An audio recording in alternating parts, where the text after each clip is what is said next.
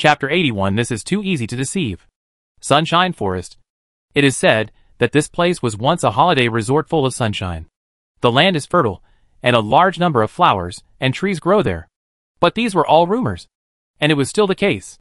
It was really hard for Leo to imagine how the sunlight shone in the twilight forest shrouded in gray mist.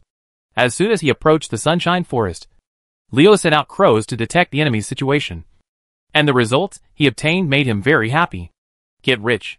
Get rich. I didn't expect that there are more than 600 werewolves in the Sunshine Forest. Such a lot of werewolves will bring a considerable amount of energy to me. At this time, Leo felt that it was not too depressing for him to agree to the old fox's request from Elro. There was no problem with a werewolf in the Sunshine Forest increasing his strength by 2 small steps. By killing all the werewolves here, my lowest level can reach 25. Leo didn't know that there was something wrong with the way he was looking at Sunshine Forest at this moment. It was like seeing a golden mountain. His eyes were filled with twinkling lights. If his mouth hadn't been tight enough, his saliva would have been dripping down. Excitement is excitement. Leo will not get carried away because of excitement. If there is no werewolf leader in such a large-scale werewolf gathering place. Is this possible? To shoot a man. Shoot a horse first. To capture a thief. Capture the king first. Leo decided to find out the location of the werewolf leader first. And then attack the other werewolves after getting rid of him. It would have been extremely difficult for anyone else to find the location of their leader in a place where werewolves were rampant. But this was not a big problem for Leo, who had an aerial scout like the crow. Soon, a hill deep in the Sunshine Forest came into his sight.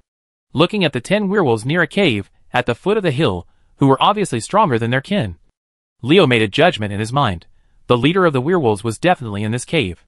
The leader is different. The other werewolves are all houseless. But this guy is a property owner. TSK. TSK. Could this be the otherworldly version of letting some people get rich first? It would be easier if he had a target.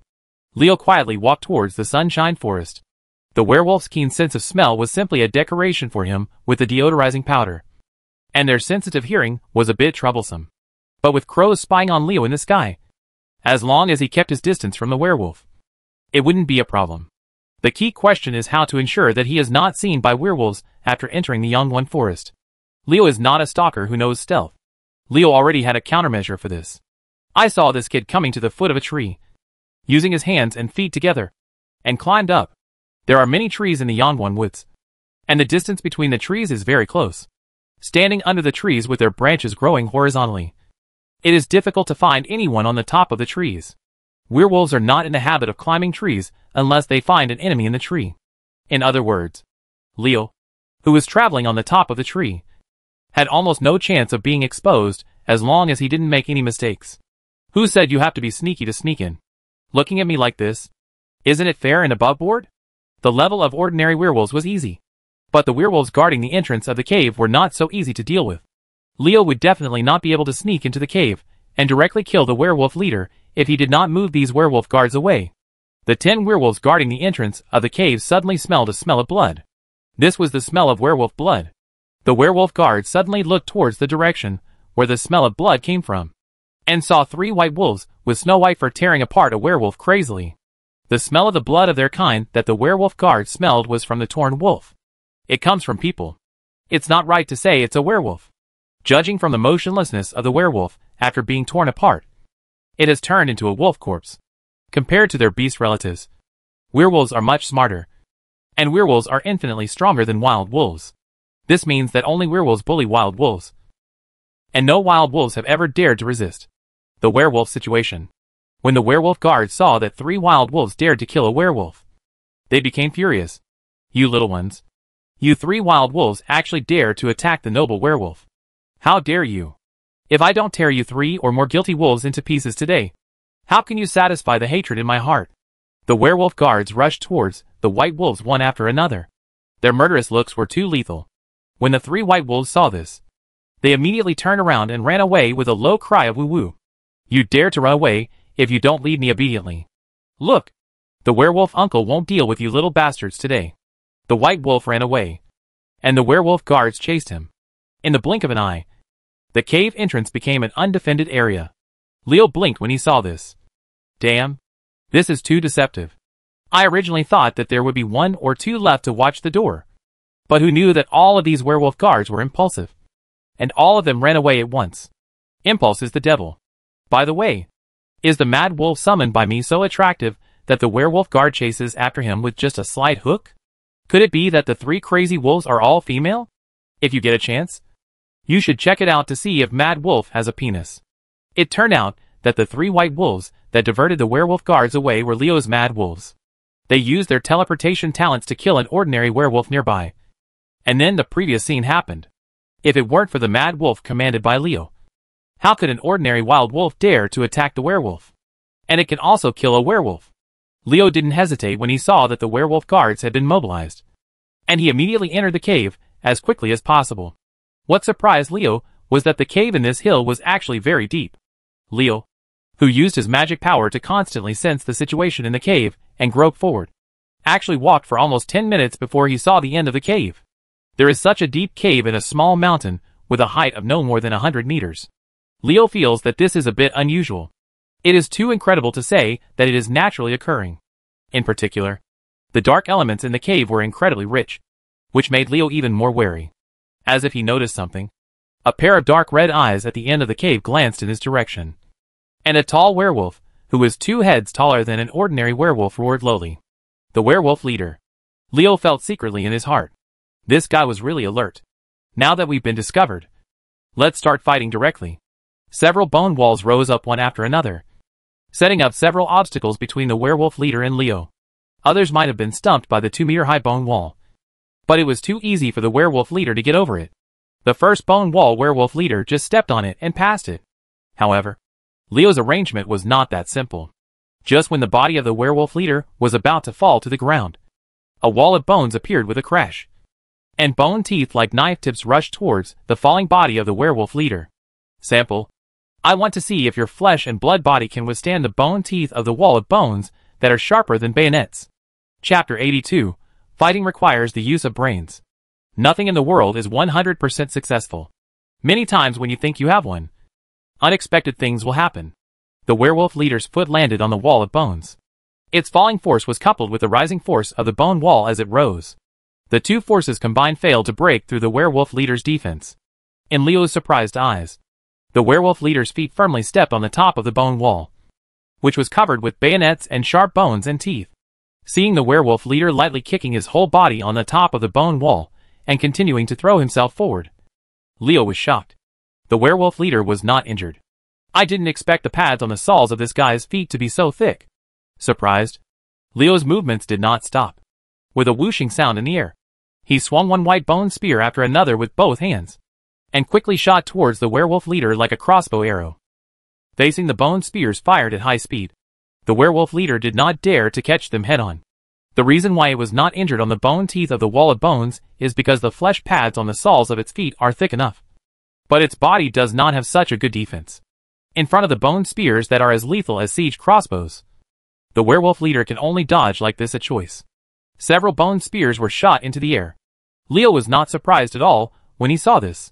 He had already known about the flexibility of the werewolf's body. The bone spears he shot before were just to explore the werewolf leader's bottom and see the opponents. How agile is it? After finding out, the killer move will follow. Whoosh whoosh. 3 bone spears were fired at the werewolf leader in a row.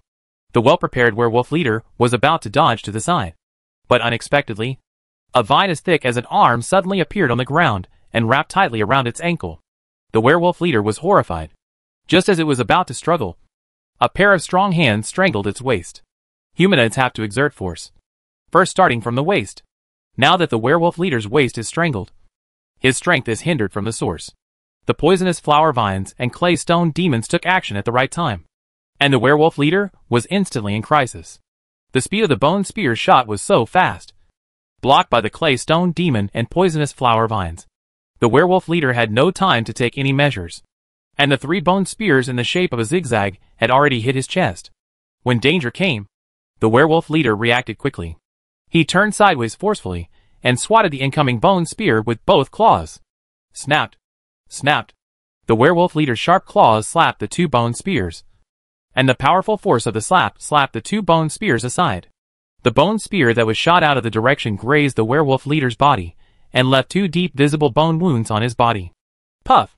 The bone spear that was not disturbed directly penetrated the werewolf leader's left shoulder blade. If the werewolf leader hadn't turned away at the last moment, it would have been shot through its heart. The powerful penetrating force of the bone spear caused the werewolf leader's upper body to lean back violently. But the clay stone demon firmly resisted its waist. At this time, the werewolf leader's waist was also slightly damaged. The injured werewolf leader went crazy. After all, werewolves have not completely broken away from the category of beasts.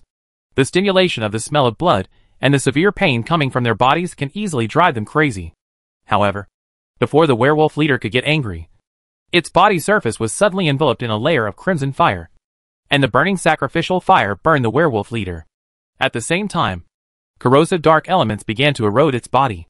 After the bone spear was shot, Leo had already placed a variety of cursed spells on the werewolf leader. Now he took advantage of the werewolf leader's injury to apply corrosion spells and sacrifices to the werewolf leader. Ouch! The severe pain in the body completely aroused the wildness of the werewolf leader. It looked up to the sky and howled, and the shrill wolf howl kept echoing in the quiet cave. A shadow arrow hit the werewolf leader's chest. When the shadow arrow hit the werewolf leader, it seemed silent and harmless. However, if you look carefully, you can see that the shadow arrow hit the werewolf leader's chest. The place in the center has quietly collapsed. A trace of blood flowed from the corner of his mouth, and the image of the werewolf leader became more and more terrible. However, this damage was far from enough to kill it, and Leo's attack was not over. Bang! Burn! The violent shock made the werewolf leader's eyes dazzle, and the dizziness slowed down his ability to adapt. After the burning, Leo followed up with another sacrifice, and the red flames continued to scorch the werewolf leader. A sharp sound broke through the air, and several bone spears appeared again.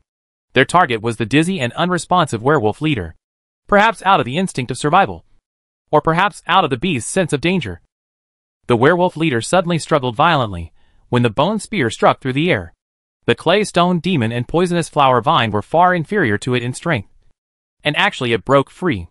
Just as the werewolf leader was about to escape the attack range of the bone spear, a black fire suddenly burst out from its body. Although the fire was fleeting, the pain it brought from the depths of his soul caused the werewolf leader's body to twitch involuntarily. It was such a moment of twitching that the werewolf leader had no time to dodge the incoming bones. Spear. Puff. Puff. Puff. Puff. The dull sound of 4 sharp blades piercing flesh resounded in the cave, and 4 bone spears were inserted into the werewolf leader's chest and abdomen. The bone spear, which was comparable to a siege crossbow, pierced the werewolf leader in front and penetrated a large section from the back. The 3-meter-long spear body was firmly stuck in the werewolf leader's body. One after another, the blows that barely gave him any chance to breathe finally caused the werewolf leader to suffer fatal injuries. The effect of shadow burn seems to be good. Leo looked at his masterpiece and nodded with satisfaction. The black flame that made the werewolf leader's soul tremble just now was the shadow burn that a warlock who embarked on the road to destroy the tyrant can learn. Shadow burn is very lethal, and unlike most destruction spells, it is an instant spell that does not require time to chant and gather elements. Many destruction warlocks even rely on it as their last resort. The low roar echoed in the cave. The werewolf leader, who had been so severely injured, actually did not lose his fighting ability. He managed to wave his claws and slap the clay stone demon hugging him, and the sharp wolf claws clawed out the clay stone demon. There were deep marks, and pieces of soul were scattered around its feet. I said, "You are about to die, and you still refuse to stop?" In Leo's eyes, the behavior of the werewolf leader was nothing more than the beast's last struggle before death. Leo squeezed it with one hand and burned it. With a slight explosion, the werewolf leader was once again shocked to the point of having stars in his eyes. He stretched out his index finger and pointed towards the werewolf leader. A white bone spear struck with a sharp sound of breaking through the air, and shot through the heart of the werewolf leader with a pop. The dying werewolf stopped breathing with a look of reluctance. If it hadn't been for the surprise attack by the clay stone demon and poisonous flower vine, and if it hadn't been for Leo's powerful bone spear skills that severely damaged the werewolf leader at the beginning of the war, leaving him with nowhere to display his abilities, how could the werewolf leader have been so powerful? Did you lose the battle without even touching the hem of O's clothes? It's no wonder that the werewolf leader is unwilling. It's not that he's not good at it, but that this human being is too cunning and his abilities are too weird. Pointing to his head gently, Leo said to the werewolf leader, who kept his eyes open, "You have to use your brain to fight." Chapter 83: The Origin of Werewolves. What is an unexpected surprise? It means that the harvest is beyond your expectation. Leo is in such a state now. It's amazing that you can collect so much energy by killing a werewolf leader. Doesn't collecting energy also have the huge experience bonus of killing boss by leapfrogging through the game? No wonder Leo was surprised. The werewolf leader directly increased his energy gauge by half, which meant that after killing a werewolf leader, he actually gained half a level. This is equivalent to what he gained from killing nearly 100 ordinary werewolves. Killing powerful boss-level creatures is indeed very risky, but the reward is also proportional to the risk. After solving the werewolf leader, the next step was to clear out the ordinary werewolves in the Sunshine Forest. Leo felt that a large amount of energy was waiting to him. Just as he was about to leave, the dark cave suddenly lit up, and a magic circle composed of dark red magic flow appeared at the bottom of the cave. Seeing this, Leo quickly stopped.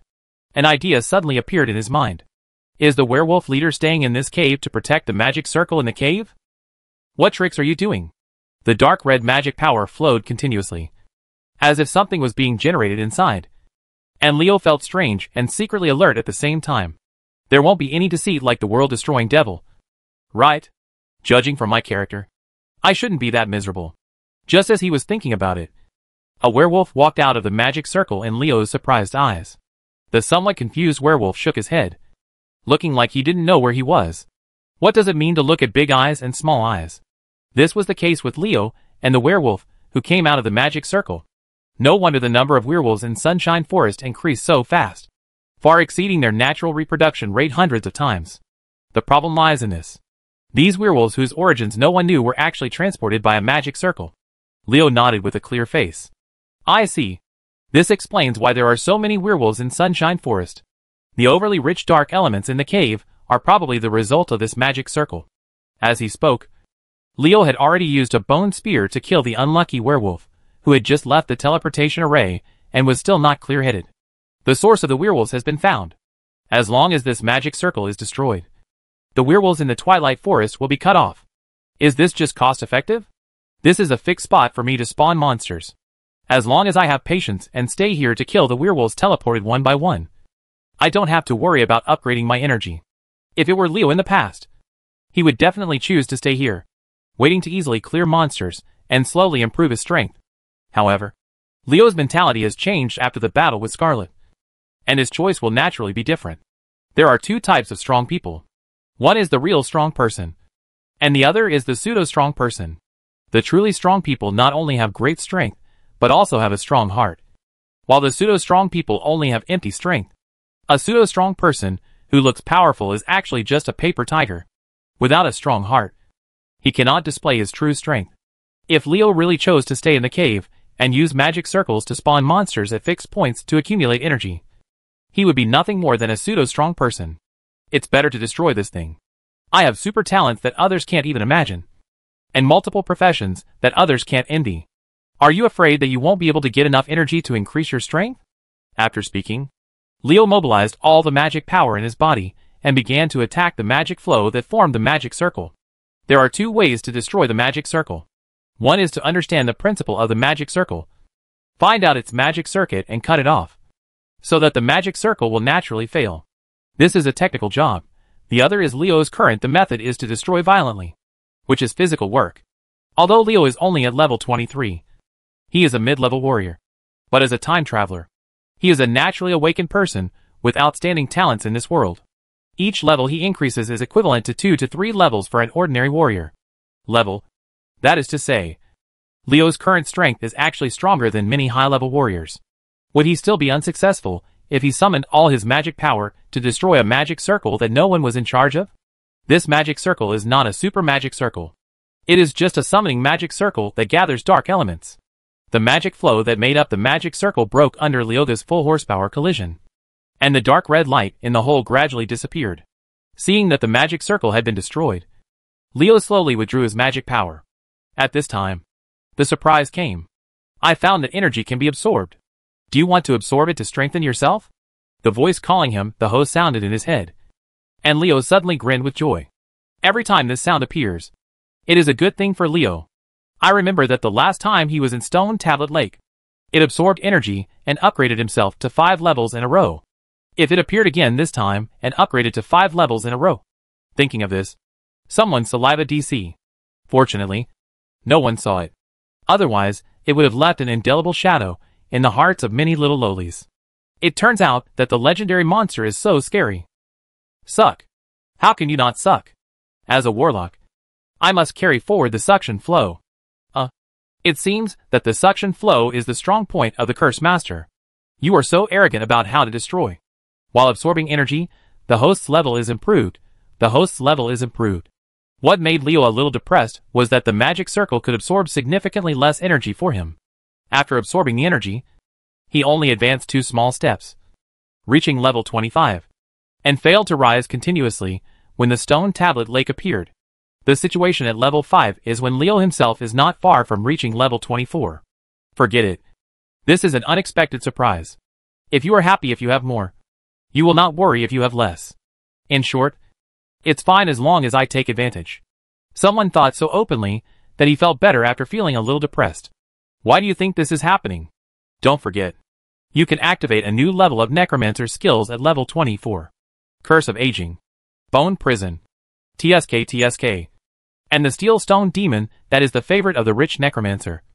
Plus the summoning resistance that increases the magic resistance. It is really exciting. Destroy Curse of Aging, which is favored by almost all Necromancers. Here's its introduction. Curse a group of enemies, making them slower, weaker, and reducing the damage they can do.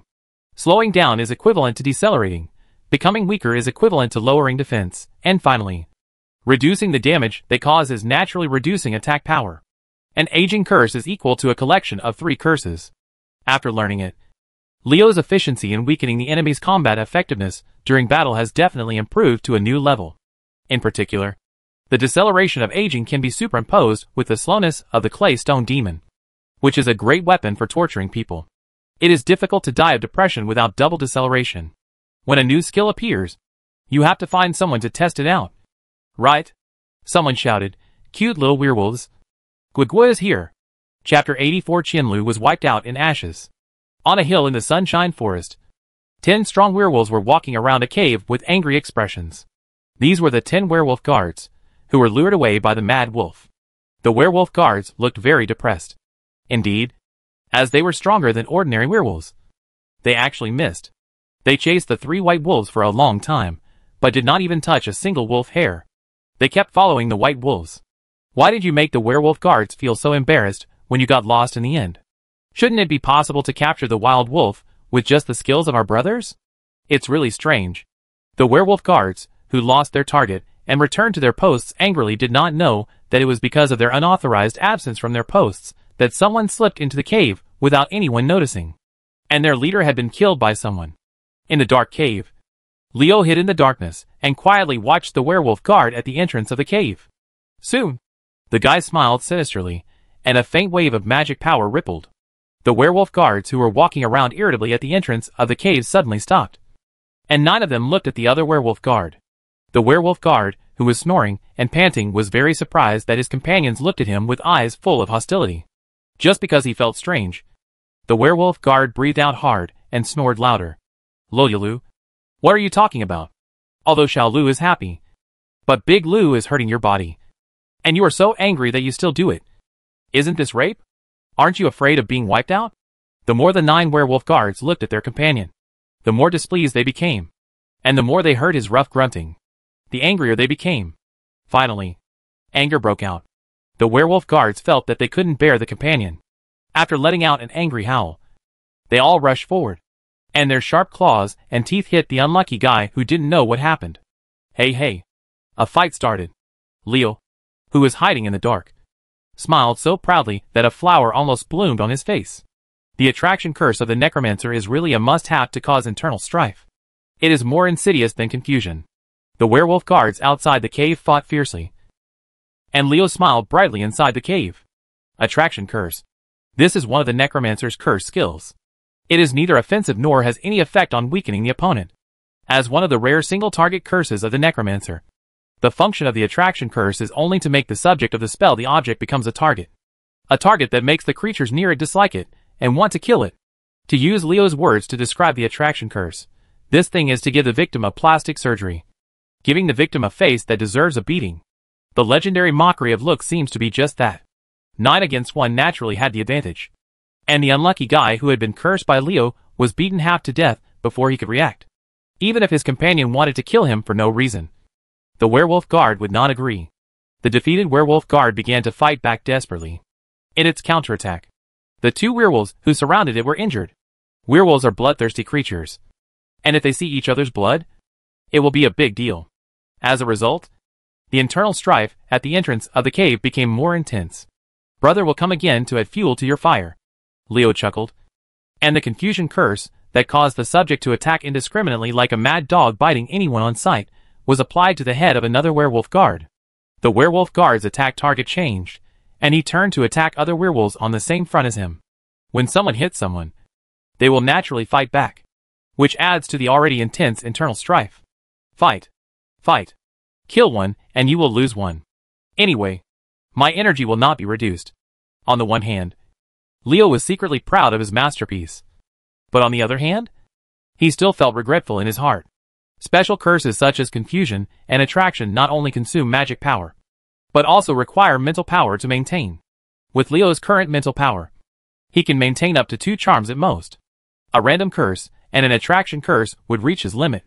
The internal strife among the werewolf guards quickly attracted other werewolves to watch. This scene made Leo couldn't help but sigh. The onlookers are really everywhere.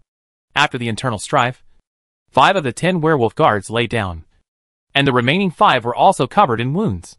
The 5 injured werewolf guards were quite tough.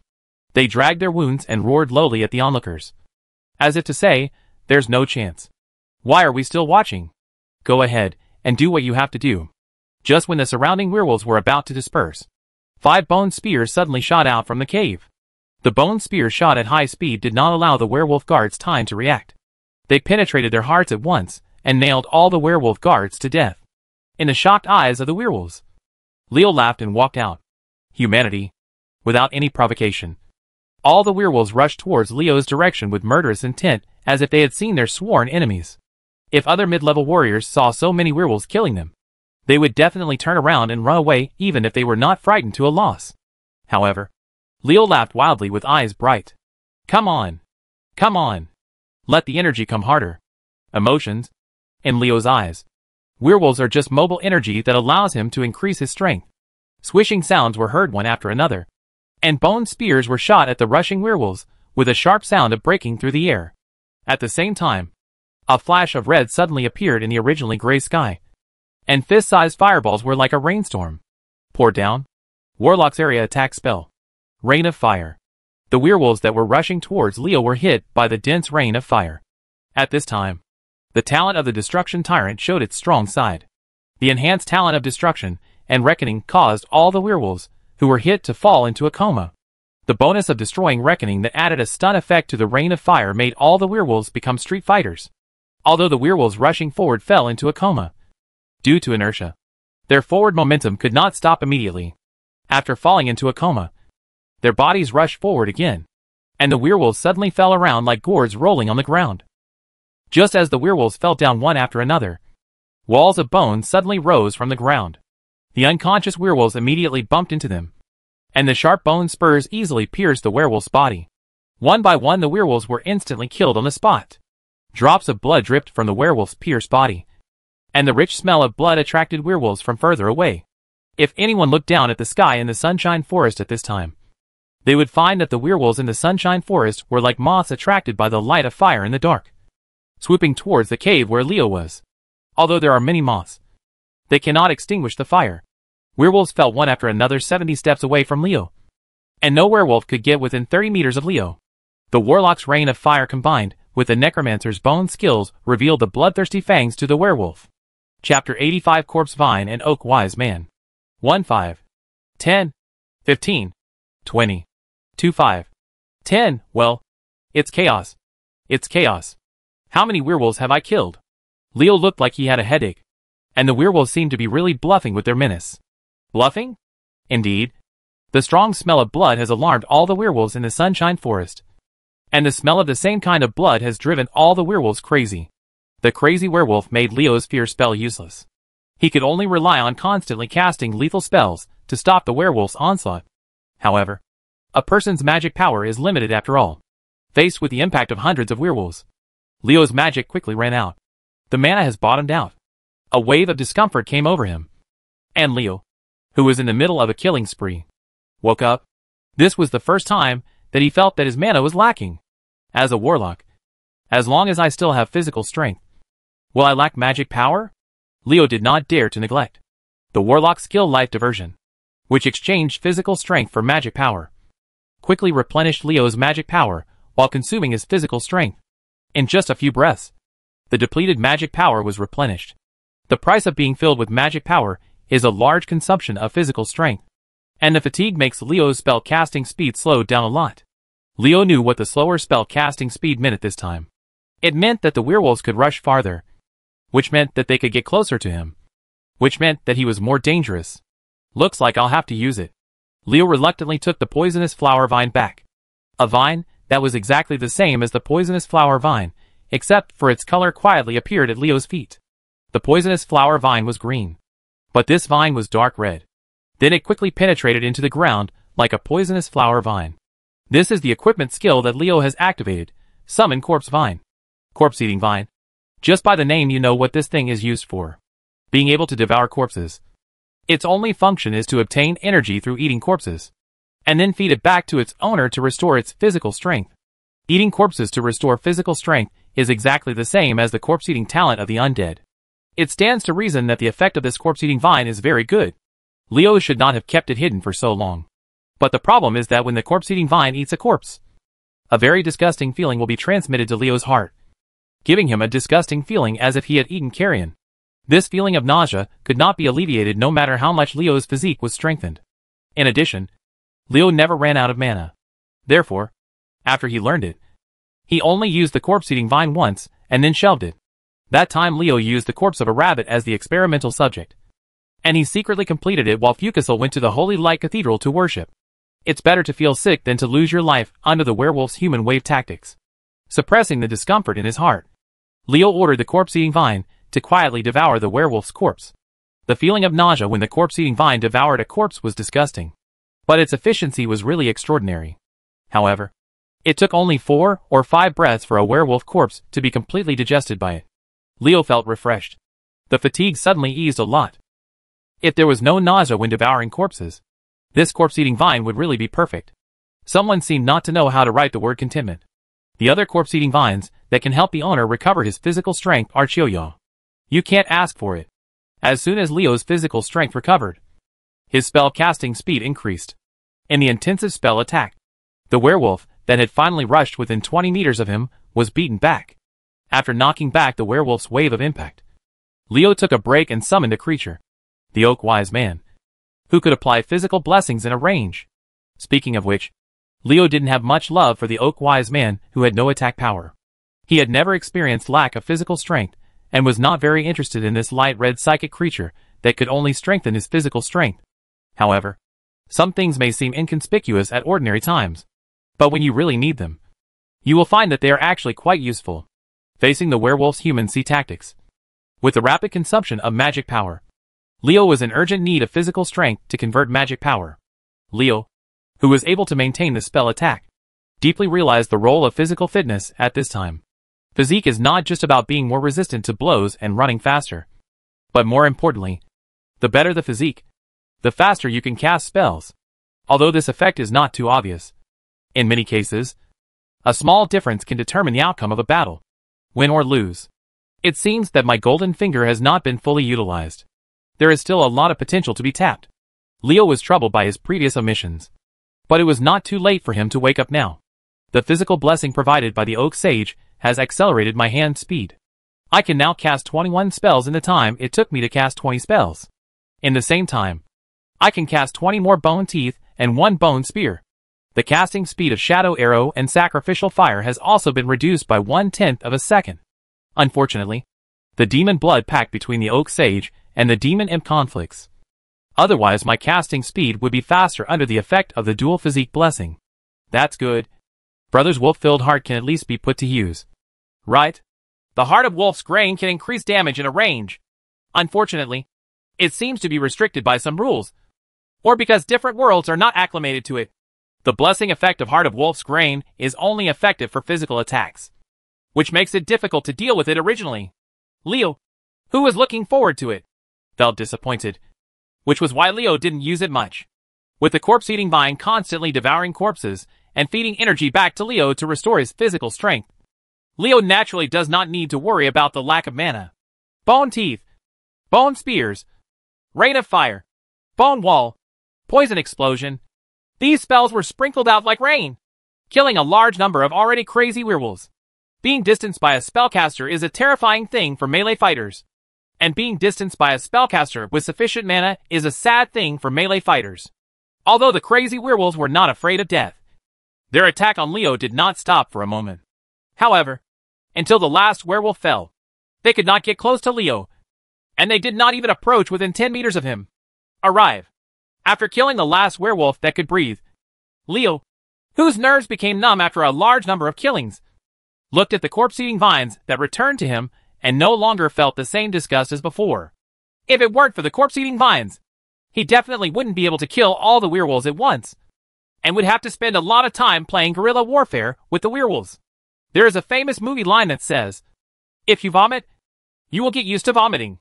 When the corpse-eating vine first started devouring the corpse, Leo felt nauseous, but later he felt nothing at all, and the nausea no longer had any impact on him. Looking at the werewolf corpses on the ground, Leo was silent. It's a waste to have so many corpses here. Should I absorb all these corpses? Chapter 86, Abercrombie's Letter. The idea of absorbing corpses came up more than once when Leo first came to Twilight Forest to kill ogres. However, whenever he wanted to put it into practice, there was always a sense of danger in his heart, which made him give up every time, and ended. After thinking about it, Leo finally gave up on absorbing the hundreds of werewolf corpses. After all, Leo still cherishes his own life, and he will never act rashly until he finds out why he thinks absorbing corpses is very dangerous. It's a pity that such a good method of destroying corpses and eradicating traces can't be used all the time. It's really depressing. Leo was helpless. He had let go of the bodies of the Defias thieves in the death mine because of his worries. After all, the kingdom would definitely send people in to check after taking over. Leo couldn't guarantee that no one would see anything. But now, in the Twilight Forest, they could have absorbed the corpses, but they didn't dare to do so for unknown reasons. What kind of world is this? It's so difficult to destroy a corpse and wipe out all traces. Even asking a panda to take a color photo wouldn't be so labor-intensive. The inability to absorb corpses is a small flaw, but it does not affect Leo's current mood. After a lot of killing, a large amount of energy is waiting for him to collect. Suck it. Suck it. Suck it until you're full. The voice in his head that called Leo his host was absorbing energy with all his strength. Leo sensed the energy tank that represented whether he could upgrade, and he couldn't stop smiling on his face. Level 26. Hey. Continue. Level 27. Okay. Don't stop. Level 28. Kong Mao. Bebe. In the end, Leo's level stayed at level 28. The feeling of continuous upgrades is really good. I made a lot of money this time. I didn't expect that the slaying of the werewolves actually caused my brother's level to soar all the way to level 28. TSK. It's not far from reaching level 30 to become a high-level warrior. Distant. Helping others is the basis of happiness, and it is said that good people are rewarded. My hard work helping the old Foxello this time was not in vain. After reaching level 28, Leo did not add any new skills to the Necromancer profession. The next level of Necromancer skills require level 30 to be activated. At this point, the Warlock profession has been greatly improved. A verbal curse that makes the opponent slurred in speech, slows down his magic concentration speed, and prolongs his casting time. An exile spell that can temporarily cut off the connection between the target and the main space and exile him to a different space for a period of time. A demonic sense that detects the traces of demons within a certain range. These three are new skills he learned after exterminating the werewolves. As for the talent of the Tyrant of Destruction, Leo, who had enough talent points, lit up the Void Barrier, Explosion, and Burning Embers. Leo cannot use Void Barrier for the time being, because this barrier that absorbs a lot of damage must be transformed by Shadow Protection Barrier. Leo cannot learn Shadow Protection Barrier at all now. Without the Shadow Protection Barrier, the transformation prerequisite is naturally no longer possible. A Void Barrier may appear. Deflagration, which is used in conjunction with Incinerate. increases the warlock's casting speed for a period of time after using Incinerate. As a legal warrior, the talent of accelerating spell casting cannot be ignored. As for Burning Embers, for Leo at this stage, this is a talent that exists only for Devil Imps. It allows the Devil Imp's flame arrows to cause a continuous burning effect after hitting the opponent, which is equivalent to one more continuous damage. The state is on the other side. Of course, this talent will naturally be different when Leo learns Soul Fire later. The pleasure of continuous escalation did not relax Leo's vigilance at all, and a shadow arrow suddenly hit a dark corner in the woods. Whoever is there, come out! A big tree was broken by a shadow arrow, revealing the white-haired head behind the tree. Young man, it's me. Abercrombie turned out from behind the tree. It's this uncle who makes me feel weird. Isn't he staying at Crow Ridge anymore? Leo stopped the attack upon seeing this. He was wondering, why did Abercrombie come to the sunny forest where werewolves were raging? Little did he know that Leo felt strange. And Abercrombie felt even more strange. Less than half a month had passed, and the strength of the young man named Leo on the opposite side had obviously increased a lot. I remember that when he was in Crow Ridge, he didn't have the ability to discover himself. Young man, I'm relieved to see that you're fine. I'm worried that you left Crow Ridge and never came back. Abercrombie had a concerned expression on his face. Perhaps because of his unfavorable first impression. There is always a feeling of rejection in Ao's heart. Thank you for your concern. There is a powerful undead on Crow Ridge. Fortunately, I can run fast. Leo did not tell the truth. He answered according to the news he heard from the ogre. To be honest, if it weren't for the obvious difference in body shape, Leo would have suspected that the Necromancer on Crow Ridge was Abercrombie. Abercrombie looked at Leo thoughtfully. The white-haired middle-aged man seemed to be reminding him of something. That powerful undead? Maybe you can find some clues in Night Town. You have good strength. Maybe you can help Sir Elro. Leo's heart moved. Abercrombie's words were clearly telling him that the powerful undead in Crow Ridge, Elro, who was in charge of Night Town, knew his details. A local snake is a local snake, and the information he possesses is by no means comparable to that of a person who is unfamiliar with the place. Young man, if you want to go back to Night Town, please bring me a message. I don't know who killed all the ogres near Crow Ridge. I think Night Town should strengthen its defenses, Abercrombie said. He took out a pen, and then took out a piece of magic letterhead from somewhere, and started writing. Of course, it was impossible for Leo to tell Abercrombie that he killed the ogre himself, as he was not that coquettish. Please help me bring this letter to Lord Elro, and I will help you dispose of the werewolf corpses here as a small reward. Leo didn't refuse. He was originally going back to Night Town, and it was just a simple task to help Abercrombie bring a letter to Elro. During those days in Night Town, he did inquire about Abercrombie. Although the townspeople had strange expressions, no one denied that he was the town's alchemist and doctor. There is nothing surprising about the fact that the only doctor in Night Town brought a letter to the mayor. As for why the townspeople had a strange expression on their faces when they promoted this doctor, Leo didn't mean to get to the bottom of it. Maybe the white-haired uncle had some quirks. Otherwise he would be a good doctor, and he wouldn't live in the town while the undead were rampant. Why are you alone in Crow Ridge? It is a good spirit to break the casserole and ask the truth. Sometimes we must not take it for granted. Chapter 87 The Story of the Corpse Hider. Hello, Duke Everlock, the mayor of Night Town. I have bad news for Night Town. You know, I am a creative genius. I deceived the fool who sent you the message. Although I don't know where you found such a guy. His strength is indeed worthy of praise. Whether it is from Mount Boger, both ogres and werewolves in Sunshine Forest became his prey. And he gave me a big surprise. The corpses of ogres and werewolves allowed me to complete my most powerful and horrific creations. Demons made of flesh and twisted metal. When you read this letter, they are already on the road with their teeth and claws bared.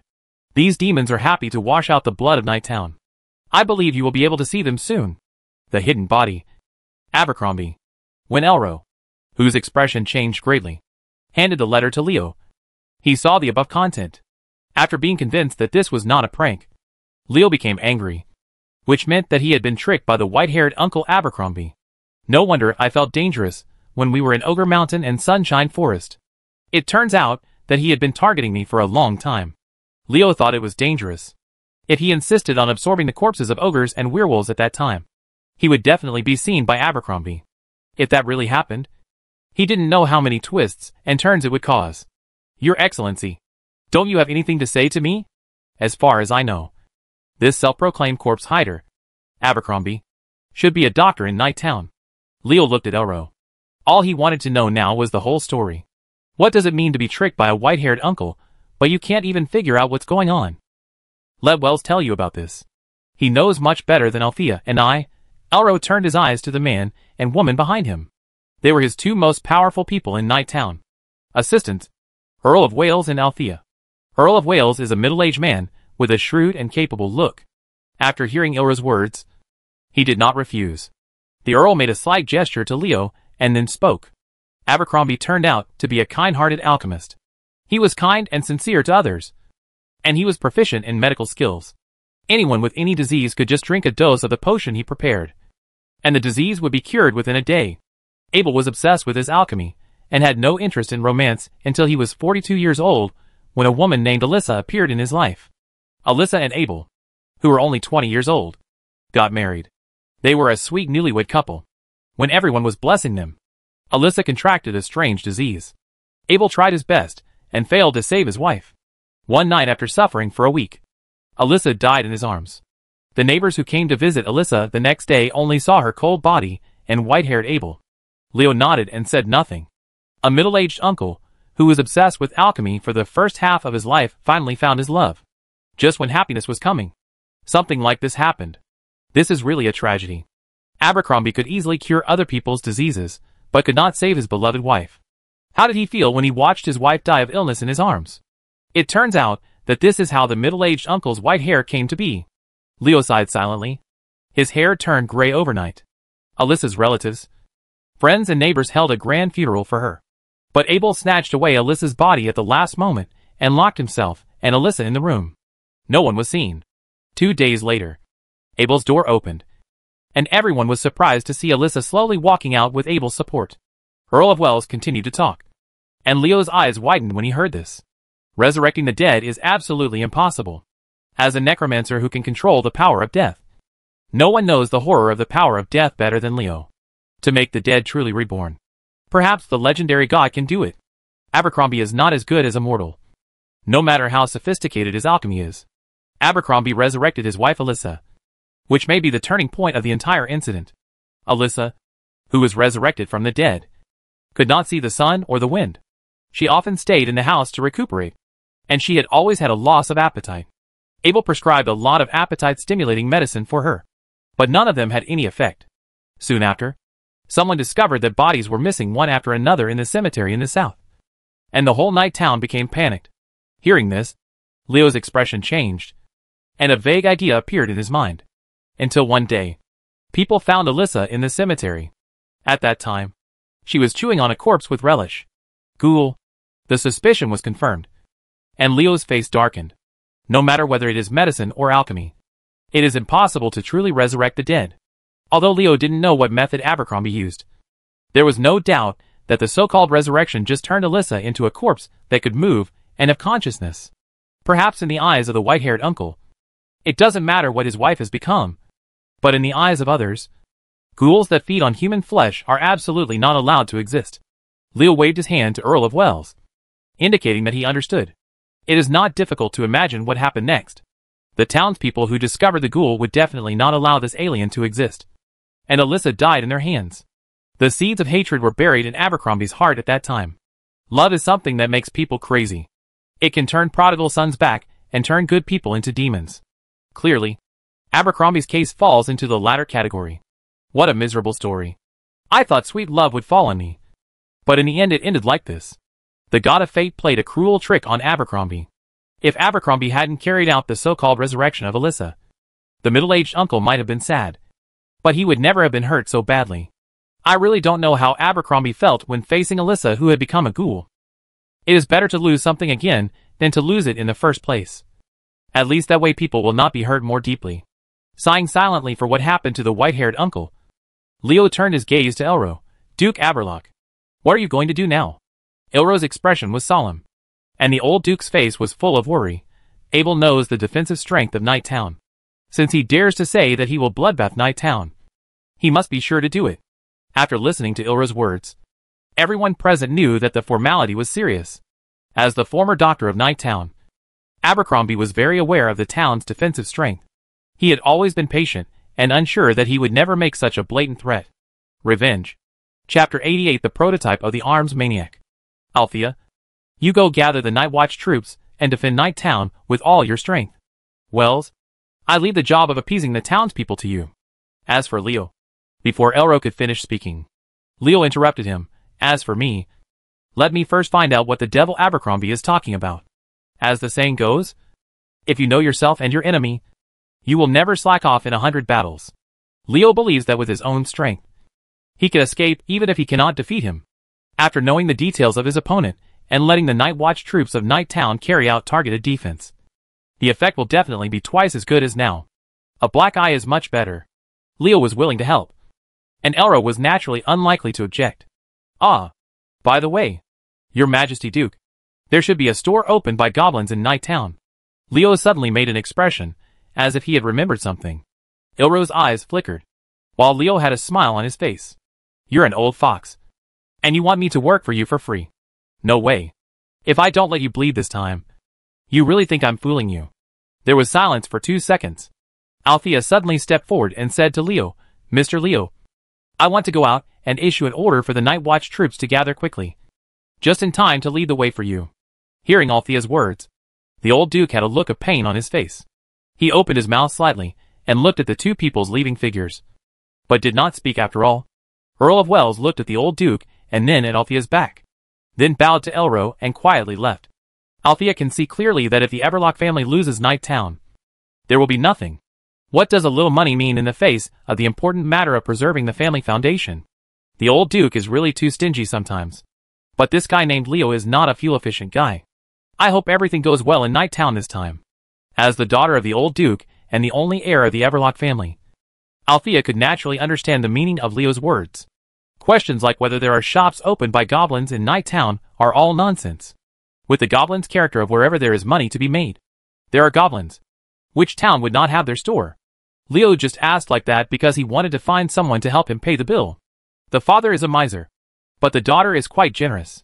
Leo said this about the father and daughter of the Everlock family. The old duke wanted the horse to run, but also wanted the horse not to eat grass. How could this be possible? Althea is very sensible and understands that if you want others to do things for you, you have to give something. Miss Althea, I have learned a little bit of engineering knowledge. If I have enough materials, I think the trouble in Night Town may be a lot less. Leo said this to Althea, and he did not show any mercy when facing beautiful women. 1 point. Don't be too harsh on the ripoff. Althea's simplicity was beyond Leo's expectation. She flipped her wrist, and a space package the size of a palm appeared in front of Leo's eyes. Unlike a private space that belongs to an individual and can only be opened by oneself, space items such as space packages can be opened by whoever has them in their hands, unless special magic circles are added to restrict them. Putting this space package into Leo's hand, Althea said to him, Mr. Leo, I hope these 100,000 gold coins can be of help to you. 100,000 gold coins. As soon as Leo heard this, he grabbed the space package containing the gold coins without knowing what politeness meant. Leo's original plan was to buy some engineering materials from the goblin shop and spend 10,000 to 8,000 gold coins to make Elro feel sorry for him, who knew that Althea would actually get 100,000 gold coins in one move. Now Leo could make a lot of money. According to the price ratio of this world, 100,000 gold coins is equivalent to 10 million before Leo traveled through time. And it is in US dollars. Althea's generous move really shocked Leo. The first move is 10 million US dollars. A rich girl. A truly rich girl. This is money. Leo's eyes were shining with gold at this time, and he had a pig-like look on his face. He just hugged Althea's beautiful legs and yelled, Goth. Spend money, hobby. Spend money, ability. Spend money, ask a rich girl to take care of you. Ignoring the piggy look on Leo's face, Althea took him directly to the goblin shop in the town and left calmly, as if Leo had never been rude in front of her. Although this girl doesn't have big breasts, she has a big heart. Someone said, You are so shameless and can't be saved. This person, if he has money, his hands and feet will naturally become richer. The goblin shop in Night Town made a profit that day. A human with black hair and black eyes completely emptied their inventory of engineering raw materials. Judging from the guy's attitude, he would never give up if the shop was not out of stock. This made all the goblins in the store beat their chests and lament that they had too few goods in the store, and did not get all the gold coins from the stupid human being. Stupid and cheating on mankind? Yes, that's what the goblins think. In their eyes, human engineering is simply useless. Most of the time humans buy engineering raw materials to learn engineering. But at human level, no matter how much raw materials they buy, they won't be able to produce many useful things. I don't know what kind of expression Leo will have after understanding the thoughts of these goblins. It must be very exciting to spend a lot of money, but be treated as a fool. The goblins thought Leo was stupid. But they didn't know that Leo was complaining that the goblin store was too low grade. Aren't these goblins quite cheating? Why do they open a store that only sells low and mid-level materials? I can't even buy enough materials for my handgun, mechanical roadmaster, skydifying goggles, and brainwashing hats. I'm not short of money now, but I can't buy the materials I need. This feels really bad. Leo was complaining, but he didn't want to think about it. Are really high-end materials the kind that can be bought in any store? But complaints are complaints. Leo's gains are indeed quite big. After spending nearly 30,000 gold coins, his strength has improved by more than one level. You must know that many things made by engineering are no less helpful in combat than some powerful skills, and may even be more powerful. Even many strong people will feel overwhelmed by the endless engineering items. Using his engineering abilities, Leo spent most of the day making hundreds of grenades, a goblin rocket helmet, a pair of goblin rocket boots, a nearly invincible belt, a spell reflector, a degenerate ray jewelry, and a dwarf chicken transformer, a gnome casting net jewelry, and many advanced dummies. In fact, it didn't take Leo much time to make the previous things. What took the most time was the final high-end dummy, which was a trump card prepared by Leo. Ha! In Yamaguchi Mountain, a person can only use 2 jewelry, but in this real world, he can wear multiple jewelry. Look, I will transform into an arms maniac, degenerate, turn into a chicken, bomb again, then cast a net, and finally throw a few a grenade. Oh, this life of torture is not very pleasant. Chapter 89. There are also copycats in other worlds. Somewhere along the east-west avenue across the twilight forest, dong-dong sounds were heard one after another, and the ground seemed to be trembling slightly, as if it had been hit hard by something. Several small birds flapped their wings as if they were frightened and were about to fly away. Suddenly, several thick iron chains struck from a distance. The speed was so fast that the birds had no time to dodge. The strong force on the iron chains suddenly hit them. The little bird was beaten to pieces and turned into a blur of flesh and blood. At the moment when the little bird was hit by the iron chain, in another part of the twilight forest, a human man with black hair and black eyes suddenly opened his eyes. This human man with black hair and black eyes was Leo, and he looked surprised at this time. The birds that were beaten to pieces by the chains were the crows he summoned. Abomination. How is this possible? What Leo saw through the vision shared by the crow were monsters that were over 5 meters tall and over 3 meters in length and width. They were pieced together from various parts of chopped corpses. The bodies of these monsters are made of ogres as the main frame, and a large number of wild wolf and werewolf corpses are forcibly fixed on it with metal, supplemented by some mysterious method to give them a certain degree of mobility. They look like a poor piece of work that makes you want to vomit. After thinking for a while, Leo rejected his previous judgment. No, it's not Abomination. The method of creating advanced undead like Abomination is not something Abercrombie can obtain. This should be a copycat made by him to imitate Abomination. Pin the Stitch Monster. Damn! I didn't expect that there are copycats in other worlds. Compared with real abominations, Stitch monsters are only somewhat similar in appearance, but are actually very different in nature. Not to mention the huge difference in combat power between the two. Let's just say that the Stitch monster can only accept simple orders and is an inferior tool to perform tasks, while the Abomination has independent thoughts and knows what it should do and how to do it. This makes it impossible to compare the two together. Seeing the many wolf corpses pieced together on the ogre's body, Leo suddenly remembered the scene when he met 4 robbing ogres when he first came to the Twilight Forest. One of the 4 ogres said that he was tired of eating wolf meat. He didn't pay attention to it at the time, but now that he thought about it, it was very wrong.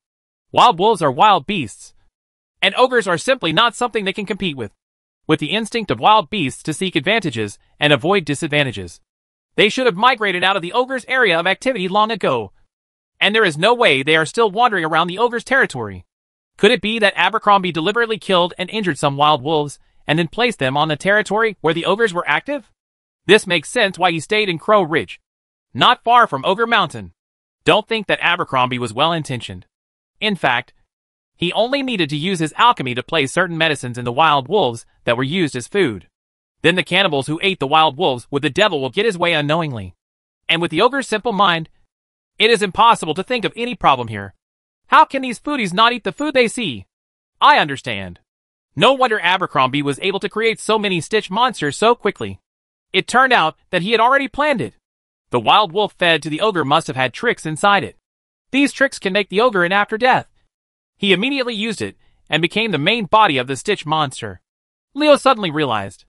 No wonder this guy said that he gave him a big surprise. If he hadn't slaughtered the entire ogre tribe by himself, Abercrombie would have spent a lot of time alone. Judging from the strength of these suture monsters, I guess it was probably because I killed the ogres that Abercrombie's medicine did not reach its maximum effect. The white-haired middle-aged uncle should have done something to the ogres. They all attacked together at a certain time, causing the entire ogre tribe to die in a very short period of time. The Stitch monsters produced at that time are the strongest. My appearance has advanced Uncle's revenge plan, and at the same time made his plan not so perfect. Leo was thinking about the whole thing while making arrangements, knowing that the opponent he was facing was a suture monster, and roughly inferring the strength of the suture monster from their attacks when they killed his crows. Leo suddenly came up with a bold idea to single-handedly kill Abercrombie and become a cannibal. These 60 suture monsters were created by the Demon Master. The 60 suture monsters are indeed a powerful force. Originally, with my current strength, I had no chance of winning. But if we add hundreds of bombs created by engineering and supplemented by corresponding arrangements, I can definitely kill them. It's not small. I'm just going to gamble. And I'll probably lose some money. Anyway, the money is for free. Althea is so generous. So I can't help but give it back. Right? Althea didn't know that it was her generosity that gave Nighttown a chance to escape this crisis. To Leo, the Stitch monster represents a large amount of energy. After defeating it, even if it doesn't reach level 30, it won't be much different. Even if he is defeated, he is sure to escape intact. The 60 Stitch monsters were so arrogant when they marched in the Dust Forest. All living creatures that came into their sight were chopped into pieces by iron chains. This monster army made up of corpses moved with an unstoppable momentum, approaching Nighttown. But is the sea monster army really unstoppable? There is a human named Leo who just doesn't believe in this evil. At the end of the sea monster army, a green vine suddenly emerged from the ground. A dozen iron grenades were wrapped around the vine as thick as a human arm. Bang! Bang! Bang! In a series of explosions, the 3 suture monsters walking at the end of the team were reduced to pieces of broken corpses. Only 3 Stitch monsters were killed. These monsters were much stronger than I expected. Leo, who was hiding in the dark, frowned, and more than a dozen iron grenades exploded together. If they were placed on the earth, they would definitely kill many people. But in this alien world, the ability of this creature far exceeds that of the earth. The power of the grenade is not that strong. In fact, it's not too difficult to accept when you think about it. Let's not talk about Scarlet, a tough girl who can withstand a bombardment with her body. Let's talk about Hank, whom Leo met when he first came to the other world.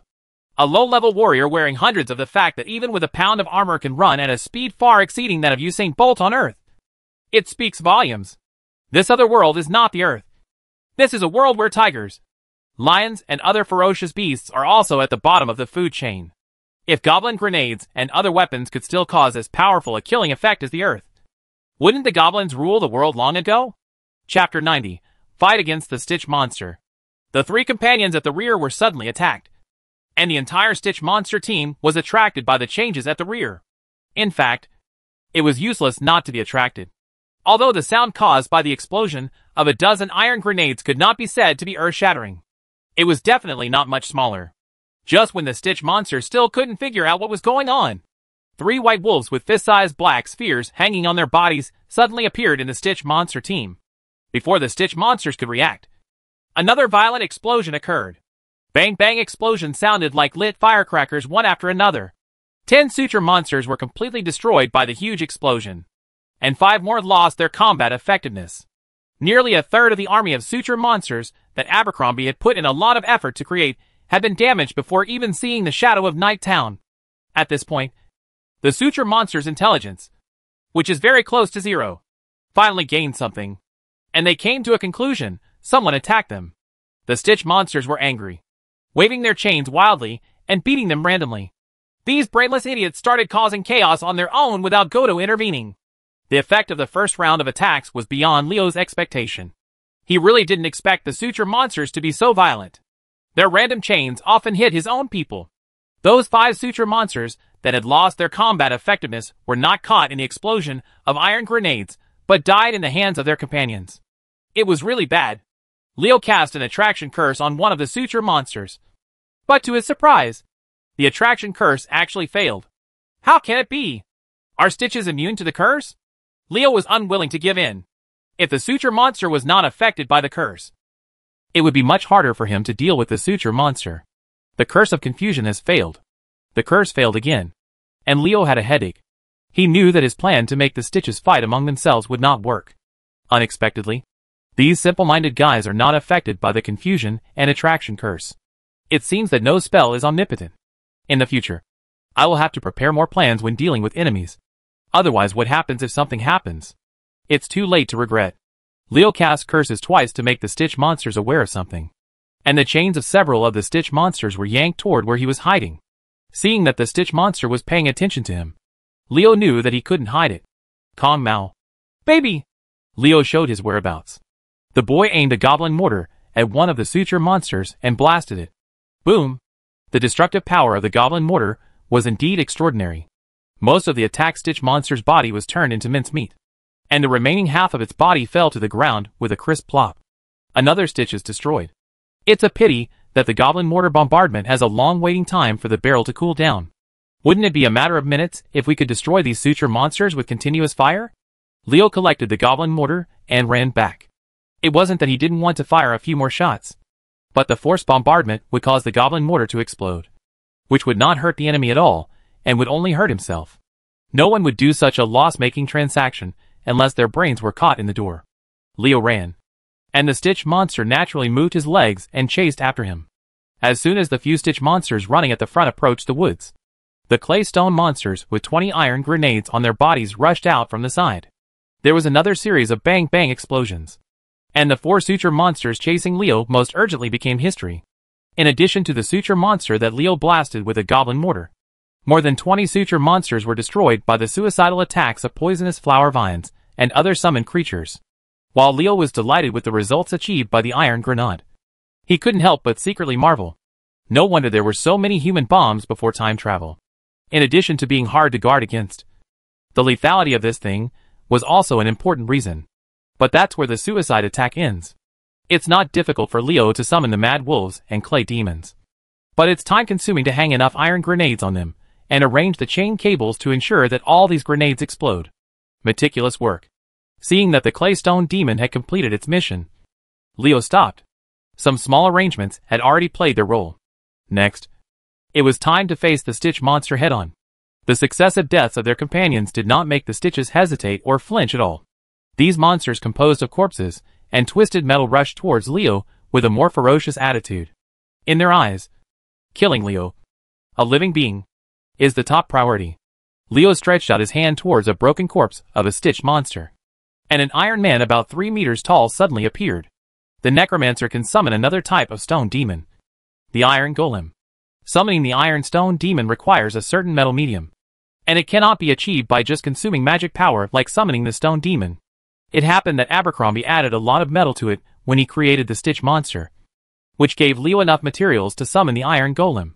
Seeing a strange creature suddenly appear in the team, the 3 nearby suture monsters immediately abandoned Leo and swung their iron chains at the Steel Stone Demon. Clang! Clang! The iron chain hit the Steel Stone Demon and splashed sparks. The Iron Stone Demon, which is completely made of steel, is not as hard as the Clay Stone Demon. The Stitch monster's attack hit it except it was whipped and shaken, but it couldn't cause too serious damage at all. If you dare to slap my brother's Steel and Stone Devil in the face with an iron chain, aren't you asking for trouble? Upon seeing this, Leo did not give any support to the Steel Stone Demon. He allowed the Stitch monster to beat the Steel Stone Demon. Damn it. Just feel free to smoke. Let's see how many times you can smoke. The Clay Stone Demon's talent is to slow down the enemy. while the Steel Stone Demon's talent is to attack backlash. This big steel man has a halo-like talent that reflects damage. Anyone who attacks it will receive a certain percentage of damage reflected back. The harder the stitches hit the iron golem, the greater the amount of damage they receive back. The three suture monsters violently beat the Steel Stone Demon, leaving scars on the Steel Stone Demon and splattering their own flesh and blood. The rebound damage severely weakened them. While the Steel Stone Demon held down the three Stitch monsters, Leo waved the staff in his hand one after another, summoning the Demon Imp, Wolf-Grown Heart, Crazy Wolf, and Corpse Vine. Leo still needs to deal with the remaining 30 or so Stitch monsters. The Bone Spear has no effect on the Suture monster, let alone the Bone Teeth. The Bone Wall can only play a slight blocking role. The chain of the Suture monster can collapse the Bone Wall in just a few times. And the Poison Yun was even more unfazed by the Suture monster made of dead corpses. At this time, it seemed that only the Warlock's Rain of Fire and other spells that required chanting could stop the Suture monster from approaching. However, Leo didn't think so. He still had a killer instant spell that he didn't use. Chapter 91 Corpse Explosion Technique. When people think of the Necromancer, they often think of the endless army of skeletons. Indeed, the Necromancer's summoning of skeletons is his most famous skill. However, in addition to the magical skill of summoning skeletons, the Necromancer also has a powerful skill, which is the Corpse Explosion Technique, which is the two major magical skills of the Necromancer along with summoning skeletons, referred to as Corpse Explosion. The Stitch monsters who were rushing towards Leo didn't have any scruples at all. They didn't even pay attention to the bodies of the 4 Stitch monsters that were killed by the Clay Stone Demon's suicide attack before. As long as they blocked their way, they would directly attack them. Just step on it with big feet. It was precisely the attitude of the Stitch monsters that gave Leo the opportunity. A Stitch monster was stepping on the corpse of its companion and was about to move forward. The corpse under its feet exploded like a detonated bomb. A powerful explosive force blew up the Stitch monster that was stepping on the corpse of its companion. It was shattered, like a piece of brittle glass that fell to the ground from a height of 10 stories. Boom, boom, boom, boom. After 4 explosions, the 6 Stitch monsters at the forefront were blown into pieces of flesh flying all over the sky, making the entire battlefield a mess and making Leo's stomach churn wildly. Damn it. I originally thought I had the magic skill in my hand, and I have it all in the world. Who would have expected that the scene created by this corpse explosion technique would be so disgusting? I almost vomited because I couldn't hold back the scene. Leo does not deny that the corpse explosion technique is his trump card, and it is also the best skill for killing people and whipping corpses. However, this scene really tests one's calmness index, so it is best to use it sparingly unless necessary. You get used to vomiting and vomiting. Although it makes sense, there is no need to practice it yourself every time. Humans are very strange creatures. They have negative thoughts in their minds, but they hold a positive attitude in their actions. Otherwise, how could there be such a thing as duplicity? Leo was mentally deciding to use the corpse explosion technique sparingly, but the actions on his hands were different. When the Stitch monsters from behind rushed towards him, he used the corpse explosion technique again. The corpses of the Stitch monsters that were blown to pieces exploded one after another under the action of the corpse explosion technique. The powerful explosion impact force will hit those who rushed up again. The Stitch monster exploded, and then the exploded Stitch monster's body became a new explosive. Such fighting wolves have been completely reduced to spectators, and they play almost no role in the head-on battle with the Stitch monster. The corpse-eating vine eats corpses to restore Leo's strength when he needs it. It has become Leo's the supply machine. The Demon Imp is really good.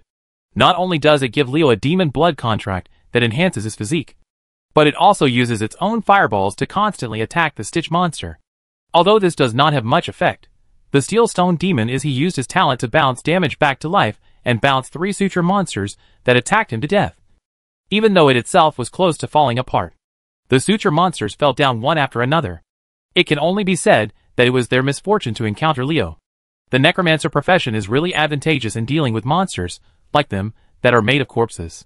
Once the corpse explosion technique came out, the Stitch monster is simply unstoppable.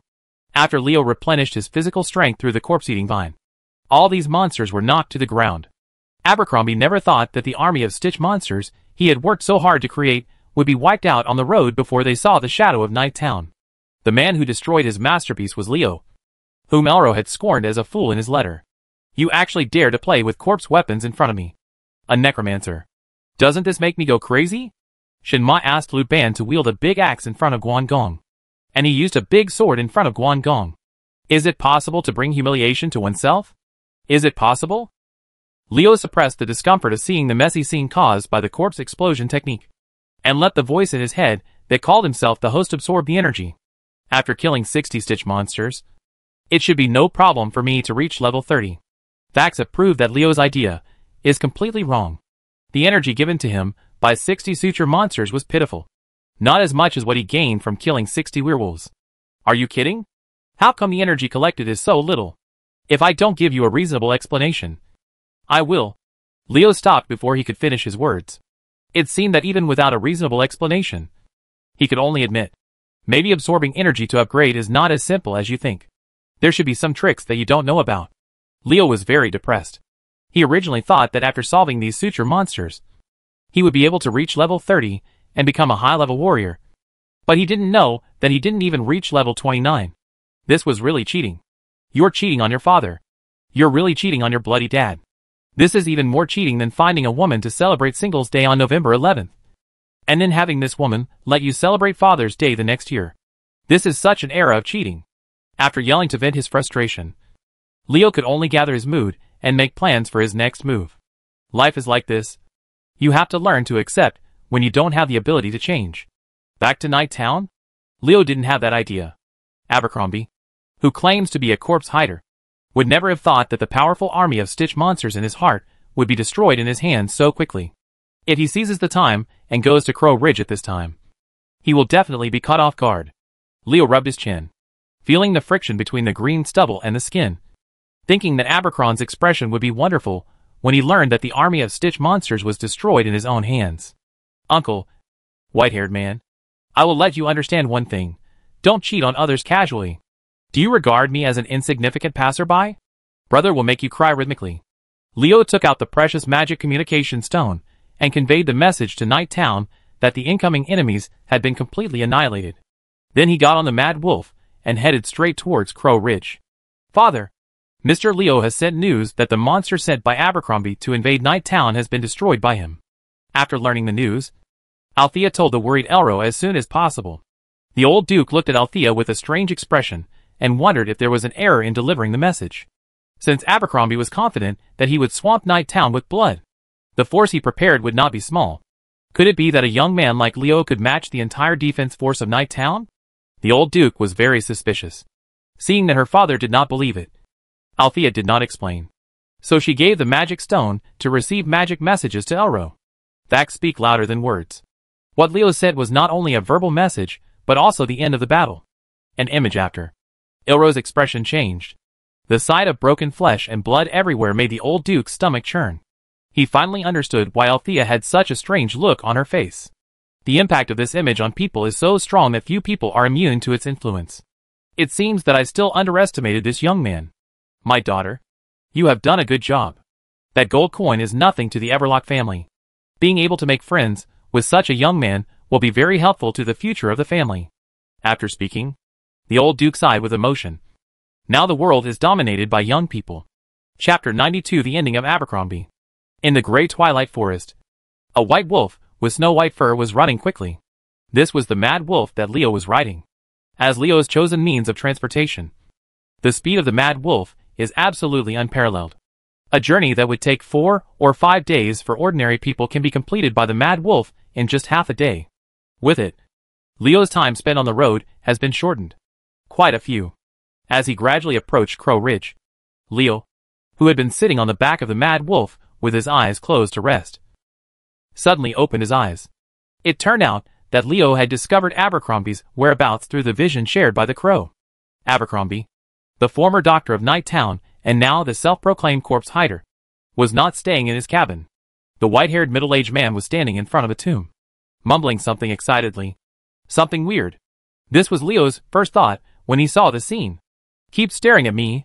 The crows received instructions from their masters, and the 5 black birds carefully hovered near Abercrombie, observing every move of the corpse hider. Alyssa, the people in Night Town will soon be punished. If they hurt you, I will kill them. Abercrombie's words made Liu understand that what he was in front of was his wife's grave. Speaking of Abercrombie and his wife, Leo couldn't help but think of the following words in his mind. Old cows eating young grass.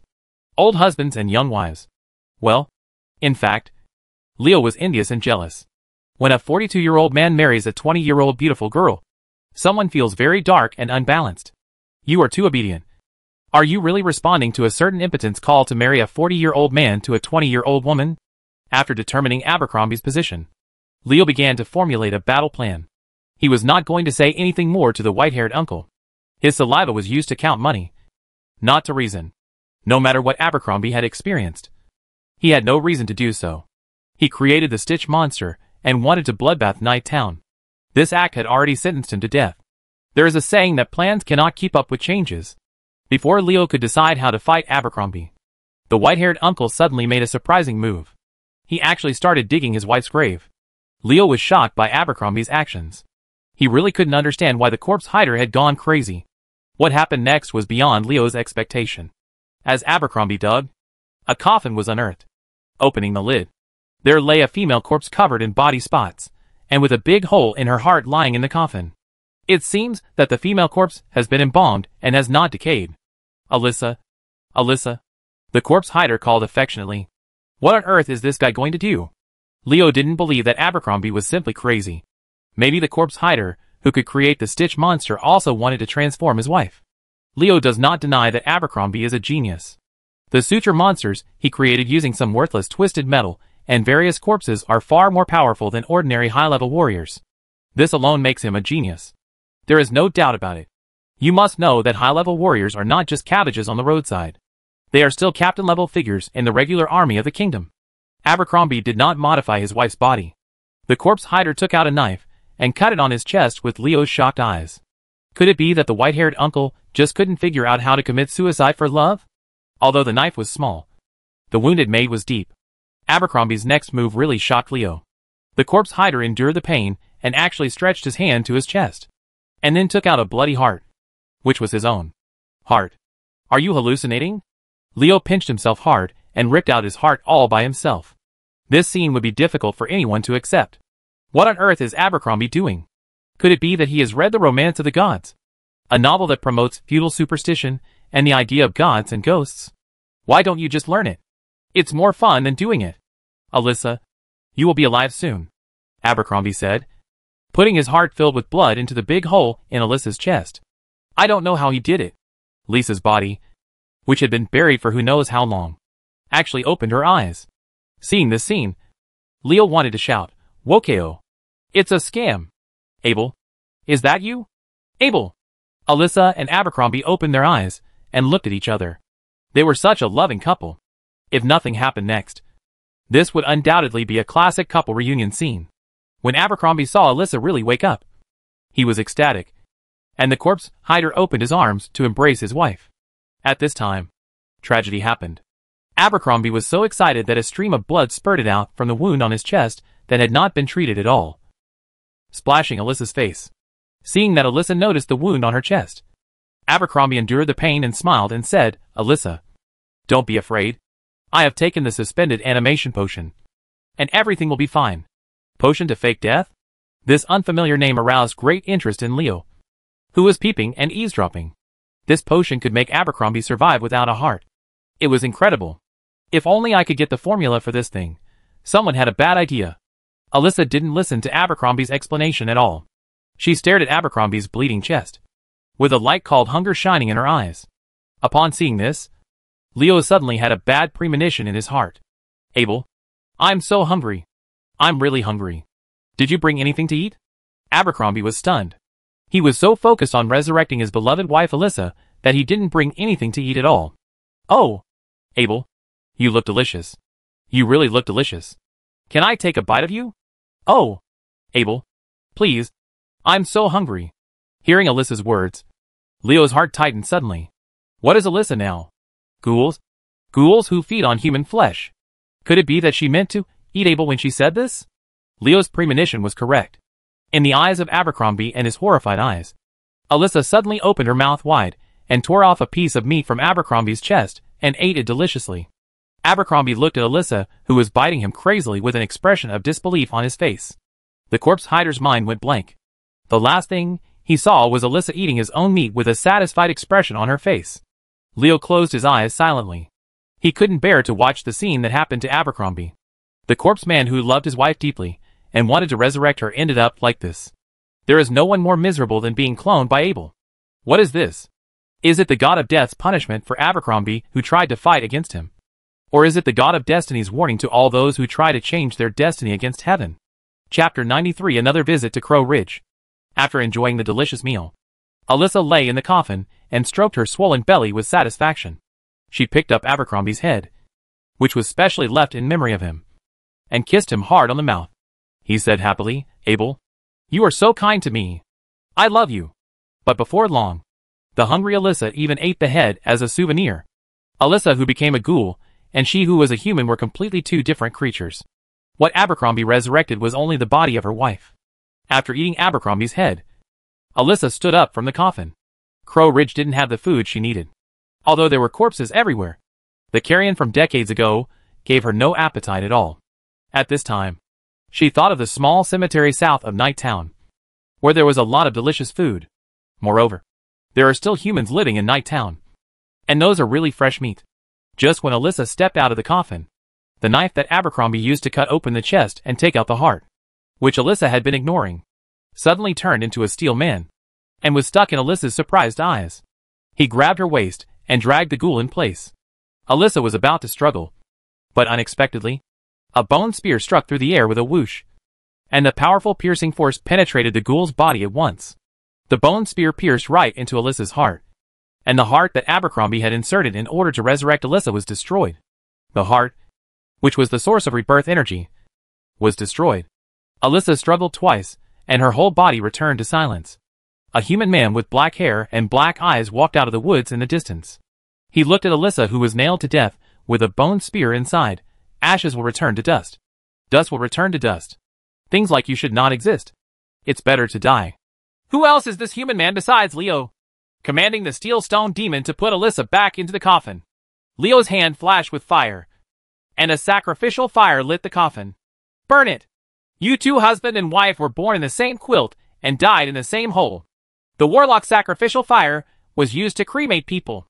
Leo was really creative. The sacrificial fire, containing magical power, quickly burned the coffin and Alyssa's body in the coffin clean. At this time, a palm-sized space package attracted the attention of Leo, who was about to fill up the tomb. Force. A space package. Could it be left behind by Abercrombie? Leo's heart was moved. He was very interested in Abercrombie's fake death potion. After taking it, he seemed to be able to survive even fatal injuries. This thing can save lives at critical moments, and no one wants a life-saving thing. The space package was indeed left by Abercrombie, as evidenced by the various herbs and potions that occupied 90% of the space in the package. While rummaging around, a notebook made Leo's heart beat wildly. It's actually Abercrombie's alchemy notebook. The formula for the fake death potion actually exists. Hey, what is this? In addition to getting the suspended animation potion he wanted, Leo also had an unexpected surprise. Abercrombie's alchemy notes actually recorded in detail how he came up with the idea of creating a suture monster and the method of making it. Don't get me wrong. Leo didn't want to create a suture monster. He had no love for that disgusting thing. He was concerned about Abercrombie's idea of creating the Stitch monster, which might be helpful for an idea he wanted to implement. Genius. Abercrombie is indeed a genius. The more he saw how the Stitch monster was made, the more excited Leo became, and his face flushed with excitement. Abercrombie described in detail his ideas for creating the Stitch monster in his alchemy notes. This record of ideas was exactly what Leo needed. It pointed out an accurate path for Leo's vague ideas. Possible ideas. It's a pity that Abercrombie is just an alchemist. If he was also proficient in engineering, then the suture monster he created would definitely be even better in strength. But these are all advantages to me. I'm really dozing off. Someone gives me pillows. With this and my engineering skills, the army is no longer just a dream. After reading the part about the Stitch monster in the alchemy notes in one breath, Leo already had a framework for the vague idea in his mind. All he needed now was enough time to absorb and perfect it. Putting Abercrombie's alchemy notes into his personal space, Leo directed the steel stone demon to refill the dug grave. Thinking silently, it seems that good people still need to do it. If how could I have obtained this priceless alchemy notebook if I hadn't cremated Alyssa's body out of kindness? Abel, go with peace of mind. At least your fate is much better than Stavin's. In fact, sometimes people who feel that their fate is miserable may not be the envy of others. There are always people in this world who are worse off than you. The incident of the corpse hider Abercrombie has come to an end, and the white-haired uncle who stayed in the dilapidated cabin will no longer be on Crow Ridge. After calming down, Leo set his sights on the town of Crow Ridge, where the undead were rampant, and he was ready to explore Crow Ridge again. The last time we went in to investigate was a failure. I wonder what will happen this time. Walking in the town of Crow Ridge, where the undead were rampant, Leo felt nervous. The last time someone used a fear spell to trick him, he had to be careful. He was not willing to be tricked again. However, no matter how careful Leo is, it will be difficult for him to get hit even if the enemy is hidden and we are exposed. Not to mention that this is someone else's territory. An uncontrollable sense of fear rose from the bottom of his heart. And Leo cursed secretly, "Damn! Can't you change your move?" At the same time that Leo was attacked by the fear spell, hundreds of skeleton guards wearing shabby armor ran out from nowhere and surrounded Leo with a roar. Compared to the last time he came to Crow Ridge, Leo's strength has been greatly improved. This made the fear that could last for 2 seconds only last for less than 1 second before disappearing completely. Don't underestimate this increase. It was more than 1 second that gave Leo enough time to counterattack. For iron grenades appeared in Leo's hand. He pinched them with his fingers, pulled away the rope and quickly got out. There was a bang-bang explosion, and a dozen skeleton guards were blown into a pile of broken bones. It took 4 iron grenades to kill a dozen skeleton guards. The defense of these skeletons seemed pretty good, Leo thought in his mind, but without any pause in his hand. Iron grenades came out one after another.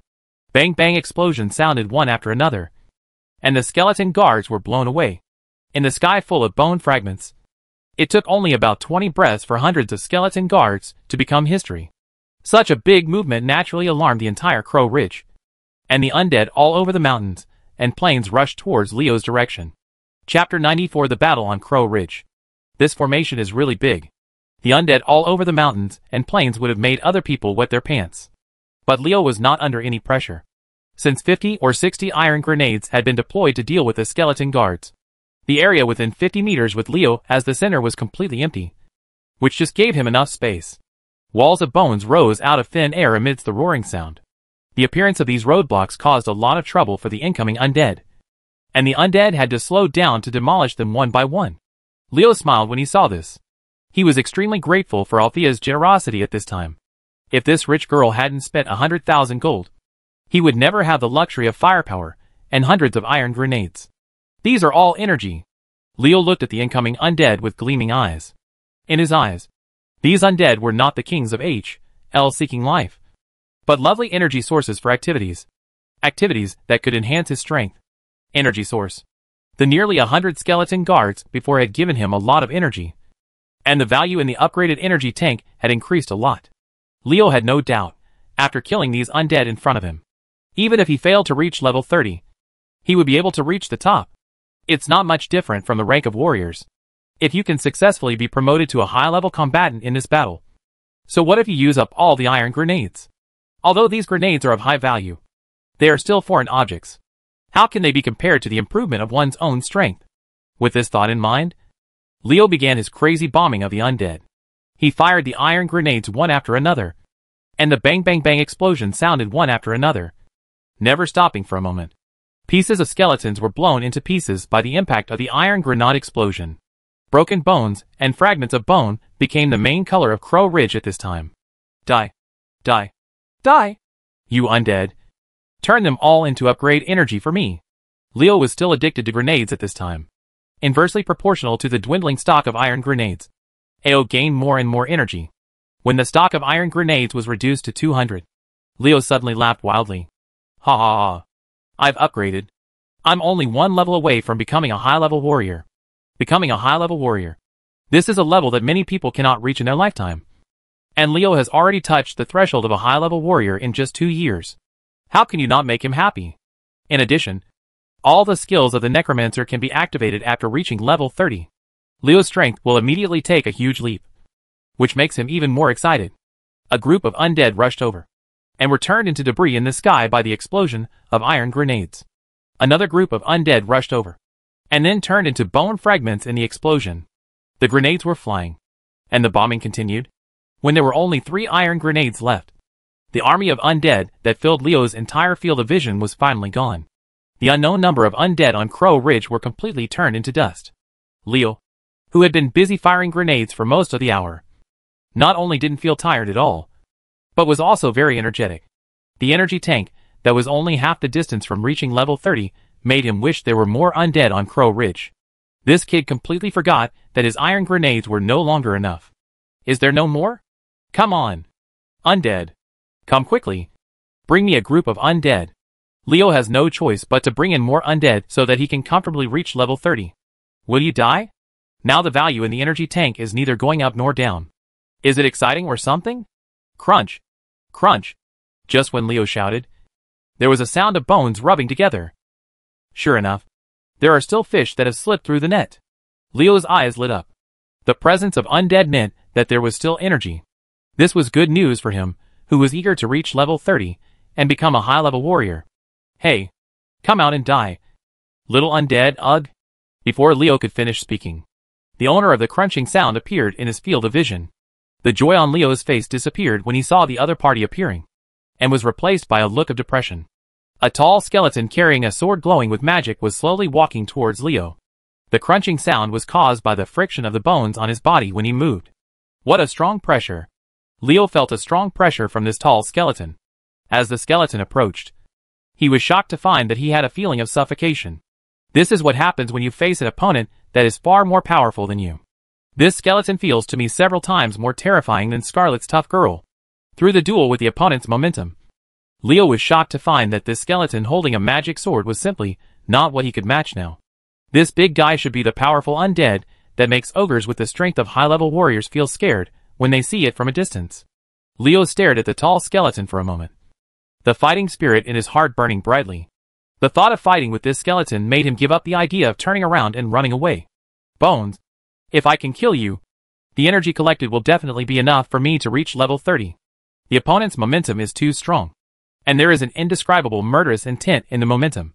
If Leo doesn't encourage himself, he may really be defeated by the opponent's power before he fights. This skeleton actually gave me a sense of trembling that I would only feel when facing strong men of the level of Passonia and Fusel. Who was he in life? When did a strong man of this level be buried in Crow Ridge? As the tall skeleton approached step by step, Leo was under increasing pressure. He knew in his heart that he couldn't do it if he didn't take action first. If he allowed the other party to force him like this, the momentum alone would crush him. Unable to withstand the pressure of the opponent's momentum and forced to take the lead, Leo had already lost a city. A shadow arrow hit the tall skeleton in the chest, followed closely by the devil imp's flaming arrow. At the same time, the steel stone demon rushed forward with fists waved, and the 3 mad wolves also used their teleportation talents to come to the side of the tall skeleton. Considering that the opponent was too strong, all the summoned creatures launched a siege as soon as Leo took action, letting his summoned creatures take the lead in attacking. Leo wanted to see how the opponent, who put huge pressure on him, would respond, and to explore the opponent's background. However, what happened next shocked Leo so much that his jaw dropped to the ground. The tall skeleton followed Leo's will, and he took action when faced with many attacks. The sword held by the skeleton swept out with a roar, and the golden light on the sword drew a dazzling crescent moon along with the swing of the sword. 3 mad wolves were decapitated. The steel stone demon was chopped into 2 pieces, and Leo's shadow arrows and the demon imp's flame arrows did not damage the tall skeleton at all because of the golden light on the swords. The power of this skeleton sword sweep was so powerful. Leo's attack this time was completely defeated by the tall skeleton sword. But this was not the reason why Leo was so shocked. What really shocked Leo was the golden light flowing on the sword. Holy Light. Chapter 95 Moraddim. An undead is actually using the holy light. I'm so scared. Well, okay. Seeing the undead is essentially the same as seeing ghosts. Although there are many wonders in the world, the use of holy light by the undead is even more surprising than the emergence of professions like tavern thieves. Nima. I am not dreaming. An undead can use the holy light. This is worse than suddenly seeing Al-Qaeda in the news announcing that it was responsible for the theft of the Forbidden City. The stolen items were 7 Dragon Balls. With the purpose of resurrecting this, it's nonsense. Leo felt that his brain was a little insufficient. This really subverted common sense. But no matter how weird this thing is, figuring it out is something that will happen later. What we need to do now is how to deal with the tall skeleton that is approaching us. The goblin mortar appeared in Leo's hands, and he aimed a cannon at the tall skeleton without saying a word. Boom!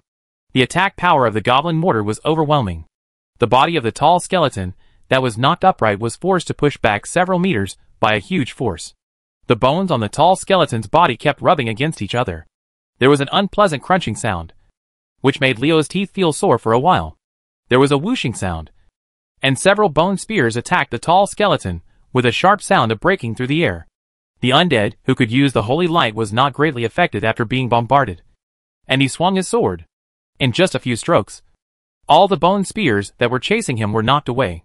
The strength of this undead is indeed beyond compare. Leo was not surprised when he saw this. At most, he was just a little regretful. He was thinking in his mind, how nice it would be if the tall skeleton was just terrifying in appearance, but weaker in actual combat power. If you were weaker, I would at least have hope of killing you. Right? Leo said this but did not stop in his hand. A shadow arrow and a sacrificial fire were sprinkled over. Unfortunately, a blazing golden light suddenly appeared on the tall skeleton to protect it. This is too cheating. The holy light will actually protect an undead. Isn't this broken light deliberately causing trouble for me? In fact, Leo also understood in his heart that this tall skeleton should have been a powerful paladin during his lifetime. He was not ordinary powerful, but the kind of strong man who belonged to the upper level of the pyramid. Otherwise, it would be impossible for its corpse to be able to use the holy knight after it died. Light fights. If the tall skeleton were a living person, it would definitely be on Pisonia's level. Leo mentally determined gouged a skeleton's strength during his lifetime. No matter how strong you were in life, it's not easy to kill my brother. Looking at the tall skeleton approaching him again, Leo felt fierce in his heart. Hit the guy. A decorative ornament at the corner of Leo's clothes suddenly lit up, and a ray shot out from the ornament, hitting the tall skeleton in the middle. This seemingly useless decoration on clothes is exactly the degenerate ray that Leo created in Night Town before setting off. The function of the degenerate ray is to reduce the opponent's ability and weaken the opponent's strength. The duration of the degenerate ray is different from that of the opponent. Related to the strength, the difference between reality and games is that games are completely digitized, and reality is fully digitized. Leo curled his lips. The degradation ray had some effect on the tall skeleton, but it was very small. After being hit by a degeneration ray, the blazing holy light on the tall skeleton dimmed a little. Leo wouldn't have noticed it if he hadn't been staring. After shooting the degradation ray, Leo moved his shoulders, and an inconspicuous piece of metal on his shoulders suddenly flashed. This was the dwarf chicken transformer. Obviously, the dwarf chicken changer does not have the effect of turning the opponent into a chicken at all. However, it still made the blazing holy light on the tall skeleton fade a little. Guys with holy light protection are difficult to deal with. Leo was depressed because the engineering jewelry he had spent a lot of money to create failed to play their due role on the tall skeletons because of the presence of the holy light. The holy light is used to protect one's body with a mana shield comparable to that of a mage. It is really difficult to deal with. The degeneration ray and the dwarf chicken transformer weakened the holy light of its own body protection, which angered the tall skeleton. It rushed towards Leo in large strides, more than 10 times faster than before. When Leo saw this, he cursed in his heart. You are such a scumbag. I used to look like I was not going very fast to confuse people, but when I really wanted to kill someone, I ran so fast again. If I hadn't been vigilant at all times, I would have been tricked by you. A spark suddenly shot out from the soles of Leo's shoes. Under a strong driving force, Leo dodged to the side like an arrow. The speed was so fast that even the tall skeleton could not catch up. So, are you dumbfounded? The pair of goblin rocket boots that are suitable for both escape and pursuit are pretty good. With this pair of boots made with engineering knowledge, I have the sprinting skills of a stalker. With the help of the goblin rocket boots, Leo successfully distanced himself from the tall skeleton.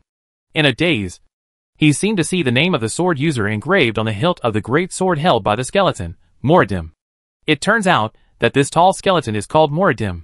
It doesn't seem to be very famous, but I seem to have a little impression of it. The name on the hilt of the sword gave Leo a slight sense of familiarity.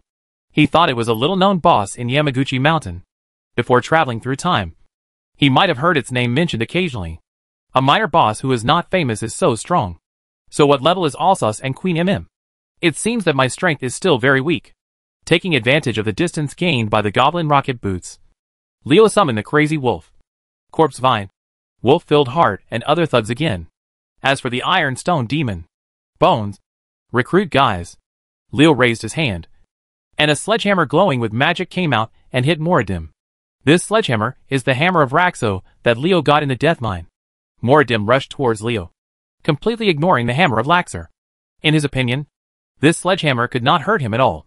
Seeing that Moradin didn't pay attention to the hammer of Laxer, which he still went to, Leo had a strange smile on his lips. Magic equipment is a scarce commodity in this world, and any piece of magic equipment is worth tens of thousands. Do you know why Leo still went out to smash Moradin despite using the hammer of Raxo as a hidden weapon? He's not suffering from madness. The sledgehammer that Moradin had never paid attention to suddenly changed, and an Iron Man waved his fist and hit Moradin fiercely. Boom! Boom! The powerful Moradin was actually hit by these two heavy punches and stopped moving forward. He was so angry that he picked up the big sword in his hand and struck the opponent's waist with a roar, leaving a half-inch deep wound on Iron Man's body. This Iron Man is the Iron Stone Demon summoned by Leo with the hammer of Raxo. Chapter 96: The Opportunity for the Weak to Defeat the Strong. Previously, Moradin had cut the Steel Stone Demon in two with one sword, but now his more powerful blow only left a painless wound on the opponent's body. Things were very strange in comparison. In fact, this weirdness is only for people who don't know. If you understand the characteristics of the Steel Stone Demon, you won't find it a big problem. The Iron Stone Demon has a characteristic. That is, its strength is related to the medium used to summon it. The Steel Stone Demon that was cut in half by Moradin's sword before was just an ordinary knife. But now it was transformed into a magical equipment called the Hammer of Laxo. One is an ordinary knife, and the other is precious magic equipment. The strength of the Steel and Stone Demon summoned by the two media is naturally very different. It was precisely because of this characteristic of the Steel Stone Demon that Leo thought of that he still produced the Hammer of Raxo, which was worth tens of thousands. Judging from the results, he succeeded. The Steel Stone Demon summoned by sacrificing the Hammer of Raxo was indeed powerful. Leo felt relieved that the Steel and Stone Demon could withstand it. If someone entangles Moradin's footsteps, he can safely cast spells from behind to attack this undead who knows the holy light. Aging, life-stealing, painful curses, and a series of curse spells were still in the past. Leo was very depressed to find that they had little effect on Moradin. He knew in his heart that this was caused by the huge gap in strength between the two sides. His own strength was in the pyramid. They are still weak in front of the strong men at the top, let alone the legendary heroes who stand at the top. It's better to have an effect than to have no effect at all. Having these curse spells hanging on your body is enough to make Moradin uncomfortable. In fact, Leo could only comfort himself in this way. To destroy an opponent protected by the holy light, the first thing to do is to use up his protective holy light. Leo was secretly depressed. It would be great if he still had enough iron grenades. The goblin store in Night Town was really weak, and he didn't know how to store more engineering materials. Well, Leo is now a typical lame and weirdly crooked leg. This is the same psychology as the fans who have expectations for a certain team when they lose. The hard-working fans, who have always had illusions about a certain team, are completely successful this time. Stupid cheat. If it were anyone else, even a true high-level warlock would have an almost impossible task if they wanted to use up Moradin's body-protecting holy light, because they don't have corpse-eating vines. The corpse-eating vine devoured the corpse and fed it back to its owner to replenish his strength, which gave Leo the capital to fight a protracted war with Moradin. There may not be anything else on Crow Ridge now, but there are a lot of corpses. The corpse-eating vine is not picky about eating, and it can swallow even corpse fragments mixed with bone fragments without hesitation. With the corpse-eating vines continuously replenishing his physical strength, Leo has enough confidence to fight Moradin. For a warlock, sufficient physical strength is equivalent to sufficient magic power. Shadow Arrow, Sacrificial Fire, Corrosion, Shadow Burn. Leo did not hesitate to use his magic power to attack Moradin one after another, constantly weakening his body-protecting holy light. Moradin was extremely furious at this time. The Steel Stone Demon blocking Leo, and him tried his best to stop him from moving forward. 3 more white wolves and a demon imp kept harassing him. Originally, Moradin, who thought he could end the battle quickly, was actually held back. The most disgusting thing was the warlock. This guy didn't seem to worry that his magic power would be exhausted. One magic after another came one after another. He actually weakened the strength of his body, protecting holy light by 1/3. After entangled for a while, Moradin became really angry. He ignored the steel stone demon, who was waving his fist at him, and actually raised his head to look at the sky and roared silently. Seeing that the opponent's center door is wide open, the steel stone demon naturally cannot let go of such a good opportunity. 2 steel punches brought up the roaring wind and hit Moradin in the chest. Boom! Boom! The steel fist hit Moradin hard on the chest, knocking the tall skeleton back 2 steps, which angered Moradin even more. A blood-red light appeared on Moradin's body, and his sword-drawing speed suddenly increased. The big sword wrapped in holy light slashed towards the steel stone demon with a roar, and the sword was so fast that it actually lifted several people in the air. Tau after image. Moradin's attack speed suddenly accelerated, and the steel stone demon had no time to react. Amidst the flying sparks, several half-inch deep wounds appeared on the stone demon's body. Moradin's sudden change made Leo very nervous. This guy's attack speed suddenly became so fast. Could it be that he was bloodthirsty? You, a paladin, are so bloodthirsty. How can you, the shaman, be embarrassed? Of course, what Moradin uses is not the bloodthirsty technique of the shaman, but a skill called angry memories, which is a kind of emotion that makes people recall bad things and generate anger, and improve their own strength through anger. Combat skills. This skill appears by drawing on the violent fury of the warrior. After all, reality is not a game. There is no need to worry about professional balance in the battle here. Anything that can enhance one's own strength is a means for the strong to improve themselves. Strong is strong, and weak is weak. There is not much to weaken or enhance a certain profession to maintain a balance among warriors. The strong live, and the weak die. How can I have so much time for you to complain? Looking at the scarred steel stone demon, Leo gritted his teeth bitterly. Moradin's attack speed has increased so much that the iron stone demon can't dodge it. If you can't dodge it, just make a sandbag. Click. The slight sound of bone cracking was inconspicuous amid the clang of the sword striking the steel stone demon. However, this click was undoubtedly a sound of nature to Leo, because it came from Moradin, who was angrily slashing the steel stone demon.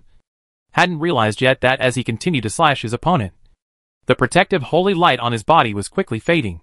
The steel stone demon's talent of rebounding damage played a big role after Moradin's attack speed became faster. Every time Moradin's sword struck the steel stone demon, it would not only hurt the opponent, but also cause damage to himself. The damage, although each hit is not eye-catching, the total amount of damage rebounded when added up is a bit scary, and it is not much compared to the damage Leo gave to Moradin. And this, Moradin, who was in a state of anger after using angry memories, didn't notice it at all. This is Leo's opportunity to defeat the strong with the weak. No wonder those wealthy people who played Necromancers before time travel liked to use Steel Stone Demon. This thing is durable and can deal damage, as long as you are rich enough and are willing to sacrifice a good weapon every time you summon it. This is an extremely powerful weapon. Thug. In comparison, the Clay Stone Demon with constant strength is inferior, and the wealthy giants are naturally reluctant to choose it. Cut it. Chop it hard. Brother, are you afraid that you won't be able to chop my Steel Stone Demon into pieces? At this time, Leo already had another magic weapon in his hand, which was also a trophy-piercing harpoon obtained from the death mine. Chapter 97 Morgan Lattimore. Moradin slashed with sword after sword, adding scars to the Iron Stone Demon's body one after another. Even the body of steel could not withstand the intensive and heavy attacks all the time. Clang! Crack! Finally, the Steel Stone Demon fell under Moradin's full blow. Moradin looked up to the sky and roared silently. The holy light on his body had been weakened by more than half. He raised his sword and pointed it directly at Leo. The after-effects of using the Angry Memories skill appeared, and his movement speed slowed down a lot. What is the Iron Golem? This is valuable cannon fodder for the Necromancer. When Leo saw Moradin coming towards him, he quickly threw the piercing harpoon in his hand. Moradin's body visibly paused when he saw this familiar scene. Is it true that once you are bitten by a snake, you will be afraid of well ropes for 10 years? Leo laughed when he saw this, and he stretched out his hand to pierce the harpoon. Under Moradin's angry gaze, another Steel Stone Demon appeared between the two. Demo, you are still far behind in fighting a war of attrition with me. Leo also has several pieces of magic equipment, which means he can also summon several powerful Steel Stone Demons. If the battle lasts like this, he will definitely win. seeing another tough Iron Man charging forward with his fists waving. Moradin burst into anger. Does this human being think of himself as a fool? It's not that easy to consume yourself to death by summoning creatures. Moradin did not raise his sword to strike again. Instead, he held the sword with both hands and thrust the sword hard into the ground. Moradin's wrath. Bake. With Moradin as the center. The fire elements within a radius of 20 meters suddenly rioted. The rioting fire elements instantly turned into a violent force and burned all foreign objects within their coverage. Even the steel stone demons also no exception. The fire elemental riot came and went quickly, but it subsided in the blink of an eye. Amazing! What lay before Leo's eyes was a land that had been melted by the high temperature and had turned into liquid. Everything within a radius of 20 meters with Moradin as the center was destroyed. He was actually able to destroy even the recently summoned steel stone demon. Fortunately, I kept a sufficient distance from him. If this guy rushed to my side and hit me like this, could I stop him? Thinking of this, Leo couldn't help but take a breath. If Moradin really got close and used the move just now, he probably wouldn't be able to survive. It's really dangerous. Moradin shook and slowly pulled out the sword stuck in the ground. Judging from his actions, the big move just now had no impact on him. Leo discovered Moradin's weakness, and as the saying goes, he would kill him while he was sick. Shadow Burn, Bone Spear, Sacrificial Fire and other spells were all fired at once, just to take advantage of Moradin's attack. Kill him during the weak period after the ultimate move. At the same time, a new Steel Stone Demon appeared again. The Mad Wolves and the Steel Stone Demon surrounded again. With the blessing of the Heart of Wolf, their attacks were able to cause damage to the weak Moradin. Moradin's body fell apart with the unpleasant sound of bone friction. Pieces of bone fragments fell. Upon seeing this, Leo attacked even more fiercely. Moradin, who had lost the protection of the holy light, lost the majesty he had before. Under a series of attacks, his tall skeleton had become scarred, and it was no longer what it was before. That arrogant look. The constant injuries made Moradin extremely angry. These weak guys took advantage of his weak period to launch an unprecedented fierce attack. Isn't this taking advantage of others' danger? Although he was angry, Moradin, who had just used his ultimate move, could not use any powerful skills in a short period of time. He could only bear all Leo's fierce attacks. Let's see how long you can last. Leo gritted his teeth, his hands not relaxing at all because he had the upper hand. He knew that the current battle with Moradin was all about one breath. He would see if he could kill this powerful opponent with continuous blows, or if the opponent would take a breath to get over the weakness. It would be too troublesome to deal with such a boss-level opponent without powerful 1-second skills. Leo also knows his own weaknesses. When it comes to killing mobs, he kills them in groups, which is easy and enjoyable. But when it comes to challenging powerful boss-level characters, he feels stretched. The skills he currently possesses are indeed not powerful. Shigue knew that the only way to change this situation was to continuously improve his level and practice new skills. But this could not be achieved overnight. Leo needed a certain amount of time to make up for his shortcomings. During the battle, Leo noticed that the goblin mortar in his private space could be used again. Without any hesitation, he hit Moradin with a devastating bombardment. Boom! Wow! Without the protection of the holy light and in a weak stage, half of Moradin's body disappeared under this cannon. At the beginning of the battle, Leo finally severely damaged his opponent. Suffering this heavy blow, Moradin went crazy. Regardless of his weak body, he unleashed Moradin's anger again. Bake! The Steel Stone Demon and the Mad Wolf were directly vaporized by the rioting fire element. And another piece of high-temperature glazed ground appeared on Crow Ridge. This guy fought tooth and nail. Upon seeing this, Leo felt sorry for his magic equipment and took out a battle axe. And a new Steel Stone Demon was generated again. Regardless of his weakness, he launched his second ultimate move. Moradin could no longer hold on, and the tall skeleton fell to the ground with a thud. This old boy is finally finished. With a secret sigh of relief in his heart, Leo launched another attack. The whizzing bone spear struck through the air. The powerful piercing force shattered the bones on Moradin's body piece by piece. Before Leo could absorb his energy, it won't stop. Dense bone spears came like rain. And Moradin, who was lying on the ground, had lost the power to resist.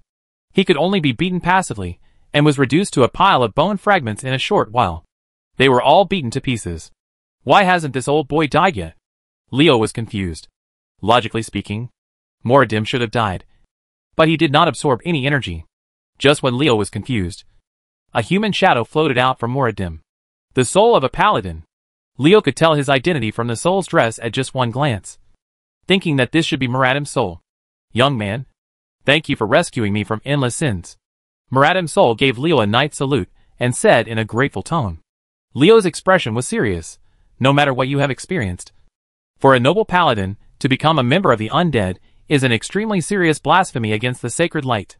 The seemingly righteous words, and the seemingly confident answer are actually just someone pretending to be a stickler. As Leo expected, Moradin lowered his head in shame. Yes. I blasphemed the holy light. And I am guilty. Hatred and anger made me lose myself. And I committed an unforgivable sin. Young man, please help me and bury my remains in Night Town. If possible, please bury me next to my wife and children. With a little effort. I promise you. Tell me your name. I went to the Night Town meeting to ask the townspeople. My name is Morgan Lattimore. Morgan Lattimore. This name seems to have been seen somewhere. Wait a minute. The female night watchman named Sarah in Night Town. Moradin said his name. And Leo suddenly remembered something. Do you have a daughter named Sarah? She joined the night watch in Dark Town. After hearing Leo's words, Morgan showed an expression of surprise at first. And then a burst of ecstasy. You mean? One of my children is still alive and well. Not all my family members died? I still have a daughter who is still alive and well. Leo nodded. If your name is really Morgan Lattimore, and if you really have a daughter named Sarah Lattimore, then I think this news is accurate. Thanks to the holy light, I still have a daughter alive. Morgan's pious look made Leo curl his lips. Does your daughter's survival have anything to do with the holy light? Don't have everything to do with illusory beliefs. Okay, young man, please give Achaeus to Sarah and tell her that her father will always love her. Morgan said and pointed to the big sword on the ground. The word Achaeus was engraved on the sword. No problem. In this way, I can leave with peace of mind. Young man, may you be protected by the holy light. After Morgan finished speaking, it turned into a little light and disappeared without a trace. At this time, a golden holy light descended on Leo's head. Chapter 98, Finding Wealth in Danger. When the golden holy light fell on his head, Leo was first surprised and then overjoyed. I have obtained alien energy. Do you want to absorb it? Absorb. Those who don't absorb are fools. The host absorbs alien energy. The host level is improved. Ha. Upgraded. Brother is finally level 30. Brother is now a high-level warrior. Leo was so happy that he wanted to cheer loudly. At level 30, all the skills of the Necromancer are open to Leo. And the last skill of the equipment skills brought over during time travel can also be used to summon a grizzly bear. It can be said that compared with Leo at level 29 and Leo at level 30, the strength of the two is different by more than one level. The host level has reached 30. And the equipment skill, Summon Grizzly Bear, meets the conditions for use. Before Leo could finish his thoughts, the voice calling him the host rang in his head. We found a large amount of upgrade energy. Do you want to absorb it? Before Leo could summon the Grizzly Bear to take a look, the voice in his head rang again. There was a lot of upgrade energy. If Leo chose it or not, he would definitely be out of his mind. So something surprising happened to him. The host absorbs energy. The host level is improved. The host level is improved. While Leo was stunned, his level did not stop until he reached level 36. In other words, in this battle with Morgan Lattimore, Leo's strength increased by 7 small steps. I actually got such great benefits from fighting Morgan. Leo even suspected that he was dreaming. Level 29 was suddenly raised to level 36. The amount of energy required in this process was so huge. Happiness comes so suddenly that people can't accept it. Even some geniuses in the world of Azeroth would have to spend about 10 years to advance to these 7 minor levels. If their qualifications were mediocre, this time would definitely be several times longer. However, Leo just won a battle with Morgan and got such an improvement in just half a day. If he told it, others would definitely think that he was bragging. Oh, bragging is not enough in this world.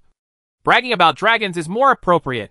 Sure enough, the greater the risk, the greater the reward. The rapid improvement in strength made Leo overjoyed. Before coming to Crow Ridge, he just wanted to reach level 30 and be satisfied. Little did he know that God had given him a great gift. He defeated the undead Morgan. If I meet that tough girl like Scarlet again now, I will definitely push her down. Once you have strength, you will have a hard waist. This is true. Isn't this a reflection of someone's psychology?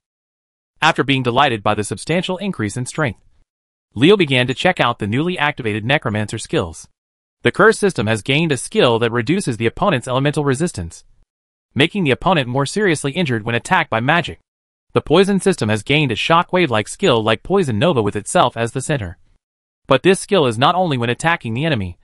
Its poison is the real killing move. The poison of Poison Explosion is nothing more than that of Poison Nova. The Bone system has gained the Bone Soul skill that can track the enemy and attack. And its lethality is comparable to the Bone Spear is much stronger. And the accompanying tracking is even more troublesome for the enemy. There are two new skills in the summoning system. One is to summon a Firestone demon that can absorb fire damage. And the other is the focus of Leo's attention, this time Rebirth. Rebirth, resurrect a target and let them fight for you. This is the Rebirth skill that Leo obtained. Resurrecting a target and letting it fight for oneself requires no additional words. This skill is simply a heifer standing on his head. With so many disadvantages, Leo licked his lips. He couldn't wait to try the power of Rebirth. And he happened to have a worthy target in front of him. Rebirth? Morgan Lattimore. A ball of purple flame burned out of thin air in Leo's hand. The flickering purple light gave Leo a layer of mystery. A huge and obscure force seemed to have broken free of some kind of restraint, and was heading towards the purple flame in Leo's hand. Come together. At the same time, Morgan's bones, all of which had been stabbed into pieces by the bone spears, turned into tiny streams that rushed towards the purple flames crazily, resurrecting a creature whose soul has dissipated. Something that even the superior gods may not be able to do is happening on Crow Ridge. And the person who created this miracle is a human warlock who is insignificant in the eyes of the gods. No, just a little bit. Just a little bit worse.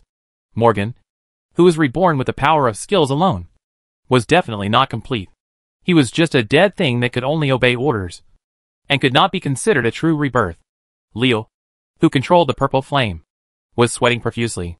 As a caster of the spell, he knew the situation of this skill very well. The gathered purple flame was indeed resurrecting Morgan in some form. It seemed that it was outrageous. But Leo, who knew the inside story, still found its shortcomings. Even if a puppet that only obeys orders to fight has great power, it won't be able to exert much of its power. And it won't be of much use against a truly powerful enemy. Leo has seen how powerful Morgan is. Moradin, who lost most of his strength, has already used up all his cards. If Morgan is fully resurrected, he will definitely be a rare super powerful fighter. It's hard to find the corpses of strong men in the upper levels of the pyramid. Leo didn't know when he would meet another one if he missed Morgan. He didn't want to waste such a good opportunity. Leo, who was desperately thinking about making up for the shortcomings of the spell, suddenly had an idea. As a necromancer and a warlock, he thought of a possibility. The necromancer is an expert in playing with the power of death, and the warlock is an expert in playing with the soul. Now, isn't the power of the soul missing from the rebirth skill to resurrect Morgan? What would happen if soul fragments were added to it? Just do what comes to mind. This is Leo's advantage. In order to have a powerful thug, Leo decided to take a gamble. In the battle with Lattimore, Leo saw the power of the powerful people at the top of the Golden Tower in this world, and was extremely eager to have strong strength, because he knew that even if he became a high-level warrior, he would still be vulnerable in front of these people. I, Leo, want to become a strong person that no one can ignore, not a weak person whose life is as cheap as grass. I must not give up such a good opportunity to greatly increase my strength. Beads of sweat dripped down from Leo's forehead. His face was very pale, as if he had suffered a fatal injury and had not yet recovered his breath. The purple flame was reshaping Morgan's body. At this time, a vague little person appeared in Leo's heart, and the little person swayed toward the purple flame. If you look carefully, you will find that this villain looks exactly like Leo, a miniature version of Leo. It turns out that in order to make the reshaped Morgan completely obey the command, Leo decided to use his own soul as the core of his rebirth. He used the warlock's ability to create soul fragments to forcibly divide a small piece of soul, and then control this small piece of soul to float towards the purple flame. Soul. This is the origin of a person. If Passonia was here, she would never agree to Leo doing this, because it would probably kill Leo. Leo should be grateful that time travel has given him outstanding talents. He has the dual professions of necromancer and warlock, and has the ability to use the power of death and dark power, which allows him to survive the dangers encountered when splitting his soul. If anyone else did this to him, unless they were powerful demigods, they would definitely end up dead. Wealth can be found in danger. And I have won this one. Leo, who was sweating profusely, as if he had just been fished out of the water, was gasping for air. He watched the small piece of his soul being smoothly integrated into the purple flames, with a relieved smile on his face. I can get through it this way. As a time traveler, I am indeed a blessed existence with great luck. When someone said this, he completely forgot about the days when he first came here and called himself a hard-working young man. Chapter 99 Morgan's Clone. After adding part of Leo's soul, the body reshaped in the purple flame has changed in appearance. It is no longer Morgan's blonde hair and blue eyes, but closer to Leo's black hair and black eyes. Seeing this scene, Leo secretly thought, could it be that my soul was used as the core during the reshaping? So the appearance changed like this? The so-called soul determines the essence. Is this how the phase comes from the heart? The shaping of the purple flame did not last long, and Leo secretly guessed that the rebirth had been completed. A man who was exactly the same as Leo except for his height opened his eyes in the purple flames. The moment the man opened his eyes, the purple flames disappeared, as if it had never existed. Leo was about to speak, but unexpectedly, he was hit hard in the face with a heavy punch. He didn't expect such a treatment, and he was hit with stars in his eyes. A voice that was exactly the same as Leo's came into his ears. You soulless soul. Do you know how dangerous it was just now? You almost killed me. Leo was confused. Isn't this the person created by his rebirth skills? Logically speaking, as a summoned creature, it is impossible for him to attack himself. At this moment, a stream of information flowed into Leo's mind, and he immediately understood the whole story.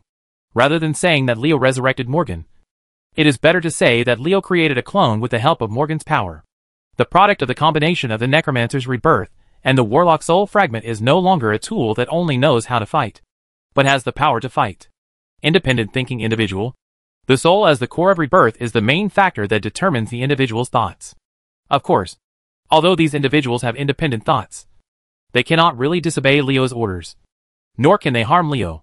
Despite the heavy punch just now, it actually did not cause any harm to Leo. Seeing that the reborn Morgan was about to punch again, Leo quickly made a stop gesture. Although he was very reluctant, he had to listen to the instructions rooted in his soul. The reborn Morgan put away his fists with an annoyed look on his face. This kid was created with part of my soul as the core, which means that he is actually equivalent to my clone. But this clone inherited Morgan's strength and is much stronger than me. Seeing Leo constantly looking at himself, the clone was unhappy. Although I am very handsome, there is no need for you to look at me like this. What do you mean by looking at me? Our souls are essentially the same. Same person. Do you think you are a narcissist when you look at yourself like this? I heard that narcissistic men are amazing. They can ejaculate in front of the mirror. Do you also want to look at me like this? Is this such a scammer me? Leo was speechless. With the same appearance and the same soul. Isn't this just a living version of himself? But Brother Mao found this guy very unpleasant. Shut up. You guy. Leo raised the flint staff in his hand. If you keep making noise, believe it or not, I will blow your anus with this thing. The clone looked disdainful. And this guy kept shouting, come on. Who is afraid of whom? Brother is you. You are brother. Blowing brother means blowing you. Brother really wants to see how he blows his own anus. Leo is so embarrassed. What kind of charlatan have I created? Stop. Tell me. Why are you beating me? You still dare to say that you have nothing to do to have fun? You know that if there is even the slightest mistake when dividing the soul just now, you have to finish it yourself. If you want to die, don't get involved with me. It's none of your business if I play exciting games? No. You and I are the same person. Leo rubbed his forehead with a headache. If the soul is divided, does the spirit also need to be divided? Then wouldn't I become a schizophrenic? Okay. I just told you to be careful. Don't think of doing anything. If you don't want to live, you have to consider me. The clone moved its hands and feet. Although I am your clone, I can't be your clone. Call me. Since the owner of this body is the paladin named Morgan, you'd better call me Morgan from now on. My lord. Leo shrugged and said he had no objection. The name was just a codename anyway. What he wanted to care about now was how capable Morgan was. Morgan is part of Leo's soul, and the two are essentially the same person. Leo had already answered the question as soon as the thought came to his mind. Want to see what I'm capable of? There happen to be 2 mice for me to try my hand at, Morgan said as he picked up Aekius on the ground, swung his sword in a certain direction, and a 2-meter large golden sledgehammer crashed down. It is also a hammer of punishment. Scarlet's golden hammer head, which is only the size of a human head, is not at the same level as Morgan's. Wow! The golden sledgehammer hit, and something seemed to be smashed in the void, and a small house appeared where there was nothing. A skinny human wearing a black wizard robe and a pointed wizard hat looked at Leo and Morgan in horror. In front of the wizard was a skeleton holding a double axe. Unexpectedly, there is a barrier built with dark spells and magic circles on Crow Ridge. It seems that the skinny wizard should be the guy who used fear to attack him twice. No wonder he couldn't find him. It turned out that this guy was hidden in a barrier. The wizard had a look of disbelief when Morgan smashed the barrier he had worked so hard to create with a hammer. How could you easily break the barrier I set up? Mobbit fell. Am a powerful necromancer.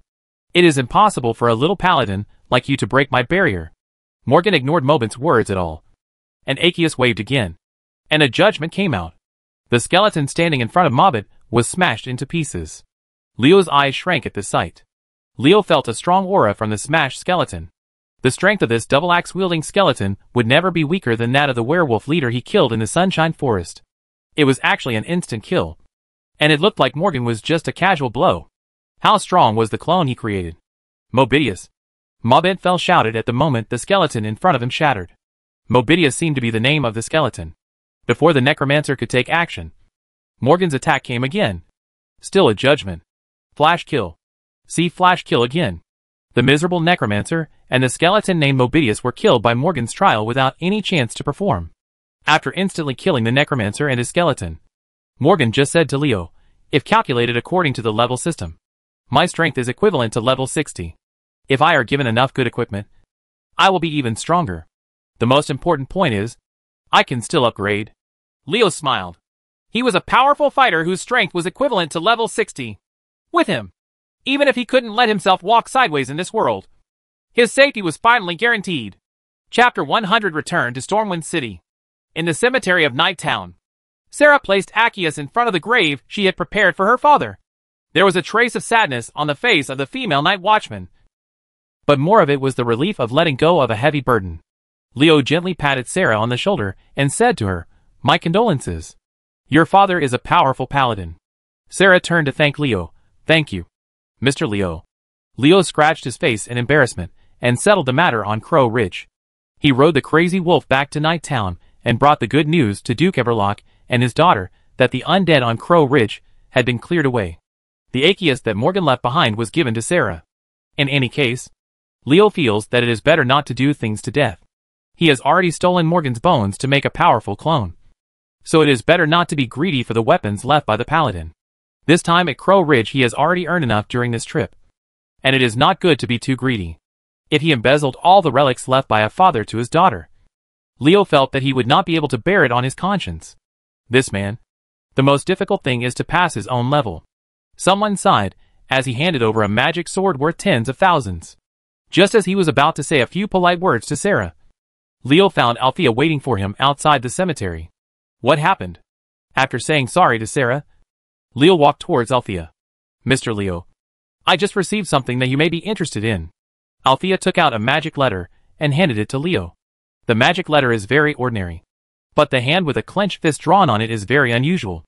After taking it, Leo's mouth curved slightly. Yes, I'm very interested.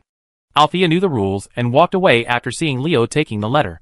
When she left, she didn't see the inexplicable smile on the corner of Leo's mouth. Who the heck is this fool? How could MI7's secret message be passed off to someone else? He flicked the fist symbol on the magic letterhead, which represented MI7. It's really unprofessional. This symbol is too unprofessional. It's just a resemblance, and there aren't any of the various codes above. It's okay to deceive outsiders.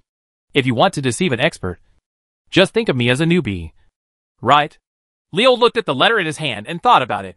From what Althea said when she came just now, it can be seen that this rich girl has noticed something wrong with the letter. When she said that she might be interested, she should be referring to the forgery of this letter. The person was interested, and Althea handed this fake letter to herself because she clearly wanted to sell herself a favor. You dare to pass off false orders on MI7's letterhead, and the method is so clumsy. I'm really interested in you. Let me see what this stupid and bold man who is tired of his work is going to do. After speaking, Leo opened the letterhead. There was only a very simple line on the letterhead. Assassinate Scarlet Lothar, who has been active in Stormwind City recently. Brother, am I right? How stupid is the person who gave this order? Who is Scarlet Lothar? She is a member of the royal family of Arothar, a staunch ally of the Kingdom of Stormwind. What if something happens to her in the Kingdom of Stormwind? As long as the person receiving the order is not a fool, he can see that there is something wrong with the order. Leo is shocked by this faker. How low of an IQ did he have to do such a thing? Or is this guy ignoring my intelligence? Damn it. Do you think it was because the TV series I watched before time travel infinitely challenged the lower limit of the audience's IQ? Or that the movie ignored the lower limit of the audience's IQ? Assassinate that tough girl Scarlet? Leo gently rubbed his chin with a stubble. What did this girl do in Stormwind City that made someone want to assassinate her? Forget it. Brother has been lately. The strength is promising. Take this opportunity to meet her for a while. He is full of confidence in seeing Scarlet Leo again. Not to mention that his current strength has greatly improved compared to that in Moon Creek Town. Just having the Morgan clone is already in an invincible position. Even though the Morgan clone is there every day, the time available is limited. After all, Morgan's clone was shaped by the Necromancer's rebirth skills. Although the Warlock's soul fragment ability was added to it, certain limitations still existed. For example, the object resurrected by the rebirth skill has a time limit. Leo can now use Morgan's clone for no more than 2 minutes a day. 2 minutes is nothing to ordinary people. But to a warrior like Leo, 2 minutes is enough to change the outcome of many things. I've been out for a while. It's time to go back. Haha. I really hope to see the surprised expressions of Fusel and Passonia. Leo summoned the Mad Wolf and fled away. Let's go. Stormwind City. Stormwind City. The capital of the Kingdom of Stormwind. This city cannot be described with words such as majestic, brilliant, magnificent, and so on. In the eyes of many people, it is a miracle built in the ruins by the great craftsman Van Cleef and the Masonry Brotherhood. Although this is not the first time I saw it, I was still shocked.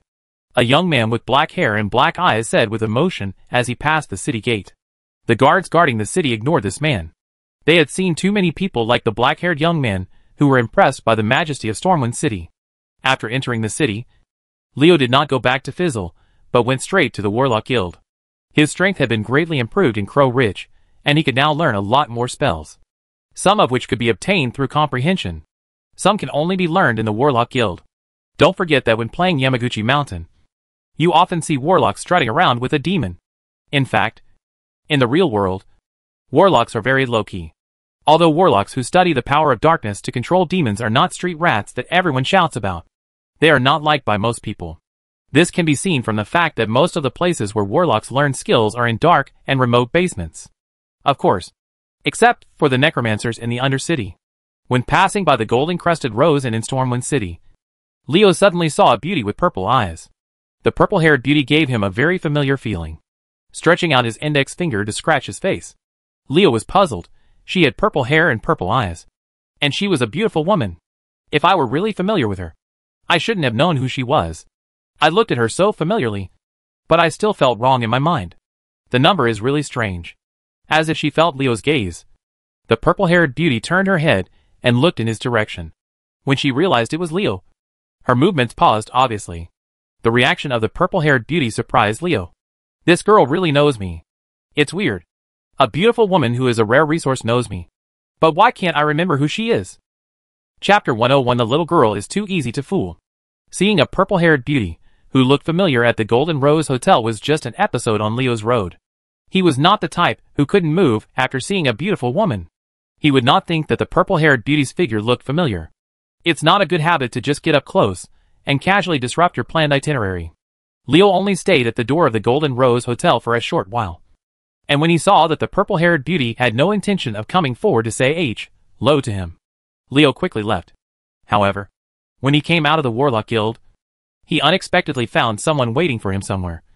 And the person waiting for him was the purple-haired beauty he saw in the Golden Lade Rose Hotel. Guys from MI7. I really didn't expect to meet you. The purple-haired beauty spoke first before Leo opened her mouth. As soon as she spoke, Leo immediately knew her identity. Let me tell you. No wonder this girl looks familiar. She turns out to be Scarlet. When I saw her before, this girl was wearing knight armor, and her face was blocked by the pulled-down visor. Now this is her true face. Don't tell me. This girl is really a beauty after taking off her armor. I wonder who it is. It turns out to be you. TSK. That bulging little face is really nice. You don't have a deep love for me and want to commit yourself to me, right? Leo had a lustful expression on his face. But secretly, he was gathering magic power rapidly. Based on his inference, Scarlet, a tough girl, would probably not be able to bear his tone and would have to fall out. Sure enough, Leo's sullen expression had already appeared on Scarlet's pretty face before he finished speaking. Scarlet regretted her behavior today. She was worried about something recently. The female knight who was in urgent need of help happened to see Leo returning to the city, and she followed him without thinking. Leo's fight with her in Moon Creek Town over the Defias Brotherhood made Scarlet think that this person might be able to help her. Who would have thought that the other person would look disgusted as soon as she opened her mouth? Scarlet felt that this person might be able to help her. I really misjudged the person. If she hadn't known that Stormwind City had rules against using force at will, she would have slashed him with a sword. Seeing that Scarlet was suppressing her anger and looking like she might explode at any time, Leo didn't intend to tease her anymore. Just the right amount of teasing is good. But if you go too far, you'll get into trouble. It's just a joke. Don't take it so seriously. I see you've been in a lot of trouble recently, Leo said, taking out the magic letter pretending to be an order from MI7. If possible, what Leo wants to say to Scarlet is, "Girl, give me a smile, and I might help you." But someone only dares to think about it in his heart, and he doesn't dare to say it out loud. Leo could recognize that this was a false order, but Scarlet could not. When she saw the mark on the magic letterhead, she took the contents of the letter seriously. Humph. Are these guys going to attack me? I didn't expect that the Stormwind City assassin group, which claims to be noble, is actually just the lackeys of some people. Scarlet's angry look made Leo roll his eyes. What was this girl thinking? If the order was true, he would have done it a long time ago. And would he stupidly show it to her? I received an order to assassinate you, and I showed you the order and told you that I was going to kill you so that you could take precautions. Am I that stupid? There is no way I look like a fool. Ah. Leo pointed at the magic letter and said, "See clearly? This order is fake. Some people think that I am a rookie and want to trick me." Leo is a member of the Stormwind Assassin group, and Scarlet is a paladin of the Cathedral of the Holy Light. If Leo really goes to assassinate Scarlet, no matter what the outcome of the matter is, it will lead to MI7 and the Cathedral of the Holy Light. Deterioration of relationship. The two families didn't deal with each other very well to begin with. But if someone further spreads the rumor that an assassin from MI7 had assassinated the Holy Knight of the Church, and adds fuel to the flames, the matter will definitely get out of hand. Scarlet is not an idiot. She immediately woke up after Leo pointed out that this was a false order. You mean someone wants to provoke a fight between the Cathedral of the Holy Light and the assassins? Giving Scarlet a questionable expression, Leo put the magic letter away. I don't know who you have offended. Anyway, I only know that if I really do what this letter says to assassinate you, I will definitely be in trouble. If the assassination succeeds, killing the members of the Aratha royal family will destroy both parties. Once the big hat of the National Alliance is taken off, I may not survive the pursuit of the strong men of the kingdom. If I fail, the crime of provoking a fight between MI7 and the Holy Light Cathedral will be enough for me to be hanged. A look of resentment appeared on Scarlet's face, and the female knight cursed in a low voice. These scum. Judging from the performance of the female knight, she knows who is up to something. Since she knows, it will be much easier to deal with. If the enemy is hiding in the dark, it will be really troublesome. Someone wants to harm him. And with Leo's character, it's certainly impossible to expose it. Don't mention anything like repaying kindness with kindness. Leo will ask loudly. Why are you just listening to the beginning of what someone is saying? Finish what you have to say, and don't take it out of context. Repay kindness with evil. How to repay kindness? Repay kindness with kindness. Repay hatred with straightness. This is the complete version. Someone wants to provoke a fight between MI7 and the Cathedral of the Holy Light. This is not a trivial matter. I suspect that some people are plotting to subvert the kingdom. They have betrayed the kingdom. Such people must not be tolerated. Miss Scarlet, if you have any clues, please tell me. We at MI7 will have a clue. I think that the Aratha royal family, as a staunch ally of the kingdom, will never sit back and watch Stormwind City fall into crisis. Say yes? Leo smiled sinisterly, and in a few words, he accused others of treason. Since ancient times, no matter how serious the crime is. It is no bigger than rebellion. How many people can bear the pressure of such a big hat? Those who plotted against Scarlet wanted to drag MI7 down. With Leo's understanding of Pasonia, the sinister queen would never let go of this matter once she knew it. MI7 is engaged in assassination. As long as it suspects you, it will do everything possible to investigate you. How many of the conspirators these days are clean? As long as they are caught and have an excuse, these people will wait for the assassin to come to their door. In other words, MI7 of the Storm Kingdom is equivalent to the Jin Iwei of the Ming Dynasty, who can get away with it if they offend the Jin Iwei. If you want to harm me, I will kill you first. Scarlet didn't know Leo's mentality, and Leo's words made sense to her. As two powerful forces in Stormwind City, once the Cathedral of the Holy Light and MI7 really start to fight, the harm to the Kingdom of Stormwind will be extremely huge. If someone else profits from it, it is not unreasonable for the Aratha royal family's staunch allies to be in crisis. Possible. Thinking about Scarlet like this, she felt that the matter was much more serious than she imagined. Little did she know that a certain man was already laughing in his heart when he saw her suddenly serious expression. Gaga. This little girl is so easy to fool. Chapter 102 Death is painful and quick. Leo's words were actually quite exaggerated, but Scarlet suddenly believed them. As the saying goes, caring leads to chaos. It's not that Scarlet can't hear it, but that she would rather prepare for the worst when it comes to things like this. As a member of the Aratha royal family, there are some things that she cannot allow her to think about in a positive light. The Kingdom of Aratha, which is on the front line against the undead army, has become very weak after years of war. They urgently need the support of their allies, and the Kingdom of Stormwind is their powerful supporter. If there is any big turmoil in this ally of the Kingdom of Stormwind, Scarlet really doesn't know what will happen to Aratha, who is already crumbling under the attack of the undead army in the Undercity. With an attitude of preferring to believe it or not, Scarlet told Leo the object of her suspicion. The Defias Brotherhood incident is not over yet. Those nobles who asked the kingdom to wipe there, but still refused to stop. After listening to Scarlet's words, Leo felt a murderous intention in his heart. Although he killed Van Cleef in the Defias Brotherhood incident, he was actually full of hatred for these civilians, who were forced to rebel. Sympathetically, the nobleman who caused this incident became the object of his hatred. Leo originally thought that this matter was over for the time being. After all, the kingdom paid for these rotten guys, and used a large amount of money from the already insufficient treasury to compensate the Masonic Brotherhood. Who would have expected that this was not the case at all? Those nobles didn't know what was good and wanted to make trouble, and they set their sights on Leo, which completely aroused Leo's anger. I risked my life and worked so hard to clear the death mine alone.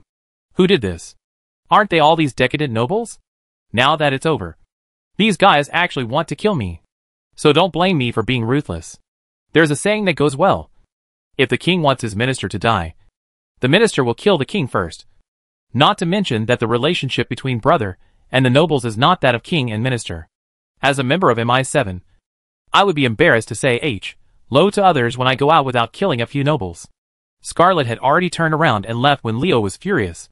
If the situation was as serious as Leo said, she would have to find a way to deal with it. Even if the possibility was only 1 in 10,000. Because Scarlet couldn't afford to gamble. Leo didn't pay much attention to Scarlet's departure. Anyway, he didn't have too much trouble with this girl. Besides, as a member of MI7, it was easy to find someone in Stormwind City. With a cold smile on his lips, Leo whispered without looking back, "It's time for the show you've been watching for so long to come out. You annoying mouse." The most annoying thing is those who peek at the gods. But there was silence all around. Was it Leo's illusion? Leo's eyes suddenly shot out a cold light. Want to run? Stay here for me. Silently, a small corner not far from where Leo and Scarlet were talking was suddenly shrouded in darkness. The dark element exploded in the corner with a huge impact. But although the impact was large, it did not make any sound. A figure appeared in the corner awkwardly, with a trace of blood hanging from the corner of his mouth. Leo pointed a finger casually, and a black flame flashed across the embarrassed figure, and the shadow burned. The burning pain from his soul made the embarrassed figure bend down in pain, and a large amount of sweat instantly soaked his back. Leo stared coldly at the embarrassed figure in the corner, with undisguised murderous intent in his eyes. Who sent you? Leo did not continue to attack, and the embarrassed figure got a chance to breathe. He took a deep breath and said in an unbelievable tone, "The Wrath of Shadow can only be used by high-level warlocks who are about to enter the Hall of Legends. It is impossible." You when I was in Ueshi town. I obviously only had mid-level strength. Wrath of Shadow. This is the innate spell of the Destruction Warlock. Under normal circumstances, even a genius warlock needs to reach the peak of high level to use this spell. If the level is indicated by numbers. The minimum requirement for using Shadow Fury is level 49. If Leo hadn't had the advantage of being a time traveler and had more talent points than others, it would have been impossible to use Shadow Fury at level 36. The embarrassed figure mentioned Leo's strength when he was in Ueshi town, which made the murderous intent in Leo's eyes even more intense. I never expected that someone has been investigating me. Tell me everything you know, and I will let you die quickly. As we all know, warlocks are experts at playing with souls. It is simply delusional to want to use death to get rid of a powerful warlock. The embarrassed figure suddenly shouted, "Boy, do you dare to kill people in Stormwind City? Don't forget the prohibition of weapons in Stormwind City. As the capital of the Kingdom of Stormwind, Stormwind City's rules are very strict. Fighting and fighting are strictly prohibited in the city, and violators will have to enjoy the taste of prison." Putting his index finger on his lips, Leo made a soft movement. "Do you want to attract the attention of the city guards by shouting? I think you made a mistake. Of course, I dare not violate the rules in Stormwind City. But this is all if someone sees it. If no one sees this, it will be difficult to say. Where is this place? This is the territory of the Warlock Guild in Stormwind City, and the Warlock Guild is located in an extremely remote corner of Stormwind City. Apart from the occasional warlock or two, not even a ghost can be seen here.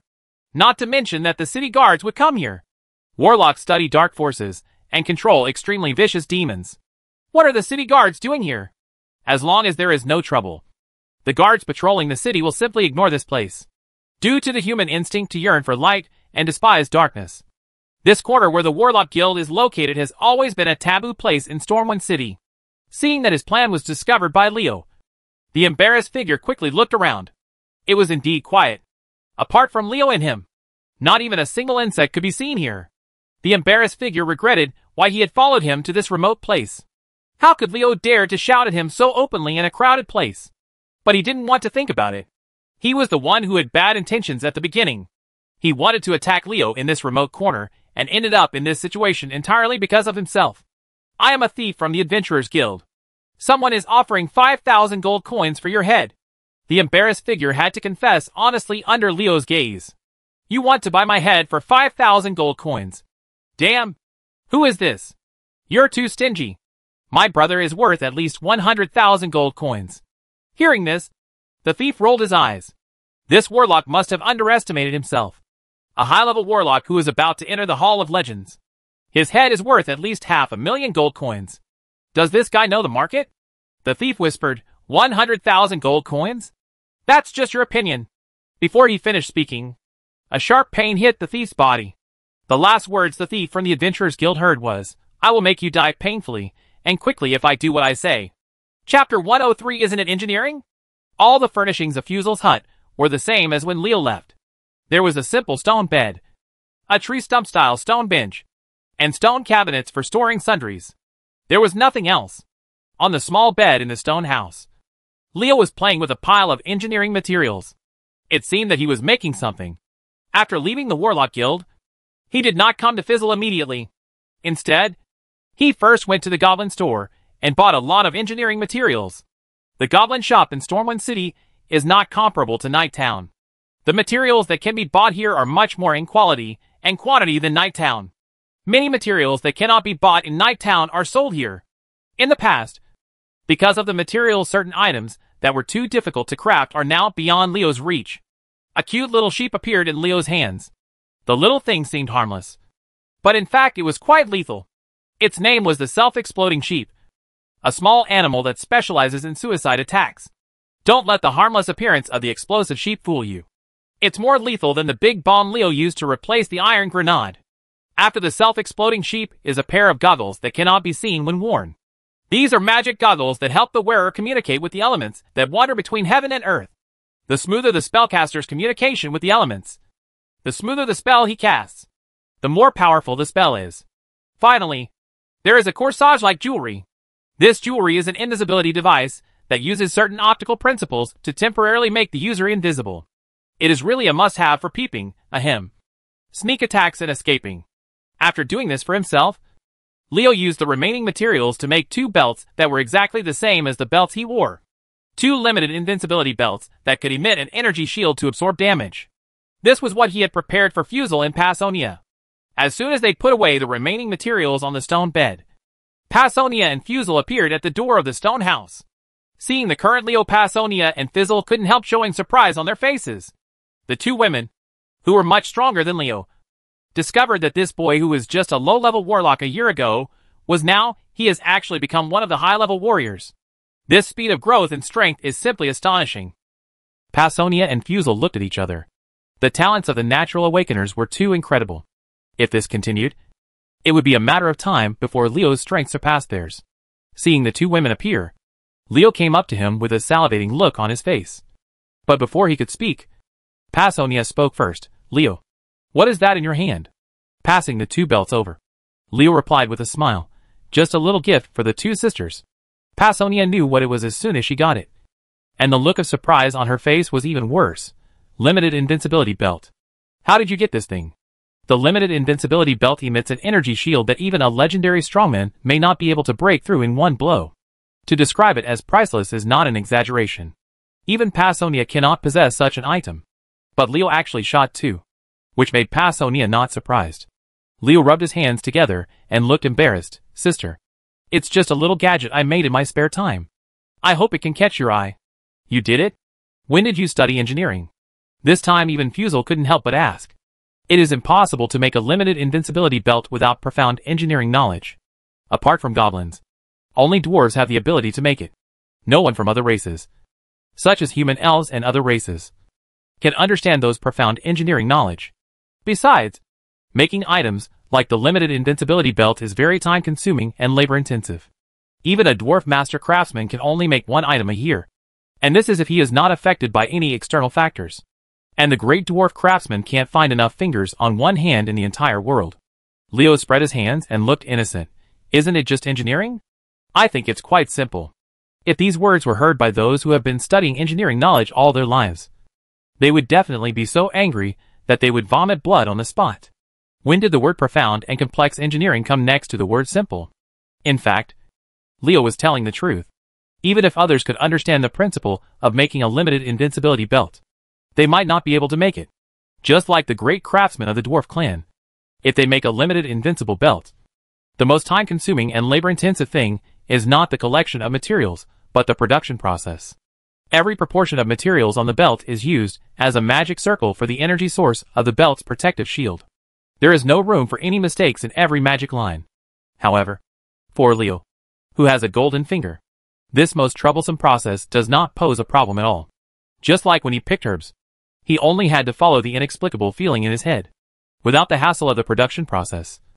The invincible belt is just a simple handiwork in Leo's hands. Pretty simple? There were strange looks on the faces of Passonia and Fusel.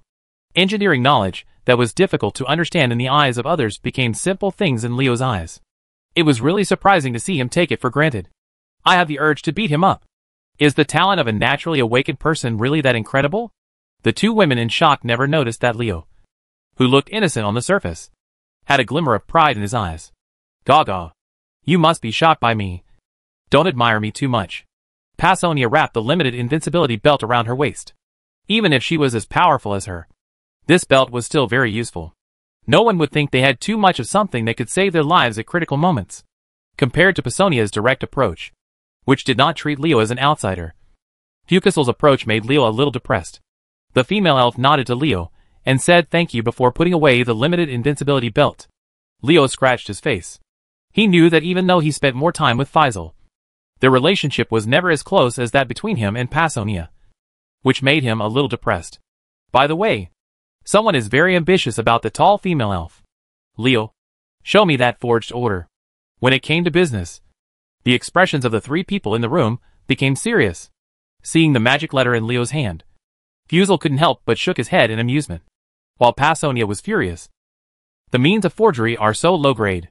What do you think of our MI7? Are the people who made this letter despising our MI7? Passonia's words made Leo sweat profusely.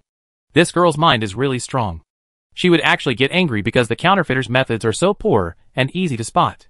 What is this?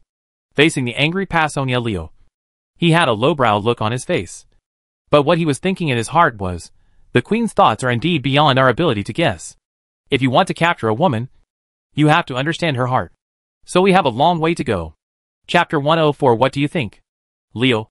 Someone from the Adventurers Guild has offered a high bounty for your head. Pasonia suddenly said this. Leo scratched his face. Well, I actually killed a mouse at the entrance of the Warlock Guild. That was just the price before. Now someone has raised the bounty to 50,000 gold coins. This amount is enough to impress many high-level warriors. Pasonia's words did not cause the slightest fluctuation on Leo's face. Ordinary high-level warriors were no longer in Leo's eyes. Leo would kill these guys as long as they dared to come. In his eyes, ordinary high-level warriors just come together to give themselves energy. Seeing Leo's calm expression after hearing the news, Pasonia nodded with satisfaction. Leo, listen. Dealing with the assassinations of the bounty hunters from the Adventurers Guild is part of the road to becoming a strong person. And it is also a part that must be experienced. From Pasonia's words, Leo heard her subtext. That is, MI7 would not help him in this matter. And he had to deal with the bounty hunters who came to take his life for the bounty. I'm looking for someone to hone my combat skills. The bounty hunter from the Adventurers Guild might be a good candidate. Leo smiled slightly, looking quite interested. His expression fell in the eyes of Pasonia and Fusel, and the two women secretly admired him. From Leo's performance just now, the two women could see his change in mentality. The guy who was cowardly and timid in their eyes when he first came to Stormwind City has completed his transformation. With superior talents and a fearless mentality of a strong man, Leo's future achievements will definitely be high. Since this fake order is issued to you, you will be responsible for handling this matter. After saying this, Pasonia turned and walked out of the stone house. As the leader of MI7, the things she needs to deal with are not ordinary. There are so many people, and being able to take the time to see Leo is already a great honor to him. After Pasonia left, only Leo and Fusel were left in the stone house. The female elf who had been silent before spoke. Leo, your identity as a warlock has been exposed, and this place is no longer suitable for you to live. Leo was not surprised by this result. Fusel's small stone house is not far from the Holy Light Cathedral. This is under the jurisdiction of the church. Of course, warlocks who study dark power cannot stay here. Otherwise they will be waiting for a large group of high-level, let the clergy drive people away. Besides, his stay in Fuxel's cabin would attract a lot of attention, which would increase the risk of Fuxel being exposed. After all, Leo is no longer the unknown person he once was. The reward of 50,000 gold coins from the Adventurers Guild made him famous in one fell swoop. Although this name was not what Leo wanted. Leo looked at Fusel deeply. He knew that the female elf was telling him that the two of them should have as little contact as possible in the future. Leo's identity, as a member of MI7, was not a secret to the Cathedral of the Holy Light. A member of MI7 people here always come to Fusel, which will inevitably make people in the Holy Light Cathedral suspicious. I'm going to the Golden Rose Hotel. The church has no control over that place. After Leo said that, he turned around and walked out of the stone house. The female elf stood quietly for a long time, and a whisper rang out in the empty stone house. If we can't enter the Palace of Legends and break the shackles of lifespan, there will be no relationship between humans and elves. Indeed, the lifespan of humans is measured in hundreds of years, while the lifespan of elves is measured in millennia. If they cannot break through the shackles of high level and become legendary, humans will be nothing but less after 100 years, while elves will not change much. The end result of the two together can only be a tragedy. If humans can step into the Hall of Legends, the shackles of lifespan will no longer exist.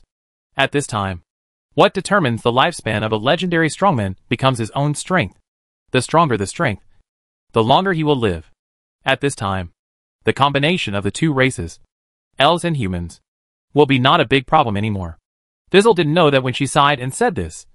Leo paused in his footsteps as he walked away, and a vine quietly disappeared under the ground of the stone house. Is this the reason why you have been deliberately keeping a distance from me? Stepping into the Palace of Legend. It is not a problem at all for me. By the way, this boy Leo is really not innocent enough. On the surface, he is gone. But in fact, a poisonous flower vine is lurking in Fuxel's cabin. This kid is not afraid of being discovered by Fuxel and giving him a good beating. It's really shameless. In fact, with the minds of Pasonia and Faisal, how could they not know what Leo was thinking? But in the past, the two women regarded him as a little guy. But this time Leo's amazing talent after returning to Stormwind City made the two women really start to take him seriously. As long as he can break through the shackles and step into the Hall of Legends, the two women will give him a chance. Otherwise he can only do this all the time. The younger brother in the eyes of the two women. In this world where everything is measured by strength, if you want to have a partner as strong as Passonia and Fusel, it is absolutely impossible not to be strong enough. If you want to have love, you can't do it without the corresponding strength. It's just a beautiful fairy tale that the prince and Cinderella lived a happy life without shame or impatience. The reality is often ruthless and cruel. Otherwise they wouldn't be well matched. The Golden-Crusted Rose Hotel is a very famous hotel located in the trade area of Stormwind City. There are mercenaries working hard for a living, adventurers exploring for gold, thieves selling all kinds of information, businessmen traveling around, all kinds of people every day, all brought huge passenger flow to the hotel, and also brought a lot of wealth to the hotel owner. Simple tables and chairs, flickering lights, and all kinds of people gather here. This is a small haven in a journey like the stars and the sea. Maybe you will leave here tomorrow to embark on your unknown journey. Why not today? How about enjoying the hotel's ale in the evening and sharing your travel experiences and anecdotes? Leo silently recited a line of words engraved on the hotel's sign.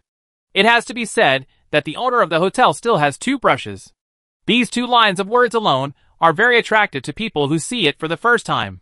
It is very important to attract customers first. If no one comes to the hotel, no matter how good your service quality is, others will not know about it. After booking a room with the innkeeper, Leo began to look for people in the hotel lobby.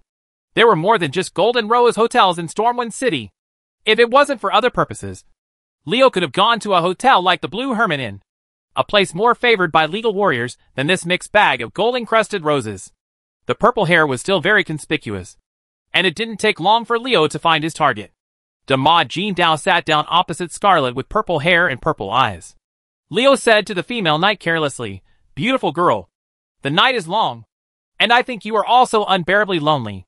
Since no one is in the mood to sleep, why not come here? Let's talk about life and ideals in my room. Explore the true meaning of life. Kill this boring time, and increase mutual understanding. What do you think?" Chapter 105 Long Experience. Seeing Leo step forward to strike up a conversation with Scarlet, the people sitting nearby showed expressions that there was something going on. In such a mixed place, Scarlet's ability to occupy a table alone speaks volumes. It would be impossible for a beautiful woman like her to be surrounded by golden roses without anyone coveting her. However, what happened in the past few days made everyone present know how powerful she is. Especially after several high-level warriors were after she was knocked down easily. No one dared to come up to fight her. Another one came up to beat him up. Judging from the tight face of this boy, he was probably a guy who didn't understand the situation and only saw beauty. People at several nearby tables were waiting to see how Leo would be beaten. Speaking of which, the onlookers who love to watch the excitement are really everywhere. What surprised the onlookers was that Scarlet, who had a furious look on her face when she saw Leo sitting down, actually didn't make a move. After staring at Leo for a while with her purple eyes, Scarlet actually nodded and agreed. So, amid the sound of broken glasses, Scarlet followed Leo up to the second floor of the hotel, which was specially prepared for guests. Oh my god! I didn't expect that purple-haired beauty to like this type. Sister, just tell me what flavor you like, and we will change it. A group of mercenaries looked up to the sky and lamented. How can a pretty boy be so lethal to women? How can you put us macho men to shame? After entering the room, Scarlet asked Leo with an indifferent expression, "What do you mean by coming to me?" Leo pouted. It was really annoying that this girl always had a sullen face, as if he owed her something. Are you saying you can't smile more? The bricks say that you can live 5 seconds longer if you laugh. I have been given an order from above, and I will handle the previous matter. I think we need to cooperate once. Don't you? Scarlet didn't ask about MI7's decision. She knew that even if she asked, she wouldn't be able to get anything out of it. From the few contacts she had with Leo, Scarlet understood that the warlock opposite him was a person with great potential. Any organization that had such a person would give him more training opportunities, so that he could grow faster. How do you want to cooperate? Scarlet's words got to the point. Leo did not leave a good impression on her, and the female knight was not willing to talk nonsense with this guy. Leo spread his hands. I hope you can tell me what you found out during your time in Stormwind City. This will also help us determine the target faster. Scarlet did not hesitate. Anyway, this was not something too confidential. Even she, who had no foundation in the kingdom of Stormwind, could find out something. It was not difficult for MI7, which had tentacles all over the kingdom of Stormwind, to know. Do you know Count Greg?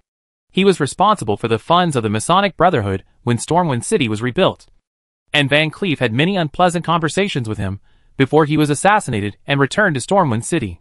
Greg. This name is somewhat impressive. Leo thought carefully and remembered something. Wasn't the arrogant aristocratic coachman he saw when he first left Stormwind City driving for Greg? At that time, I was still saying that even the servants were so arrogant. So I could imagine the character of the master. But I didn't expect that this guy was really not a good person. What is the difference between aristocrats, who embezzle wages from the masonry fraternity, and scum who eat the hard-earned money of migrant workers? Earl Greg is the head of those people? So they want your life because you are investigating them. And these people are afraid that you will dig out their crimes. So don't I suffer an unreasonable disaster? It's between you and them. Why did you blame me? Leo rolled his eyes. He was shot even while he was lying down. Do you think these people came to you casually? According to the clues I found, some nobles headed by Greg actually had a private relationship with Van Cleef when the Defias Brotherhood was raging in the western wilderness. Contact. Some nobles in Stormwind are secretly trading with the Defias Brotherhood. And you killed Van Cleef. And they are afraid that you have some evidence against them. Scarlet's words silenced Leo. Is there something wrong with the minds of these nobles? If he really had evidence of their transaction with Van Cleef, wouldn't he have reported it earlier? The assassins from MI7 came to talk to them this morning. Will they wait until these people come to plot against them? Damn. These nobles are really a bunch of pig-minded people. Are they all thinking about the Yon-Eden communists? Okay. Now that you know the culprit of this matter, what are you going to do? Are you going to meet King Anduin directly to expose their crimes? Scarlet shook her head, and the female knight looked helpless. Although all the clues point to Earl Greg, I haven't obtained the most critical evidence yet. Even if I meet the king, I can't do anything to them. Besides, you guys, the king is still a child. He is not yet able to see the complicated political situation clearly. All the power is in the hands of Archduke Bolvar. With the character of Archduke Bolvar, he will not take any action against Earl Greg based on only some doubts and speculations. Any action? The key evidence is hard to find. No matter how stupid Greg is, he won't be able to leave any clues. Leo rubbed his chin, which meant that even meeting the king was useless if no evidence could be found. As the saying goes, it is impossible to deal with an earl of a kingdom without real evidence. After all, the earl is a member of the kingdom's high-ranking nobles. How can he be convicted based on a few guesses? No. I'm sure there's a place where the evidence will be found. Scarlet's words made Leo's eyes light up. What this girl said with such confidence was definitely not false. Where? You haven't checked? Leo's questioning made the female knight very depressed. The prison in Stormwind City imprisoned many evil-doing Defias thieves, and some of them must have been involved in private transactions with nobles. That's it. Leo understood. After taking control of Yueshi Town, the kingdom's army separated the members of the original Stonemason Brotherhood from the truly vicious bandits. Some of the latter were executed on the spot, and some people were escorted to Stormwind City and imprisoned. The prison is different from other places. It is considered a filthy place by the nobles. Even ordinary nobles are not willing to go, let alone members of the royal family like Scarlet. If Scarlet really goes to that place to investigate, I am afraid that someone will find out before she can find anything useful. The Defias gangsters in the prison will definitely be wiped out. Considering Greg's power as an earl, it is not difficult to kill a group of prisoners in prison. Scarlet had scruples because of her identity, but Leo didn't. It was easy for him to just put on makeup and find an excuse to visit the prison or something. Is it a prison? I haven't really been in it yet, so I'll just go there and learn more about it. Chapter 106 Power? Do I need it? A noble carriage was driving at high speed on the avenue of Stormwind City. Judging from the seal engraved on the carriage, the owner of the carriage was none other than the very famous and powerful Earl Greg in the Kingdom of Stormwind. The carriage drove quickly on the road specially provided for the nobles, although there was no one blocking the carriage in front. The driver still shook his whip and shouted loudly, "Get out of here! Untouchables! Lord Gregor's carriage is coming! Get out of here! Open!" The people around him were obviously very angry when they heard the coachman shouting, but no one dared to stand up or even look at the carriage. This is the case where one dares to be angry but dare not speak out. This Earl Greg is really not ordinary arrogant. It is a miracle that such an arrogant guy can survive to this day. Leo, who was standing in the crowd, looked at the arrogant coachman with a cold glint in his eyes. Just when the coachman was proud of his performance, a lazy voice came over. "Where is the mad dog barking? It disturbs the uncle's interest." At the same time, the two horses pulling the carriage suddenly started biting and trampling each other like crazy. The horse in the carriage suddenly went crazy and frightened the coachman. He hurriedly yelled and tried to control the situation. But it was no use at all. The high-speed carriage suddenly lost control and staggered forward like a sports car driven by a drunkard on the highway. Seeing that the tragedy of car crash and death was about to happen, two figures suddenly jumped out of the carriage. The two people, one on each side, stretched out their hands to grab the carriage as they landed. The carriage was moving at high speed. They came to a sudden stop under control. And no matter how hard the two horses pulling the carriage struggled, they could not make the carriage shake even a little. This scene inevitably aroused exclamations in everyone's eyes. Leo, who was hidden in the crowd, also looked at the two people holding the carriage with interest. The sudden madness of the two horses pulling the cart was the result of Leo using the confusion curse on them. Greg was not stupid. He knew that his arrogance would cause dissatisfaction. So he brought two powerful bodyguards with him. It seemed that these two bodyguards, who were ordinary high-level warriors, were no match for them. Not long after the carriage stopped, a middle-aged man with blonde curly hair poked his head out of the carriage. After experiencing a fright, the coachman suddenly turned pale and trembled when he saw the curly-haired middle-aged man. He knew very well what kind of character his master was, and what kind of harsh punishment he would suffer as a coachman if such a serious accident occurred in the carriage. It's already imaginable. The curly-haired middle-aged man in the carriage was none other than the powerful Earl Greg of the Kingdom of Stormwind. At this time, the arrogant Earl had an angry look on his face. When he saw the trembling coachman, he raised his foot and kicked the coachman right in the heart. A trace of blood flowed from the corner of the driver's mouth after being kicked by his master. But he didn't care about the physical injuries at this time. In front of Greg, this arrogant guy would just keep begging for mercy. "My lord, please forgive me. Lord Count, please spare this villain." Seeing the coachman being so pitiful, the onlookers not only showed no pity, but looked relieved.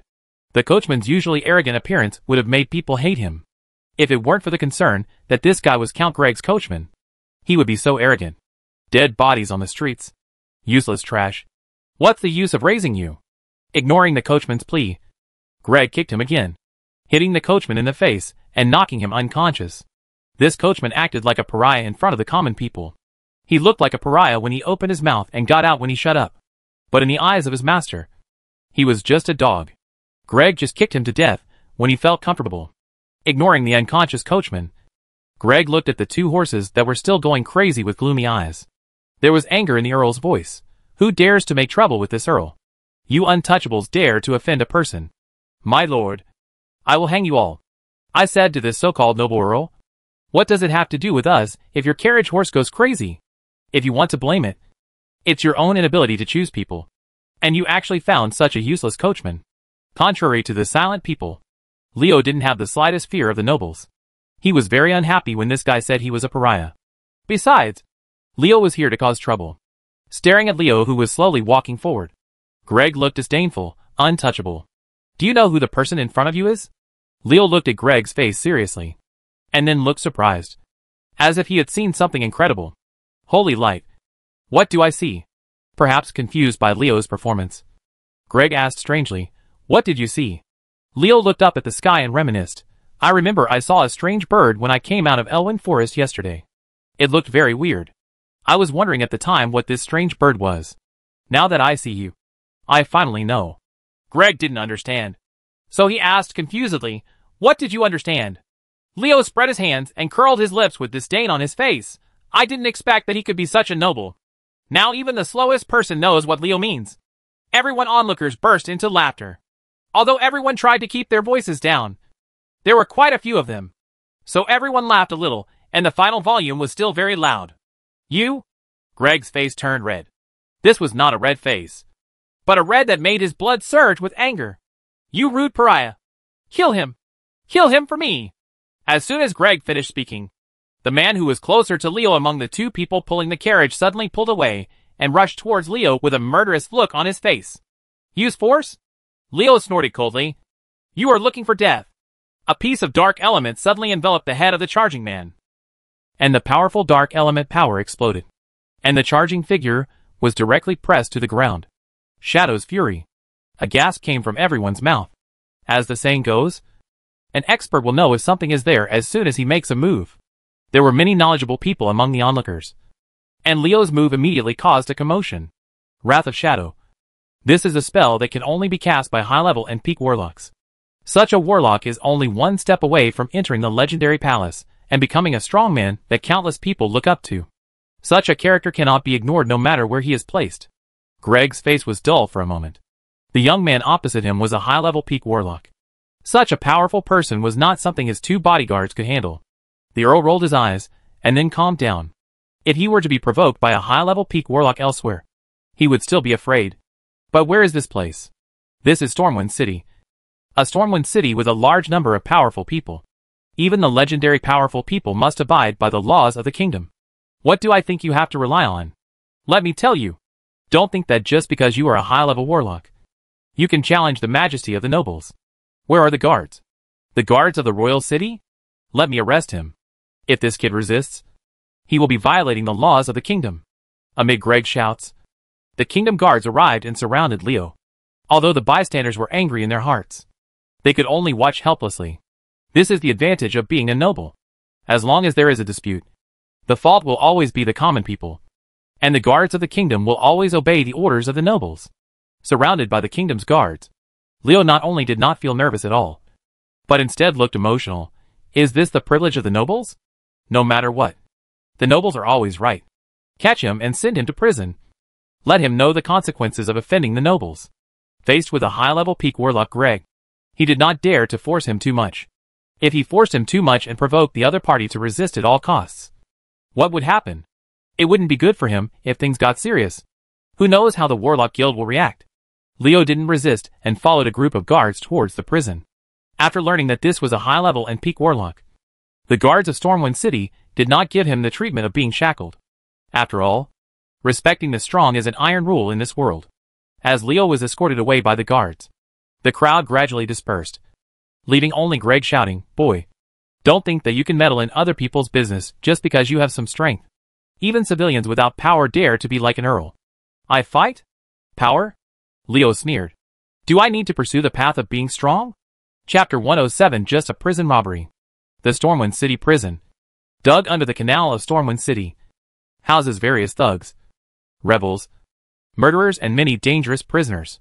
It is the most tightly guarded place in Stormwind City except the Royal Palace. Prison, since its birth, has been full of all kinds of crimes, blood and violence. Damn Hundan, you actually made me lose money. Several guards were beating a prisoner who was covered in wounds. How could the seriously injured prisoner withstand this torture? It didn't take long for him to lose his breath. Leo stood in the cell and frowned as he watched this scene, especially since the screams of some female prisoners could be heard from time to time in his ears, which made him feel even more upset. The guards in the prison took great pleasure in torturing the prisoners and based their own happiness on the pain of others. In this dark prison, the beauty in human nature has been extremely distorted, and its dark side is revealed without any scruples. If you had not come here, you would never imagine that there is such a place in the majestic Stormwind City. Another one died. Drag him down and deal with it. A man who looked like a squad leader kicked the dead prisoner at his feet and gave instructions to the guards behind him. From his indifferent tone and the guards' skillful movements, it could be seen that they did this kind of thing quite a lot, compared with Leo's colleagues who had to do various activities such as hide and seek and drink water before traveling through time. The prisoners in Stormwind City prison were obviously much more straightforward. Prisoners, if they die, they die. How can there be immortal people in prison? Reason? Do I need to explain it to you? Since you were born into this world, don't even think about coming back alive. Captain, that orc named Tar is too scary. Ordinary prisoners are no match for him. How about we find some powerful prisoners to try? I heard that a warlock came into the new prison a few days ago. Why don't we ask him to go there? How? A guard said in front of the squad leader. The captain suddenly shuddered when he was about to answer. He looked up and saw Leo smiling evilly at him, and a layer of emerald green flames on the warlock's body seemed to be burning. Anyone who can sneak into the position of squad leader has a certain eye. He knows who can be bullied and who cannot be provoked. Without thinking, he kicked the guard who had the bad idea and then charged in a flattering manner. Ashi bowed and retreated. The team leader glared hatefully at the guard, who fell on the ground. He was a high-level warlock at the pinnacle. A strong man who was only one step away from entering the Hall of Legends. Is such a person something we, the little jailers, can afford to offend? Didn't you see that people as arrogant as Earl Greg didn't come to trouble him again? If you miss, go it alone. Don't drag me into the water. Are all evil people bullying and afraid of the strong? Leo pouted. It had been 5 days since he came to the prison, and there had been no progress at all during these 5 days, which made him feel like he was wasting his time. Speaking of time, this is like a butcher's knife. Black fungus, purple grapes, soft bananas. Staying in a dark place like a prison for a long time will affect your character. Not to mention that Leo is also a dual professional who studies the power of darkness and death. Staying in such a place will have an even greater impact. Since no useful clues can be found, Leo is unwilling to stay any longer. The external environment has a great influence on people. Leo cannot guarantee that he will not be affected by staying in this prison full of all kinds of crimes for a long time. Influence. After just a few days in prison, Leo has already discovered that the dark power belonging to the warlock and the death power belonging to the necromancer are about to move in his body. These two forces are trying to affect his mind and make him cruel and addicted. Kill. I didn't expect negative energy to have such a big impact on me. Is it because I'm not determined enough? Leo said and raised his hand.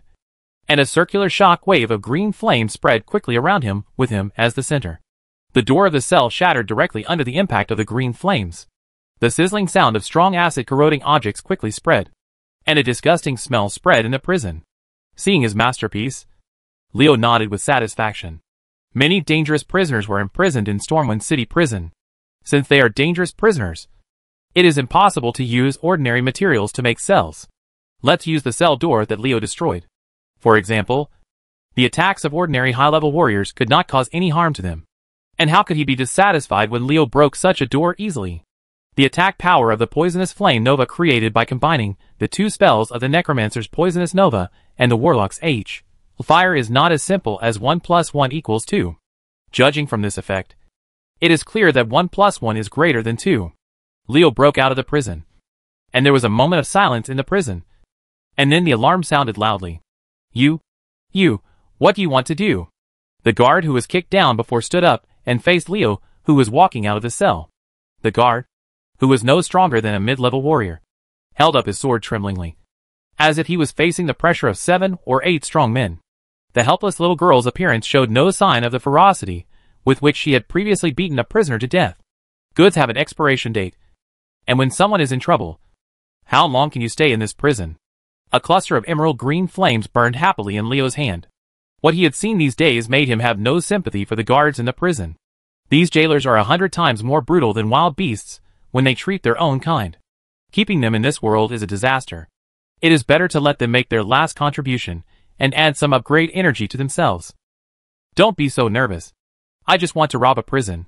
Leo flicked his fingers, and a cluster of finger-sized poisonous flames floated toward the guards slowly and quickly. Ah! A scream came out, and the guard's entire body burned with poisonous flames. But in the blink of an eye he became a burning man. The guard struggled desperately, but under the double attack of fire and poison, he stopped moving in less than 2 or 3 breaths. What happened? A large group of guards ran over screaming, and they collectively lost their voice when they saw Leo standing outside the cell and the corpses of the guards, who were burned beyond recognition by the poisonous flames. In the minds of the jailers, it is impossible for prisoners to escape from prison. However, the jailers misunderstood.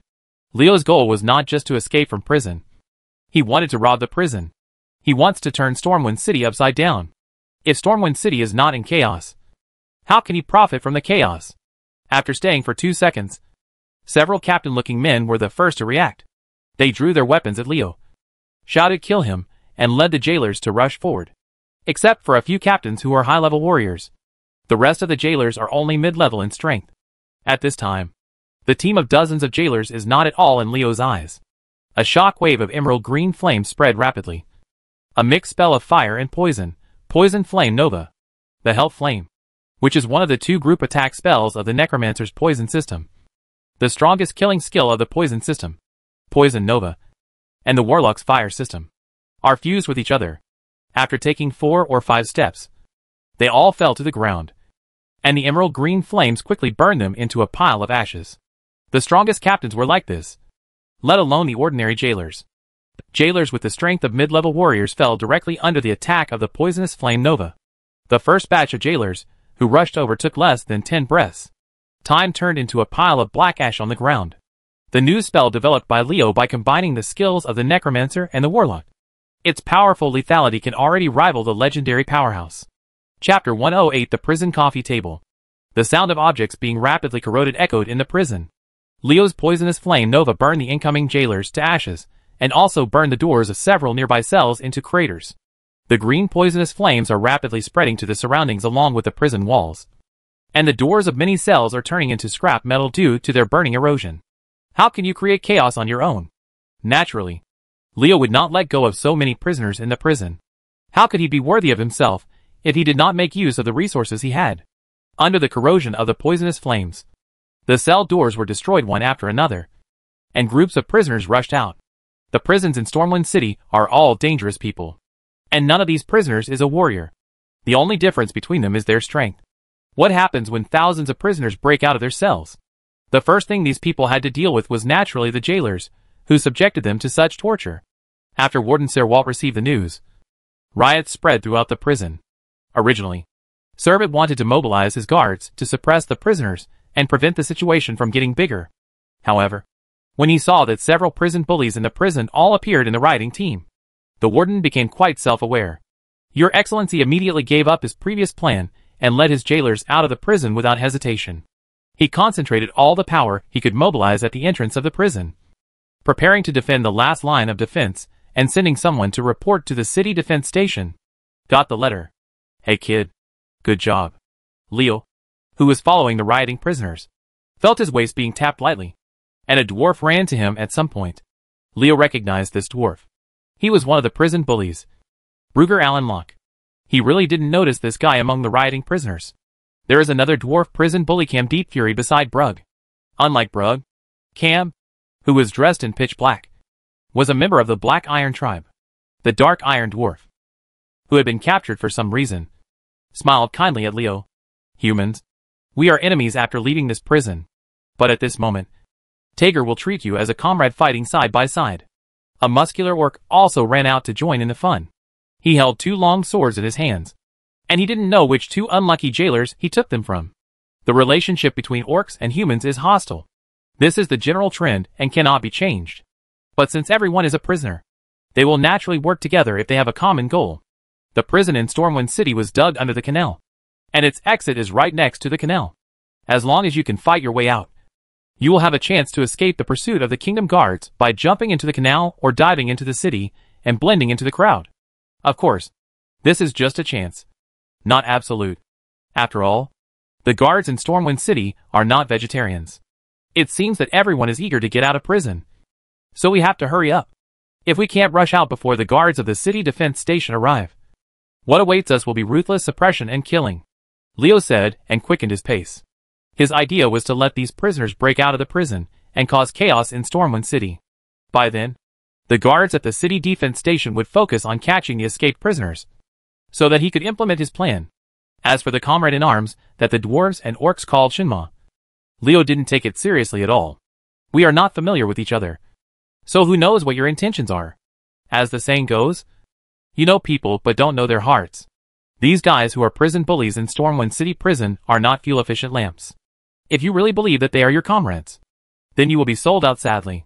Tager, Cam, Brug, you are here just in time. Servant has locked the door of the prison. Baker and I can't break it open. Come and help. A man holding a long-handled sword waved at Tager and the others. Next to him stood a human holding a pair of swords. Looking at his appearance, he was obviously a member of the Defias Thieves group. Only 2 of the surrounding prisoners kept their heads above water and automatically moved out of the way after the man with the long-handled sword spoke. The man with the long-handled sword is Dixter Ward, and the thief with the double sword is Buckle Thread. These 2 are also prison bullies. Except for Hammock, the 2-headed ogre. Several major prison bullies from Stormwind City Prison were gathered together. The prison door has been strengthened by magic, although it is not impossible to open it with brute force. We people obviously can't do it. Tager and the others came to this conclusion after some tentative attacks. In conclusion, he was about to escape from this dark prison, but he was blocked by a gate. However, the 3-finger-thick iron gate completely blocked the hope of thousands of prisoners to regain freedom. What to do now? Frustration. A sense of hopeless pessimism spread among the prisoners. At this moment, a basketball-sized green flame ball hit the prison door with a bang. Amidst the roaring sound, the originally unbreakable prison door was rapidly melting. However, within 4 or 5 breaths, the prison door, which had been strengthened by magic, collapsed in the expectant eyes of the prisoners. The prison door is down. That damn door that was preventing me from regaining my freedom and seeing the sun again collapsed. The prisoners were stunned at first, and then became ecstatic. Rush out. Break through the defenses of the frightened jailers, and we will be free. The eagerness to regain freedom made the prisoners forget to look for who sent the green flame ball. They rushed out screaming. The messy scene made several prison bullies, who originally wanted to find Leo, have no choice but to after giving up. Tager and others, coerced by the crowd, fought together with the jailers led by Servant. There's a saying that goes well. You will never truly appreciate something you have not lost. It is precisely because they once lost their freedom and lived a dark life in the prison of Stormwind City that the prisoners know the value of freedom. They are already going crazy with the hope of being free. Anyone who dares to stand in their way is an enemy. If they are an enemy, they will fight to the death with them.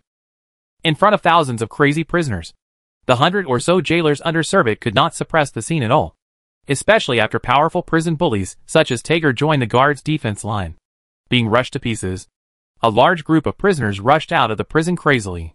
In the chaotic scene, no one noticed that Leo, the culprit of the prison riot, had quietly left. Shortly after Leo left, the city guards, who received the news, rushed from several directions to the entrance of the prison. The prisoners who did not escape were destined to become victims of this riot. The coffee table in the prison will soon be filled with small cups. Chapter 109. No one is rich without windfall. The aristocratic district of Stormwind City is the area with the best urban planning, the most exquisite buildings, the most complete facilities, and the largest area in the entire royal city. It is no exaggeration to describe the land price in the noble district as an inch of land. After all, this is the center of the kingdom, and the only place where one can enter the royal palace. News of the prisoner riot in Stormwind City had spread throughout the city, and the city guards also fought fiercely with the rioting prisoners. Stormwind City was in an uproar because of this incident, but the noble district was very quiet, as if prison inmate riots were just a legend. Seeing that there was not even a trace of chaos in the noble area, Leo became depressed when he sneaked in here. Is it because the nobles have lived a comfortable life for too long that they are slow to react? Or is it because these guys have very strong mental qualities and are as calm as boiled water to the prisoner riots? Why are you nobles so calm when you have nothing to do? It makes it very troublesome for me to do even small things. Someone muttered secretly, but forgot the fact that he always kept the word calm on his lips when he was fine. Although the situation is somewhat different from what I thought, things still have to be done. After releasing crows for some reconnaissance, Leo quietly sneaked into a mansion. The owner of this mansion was Earl Greg. After finding no valuable clues in the prison of Stormwind City, Leo decided to go to Greg's mansion to investigate. Scarlet's thoughts are too orthodox. In the female knight's mind, as long as there is no conclusive evidence, the noble's mansion cannot be searched, because this is very disrespectful. But Leo would not pay attention to this. In his opinion, if he wanted to find evidence of the transaction between Greg and the Defias thieves, it would be much more useful to search the person's house than to stay in prison. There were many servants and bodyguards in Greg's mansion. But how could these people find Leo? Leo, who had gone through the training plan formulated by Passonia, was not something that ordinary people could discover. It didn't take much effort for him to get into Greg's room. Don't ask how Leo knew this was Greg's room. It would be really weird if the main room of a mansion was not the owner's room. Sneaking into Greg's room, Leo's eyes couldn't help but shine. The decoration of this room was so luxurious. The whole room was so resplendent that even the corners were plated with gold. Leo is so envious and jealous. A nouveau riche. But you, Greg, are still an earl. Why are you so tasteless? The whole room was dazzling with gold, and it looked very rich. But it gave people the impression that it was a nouveau riche. A nouveau riche who suddenly became rich without any background. After searching carefully, Leo was surprised that he didn't find anything useful. There is nothing else in this room except some items commonly used by the owner and luxuries for viewing. Curly Greg seems to have put all his important things in other places. This is going to be difficult. It would be impossible for Leo to search the huge Earl's mansion in less than 10 days alone. This was still a rough search. And a detailed search would not have been completed in a month or two. Leo was feeling in a dilemma. But the message from the poisonous flower vines traveling underground in the Earl's mansion put a smile on his face. It turns out that the poisonous flower vine accidentally got into a basement. And there are many interesting things in this basement. It's like another village, has a bright future. I didn't expect that the poisonous flower vine would make a great contribution at this time. Taking advantage of the poisonous flower vine's ability to travel underground, Leo directed it to carefully carry the items in the basement. Pieces of art pieces collected by Greg, priceless beautiful jewelry, and top-quality magic materials that are difficult to buy outside, were shipped out one by the poisonous flower vines, and were received by Leo as his personal belongings. Space. As the powerful Earl of the kingdom, and also a very powerful Earl with very dirty hands and feet. The wealth that Greg hid in the basement directly made Leo enter the ranks of the rich. Not counting other things. The value of the magic materials alone was more than 1 million gold coins. It's true that a man can't be rich without windfall, and a horse can't fatten without night grass. If Greg, the golden curly hair, sees that his treasure room has been emptied by me, I wonder if he will be furious to death. After receiving such a huge windfall, Leo was beaming with joy. I finally have money. No wonder so many people like to rob the rich and give to the poor. Taking money from the rich to help your own poverty is really a shortcut to getting rich. Making a fortune is a good thing. But there is no evidence of Gregor's dealings with the Defias thieves, which seems to be a fly in the ointment. But some things really can't be done by force. Leo controlled the poisonous flower vine and searched for it for a long time, but still couldn't get anything. In the end, he had to give up. When Leo returned to the Golden Rose Inn, the Stormwind City prison riot he triggered was nearing its end. Under the powerful offensive of the city guards, most of the prisoners who launched the riot were killed or injured. More than 600 people were killed in the riot. Only less than 10 prisoners successfully escaped. Except for Leo and Candide Fury and a few others. Except for the prison bullies who fought their way out through strength. The remaining ones were all guys with great luck. Next, as long as you hide deeper, it won't be a big problem to avoid the city guard's search. This is the royal city after all. And it is impossible to hunt down a few prisoners who are insignificant in the eyes of the nobles. As soon as he entered the room, a big sword was placed in front of Leo. What caught Leo's eyes was Scarlet's pretty face full of anger. You were responsible for the prison riot, right? Do you know how many people died? This girl actually asked my brother with a righteous face. Who does she think she is? Does being beautiful mean something great? Leo curled his lips. In his eyes, the saying that beauties are privileged would only work when he was in a good mood. But now, anyone with a big sword held to his neck would not be in a good mood. The prisons in Stormwind City are full of vicious criminals. It is a good thing that these people are dead. We must know that eliminating evil is promoting good. As for the jailers who were injured or killed, you will understand after listening to me. If the two hadn't still had a cooperative relationship, Leo wouldn't have explained to Scarlet that it's your business what you think about love. But please don't be self-righteous. As Leo told the story, a look of shock appeared on Scarlet's face. She never thought that these jailers, who were members of the kingdom's guards, would actually do such a thing. Words such as scorning human life and atrocious crime should not be applied to criminals. These jailers are much more suitable than criminals. Scarlet did not doubt Leo's words. The female knight's intuition told him that everything this man said was true. I never expected that something like this would happen in the kingdom of Stormwind. The female knight had lowered her sword. Scarlet's thoughts were not as rigid as those of an old stubborn one. She understood that eliminating evil means promoting good. Whether they are criminals or jailers in prison, both are bad people and deserve to die. As for the problems of the city guards, the two of them ignored them tacitly. Sometimes some sacrifices were necessary. Hearing that Leo could not find evidence in Earl Greg's mansion, Scarlet thought for a while, and then said, if you can't find it anywhere, then maybe Greg took the evidence with him. After all, no one would have thought that searching an Earl. After being reminded by the female knight, Leo felt that the possibility was not high. If there was evidence, it would be much safer for Greg to take it with him than to leave it in a secret room. Secret rooms also attract thieves. So who would check the private space of an Earl?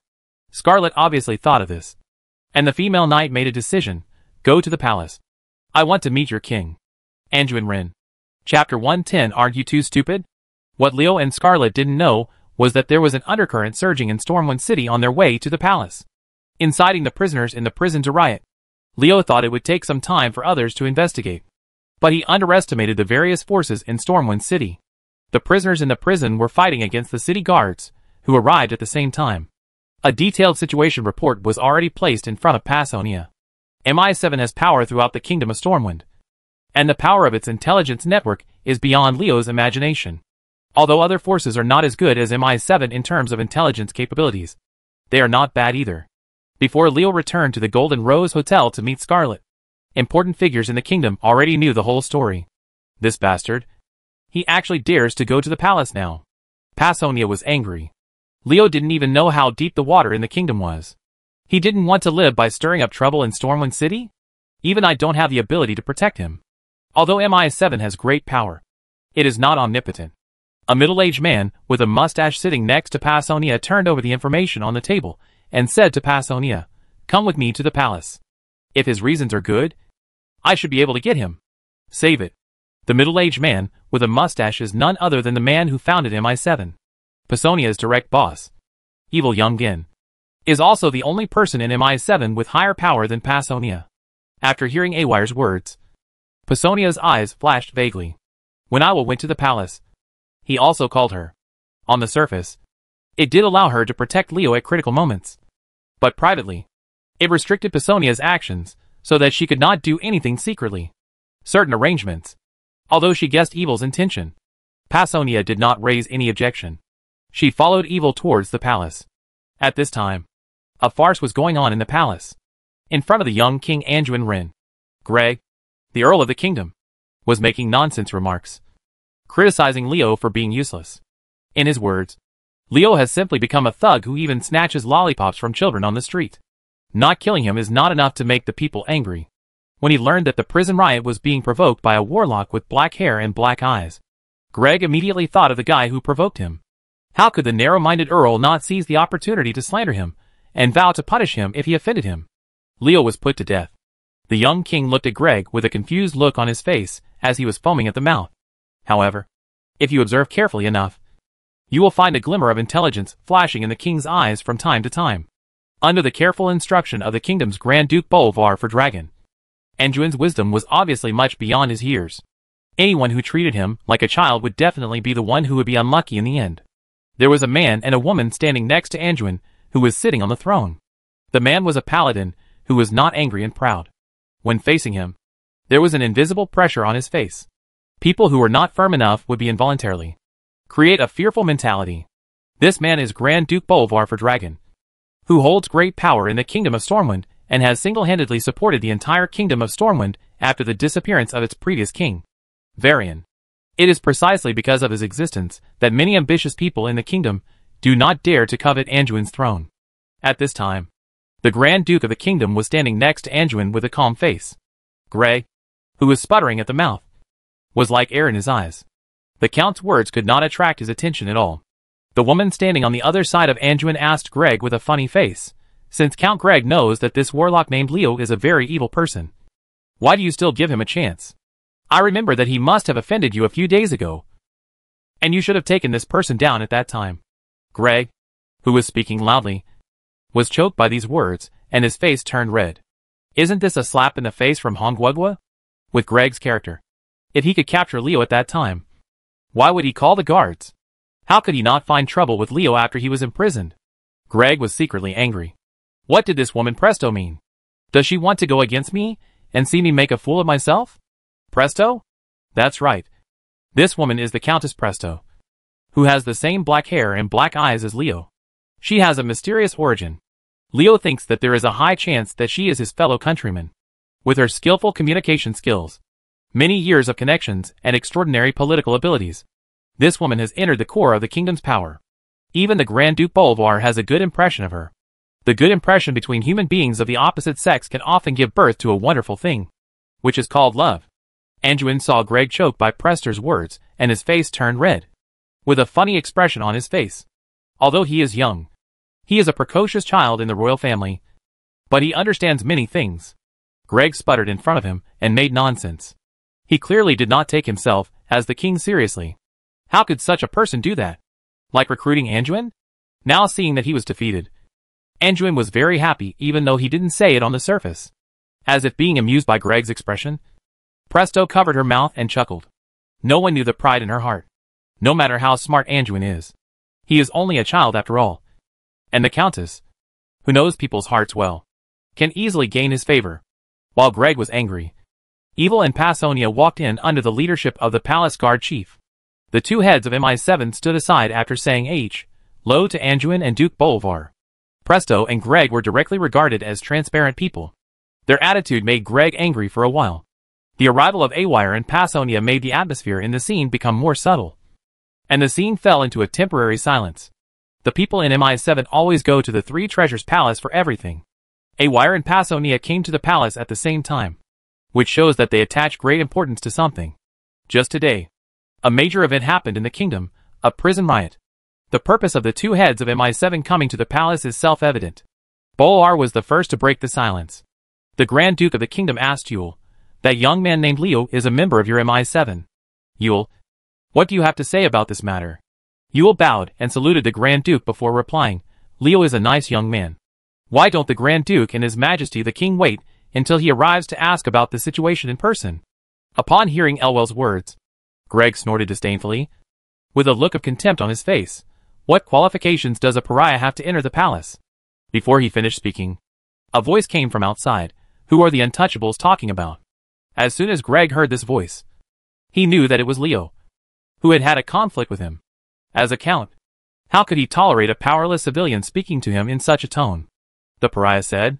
Greg, who looked angry, suddenly realized something was wrong mid-sentence, and he quickly shut up. Leo, who followed Scarlet and was led into the place by the palace guard chief, looked at Greg with a face full of teasing. You're not too stupid. Chapter 111. Leo tricked Greg. Is this Leo? The young king sat on the throne and looked at the black-haired warlock who was greeting him. The slightly ruffian Leo aroused the interest of the young king. The little king had seen nobles and palace guards who behaved according to etiquette since childhood. Leo, a guy with casual behavior, was a very special alien in the eyes of little Anduin. It was difficult for the little king not to pay attention to him. Untouchable. How dare you openly be rude to a noble? Greg pointed at Leo angrily. If he hadn't known that he couldn't control the palace guards, he would have clamored for arrest. Glancing at Greg with a sideways glance, Leo said, I'm telling you. Earl, are you feeling guilty? Leo's words made Greg stunned. What is this kid talking about? The Earl's eyes fell on Scarlet. He seemed to have thought of something, and his face suddenly became very ugly. There was an extra stone in Leo's hand that exuded purple light. This was a memory magic stone used to remember certain images and sounds. He raised his hands and shouted to Anduin, who was sitting on the throne, Your Majesty the King. This is evidence that Earl Greg made a private deal with these kingdom traitors when the Defias bandits were raging in the western wilderness. Untouchable. What are you talking about? Greg scolded sternly. Leo narrowed his eyes slightly and looked at Greg with a joking face. My lord, please put away the panic on your face. Also, if you dare to call me a pariah again, I will kill you. You? Greg gritted his teeth with hatred, but with his strength as a mid-level warrior, he still felt unsure when facing Leo. He could feel that the warlock opposite him was definitely a ruthless person who could do what he said. After experiencing in the western wilderness and dusk forest, the murderous aura developed in Leo was very intimidating to nobles like Greg, who had always been pampered. Scarlet was filled with doubts after hearing Leo's words. Didn't this guy tell her before that he didn't find any evidence? Why is it happening again now? Could it be that this soul has deceived him? I should have thought that I couldn't believe anything that came out of this hateful guy's mouth. Leo, where did you get the thing in your hand? Little Anduin, who was sitting on the throne, spoke, with a childish voice that was not ordinary cute. TSK. TSK. His Majesty the Little Shota of the Kingdom of Stormwind. To answer your Majesty's question, I once went deep into the death mine, and the memory magic stone was found on Van Cleef after I killed him. Leo replied with a respectful face. But this guy was secretly regretting, I'm not a Shotokan. So why don't you think that the little king of Storm Kingdom, Wei Mao, is not a cute lowly? As the saying goes, there are 3 good things about lowly, ahem. I'm going too far. Found it on Van Cleef. Greg looked pale, and his original sense of luck was completely shattered by Leo's words. Everyone present was a smart person. There was no need to open the memory magic stone in Leo's hand to check. The truth of the matter was understood just from the change in Greg's expression. "Greg, do you have anything to say?" Grand Duke Bolvar's rich voice echoed in the room. And a powerful pressure came from the Grand Duke. Greg was forced to kneel to the ground. Feeling the aura emanating from Bolvar, Leo couldn't help but be shocked. Although the Grand Duke was not targeting him, it still made him feel breathless. Is this the strength of the truly powerful people in this world? A certain piece of information appeared in Leo's mind. By the way, isn't this Bolvar for Dragon, the later lord of the Dauntless Expeditionary Force? I remember that in Shanku Mountain, when the little king of Stormwind Kingdom grew up, he left the kingdom's capital and led an army on an expedition. After the final battle with Arthas, wasn't he the one sitting on the Ice Throne? This Grand Duke is the third Lich King. Thinking of this, Leo had a strange expression on his face. As a former tribe player, he was not very clear about the situation on the Alliance side. I only vaguely remember that the Grand Duke was tricked by someone during the expedition. It seemed that a friend who played Undead mentioned it to him when he was chatting with him. The reason why he was deeply impressed by this incident was because the name Bolvar was the target of Horde players entering Stormwind City to massacre the city in the 1960s, when Yamaguchi Mountain was most glorious. Being questioned by Grand Duke Bolvar, Greg was already panicking. He insisted on refusing to admit his accusation. "Your Majesty." "Duke, don't believe him. He is making a false accusation." "Yes, it is a false accusation. Did I frame you?" A gold-rimmed box suddenly appeared in Leo's hand. When he opened the lid, a seductively shining jewel lay quietly inside. Greg's eyes widened. Isn't the box in Leo's hand his personal collection hidden in the secret basement of his house? When did the thing he had hidden so secretly get into the other party's hands? Putting the jewelry box gently in front of Greg, Leo smiled proudly. "Your Majesty, no matter how secretive you are, some things will be found out. To tell you the truth, our MI7 has been investigating you for a long time." Awell and Passonia looked at each other quickly. MI7 has been investigating Greg, the powerful Earl, for a long time? How come we, as leaders of MI7, don't know this? Leo stretched out his hand and slapped Greg's pale face. He had already been angered by this guy calling him a pariah, so he took this opportunity to slap him. What is a slap in the face? Leo had perfectly explained it with his actions. His seemingly light but heavy slaps made Greg's face crackle. If you honestly plead guilty, you could also remove irrelevant people from the family and preserve a trace of blood for the family. If you refuse to plead guilty, I think His Majesty the King will not mind a one-sided deal with the Defias thieves. But treason is a serious crime, and there is no mercy for traitors. Greg was already numb. The once arrogant Earl had a look of defeat on his face. He didn't react at all even when half of his face was swollen by Leo's slap. Passonia and Scarlet couldn't help but roll their eyes. Leo's behavior was completely revenge. But this guy dared to do it in front of the king and the Grand Duke of Bolvar. He was really brave. "I plead guilty." After struggling to utter these 3 words, Greg fell to the ground as softly as a puddle of mud. "Take him down and interrogate him strictly." Anduin and Bolvar both looked ugly. The powerful Earl of Stormwind Kingdom actually colluded with the rebels. The nature of the matter was extremely serious. It is not difficult to tell from the looks on the faces of the king and the Grand Duke that they are very angry. And the consequences will be serious. Stormwind City will face a storm, and the entire kingdom will undergo a major purge. Seeing Greg being dragged down by the palace guards, Leo slipped the memory magic stone into Scarlet's hand. The female knight input her magic power to try to activate the magic stone, but the image that appeared was blank. Facing the doubtful looks of everyone, Leo spread his hands. "I just scared him." Who knew he actually confessed? He is also the Earl of the Kingdom. This is too unable to withstand the test. So this person now, it's better not to do anything bad. Chapter 112. Death penalty can be avoided, but life crime cannot be avoided. Greg was so miserably deceived by Leo. I don't know why, but everyone, including little Anduin, felt sympathy for Greg when they saw Leo's rogue behavior. Leo used a blank memory magic stone to trick Greg into confessing the crime of treason. It was so tragic to meet him, the Earl of the Kingdom. Before this, no one would have thought that in the face of the King of the Kingdom and the Grand Duke of Bolvar, someone would dare to come up with trumped-up evidence to accuse a count who held real power in the kingdom of treason. What's even more surprising is that this daring guy actually succeeded. Fortunately, Greg had already been dragged down for interrogation by the palace guards. If he learned the truth, he would be angry to death. Passonia and Awire secretly exhaled a sigh of relief. Leo, this kid, is simply acting recklessly. He doesn't want to think about it. If Greg refuses to plead guilty, or if he doesn't reveal any flaws before seeing the real evidence, then how will it end? Scarlet's silver teeth secretly bite. Everyone was deceived by this abominable warlock. I should have thought a long time ago. How can I believe what comes out of his mouth? The little King Anduin looked at Leo with his eyes rolling. And he was more interested in Leo now. A trace of undetectable appreciation appeared on Grand Duke Balver's face. Only Countess Presto's eyes flashed with a hint of coldness. This warlock named Leo made her fearful. In terms of strength, Leo was vulnerable in Prester's eyes. But the fearsome aura of his kind made the Countess pay more attention to him. First it was Westfall, then Dusk Forest, and now Stormwind City. This unknown Leo brought too many variables to the kingdom of Stormwind. Keeping him in the kingdom would be a disaster. He might not be able to accomplish the big event he had been planning for many years. Destroyed by his hands. The Countess thought about it. Kill Leo? No. Using force to solve problems is a low-level method. I am not that brother who only knows how to use brute force. Using one's own wisdom to defeat the enemy is the right way. Why not do this? With an idea in mind. The Countess covered her mouth and chuckled. Your Majesty the King. Leo has made great achievements this time. And the kingdom should reward him. Anduin didn't speak after hearing this.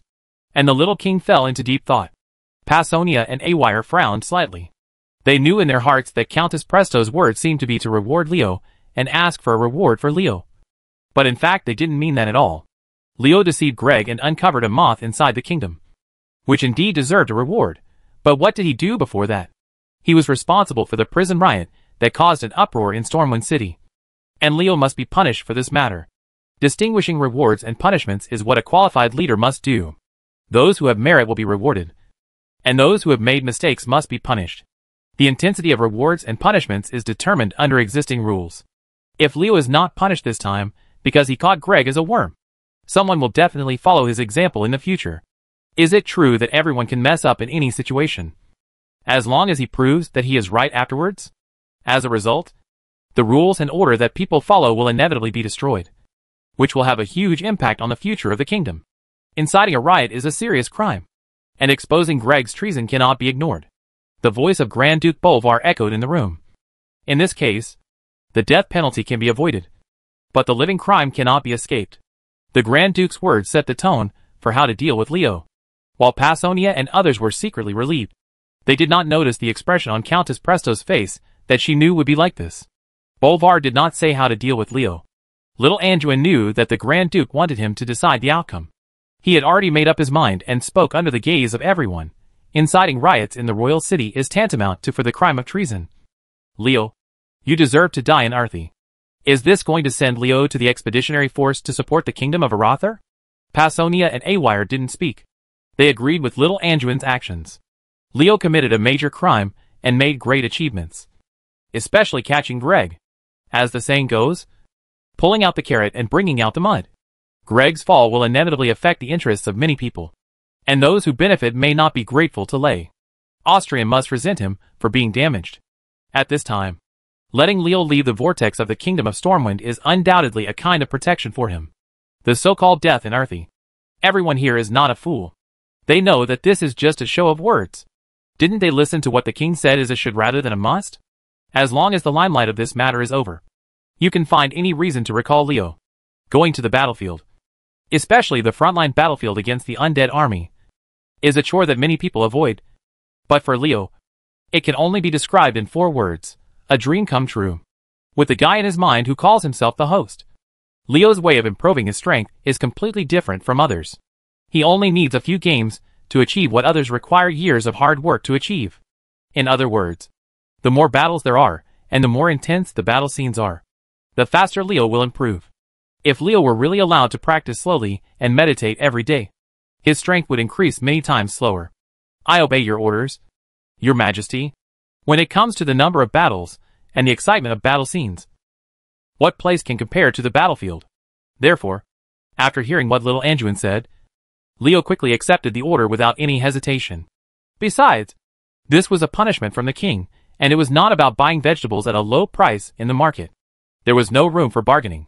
In that case, please step back. Little Anduin waved his hand. indicating that if you have nothing to do, you can go out. The kingdom still has many government affairs to deal with, and it is impossible for him to focus all his energy on Leo. After walking out of the palace, Leo smiled and said to Scarlet, "Girl, Arather is your territory. Please take good care of me in the future." Scarlet was in a good mood after learning that reinforcements from Stormwind City were about to go to support the kingdom of Arather. The female knight snorted and turned away without fussing with Leo. "After all, I can be considered an ally. Is this your attitude?" Scarlet's attitude made Leo curse. Sooner or later, he will do something to you first and then another. Awel patted Leo on the shoulder and said with approval, "Young man, you are very brave."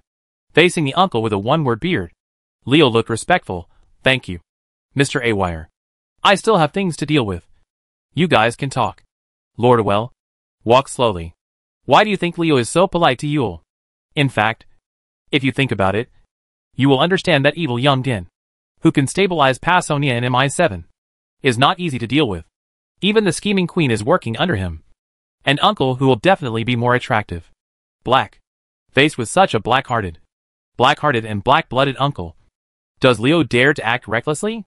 After watching Evil leave, Passonia walked to Leo and slightly opened her collar under Leo's shocked eyes. A piece of Snow White that made people spurt blood came into Leo's eyes. Under normal circumstances, Leo would have been absolutely terrified.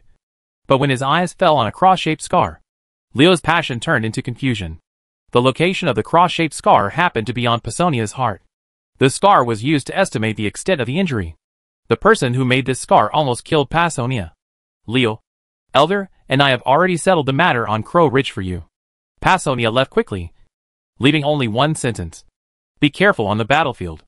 If you encounter someone wearing red dragon skin armor, the undead thief, don't think about anything. Just run for your life." Chapter 113 Sea Journey. On the endless sea, a fleet of 50 large ships was moving quickly with the help of the wind. If you observe carefully enough, you can find that every ship in this fleet is protected by an invisible air cover. Slightly larger waves will be blocked by this air cover, keeping the hull stable. People on board are safe from the pain of turbulence. A human man with black hair and black eyes sat on the deck and looked into the distance. The ancient said that the sea and the sky are one color, and this is true. The blue sea and the blue sky come together at the end of the horizon, making it difficult to tell which is the sky and which is the sea. Counting the days before the time travel, this was his first time to go to sea on a boat. This feeling was completely different from seeing the sea when flying on an airplane. Sailing. If you don't sail in the sea, how can you appreciate the style of the sea? A beautiful female knight with purple hair and purple eyes walked up to the man and looked at the various mechanical parts that the man had spread all over the deck with confusion on her face. "I didn't expect you to know engineering. Leo, you have been on the deck all day and night. What do you want to do?" The human man with black hair and black eyes is Leo, and the beautiful female knight is Scarlet. Together with the expeditionary force from Stormwind City to support the kingdom of Arather, they set off from the port of Stormwind City by boat, and their destination was the port of Menethil in the wetlands. Leo raised his eyebrows and replied sullenly, "You'll find out later." After hacking into Earl Greg's private treasure room, Leo had a full meal and not only got a lot of money, but also some precious magic materials. It can be said that most of Greg's savings over the years have flowed into someone's pocket, and the unlucky Earl helped Leo work in vain for many years. No wonder there were black equipment, Black G and other black before time travel. It turns out that being black is such a cool thing. After sitting on the deck all day and night, to be honest, Leo didn't want to either. He just saw that the materials in his hands were enough. The deck was spacious enough, and staying on the ship was really boring. So he came up with the idea of making something to relieve his boredom. "Brother, this is really a mistake that will lead to eternal regret. Who knew that this mechanical roadhog thing would take so long? The seemingly simple two-wheeled motorcycle in Yamaguchi Mountain actually involves 4-digit parts. It is impossible to complete each part in 2 days. What's even more sad is that if Leo quits halfway, the production will be judged as a failure. Not to mention the waste of materials. In the future, if he wants to make a mechanical road lord, he will not have that mysterious feeling. As a last resort, Leo had no choice but to hold on. This is so stupid. Why can't it be done in batches? You said that there are so many parts for a mechanical road fighter. Why does it have to be completed at one time? If it weren't for my brother's body being strengthened by the elements, he would be considered qualified to wear underwear on the earth. And he really wouldn't be able to withstand such torture. Seeing that Leo didn't say anything, Scarlet stopped asking. Anyway, she would naturally know what it was when this guy did it. The female knight was just surprised that Leo knew engineering and seemed to have extraordinary achievements. So she came to talk to him out of female curiosity. Of course, Scarlet was more worried about Leo causing any accidents. It would be great fun if he managed to mess up the troop transport ship. Well, Scarlet admitted that in her mind. The words Leo and reliability did not go together at all. This guy was unreliable. Seeing Scarlet turn around and prepare to leave, Leo said in a deceptive way, "Is the departure of the stool due to the pursuit of the toilet or the lack of retention of the butt? This is really a question." "What did you say?" Scarlet stopped suddenly, clenching her fists, glaring at Leo with hatred, as if she was ready to draw a sword and kill him. "What did I say?" Leo looked innocent. "I just said that the departure of the leaves was the pursuit of the wind or the unwillingness of the tree to stay." "Why are you angry?" "Women get old easily if they are always angry." The golden holy light on the female knight's body shines, with the potential of starting a prairie fire like a single spark. This Hanan was so shameless. He immediately refused to acknowledge what he had just said. What was even more hateful was that he actually made an expression like "I am innocent." Calm down. Be calm. Be as calm as a warehouse full of petroleum. Leo smiled and looked at the angry Scarlet, who was still chattering endlessly.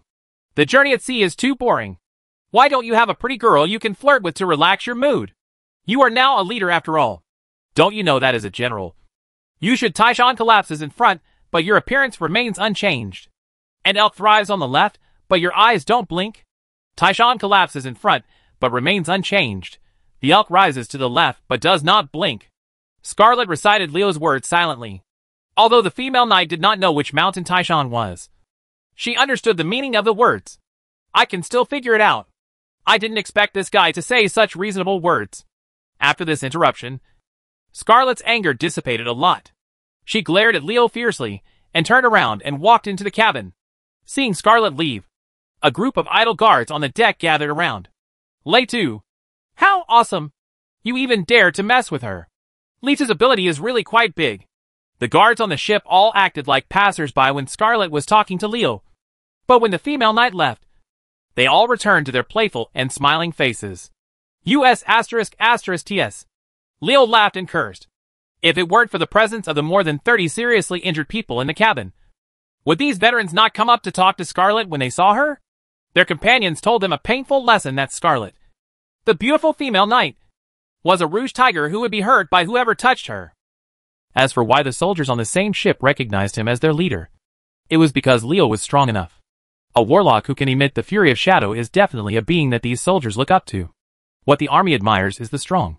In addition, Leo does not have that annoying habit of being aloof. So of course, the soldiers are willing to get along with him, with someone to chat with.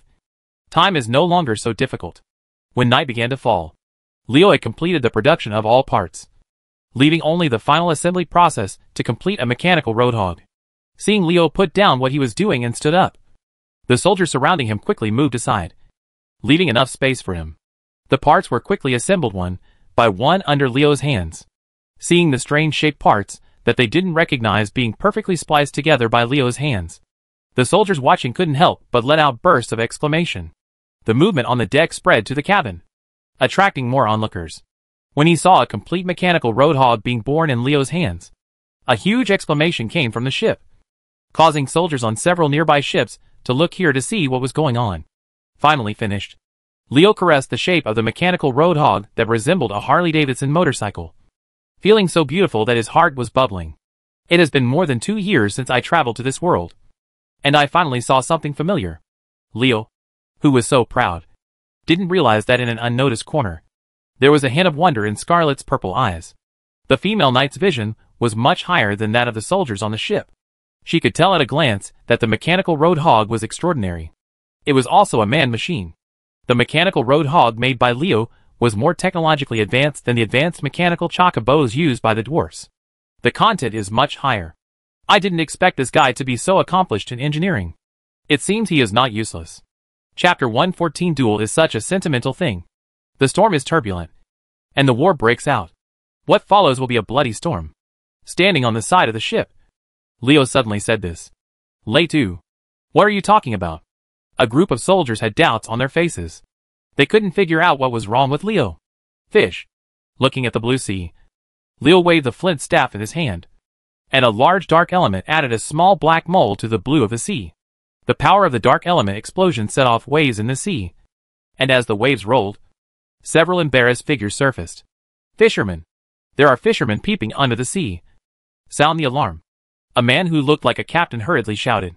The soldiers on the ship were indeed the elite warriors selected by the Kingdom of Stormwind, and they did not panic in the face of sudden situations. The soldiers quickly formed a line of defense, and behind them were archers with arrows and bows in hand. Archers prepare. Release. The sharp arrow with purple and white brilliance shot out in a whoosh, and the fisherman, who was dizzy and floated to the surface by Leo's shadow fury, was shot into a sieve in an instant. Amidst the roaring sound, fish heads the size of ordinary human bodies appeared on the sea surface. At a glance, the sea area near the fleet was filled with fishermen. How could we be surrounded by fishermen? Aren't there no fishermen in the sea between Menethil Port and Stormwind City? Is it a newly migrated fisherman tribe? Scarlet didn't know when she would arrive. Arriving next to Leo, the female knight looked confused. Leo rolled his eyes. Sister, please don't ask me. Okay? Do you think I will know the situation in this sea area when I leave the Kingdom of Stormwind for the first time? I'm afraid that's the case. I checked just now, and the fleet has not deviated from the channel. Look at the small black dot in the distance. That is our destination. Menethil Port. I think these fishermen should have recently moved to this port as not long ago. Otherwise the port would have sent troops to expel them. A warrior wearing the Stormwind Kingdom's Master Sergeant-style armor came over. This man's name was Veery, and he was once a member of the East Valley of Elwyn Forest. The sheriff of the lumber camp had an encounter with Leo, so we can help the army at the port solve a little trouble. Leo's hands kept moving as he spoke, and green mist floated out from the fluctuations of magic power on the flint staff, dyeing the seawater near the warship a gloomy green. These gloomy green liquids spread quickly along with the fluctuations of the seawater, and soon the entire sea near the fleet turned green, which really corresponded to the word green ocean. The Necromancer's poison explosion showed its power in this environment. The fishermen who surrounded the fleet let out unpleasant screams under the poison, and stimulated by the pain, they frantically attacked the Stormwind Kingdom's troop transport ship. However, the protective magic shield had already been activated on the troop transport ship. The invisible air shield blocked all the fishermen's attacks. As long as there was this magic shield on the fishermen's attack, it was impossible to hurt the soldiers on the ship. On the contrary, the archers on the ship and the accompanying mages took advantage of this opportunity to continuously kill the fishermen who dared to take the lead, causing heavy casualties to the fisherman tribe. Willie looked at Leo and hesitated to speak. Noticing Willie's expression, Leo gave the other party a reassuring look. He knew what the Master Chief was worried about. Whaley, don't worry. My poison is produced by magic power, and it will dissipate automatically after a maximum of 100 breaths. You don't have to worry about these toxins causing big trouble in the sea near Menethil Port. Willie breathed a sigh of relief, feeling relieved with Leo's assurance. If these toxins are not handled properly, the harm to Menethil Harbor near the sea will be far more serious than a group of fishermen. Under Leo's poison explosion technique and the attack of the kingdom soldiers, the fishermen surrounding the fleet began to die in large numbers. Large groups of energy were collected by the mysterious object in Leo's mind. His energy tank is slowly rising at a speed visible to the naked eye. This is a complete massacre of Hongwoguo. The fishermen in the sea cannot break the magic shield of the troop carrier and cannot hurt the human soldiers on the ship. However, the human troops on the ship can hide in the magic shield and kill and injure the fishermen in large numbers. The fishermen can only be beaten, and the humans can only attack. There is no suspense at all in such a battle. If the number of fishermen were 10 times greater, perhaps they could persist until the magic shield of the troop transport was broken. But unfortunately, there was no such thing as reality. You know, if you can't buy it with 1,000 pieces of gold, you can't buy the regret medicine with $1,000. And you want to see if God will give you another chance to start over, etc. There aren't many rebirth articles on the internet, right? When the green poison that spread over a large area of the sea disappeared due to the duration of the poison explosion technique, the entire sea surface was filled with fishermen's corpses. The few remaining fishermen also woke up at this time. They dragged their injured bodies and dived quickly, disappearing into the depths of the sea in the blink of an eye. After all, the sea is the home field of fishermen, and Leo and the others can only stare at the other party, who is bent on escaping. At this time, Menethil Harbor was already in sight. The soldiers on the ship were all attracted by this huge port. No one noticed that the fisherman's corpse floating in the sea was turning into tiny crystal particles part by part. These crystal particles were below in the process of sinking. It quickly merged into the seawater, leaving no trace. According to this momentum, when the expeditionary force from Stormwind City contacts the army at Menethil Port, the troops sent to clean up the sea will find that they have made a trip to the sea in vain. No one discovered it. After the battle, Scarlet quietly observed the sea. When she found that the bodies of fishermen on the sea became sparse, she quietly approached Leo. "I've been wondering."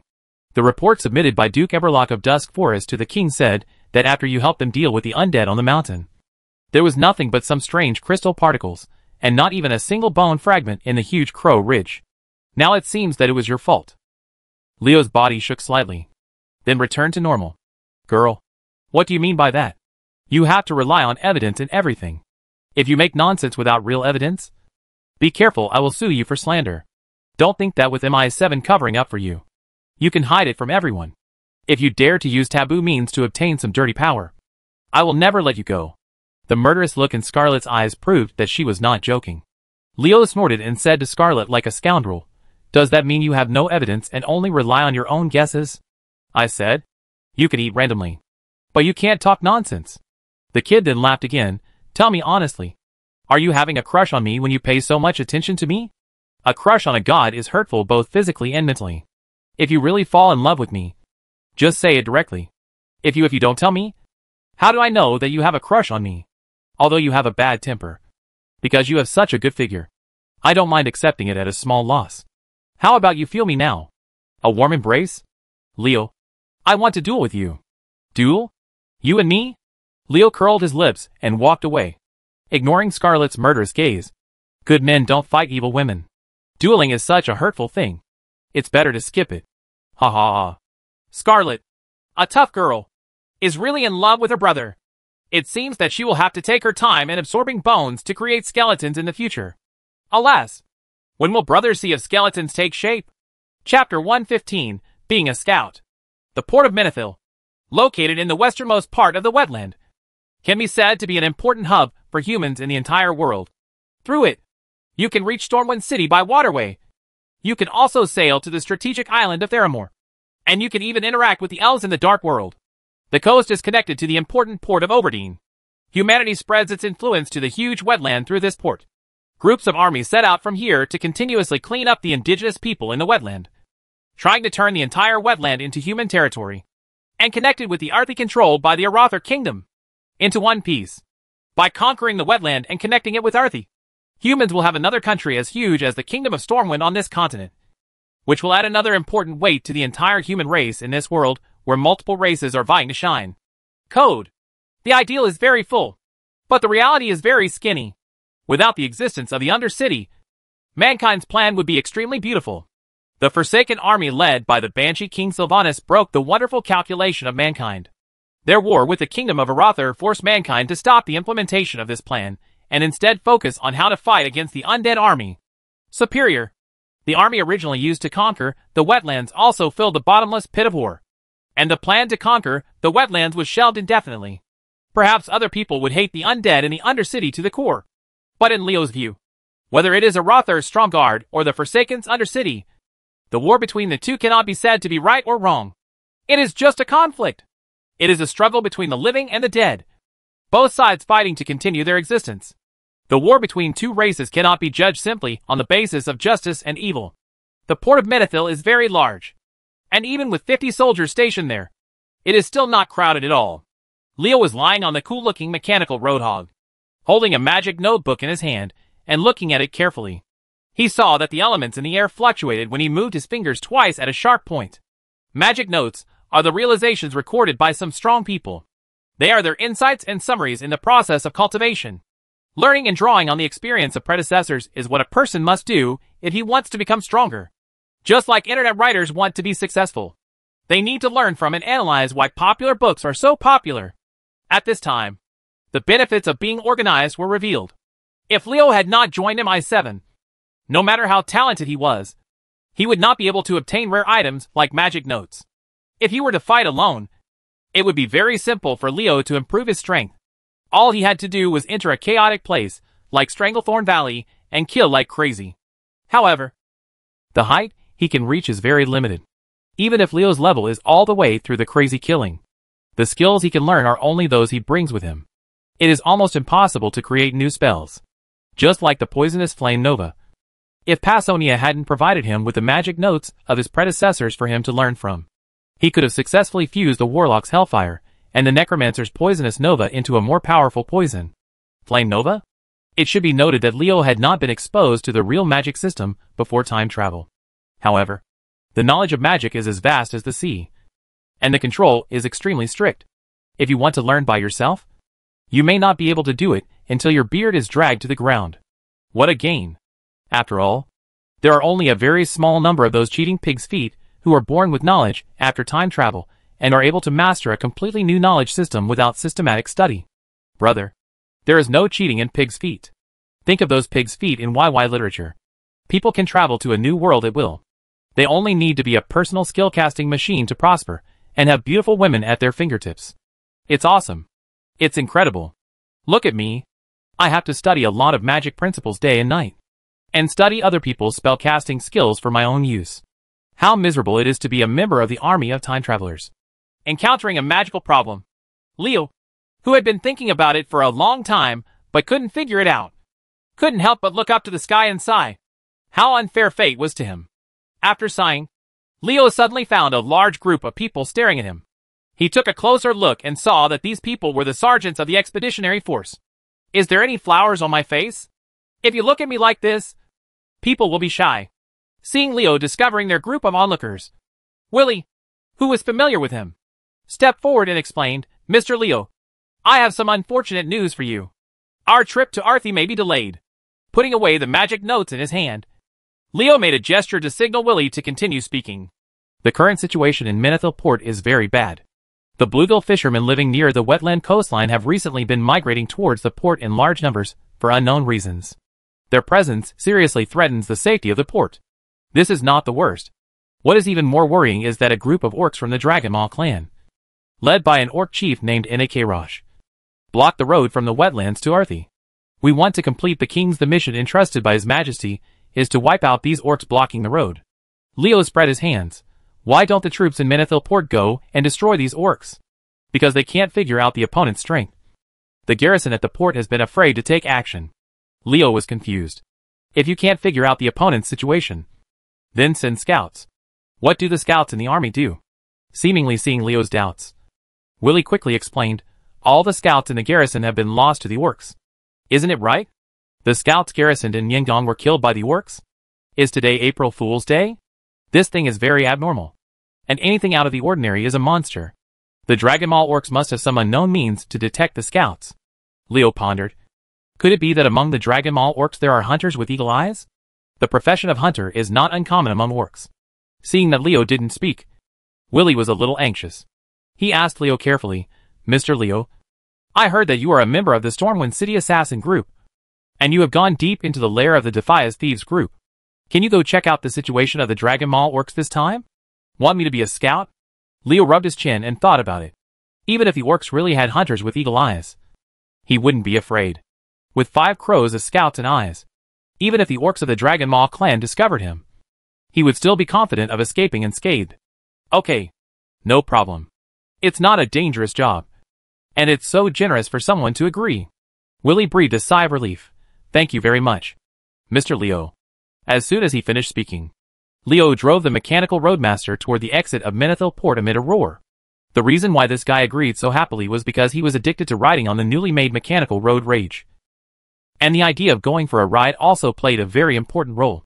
Willie wanted to call Leo, but when he came back to his senses and was about to speak, he found that Leo had already disappeared. Mr. Leo, does he know where the Dragonmaw orc is? He won't get lost in the wetland, right? Chapter 116, Exploring the Dragon's Throat. Leo needs to clarify one thing. I am not a road idiot. Well, in fact, in terms of topography, Leo already knew the general situation of the wetland. There will be discrepancies between reality and the game. But it is undeniable that the Yamaguchi mountain that he once played has been of great help to Leo. At least, he does not worry about getting lost in the wild. Although the wetland is a contested territory controlled by the Alliance in the Yamaka Mountains, Leo knows a lot about it. This is all due to the large-scale outdoor team battles. When it comes to where the fiercest fighting takes place in the wilds of Yamaguchi Mountain, the Hillbrad Foothills and Arthi Highlands are the first to be mentioned. The undead Terran Mill and the human Southsea Town. The human Refuge Valley and the undead's Hammerfell will get into trouble if they don't pay attention. The small battle between a few players continued to develop into two major battles with the help of friends. The conflict between camps. The piles of white bones that can be seen everywhere are the best evidence. 3 days for a small one. 5 days for a dozen. This is the kind of place we talk about. The wetland is adjacent to the Arthi Highlands, and almost every battle will suffer. When large groups of tribal players fight with the Alliance in the first two places, small groups of tribal players will also play tricks of going deep behind enemy lines and running to the wetland. Come fight guerrillas.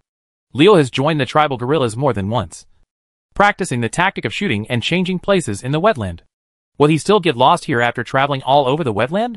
After riding the mechanical roadmaster Leo for most of the day, he quickly arrived at his destination. The Raging Fong camp overlooking the Greenbelt grassland and Thistlebark swamp, which was the Dragonmaw orc tribe led by Necrosh. Leo stopped racing when a tribal flag used by the orcs to encircle the territory appeared in the vision shared by the crow, who was acting as a scout in front. He patted the body of the mechanical roadhog. This thing was indeed a high-end product. It took half a day to complete the road that Mad Wolf needed 2 days to complete. High-tech stuff is just good. I often hear people say that the history of the wetlands is a history of blood and tears for Alliance players' trumpets. Countless Alliance players, after going through all kinds of hardships and successfully climbing over the mountains of Dunmorrow, dragged their bodies step by step to Mirroring.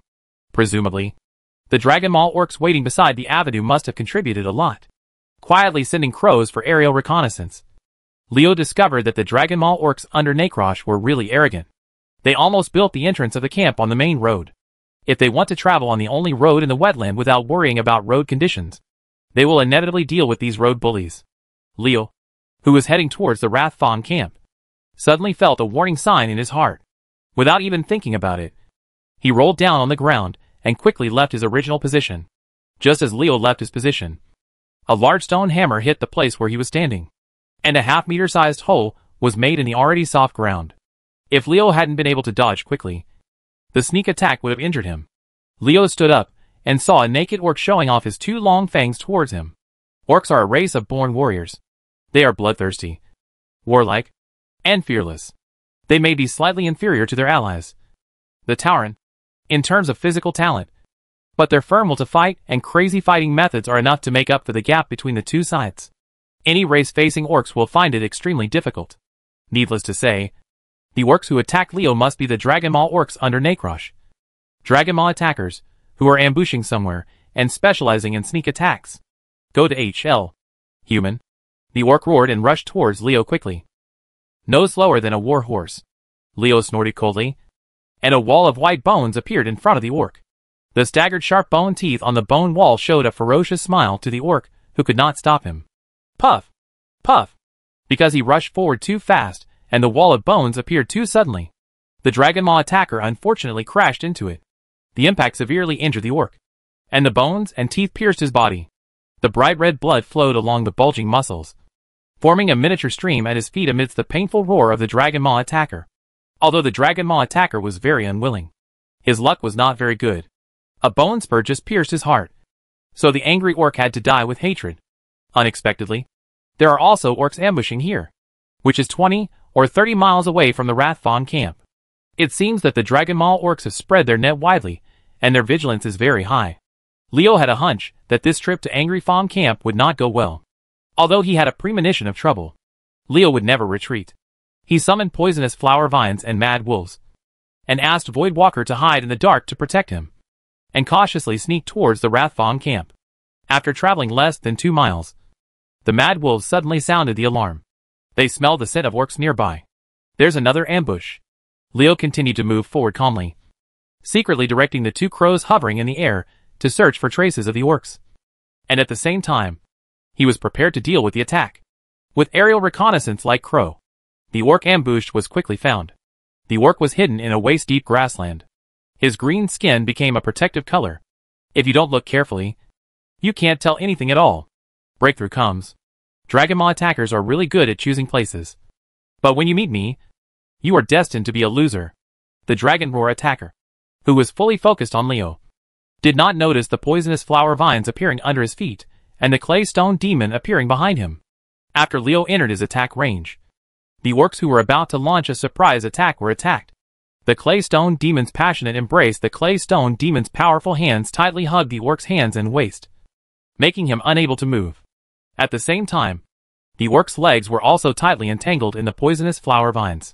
The Dragon Maw attacker, restrained by the clay stone demon and poisonous flower vines, was about to struggle when two mad wolves instantly moved to his side, opened their big mouths, and bit into the orc's neck.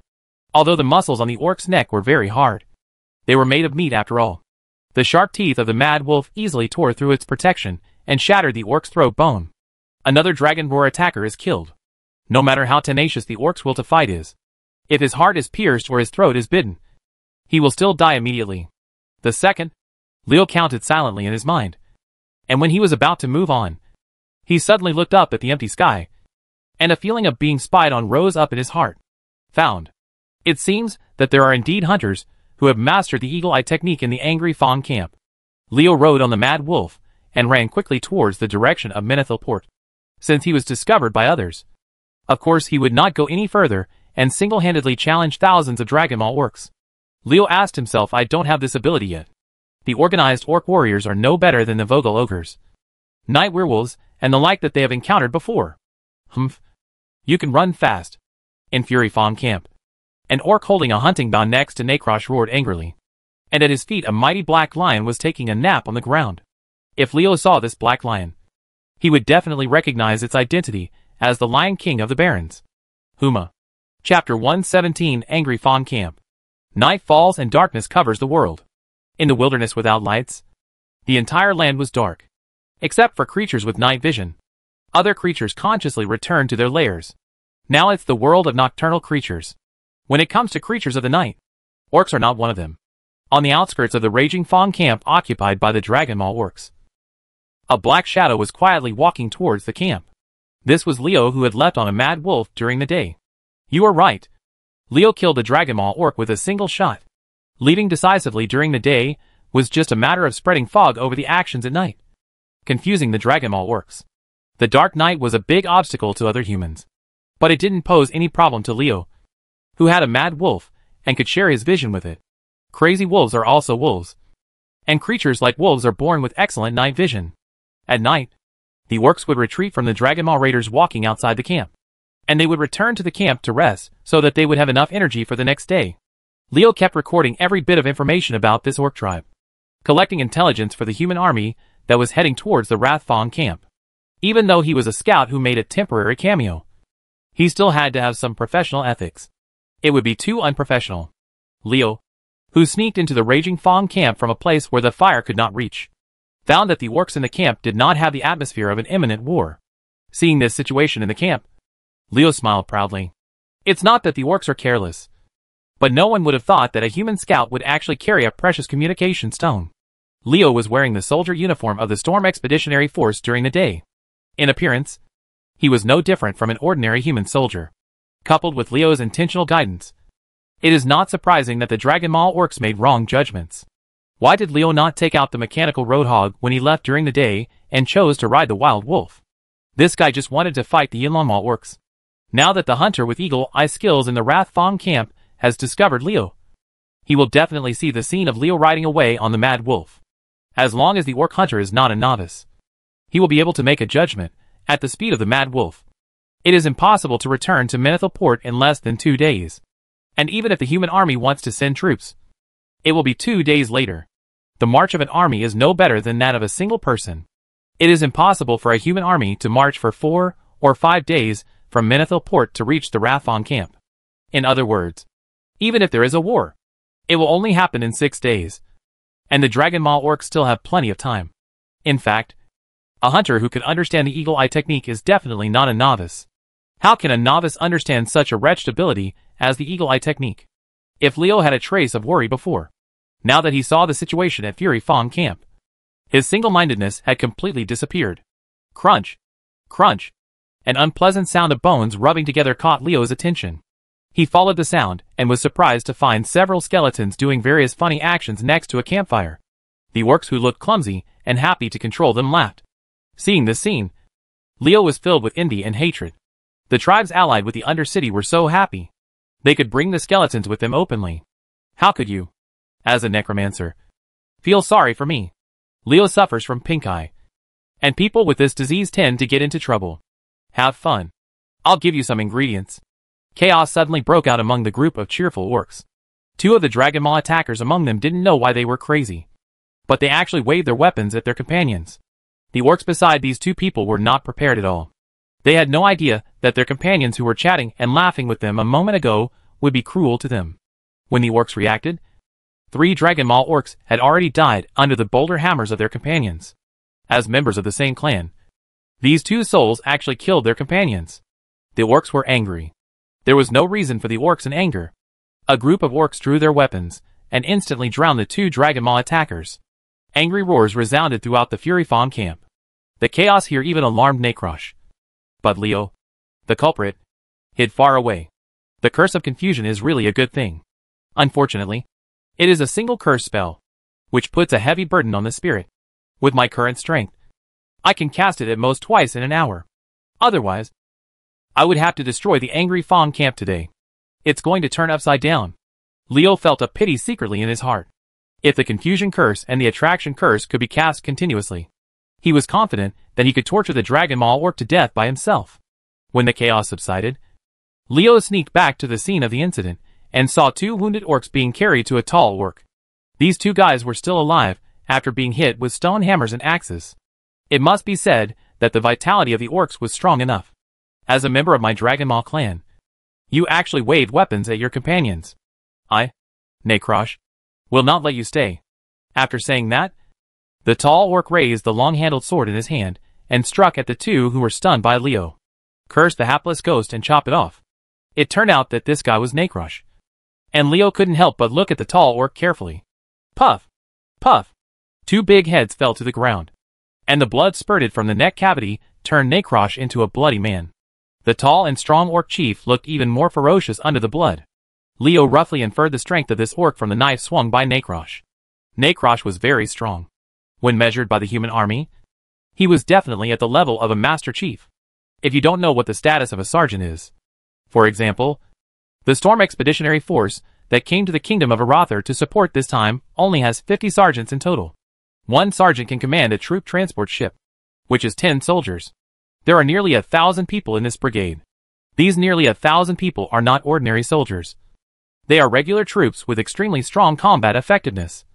And the minimum standard for entering the regular army is to become a combat worker. Just when Leo was sizing up Necrosh, his heart suddenly tightened, and he squatted down as his body was ready. And a sharp arrow passed by Leo's scalp. Roar! A deafening roar came from the tent that Leo used to cover his body.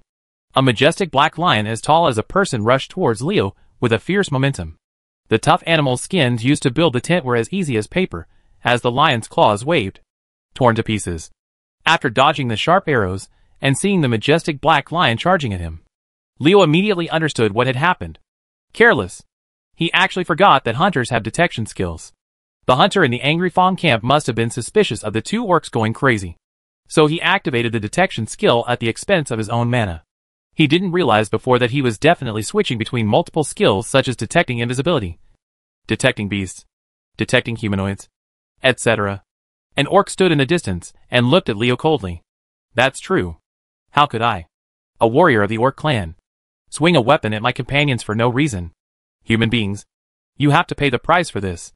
Chapter 118 Counterattack on Necrosh. Lion King Huma. The moment he saw the majestic black lion, Leo knew what kind of Lion King was charging towards him. This time, I encountered a tough problem. Reality is not a game. There is no such thing as refreshment. Special existences like Lion King Huma are unique. Perhaps after it is tamed by a hunter, a Lion King with similar abilities will appear in the Barrens for a while. But it is undeniable that the newly emerged Lion King is definitely different from Huma. In the real world, every living thing is unique. Obviously, a hunter who can subdue a special being like Huma is definitely a ferocious figure among his peers. Roar! Just when Huma rushed towards Leo, a huge grizzly bear suddenly appeared in front of Leo. The huge body of the grizzly bear blocked all angles from which Huma could attack Leo. Facing Huma, Leo summoned the grizzly bear without hesitation. Speaking of which, this was the first time Leo had used this skill. This was the first time that a huge grizzly bear, which was 2 meters tall when its limbs were on the ground and 5 meters tall when standing upright, appeared in this world. Huma is a special being. Isn't my grizzly bear the same? Huma rushed in the air, waving his sharp claws, trying to tear the grizzly bear blocking him. But something surprising happened to him. His claws, which could even scratch through iron armor, could only stay on the grizzly bear's body. The shallow wounds were just to break the opponent's skin. Huma knew he had met a powerful enemy. After being scratched hard on the chest by Huma several times, the grizzly bear became angry. You stinking lion! Can you also attack Uncle Xiong's breasts? I will slap you away. The grizzly bear slapped him away with his palm. Huma, who had nowhere to rely on in midair, could not dodge. The Lion King was slapped in frustration. The strong force from the bear's paw sent Huma flying 5 or 6 meters away. Fortunately, Huma turned over in midair in time and was able to land smoothly. However, judging from the way Huma shook his head after landing, this slap was obviously not a light one. This black lion is entrusted to you. The grizzly bear, who received Leo's instructions, was unyielding, and its huge body crashed into Huma like a speeding truck. Although he suffered a small loss in the first round, Huma did not think that he was inferior to his opponent. Lion King Huma had his own pride. Faced with the grizzly bear's attack, it roared angrily and cheered up to fight again. One bear and one lion. The two ferocious beasts fought wildly against each other. Huge beast roars rang out one after another in the Fury Fawn camp, frightening the nocturnal creatures that were looking for food nearby and fled into the distance without their lives. Seeing that the grizzly bear was able to compete with Huma, and even had a slight advantage, the orc hunters in the distance looked at the grizzly bear in shock and their eyes became intense. It is difficult for non-hunters to understand their feelings for wild beasts, as an extremely important part of a hunter's strength, and also his most important partner in his endless lonely journey. A hunter feels even more close to the beast that is always by his side than their friendship with other members of their own race. All hunters wish that the beasts with special abilities in the world are their pets. But this is just a dream after all. Beasts with special abilities can be encountered but cannot be sought. For hunters, only the favored ones favored by the god of destiny have the opportunity to encounter such beasts and tame them. The orc hunter in Dragon Maw camp also relied on his incredible good luck and experienced a thrilling fight to gain Huma's recognition and successfully tame the Lion King in the barren land. Now seeing a beast that was not inferior to Huma, the desire in the heart of the orc hunter was stirred up again. A truly powerful orc hunter cannot be satisfied just because he has a special pet. This grizzly bear is as powerful as Huma, which shows that it is also an equally special existence. It is really a shame that such a good pet falls into the hands of a human. I will never let your pearls fall into dust. The orc hunter Tuj took out 3 sharp arrows from his quiver, pulled the bow full force, and pointed the arrow directly at Leo. The grizzly bear obeyed Leo's instructions, which meant that it now had an owner. The first thing Tug had to do if he wanted to tame the grizzly bear was to turn it into an ownerless beast. Therefore, he must kill Leo. Leo had no time to pay attention to Tug at this time, because Necrosh had already led a group of Dragon Maw orcs to kill him. It's not like Leo has never done it before when one person fights a group. But this time is different from the past. What he has to face now is not a scattered army fighting independently, but an organized army-style charge. Leo thought he was not that capable of fighting an army of nearly 1,000 orcs on his own. This kid opened his legs and ran away. What's the point of bullying the minority? I won't play with you anymore. Seeing that Leo was about to run, Necrosh became anxious. Leo's current location was on the outskirts of the camp. Not far behind him was the dark wilderness that could not be illuminated by the campfire. It would be difficult to find him if he ran out of the range illuminated by the fire. Necrosh didn't think about anything else. The orc chief had only one thought in his mind. He couldn't let this human get away. Necrosh's forward figure suddenly accelerated, bringing up several straight-line after-images in the air, and instantly caught up with Leo. It turned out that when Necrosh saw that he could not catch up with Leo, he suddenly launched a warrior's charge. Seeing that the orc chief was about to hit Leo, a white bone shield appeared from the void, helping Leo resist Necrosh's collision. The charge was blocked, and Necrosh's forward momentum was stalled. The orc chief was secretly thinking that he might not be able to keep his opponent now.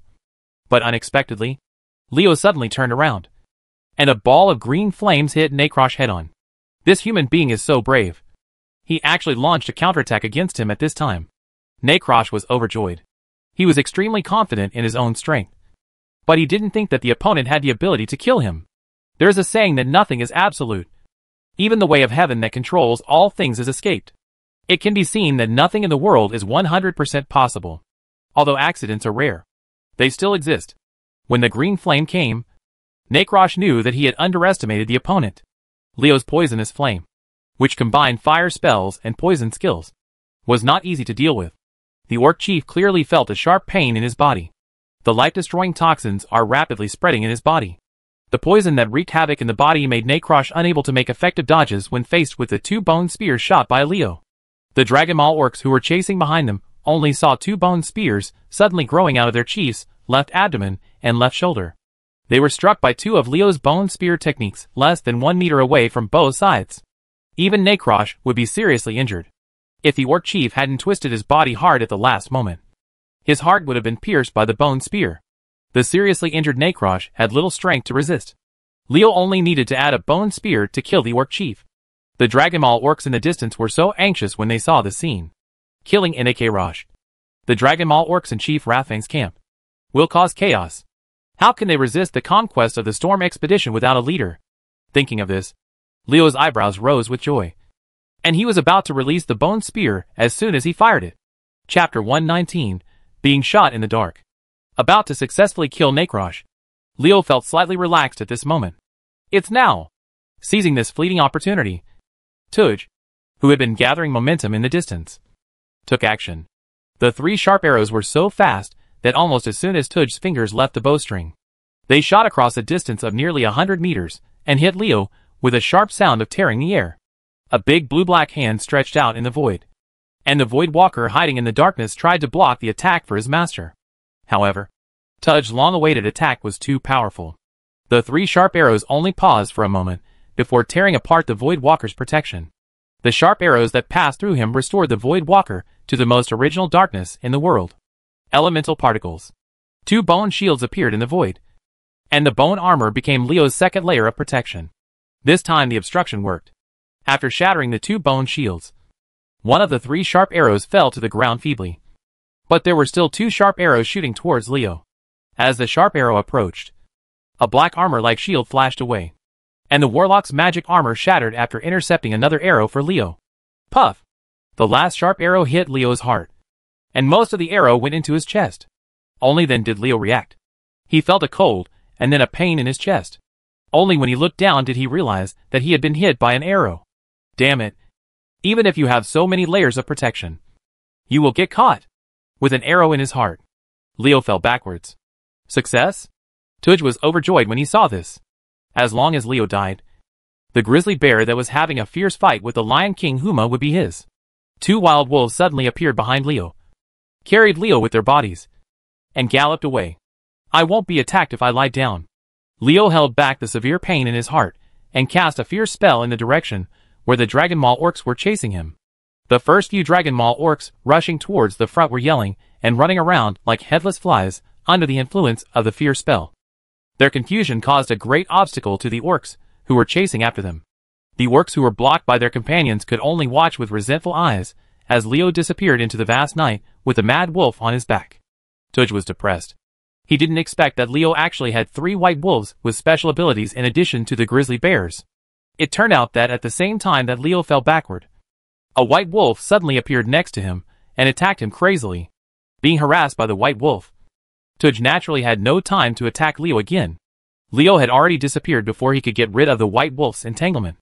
Leo ran away, and the grizzly bear fighting with Huma and the mad wolf that was entangled with Tuj suddenly disappeared. It seemed that he had called him back to his side. Damn it! The carefully prepared blow actually failed to kill the opponent. The orc hunter was so angry that he looked up to the sky and roared. Tuj is depressed. How can Leo feel better? The hunter of Gaucha actually hid next to me and shot my black gun. I didn't expect that his multiple arrows could actually deal the damage of an aimed shot. I'm at a big loss now. Not to mention that he failed to kill Necrosh. He was still seriously injured. If he hadn't been wearing a pirate smock with certain protective capabilities, the arrow in his chest would not have been as simple as just half an arrow. I was still careless. If I hadn't relaxed for a moment, how could I have been successfully attacked by the other party? And the most depressing thing is that I obviously have protective measures, but they are useless. It seems that when fighting in the future, the bone armor will be needed, the magic armor will be used, and the demon skin must be indispensable. When something goes wrong, first look for the cause within yourself and think about what you have not done enough. This is a habit that Leo developed under the guidance of Fukusal. Demon skin. This skill that will make the skin on the surface of the body horny and make the whole person's appearance ugly after being used, has never been liked by Leo. This is why he almost never uses this skill in battle. After all, he is not one of those celebrities who wants to be in the spotlight and has to act ugly to catch people's attention in order to win a certain award or something. Pasonia has warned me a long time ago that when fighting, I must use all my means and don't care about my image. I have ignored such good words for so long. As the saying goes, one learns from one's mistakes, and people grow up by making constant mistakes. It's just that Leo suffered a bigger loss this time. Ahem. Leo coughed. He usually didn't feel the bumps when the wolf ran, but now he felt very uncomfortable after being seriously injured. After hurriedly calling the mad wolf to a halt, Leo sprinkled a bottle of potion on his chest with trembling hands, temporarily stabilizing the injury on his chest. If it's a game, once this bottle of potion is sprinkled on and the HP is full, the injury will be cured immediately, and a lively man will be back again. Unfortunately, reality is not so convenient. Potions can stabilize injuries, but cannot completely cure them. Unless they are priceless top-notch potions, it is impossible for ordinary people to buy such a potion. With Leo's status, he is obviously an ordinary person. There are some things that cannot be bought with money. He summoned a clay stone demon and carried him on the back of the grizzly bear. Although the grizzly bear also bumped when running, this guy was thick and the bumps on its back were not that big. Leo suddenly felt much better. Leo didn't dare to pull out the arrow. He was afraid that the severe pain when pulling the arrow would cause his brain to react and make him faint. If you pass out when your heart is hit hard, if you don't wake up, you'll be done playing. The wound on the chest could not be healed without removing the arrow, so it could only be suppressed with potions. Fortunately, Leo had prepared enough potions before setting off with the expeditionary force. There was no need to worry about this. It was just that the person would suffer a little more. It's really depressing if I don't have a Nani by my side, and I can only hold on when I get injured. I don't ask too much. Even a natty can do it. Speaking of wet nurse, Leo thought of Scarlet. This girl won't die without saving her. Will she? It's really possible with her temper. What does a couplet say? The seniors watch the juniors teach the sophomores how to deceive the freshmen, and the freshmen listen to the sophomores teach the juniors how to ditch the seniors and get involved. And they always have to pay back. It's better not to offend a healer like Nani or Daddy. If someone shakes his hand and casts a healing spell late at a critical moment, you'll be in trouble. The wound can be controlled with potions, but the pain cannot be eliminated. Continuous pain will make people weak and tired. Leo knows that if you don't have enough energy to endure the pain, you will faint. He raised his hand and summoned the corpse-eating vine. There were many wild beasts that smelled blood and tried to attack Leo on the road. After these beasts were killed by the mad wolf and the clay stone demon, they were eaten by the corpse-eating vines to replenish his strength. I hope the Storm Expeditionary Force will be faster and meet me sooner, so that I can suffer less punishment.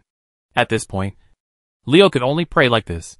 The Storm Expeditionary Force's goal is huge, and with the crows scattered around, they don't have to worry about missing them. Pray, is this guy just cramming without burning incense? Chapter 120 The Present World Report. Will this soul be seriously injured? Scarlet looked at the pale Leo, and the female knight felt an inexplicable surprise in her heart. Leo was lying on the stretcher prepared for him by the Storm Expeditionary Force. He groaned twice and winked at Scarlet. Little girl, look at Brother Z, and he will be shy. By the way, you shouldn't. Are you worried about me? Are you really interested in me? Someone is really determined to change his mind. He is so injured and still wants to molest a beautiful woman. He is completely hopeless. An angry look appeared on Scarlet's face, and the female knight didn't know why she got angry easily when she met Leo, but seemed normal when facing other people. When Leo was about to continue speaking, Scarlet suddenly stretched out her hand towards the arrow stuck in Leo's chest. Holding the arrow shaft, he pulled it out hard, and a bloody arrow shot out from Leo's chest. Leo groaned in pain and turned pale, becoming a veritable pretty boy. Damn it. It turns out that my blood can be so high. Faced with the bloody scene, Scarlet did not scream like an ordinary girl. Such a scene was simply trivial to her. Thinking about her performance during the battle in Ueshi Town, you can understand that compared with ordinary girls, Scarlet the female knight, who comes to kill people, is as cruel as the female knight who mows grass. Carefully putting the bloody arrow aside, Scarlet did not immediately treat Leo. The female knight followed Leo's example and curled her lips, saying in a teasing tone, "What is the reason for the departure of the arrow? The pursuit of blood or the unrepentance of wounds?" Poof! The two soldiers carrying the stretcher were happy. They were Willie's men, and they were on the same troop ship as Leo and Scarlet. Leo's words about teasing Scarlet were still fresh in his memory. And now they suddenly heard the female knight say that, and the two couldn't help laughing. Leo was so embarrassed. Retribution in this world. Retribution in this world in a living way. The words he used to tease the other party were returned. How could it be so embarrassing? There's no way to add insult to injury. There's no way to take personal revenge. There's no way to take advantage of someone's danger. After laughing, the two soldiers looked at Leo's bleeding chest and became worried. "Sir Knight, is Thunderhead's injury not serious?" Scarlet said calmly, "Don't worry. You won't die yet." The golden holy light shone in the hands of the female knight, and Leo felt a warm heat surrounding his body. The wounds on his body no longer bleed, and the pain in his body completely disappears.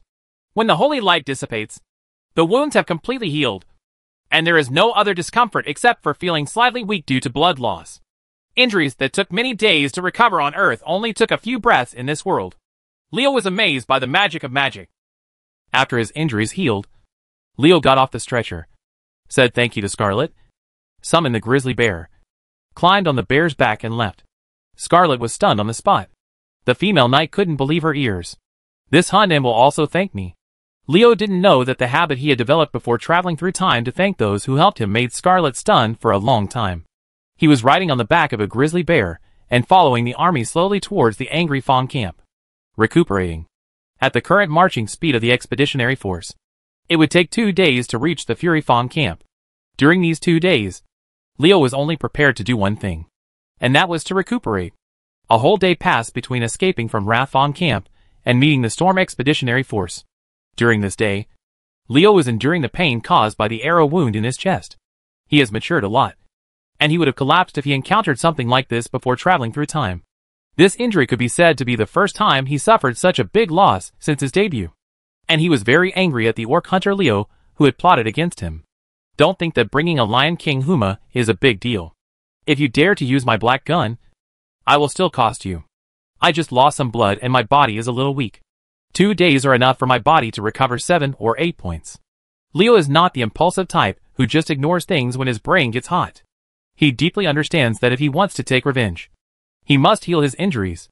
The expeditionary force, which learned about the situation of the Dragon Maw orcs from Leo, gave up the idea of a rapid march. With a hunter who knew the eagle eye and detection skills, the chance of success even if they launched a night attack was very small. In addition to consuming one's own physical energy, the forced march only serves the purpose of making the war start in advance. The Dragon Maw orcs are waiting for work, and they are a tired army. Even if they win, the losses will be much greater. Major Link, who led this army, was not a fool. On the contrary, he was an experienced general. So he wisely gave up the forced march and allowed the army to still advance at a normal marching speed. 2 days is neither short nor long. When Leo's body was about to reach 80% health, the Angry Fawn camp was already in sight. The Angry Fawn camp they saw this time was completely different from the last time Leo came. Knowing that the human army would come to conquer, the Dragon Maw orcs built a lot of defenses. However, due to the rush of time and the miscalculation of the arrival time of the human army, only 60% of these fortifications were actually completed. The orcs in the Angry Fawn camp were quietly waiting for the human army to attack behind these fortifications. 50,000 against 1,000. The human army completely defeated the orcs in terms of numbers. But the outcome of the battle was not determined purely by the number. The strength, tactics, morale, equipment, and other factors of both sides could determine the outcome of the battle. As the commander of this army, Major Link began to mobilize troops. The ferocity of the orcs impressed the humans who had fought against them many times, even if they had a considerable advantage on the scene. No one dared to underestimate these 1,000 orcs. I didn't expect that humans would come with so many troops. With the military strength of Menethil Port, it is impossible to send such a large army.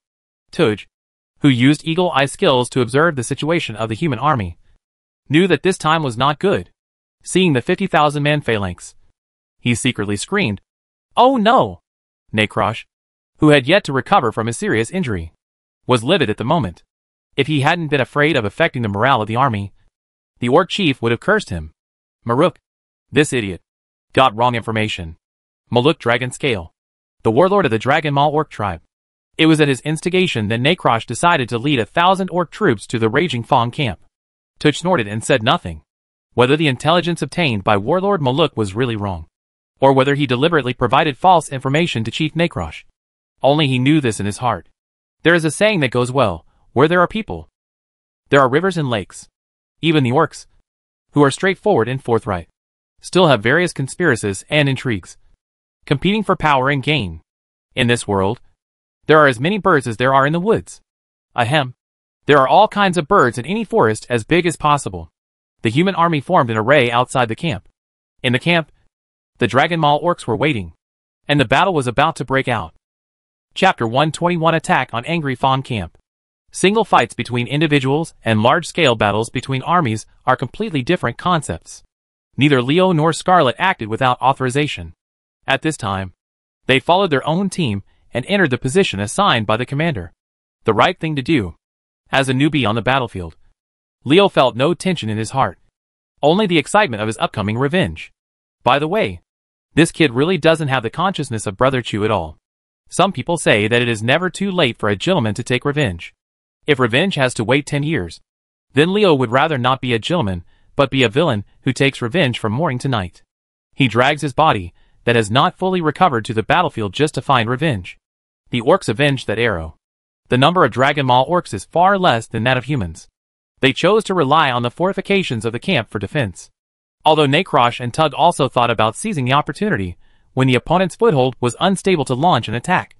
The experienced Link did not. There was no loophole left for them to exploit. As time passed by, the human army had completed the planning, and they surrounded the entire Wrath Fawn camp. If you fight 50,000 against 1,000, wouldn't it make people laugh if they still dare not engage in a battle of encirclement and annihilation? The accompanying mage began to condense magic, which indicated that humans were about to launch an attack. The Dragon Maul orcs who saw this scene after the fortification tightly held the weapons in their hands. The magic is like gorgeous fireworks passing through the sky, blooming in various beautiful colors. This scene is very charming, but everyone knew what kind of murderous intent was hidden in this beautiful scene. Damn it. They actually have hundreds of military mages accompanying them. This human army is not an ordinary garrison. They are all elite regular troops. Tuj and Necrosh felt a chill when they saw this. If they were ordinary human troops, they would still be confident of remaining undefeated. But the huge gap in the number of human regular troops made them unable to see any possibility of victory. Most of the ordinary garrison troops are ordinary people with strong bodies. But each of the elite regular troops is a combat professional. There is a huge difference in the combat power between the two. Hundreds of military mages took action together, showing the powerful destructive power of magic. The first defense fortification built by the Dragon Maul orcs was completely destroyed in the brilliant fireworks. Some orcs, who did not retreat in time, were directly killed here. Death during the attack. The number of killed was about 50, and about 40 were injured. And the first line of defense was built. It only took one round of attacks to cause the opponent to suffer such losses. A large-scale mage group is quite cruel, with crows scouting the sky. Leo's field of vision was wider than the others. Leo did not take action in the round of attacks just now. His status is somewhat special, and he has certain rights of independent action in the army. After destroying the first line of defense of the Dragon Maul orcs, the mage group did not stop there. They began to gather their magic power to prepare for a second attack. Seeing that the other party was about to launch a second attack, Necrosh and Tuj were extremely anxious. When the distance is sufficient, and there are people guarding the front, mages are powerful heavy artillery. And a large-scale mage group is a cluster of heavy artillery. Its destructive power and lethality are so strong that people have to feel that it is difficult to resist. Magic bloomed brilliantly again, and the second line of defense of Fury Fawn camp was destroyed. This time, the Dragon Maul orcs learned their previous lesson and withdrew early, with no casualties. However, being suppressed and beaten by humans like this, the morale of the orcs was severely damaged. Faced with this situation, Necrosh and Tug had no good solution. The human army had too much advantage, and was directly overwhelming them with force. They had no other choice but to retreat. Damn human mage. Necrosh felt very suffocated. There was no doubt about the bravery of the orcs. As long as he gave the order to charge, no one would hesitate at all. But did Necrosh dare to give this order? Not to mention the 20,000 to 30,000 human warriors at the forefront. The 10,000 archers, who had already drawn their bows and waited for the orcs in the camp to rush out, were enough for Necrosh to resist the idea of rushing out. Rushing out at this time is not killing the enemy, but seeking death. These orcs are still calm. Leo saw that the orcs were shrinking towards the third line of defense in the camp. This line of defense was already the last line of defense in the Angry Fawn camp.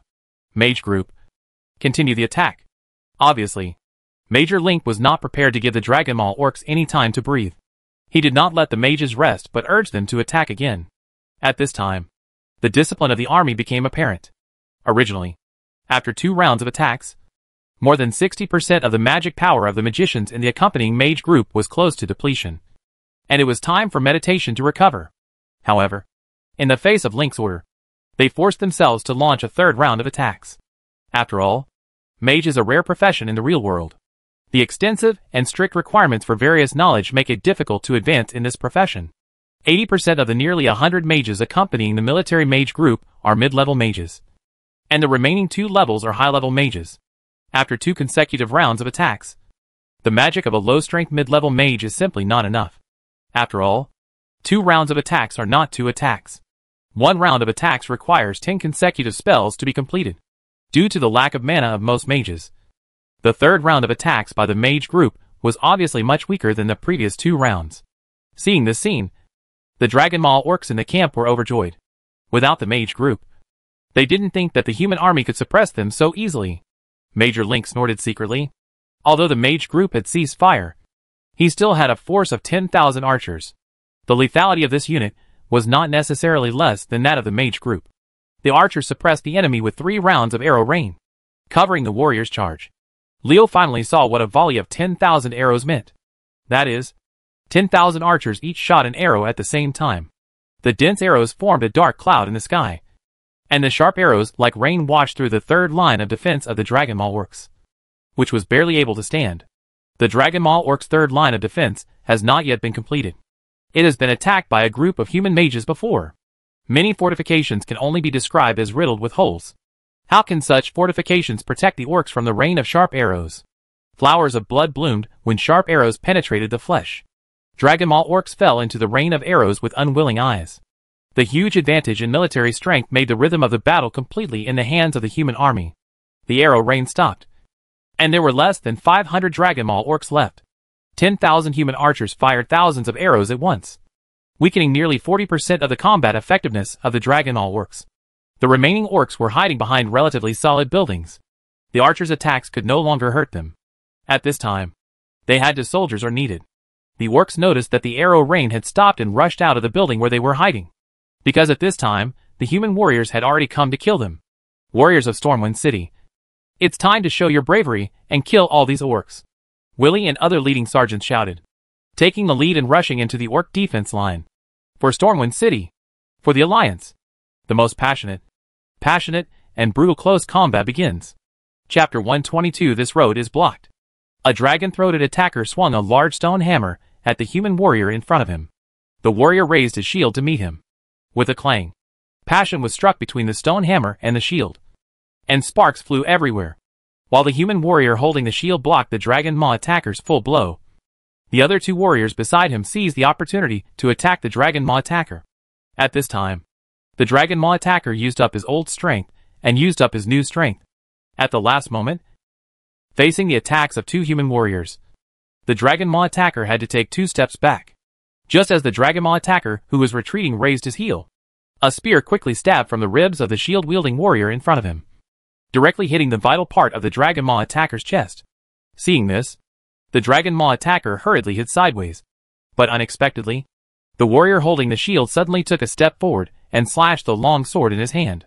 At this critical moment, the Dragon Maw attacker roared and used his remaining strength to swing the stone hammer to hold the sword.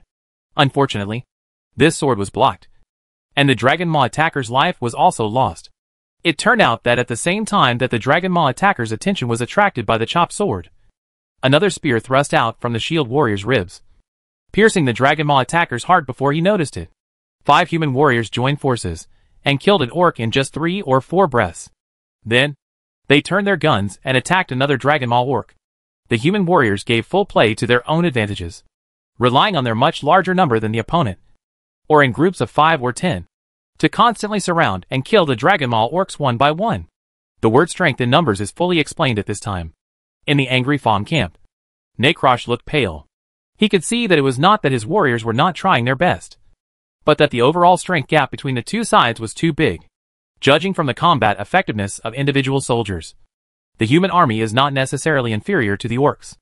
Now the opponent is outnumbered and defeated.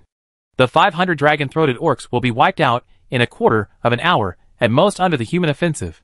Chief, go! Seeing that the situation was not good, Tuj had already made plans to break out. If he didn't take advantage of this moment to break out, would he have to wait for the opponent to break through the defense line and completely surround them before leaving? Necrosh pushed Tug away, and the orc chief shook his head firmly. I believe the wrong information. As the chief of the tribe, I must take responsibility. The warriors of the Dragon Maw clan are fighting with humans. How can I still let them escape? Tuj, my road has come to an end. And you, my child, you still have a bright future.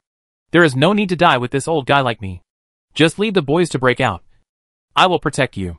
Dragging his seriously injured body and carrying his usual long-handled sword, Necrosh walked forward step by step.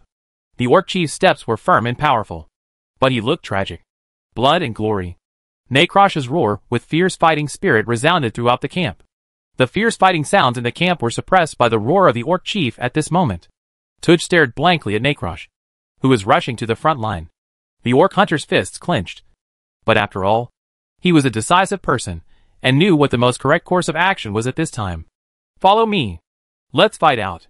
Tuj took a deep breath, turned around suddenly, and led 20 dragon throat warriors to kill in the other direction. Necrosh was worthy of being the chief of the Dragon Maw clan. In return, he rushed into the group of human warriors and started killing them with a long-handled sword.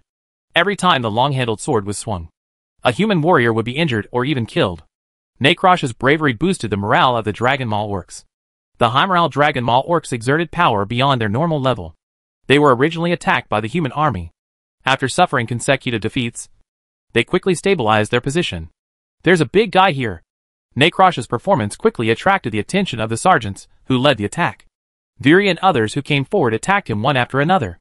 Against Master Chief Necrosh like Viri, he could no longer kill minions as easily, and his crazy momentum was quickly curbed.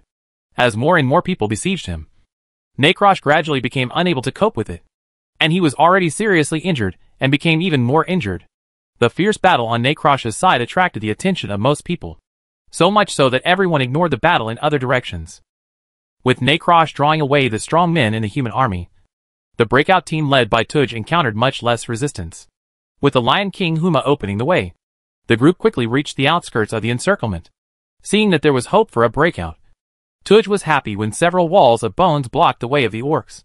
The ferocious staggered bone spurs on the bone wall warned the orcs, "This road is blocked." When Tuj saw the wall of bones blocking the way, his heart suddenly tightened, and he knew trouble was coming. A burst of hot flames burned from the surface of Tuj's body, and the pain of the flames burning his skin made Tuj's body tremble twice. It's the warlock's sacrificial fire. Whoosh! Whoosh! 2 bone spears about 3 meters long struck through the air, pointing directly at Tuj. The orc hunter was about to dodge, but unexpectedly, the flames burning on his body exploded with a bang. The violent shock caused his mind to go blank for a moment, and his body movement slowed down a beat. Although Tuj quickly regained consciousness, he was still pierced by a bone spear in the thigh. It was the human who seriously injured the chief. The appearance of the bone spear allowed Necrosh to determine the identity of the attacker. He followed the direction in which the bone spear came, and saw Leo looking at him with a murderous look on his face. "If you dare to attack me with a black gun, you must be prepared to be hacked by me," Leo said, and patted the huge grizzly bear next to him. The grizzly bear, which was instructed by its owner, roared and bumped towards the Lion King Huma. Seeing the grizzly bear again, Huma cheered up and faced the gray bear without any sign of weakness. The bear pounced, The two powerful beasts were fighting each other crazily. Seeing this, the surrounding soldiers stepped aside. No one wanted to be accidentally injured by them. Seeing that Tuj was injured, the Dragon Maul orcs following him rushed forward, vowing to protect the most promising hunter of the younger generation in the clan. Helpless, the human warriors simply would not allow such a thing to happen. The two captains led their men to attack the 20 orcs behind Tuj, separating these 20 people from Tuj. When he discovered that Tuj had chosen this direction to break out, Leo had already greeted the captain guarding here and asked them to leave the orc hunters to him. Seeing that a duel between strong men was about to take place here, the nearby soldiers consciously made space for the two of them. Leo hooked his fingers at Tuj. The meaning was obvious. Your opponent is me. Tuj pulled out the hunting knife he carried with him and cut the bone spear into 3 pieces with 2 scrapes. The first and last 2 pieces of the bone spear fell to Tuj's feet, leaving only the small section in the middle stuck in Tuj's thigh muscle. Human, you will regret challenging me. Tug looked at Leo angrily. The latter curled his lips, habitually. I will twist off your head and kick it as a ball. Chapter 123 Graphics. Leo and Tuj looked at each other from a distance of about 50 meters. This was not the affectionate expression of an infatuated man complaining about his long-awaited reunion. Nor was it the silent exchange of glances at this moment. Nor was it the discharge of sexual affection between a man and a man. But it is a spiritual battle before a life-and-death fight.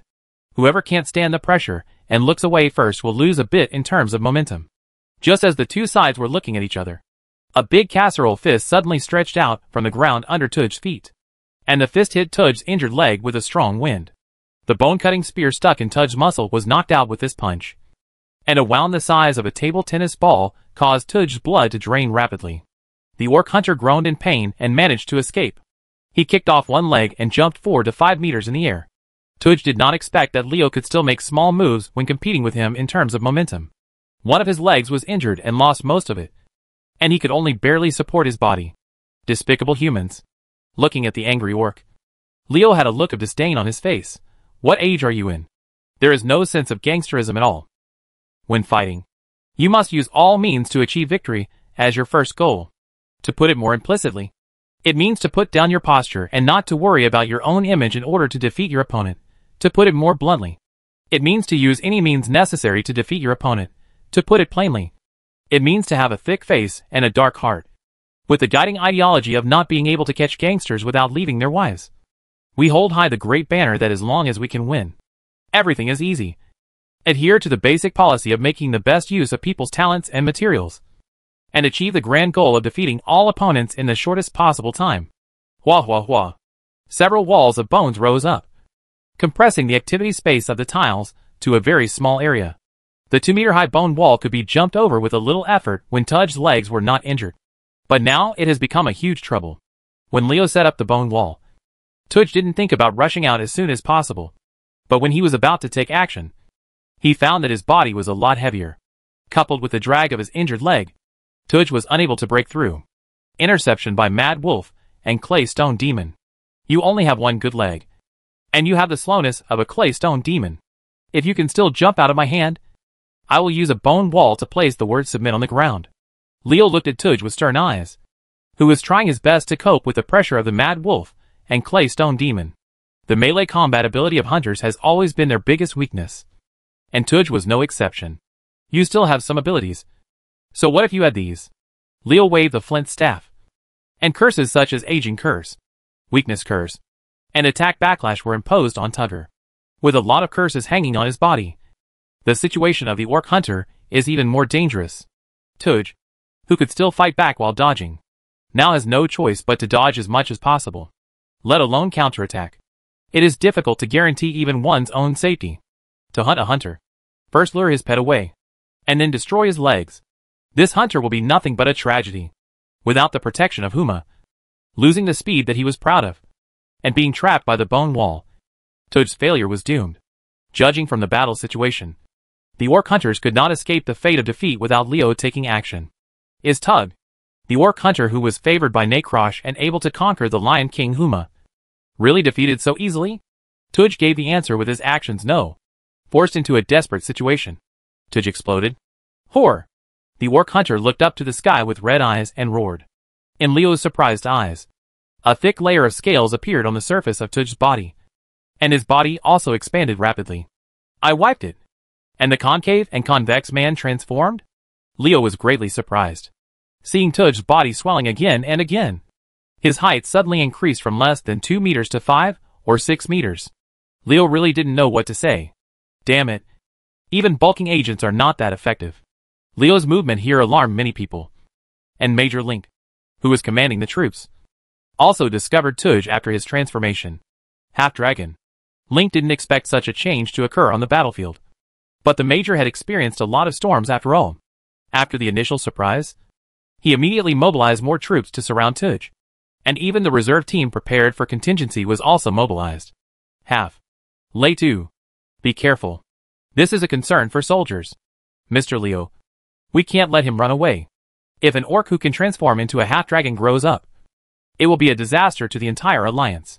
This was the shout of the officers. This is what the saying goes. But determines head. Different positions lead to different thoughts on things. Ordinary soldiers were afraid that Leo would be injured. But the officers were afraid that Tuj would run away. Half-dragon? It seems that this kid has successfully awakened the dragon bloodline in his body. Leo rubbed his chin with his palm. He wanted to kill Tuj even more now. The more potential this guy who beat him showed, the more he couldn't let it go. Tuj, who transformed into a half-dragon, was extremely brave. He spread his hands and smacked down hard. The claystone demon that was attacking Tuj was directly turned into a pile of less. Amidst the whooshing sound, a hail of arrows shot toward Tuj, and a brigade of archers sent by Link attacked Tuj vigorously from a distance. Unfortunately, the scales on the body of the half-dragon beast were too hard, and sharp arrows that could penetrate ordinary iron armor could not do anything to him. The attack of the archer brigade was nothing more than a tickling farce in his eyes. Leo tried to sprinkle a poisonous flame on Tuj, but annoyingly found that this attack was of little use to the orcs. The half-dragon orcs not only became extremely powerful, but also inherited the dragon's ability to use magic. High resistance to attacks. Tuj laughed ferociously. Human. You still have time to escape now. Escape? Leo tilted his head. Why should I escape?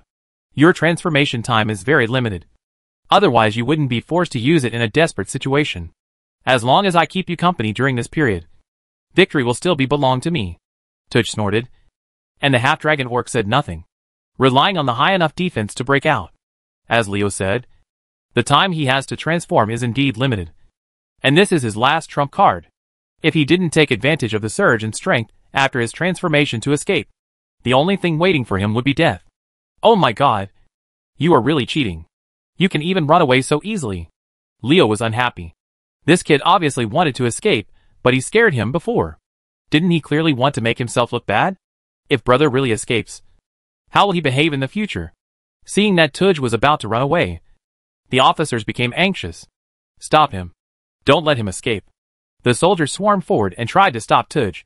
But the strength of Tuj, who had turned into a half-dragon, had soared to the point that they were no longer able to compete. The half-dragon opened his legs, ignored the attacks from the human warriors, and just ran away. With the strong protection of the scales on his body, he broke out of the encirclement unscathed. Just when Tuj thought he could escape smoothly, a big sword shining with golden holy light slashed down, and a female knight with a burning holy light on her body came to kill him at this moment. Chapter 124, Magpie Nest of Occupation. The big sword shining with golden holy light came towards him, and Tuj felt a warning sign in his heart. Danger. The half-dragon orc quickly raised his arms to block, hoping to rely on the high protective power of his scales to receive the blow. Boom! The big sword struck Tuj's arm hard, and a loud sound came from the place where the big sword came into contact with the scales, making people's ears buzz. Puff!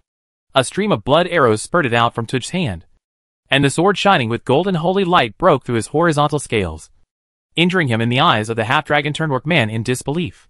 Tuj's whole hand drooped down, and the sword slashed across his upper arm, almost cutting off his hand, injuring the enemy with one sword. The female paladin, whose body was burning with blazing holy light, used the force of the countershock to flip back in the air and land steadily 10 meters away from the figure. The female paladin stood with a sword, blocking Tuj's way out. Scarlet. Leo secretly thought. This fierce girl really took action, seeing that he was about to escape, when such a Chung Yao Jin stabbed him out. Tuj was angry and anxious. After all, the time he had to transform into a half-dragon was limited, so he had to break through as soon as possible. If my breakout fails, Wouldn't Chief Necromancer's death be in vain? Never let this happen. Tug roared and rushed towards Scarlet. The 5 or 6 meter tall half-dragon maniacally charged at the female knight, trying to rush through Scarlet's defense before being surrounded by the human army again. In terms of size alone, Scarlet looked extremely weak due to her graphic contrast. Seeing the half-dragon rushing towards the female knight, countless people began to worry about her.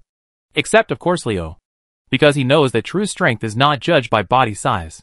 The previous battle between Scarlet and Tug also proved this. Facing the menacing Tugger Scarlet, she did not flinch in the slightest. The female knight raised her sword high above her head and slashed at the charging half-dragon with all her strength. Go to HL. Command Seal. The big sword struck down, and a meter-long half-moon-shaped holy light shot out from the sword, like a dazzling miniature crescent moon, slashing towards Tudge. The command seal can actually be used like this. Leo was surprised when he ordered the holy seal to be able to perform long-range attacks.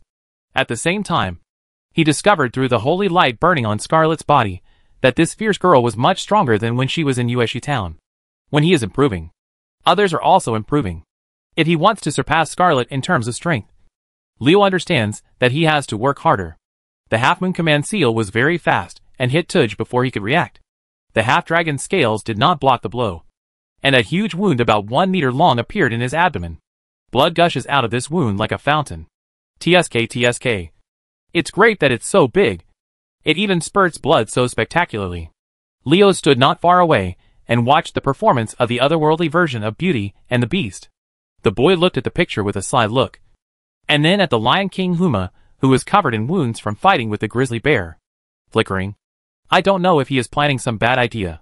Different from those contractors who wore shiny gold rings on every finger of their hands, and a gold necklace as thick as a thumb around their necks. And coal bosses who packaged the house together with the sales lady at the sales office when buying a house. Likewise, Leo, who was a decent man and could barely be considered an educated person after graduating from elementary school to college, would definitely hurt his opponent with his scheming skills. It is easy to kill someone, but it is difficult to kill someone and make the other person sad to death at the same time. Ignoring the battle between the half-dragon and Scarlet, who had become frantic due to injuries, Leo set his sights on the Lion King Huma, who had fought a grizzly bear with both sides injured. His eyes became very strange. To use a line from a certain movie, obscene. Extremely obscene. At this time, in Leo's eyes, Huma was not the powerful black Lion King of the Barrens, but rather like a disheveled beauty who had just gotten out of bed. Making him think about it. On Crow Ridge, Leo once combined the Necromancer's ability to control death with the Warlock's ability to control the soul, creating a Morgan clone for himself. That experience gave him a deeper understanding of the nature of magic. Otherwise, he would not have been able to combine the Warlock's fire spells with the Necromancer's poison skills to create a dual system attack of fire and poison. Ability Poison Flame Nova. Today, Leo is ready to make another attempt based on his new understanding of magic recently. Huma, who had already fought a grizzly bear and lost both sides, found out angrily that 2 white wolves and an elemental creature joined the battle circle regardless of the rules, and joined forces with a grizzly bear to attack him. The one-on-one fight turned into a group fight. Huma felt that it had been fooled. It used its remaining strength to launch a crazy attack regardless of its injuries. However, the previous battle consumed too much of its energy, and Huma's madness did not last long. However, within 10 breaths, it lost all its energy, and the momentum of its attack weakened. On the other hand, among the opponents who attacked Huma, only the grizzly bear and the clay stone demon were seriously injured, while the 2 mad wolves only suffered some superficial injuries. When Huma's attack momentum weakened, it was naturally its opponent's turn to show off its power. The clay stone demon saw the opportunity and punched Huma, causing the Black Lion King to taste the depression of the slowness in his body. Taking this opportunity, the grizzly bear and the mad wolf swarmed up, clawing, biting and other means, and under the influence of the slowness, he Huma, who was cursed with aging by Leo and moved as slow as a snail, quickly lost the ability to resist. Seeing that Huma was beaten to death by the grizzly bears, his mind was broken and he was on the verge of death. Leo knew it was time to take action. He touched the mad wolf that had been beside him all morning, with a look of anticipation on his face. Ouch! The mad wolf looked up to the sky and howled. Amidst the shrill howl, its entire body gradually became transparent, and in the blink of an eye it changed from a physical wolf to a ghost wolf-like existence. Ghost wolf? Wrong. This is not a ghost wolf, but a wolf spirit. Yes, that's right. This is the wolf spirit in the wolf spirit summoned by Leo's activated equipment skill. Strangely enough, Leo clearly remembered that the wolf summoned by summoning the wolf spirit in Diablo was different from the mad wolf. And teleportation was the talent of the wolf spirit, while the mad wolf did not have such an ability.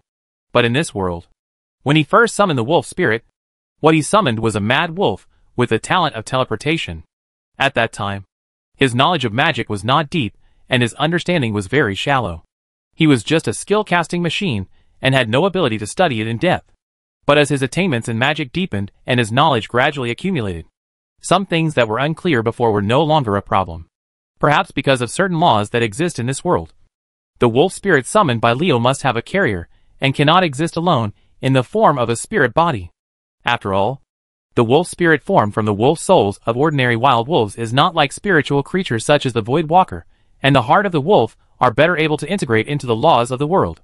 In this way, under the influence of unknown reasons, the wolf spirit summoned by Leo turned into a mad wolf. Since the maximum number of mad wolves is 3, the number of 5 wolf spirits is also limited. Leo can at most simultaneously summon 3 teleporting wolves. At this point, all of you smart people already know what Leo is going to do. This kid wanted to take advantage of Huma's dying breath and let the wolf spirit play a trick of occupying the magpie's nest.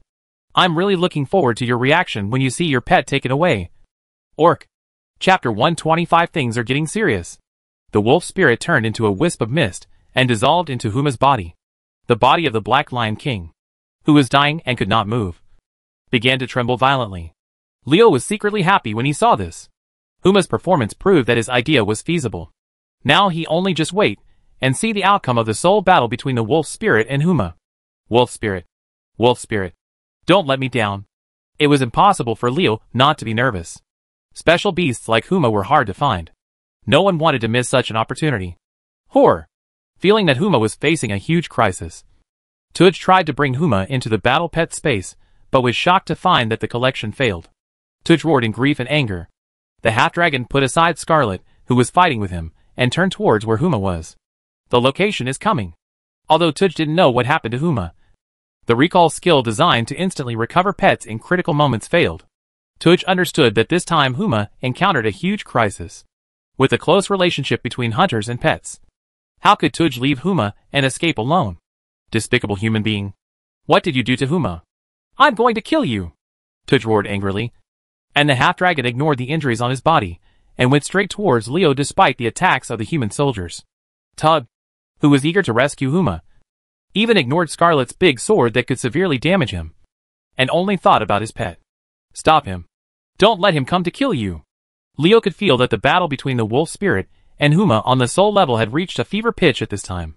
If they were disturbed at this critical moment, it would be very detrimental to the wolf spirit. Who knows whether Huma will cause a small universe to explode or something under Tud's stimulation. Under Leo's command, the huge grizzly bear man stood up. At about 5 meters in height, it didn't look much weaker than the half-dragon Tuj. Whether it could stop Tuj, who was approaching madness, would depend on this. A huge grizzly bear is awesome enough.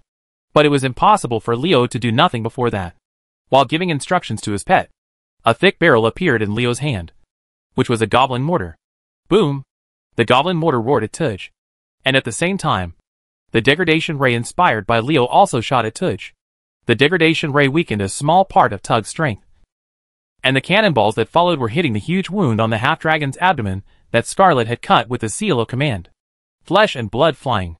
A large hole was torn open in Tuj's abdomen, and the person standing opposite him could clearly see the squirming internal organs inside.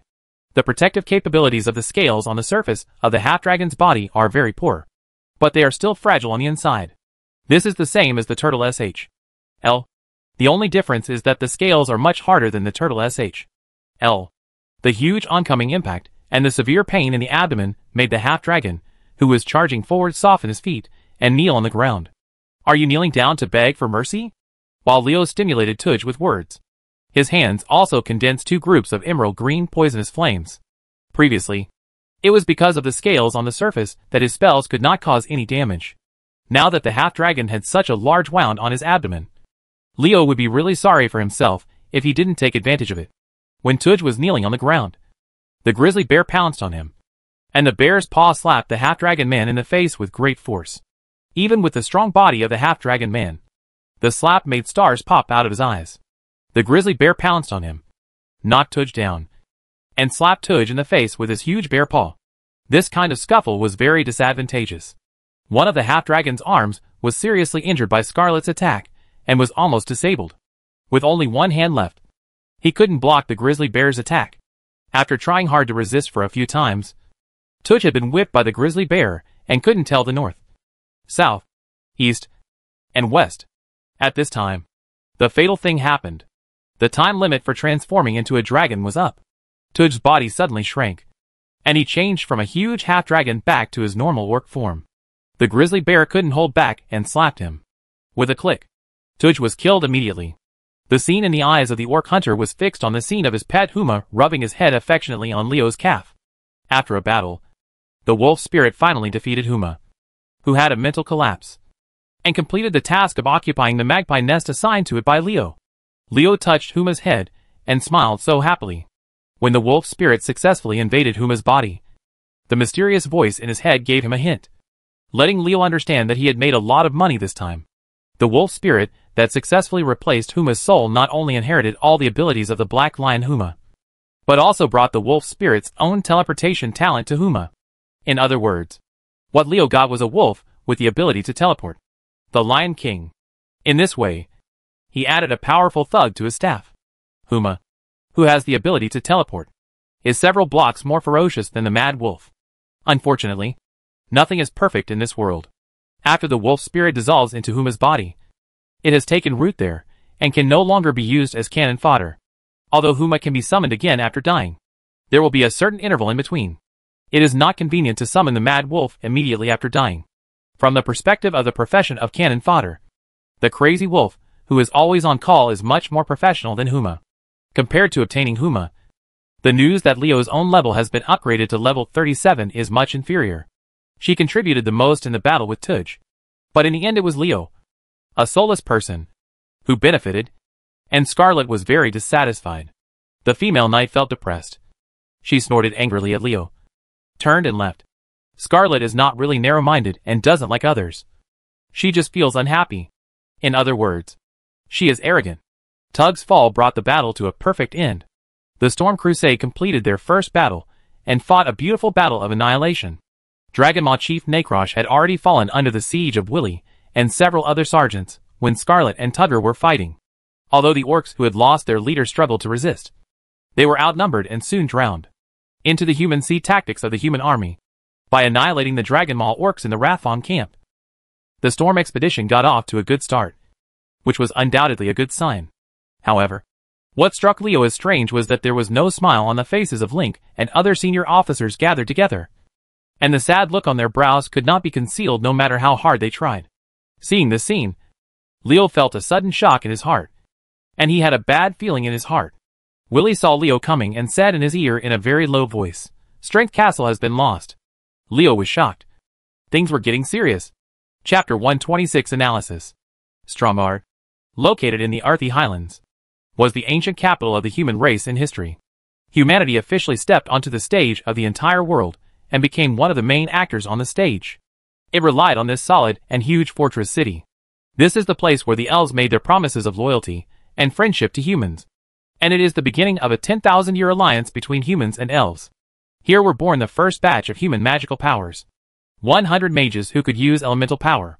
Whether it is Dalaran, the capital of magic, or the famous kingdom of Lordaeron, they trace their roots back to this ancient city. Although the status of Stromgard has changed as time has changed, its position in the hearts of the entire human race is still important. Now the great city has fallen. The history of the entire race has fallen into human hands.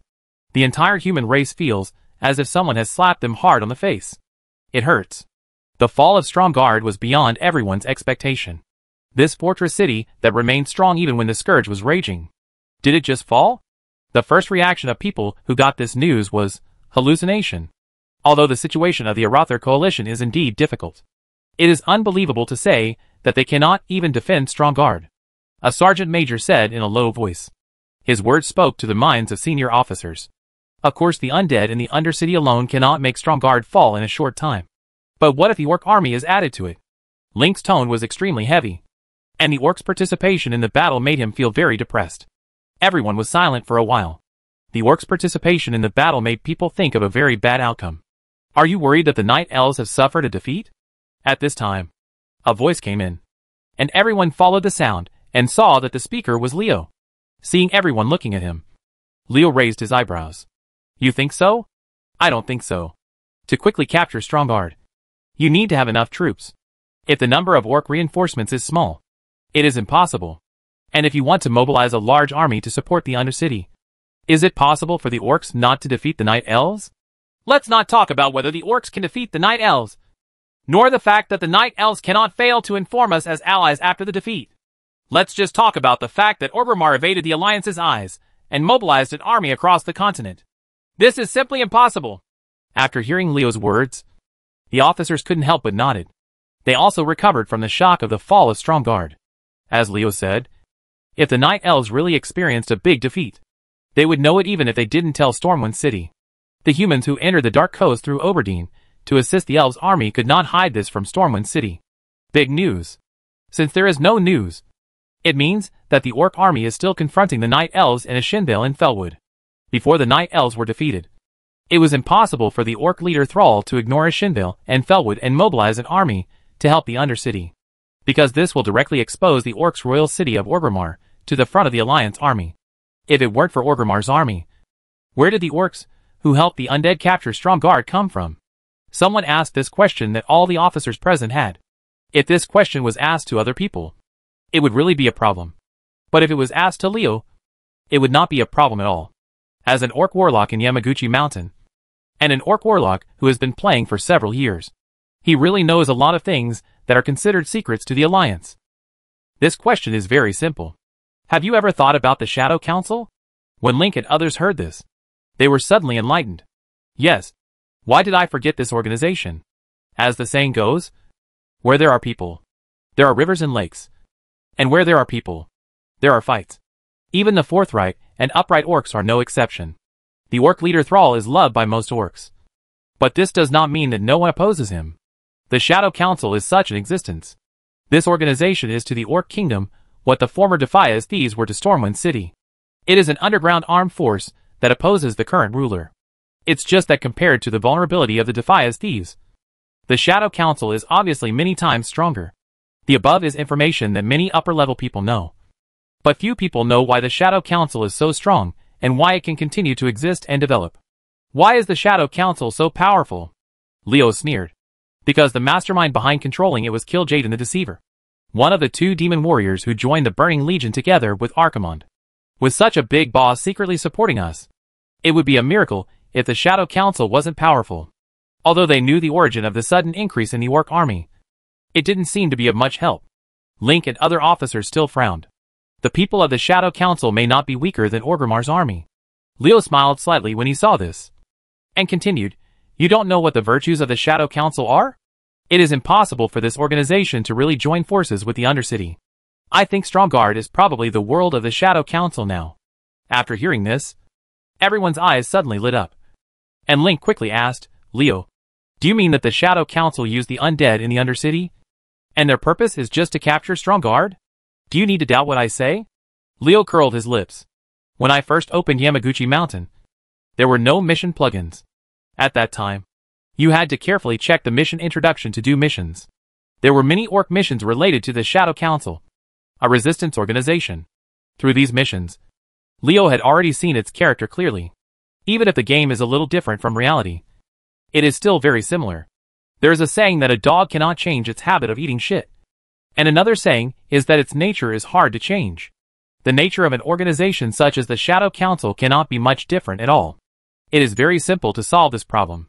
The people of the Kingdom of Arathor should find a place in the Arthi Highlands to continue to resist. Major Link. You only need to ask Stormwind City for confirmation and continue to pursue their army after the fall of Stromgarde. Whether there are a large number of orc troops and it will confirm whether my guess is correct or not. That makes sense. Link took out the magic communication stone and sent a message to Stormwind City. Stormwind City responded quickly, and Link got a reply in less than half a cup of tea.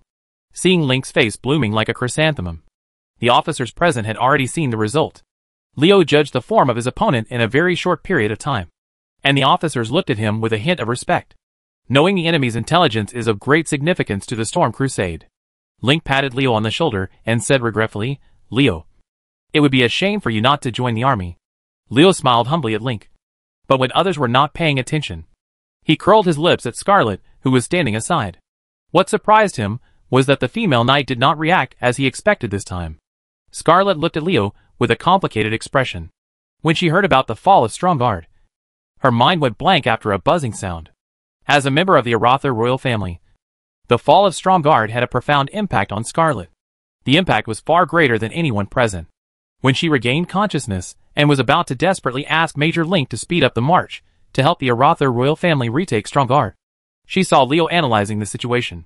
Seeing that Hun Dan, whom she had always disliked, had judged the situation in the Arthi Highlands in just a few words and provided important information for the expeditionary force's next actions. Scarlet felt inexplicably complicated. This guy is really capable. And his confident look just now was very attractive. What was I thinking? The female knight was confused. Chapter 127 Target, Dunmod. As the only channel connecting the wetland to the Arthi Highlands, the importance of the Solder Bridge can be imagined. For Leo's Storm Expeditionary Force, this is the only way to enter the Arthi Highlands to support the Aratha coalition that is stubbornly resisting the undead army in the Valley of Refuge. Although the Shadow Council only focused on seizing the fruits of victory after the fall of Stromgarde, the defeated Aratha coalition still needed support. After all, the undead army in the Undercity was still pursuing them. The Expeditionary Force wants to enter the Arthi Highlands as quickly as possible to help its allies resist the undead army. But things in the world are often so careless. The more critical the moment, the more trouble will come. When Leo and the others were marching hurriedly towards the Solder Bridge, intending to control it before the undead army in the Undercity blocked the bridge, bad news spread. Dunmod, a military base adjacent to the Solder Bridge, was attacked by the Dark Iron Dwarves. Occupied. For humans, this is a classic example of misfortune coming singly. The dwarves of Ironforge actually lost control at a critical moment. Such an important military location as Dunmod was lost to the Dark Iron Dwarves. This meant that the Dark Iron Dwarves controlled the gateway from the wetlands to Arthi because of the Solder Bridge. On the other side is the evil Iron Ridge, which has long fallen into the hands of the Dark Iron Dwarves. It is more difficult for the humans allied with Ironforge to pass smoothly through the territory of the Dark Iron Dwarves than for the sun to rise from the west. Although Ironforge has sent Anvil Mar to set off with the army, we do not have time to wait for the arrival of the dwarf army to enter the Arthi Highlands through the Solder Bridge in time. The only one we can rely on is ourselves. Link said this at an emergency meeting of senior officers after receiving the news that Dunmod was occupied by the Dark Iron Dwarves. Indeed, wait until the dwarves of Ironforge cross the Dunmoro Mountains into the wetlands and successfully reach Dunmotor, and then join forces with them to defeat the Dark Iron Dwarves led by Karamos Greybeard. After doing this, the expeditionary force will pass through Sar. The Dole Bridge entered the Arthi Highlands, and the day lilies were cold. The undead army had already blocked the Sador Bridge. The officers were discussing how to break through the blockade of the Dark Iron Dwarves and enter the Arthi Highlands in the shortest possible time. But Leo's thoughts wandered away. The Dark Iron Dwarves happened to occupy the military base of Dunmod at this time, which reminded him of the Shadow Council. Leo felt that it was just Sylvanas from the Undercity who ignored the Shadow Council's occupation of Stromgarde's reason. Sylvanas wants to kill the Aratha coalition, and the Shadow Council wants to have a stable lair. The combination between the two is just an alliance of interests, and they use each other. The Shadow Council helped Undercity defeat the Aratha coalition and blocked reinforcements from Stormwind City for a certain period of time, while Undercity gave up occupying Stromgarde in exchange for the opportunity to completely eliminate the Aratha coalition. The two forces each got what they needed. As for whether the Shadow Council will cause trouble to Thrall in Orgrimmar after having a stable fortress city like Stromgarde as its home base, this is not a question that Sylvanas has to consider. While the officers were discussing, Leo suddenly intervened. Judging from the news coming from Stormwind City, the Aratha coalition forces in the Refuge Valley should have stabilized their position. Since they can still persist, why don't we prepare for the future? Make some plans? The officers stopped discussing, and Major Link motioned for Leo to continue. Since Leo's last analysis was very accurate and won the respect of the officers, everyone wanted to hear his opinion again when they saw him speaking. Leo was not modest at this time. The right way is to take action when it's time to take action. And don't hesitate when it's time to show off. Strength is often what matters in the military. This strength is not just personal force. Intelligence is equally important. Those who are strong in force can win the support of soldiers. And those who are resourceful can win the respect of officers. When it comes to marching and fighting, and arranging troops, I can't compare to you. But when it comes to analyzing the situation, I am still somewhat capable. In fact, everyone knows in their hearts that even if we can enter the Arthi Highlands in time, it will not change. The situation in this place is rotten. Since the Arathar coalition that retreated into the Valley of Refuge can resist the attack of the undead army, I don't think we need to be too anxious to enter the Arthi Highlands, because doing so will only tie our army there. And this is the undead army. I'd like to see it. Why can't we make certain arrangements before entering the Arthi Highlands? Make some arrangements before entering Arthi Highlands? Link and others began to think about it. And then Leo continued. Since the dwarves have lost the important place of Dunmod, we should fulfill our responsibilities as allies and help the dwarves to take this place back. Link frowned. And the major hesitated. You mean to capture Dunmod? Wouldn't it be a good idea? After all, it is a city of dwarves. Not only do we want to capture Dunmoder, but we also want to capture Evil Iron Ridge.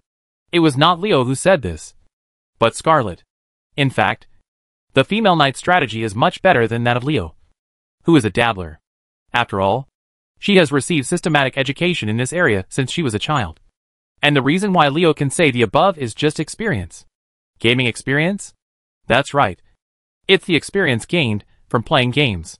Thinking back to the wild, whenever the Alliance saw that the situation was not good and could not hold the Refuge Valley, they would first withdraw some people to the Sada Bridge to prevent the tribes from entering the wetlands after slaughtering the Refuge Valley and threatening the tribes.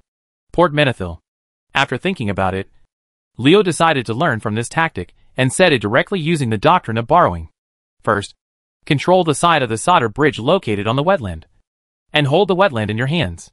Even if the Arthi Highlands completely fall, the corrupt situation will not spread. Since the deterioration of the situation is inevitable, it is necessary to try to control it within a certain range. Leo, who has traveled from the Earth where information is exploding, will naturally not understand this common sense. Scarlet could actually figure it out. But the female knight was temporarily panicked because her kingdom was in danger. So she gave Leo a chance to show off. As the saying goes, caring leads to chaos. Lock the throat of the Arthi Highlands into the wetlands, and rely on Menethil Port to obtain a large number of human reinforcements. Not only can we gradually strengthen our control of the wetlands, but we can also interact with Prince Galen in the Valley of Refuge, and then wait for the opportunity to recapture Strongguard. Timing. Leo. Am I right? Leo and Scarlet still have a clear distinction on major matters, and they do not argue with each other. Yes, Major Link. Please consider Scarlet Knight's opinion. Even though the undead army is attacking fiercely now, it will not last long. As long as the Refuge Valley lasts for this period of time, the situation will change. The Shadow Council is not the kind of person who gives in. People can rest assured that their backs will be handed over to their allies. After a fierce attack, the undead army will inevitably retreat. Without the threat of the undead army, we will join forces with Dunmod and Refuge Valley to still control 1/3 of Arthi's territory. In the hands of our race, these territories are our capital to regain the entire Arthi. Leo and Scarlet's words made the officers a little moved. If they can take this opportunity to control the wetland, it will undoubtedly be a great thing for the entire human race. In this way, not only will Menethil Port, an important hub of contact with the Night Elves, be adequately protected, but it will also allow the Arathar coalition to gain great strategic depth and free the Arthi Highlands from the embarrassing situation of an enclave. It's a very good suggestion. The only thing we have to worry about is the attitude of the dwarves after we occupy Dunmoder. But we are soldiers and are only responsible for fighting. Naturally, the talkative politicians in Stormwind City will do anything to argue with Iron Forge. Major Link was moved. Send the order. Target, Dunmod. Chapter 128. Do dwarves have pangolin blood? At the foot of Arthi Ridge, Leo hid in a small cave and carefully observed everything on the ridge through crows. This was his second scouting career. The Dark Iron Dwarves captured Dunmoder a few days ago. Since the Storm Crusade wanted to capture Dunmod, they naturally had to launch an attack before they could repair the Talon's fortifications that were damaged during the battle. Then the question arises, what should we do in Edeling? Just when Major Link was considering whether to allocate part of his troops to contain the Dark Iron Dwarves in Evil Iron Ridge, Leo stood up. He suggested that Major Link should not divide his troops, but instead use all his strength to capture Dunmod in the shortest possible time, and took the initiative to undertake the task of monitoring the Black Iron Dwarves on the Evil Iron Ridge. What's the use of monitoring Edeling alone? Just when Major Link was confused, Leo gave the reason. First, the Dark Iron Dwarves of Evil Teal Ridge must have used most of their strength to capture Dunmod, which resulted in the emptiness of Evil Teal Ridge. Second, Leo went to monitor Evil Tealing. Compared with other candidates, he has the communication magic stone and can deliver information faster and more timely. Thirdly, Leo can control the crow and share the crow's vision, which means that he does not need to take risks yourself, and your own safety is guaranteed. Fourthly, the existence of the mechanical road hog makes it impossible for the Black Iron Dwarves to catch up with Leo even if they find him. There is absolutely no problem for Leo to run away. In the end, Major Link was convinced by Leo and agreed to his proposal while Scarlet looked at Leo with confused eyes. This Hun Dan shouldn't be that enlightened person. Although the female knight suspected that Leo had an ulterior motive, she could only watch Leo walk away without finding any reason to object. Is Leo aware?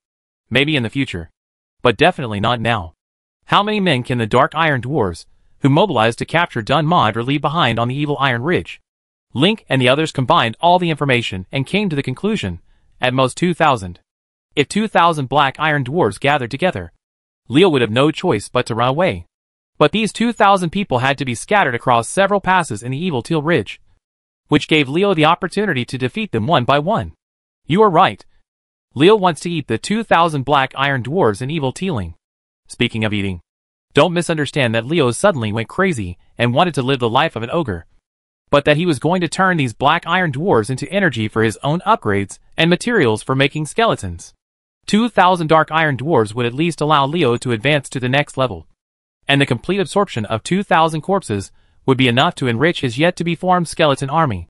Based on the calculation of 100 corpses to create one skeleton warrior, the corpses of 2,000 black-bodied dwarves can give Leo's skeleton army 20 more warriors. Look clearly. It's a skeleton warrior, and not an ordinary skeleton. This bird-summoning skeleton. Even if you are a necromancer, you can't do it like this. Ordinary skeletons require 10 corpses. Skeleton warriors require 100. And skeleton warriors require 1,000. The most cheating one is Ma's skeleton general actually wants 10,000 corpses. Thinking of the materials needed to summon the skeleton. The thousands of words in Leo's heart condensed into 2 words: cheating. If summoning skeletons hadn't been too expensive, he wouldn't have risked arousing suspicion by absorbing all the skeletons there when he left Crow Ridge. If Passonia hadn't trusted him, this kid would have been hired by MI7. Went to have tea.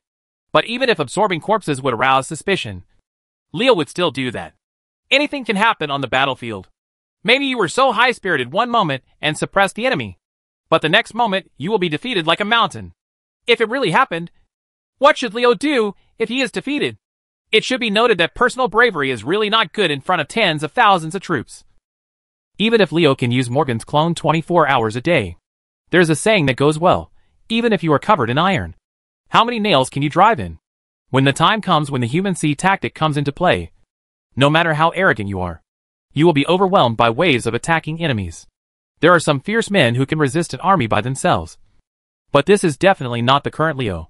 If he wanted to have enough self-protection power on the battlefield, the summoned skeleton that would give him Legion-level combat power naturally came into Leo's sight. In any case, it makes sense to get the skeleton army formed as soon as possible. The reason why Evil Iron Ridge is named Evil Iron is not only because it is the territory occupied by the ferocious Black Iron Dwarves, but also because of its terrain. It would definitely not be an exaggeration to describe it with the words poor mountain and bad water. There are 2 roads leading directly to the ridge in Edie Ridge. 300 Black Iron Dwarves are stationed at the intersection of each road leading up to the ridge. The remaining Black Iron Dwarves are concentrated in a cave dug on the ridge. Leo estimated that the cave had been dug into the heart of the mountain, and maybe the entire mountain had been hollowed out. By the way, Leo has always felt that dwarves have the blood of pangolins. Otherwise, why would Maudu love digging holes in the mountains so much? Eat the Black Iron Dwarves at the intersection first. It would be best if reinforcements come from the ridge. If reinforcements don't come, we have no choice but to attack by force. As the saying goes, people with great skills are bold. This person will gain weight when he is strong and bold. In the past, how could Leo dare to attack a place defended by thousands of people? Coming out of the small hole where he was hiding, Leo walked up one of the roads in the evil Iron Ridge. The 300 black iron dwarves stationed there were going to be in trouble, who made their place closer to Leo, summoning a number of pets such as the Crazy Wolf and the Black Lion King Huma. Leo did not hide his intention to hide. He just wanted to kill them openly. I'm just here to kill people. I'm here to defeat you. What are you going to do? Gently patting the Black Lion King's body, Leo whispered, this is your first battle. Huma. Huma! Just when Leo was killing the black iron dwarves in evil Iron Ridge, a large handful of scars emerged from the ground in a mass grave next to Wrath Fong camp. Fortunately, no one saw this scene. Otherwise it would have really happened. Scared little friends. An orc covered in wounds crawled out of the grave with difficulty. The injuries on the orc's body were very serious, especially a large gash in his abdomen, which left his internal organs almost completely exposed to the air. It was a miracle that this orc could still survive after being so seriously injured. If Leo were here, he would definitely slap his head and regret it greatly. How could he forget that this guy is a hunter? How could I have forgotten the hunter super invincible? Most shameless and obscene skills that make countless people envious, jealous and hateful? This skill is fake death. Tuj, the orc hunter whose pet Black Lion King Huma was taken away by Leo, is still alive. Chapter 129 Evil Teeling 1. Stop. Who is he? At an intersection leading to Evil Teeling, a black iron dwarf looked at Leo, who was walking towards him, and shouted loudly. Leo chuckled. Who? Someone who wants your life. While Leo was speaking, a green vine as thick as a human thigh suddenly jumped out from under the feet of the black iron dwarf, and quickly wrapped around the black iron dwarf in his astonished eyes, wrapping the dwarf into a ball of rice dumplings. The dark iron dwarf died from the poison of the poisonous flower vine before he even had time to scream. As Leo's strength increases, the strength of his pets also increases. The most obvious change is the poisonous flower vine.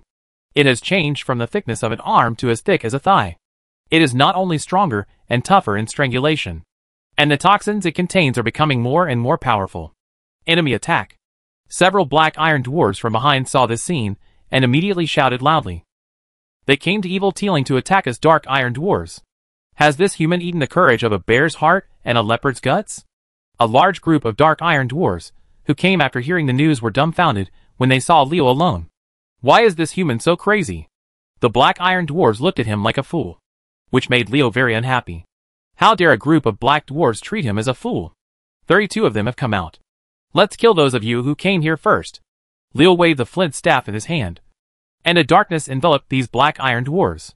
The 32 black iron dwarves, who rushed out under the wrath of the shadow, were immediately stunned on the spot. Taking this opportunity, Mad Wolf, Huma, Claystone Demon and Poisonous Flower Vine appeared one after another. The 6 pets killed as many as 15 dark iron dwarves in 3 seconds, among which Huma killed 4. The number of kills ranked first, and Poison Flower Vine ranked second with 3 kills. The heart of the wolf that hovers around Leo gives its allies proportional blessings. The higher your basic strength, the more bonuses you will get. Among the several pets that attack, Huma is the strongest and naturally gets the most bonuses. The dark iron dwarves were stunned by Leo's attack. They did not expect that the human opposite was so strong. But in just 2 or 3 breaths, a dozen of their companions fell. Seeing that the coma effect of Shadow Fury had passed, Leo, who still cast aging and other curse spells on his opponent, calmly added a fear spell. The Necromancer's instant swarm terror caused a group of dark iron dwarves to run around like headless flies. They took this opportunity to hunt them down, and each dark iron dwarf was attacked by them one after another.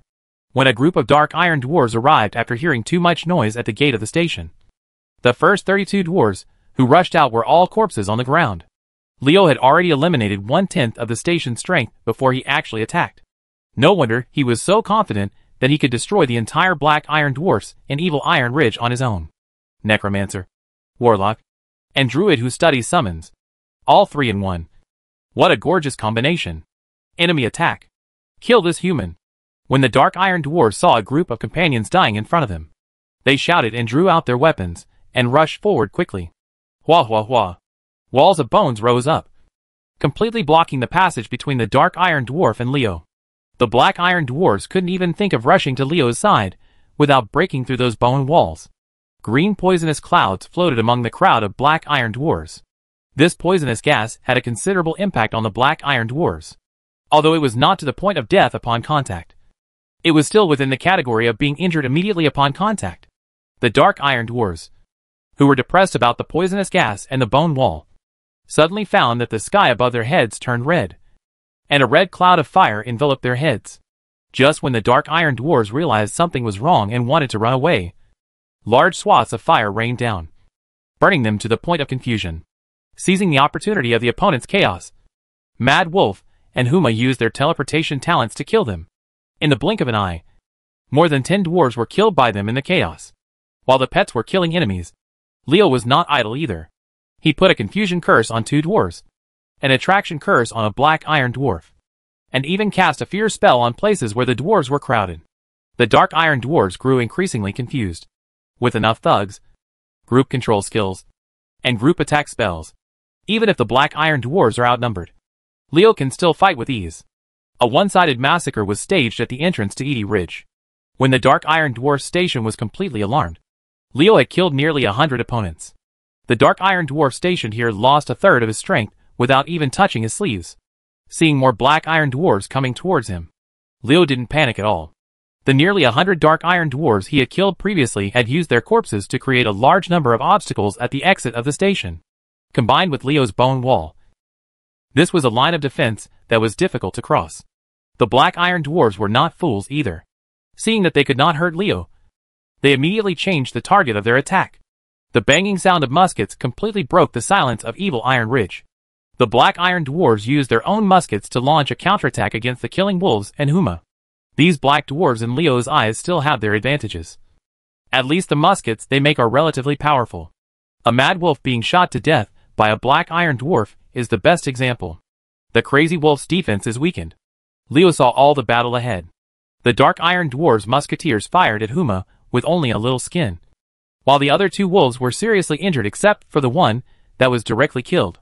He was not afraid of comparing goods, but he was afraid of not knowing the goods. The comparison of facts strengthened Leo's idea of looking for a beast with special abilities to replace the mad wolf. When the quantity was limited, he naturally chose quality. Shuma, come back. Before the black iron dwarf fired the second bullet, Leo called Huma back to his side, but he ignored the mad wolf. You have to leave something sweet for the dark iron dwarves. Right? Amidst the banging gunshots, the 2 already wounded wolves fell to the second round of gunfire from the black iron dwarves. People couldn't help but feel that cannon fodder really has no human rights. Seeing that Leo was riding on Huma and seemed to be trying to escape, the dark iron dwarves became anxious. You can come and leave whenever you want. What kind of place does this human being think of Edie Ridge?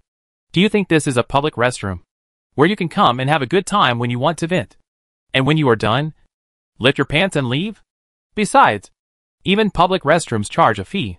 We can't let him escape. The black iron dwarf shouted and chased after Leo. They did not notice the strange arc on Leo's mouth. When the dark iron dwarves, who were eager to catch up with Leo, were trying to cross the barrier composed of corpses and bone walls, Leo suddenly turned around and shouted at them, Black dwarf, you have been fooled. Chapter 130 Evil Teeling 2. Bang bang bang bang. The black iron dwarf did not expect that after the human in the distance suddenly turned around, the corpses on the ground would suddenly explode. The dense banging sounds were like lit firecrackers, and every sound represented a corpse exploding on the ground, sending them into the arms of death in groups. In just 10 breaths, nearly 200 dark iron dwarves all followed in the footsteps of their companions, and became one of them lying on the ground. Leo pinched his nose in displeasure. Damn. The corpse explosion technique always made it so bloody.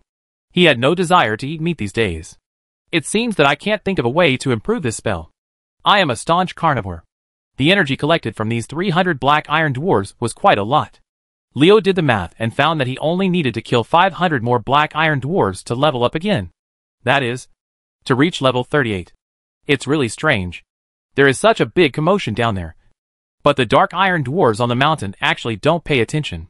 What are they doing? Leo felt a little weird. Although the battle here was short, the noise was enough to alarm the dwarves on the Evil Iron Ridge. But there was no movement from the opponent at all. This made Leo's idea of knocking out part of the opponent's reinforcements come to nothing. In fact, it was Leo's negligence. There were 300 black iron dwarves stationed here. The dwarves on the evil Iron Ridge never expected that someone would kill them all in less than 5 minutes. Most of the dark iron dwarves on the ridge thought it was a minor commotion, and didn't take it seriously at all. They didn't even send anyone to inquire. Not coming out. Right. Okay. Let me take care of the 300 dark iron dwarves on the other road first, and then go up to the mountains to find trouble with you. The black iron dwarves of evil Teeling were in trouble for 8 lifetimes when they met Leo. Not only were they killed by him, but their corpses were also used by Leo to enrich the skeleton army. This world is very big, compared with a large population base. The number of strong men who can defeat 300 black iron dwarves in a short period of time is pitifully small. Not everyone can often fight with Paso like Leo. Dealing with top powerhouses like Nia, most people would never be able to interact with such a strong person in their lifetime. The black iron dwarf, who was unaware of the evil star approaching, did not wake up until Leo came to the ridge to kill him. There are still 200 black dwarves left to level up. In this case, as long as you kill the remaining black iron dwarves on the evil Iron Ridge, there will be no problem in reaching level 39. Thinking of this, Leo's eyes became extremely hot when he looked at the black iron dwarf, who was running out of the large artificial hole on the ridge. Black dwarves, just do good deeds and fulfill your destiny, and accept your fate obediently. 2 round objects the size of basketballs appeared in Leo's hands. These were large bombs that were much more lethal than iron grenades. During the slight fluctuation of the fire element in his hand, 2 small flames lit the fuse, and Leo threw the big bomb towards the black iron dwarf with a flick of his hand. Boom! Boom! Compared with fist-sized iron grenades, basketball-sized bombs are completely worthy of the words large and sufficient. 2 huge explosions sounded, and several black iron dwarves, who rushed at the front, were blown into pieces, seriously injured. The explosion of the big bomb caused the black iron dwarves to pause slightly. Then the dwarves accelerated their pace and rushed towards Leo at a faster speed. What greeted them was Leo's big bombs one after another. The roaring explosion shook the whole place, and the huge sound attracted the black iron dwarves in the cave to run out to find out. Their appearance saved Leo a lot of time, and he no longer had to go slowly to find the target in the cave dug by the dwarves. The dark iron dwarves can withstand the explosion of 1 or 2 large bombs without dying. But what if there are 3, 4, 10 or even 100 large bombs thrown at them? Under the continuous bomb attack, the dark iron dwarves fell one by one. Leo collected more and more energy, and unknowingly he reached level 38. Although the material required for the big bomb is much more expensive than the iron grenade, the lethality is really nothing to say. The strength of these black iron dwarves is no worse than the Stitch monsters made by Berkcrombie. If I still use the iron grenade, I really can't stop it. To withstand their attack, you have to be forced into close combat with them. It is true that you get what you pay for.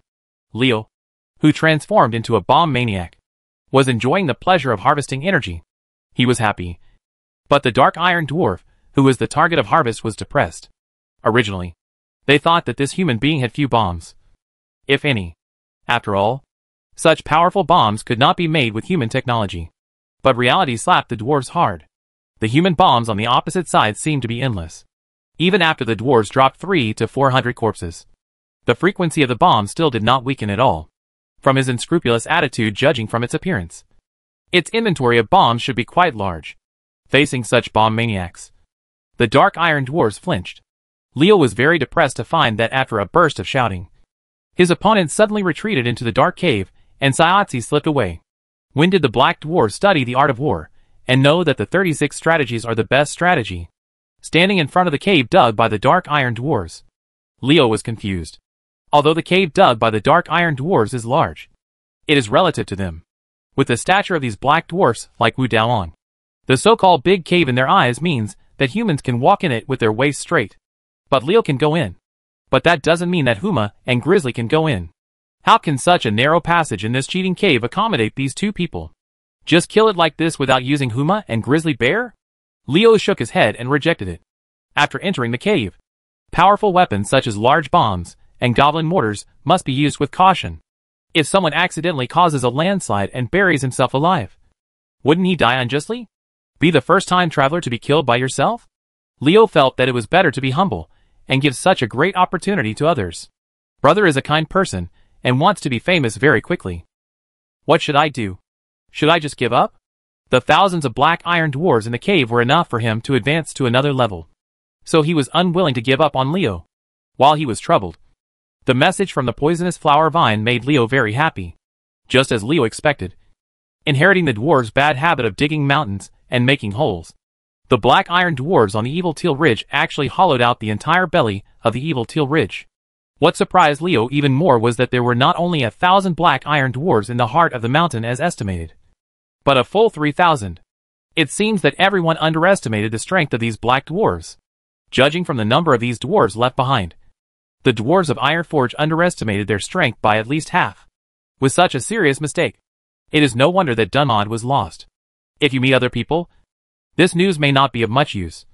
But for Leo, who has poisonous flower vines that can drill into the mountains and enough big bombs, this news is worth thousands of dollars. With 3,000 dark iron dwarves, it won't be a problem for me to reach level 42. The temptation to upgrade several levels in a row made Leo's eyes shine. Don't underestimate the 4 levels from 38 to 42. It would be impossible for an ordinary genius to practice normally for more than 10 years. Except, of course, top geniuses. Leo took out a lot of big bombs and quickly started to arrange them. Since you are hiding in there and can't come out, don't blame me for hurting others. Chapter 131 Evil Tealing 3. Which is more important, money or time? If you ask Leo this question, his answer is, this question is really low level. Have you never heard that an inch of time is worth an inch of gold? And an inch of gold cannot buy an inch of time? Between money and time. Of course I choose the latter. Money is such a bastard. You spend it and earn it again. But time is gone forever. It's gone. Want to buy it back? Brothers, find a way to join the Rebirth Army online.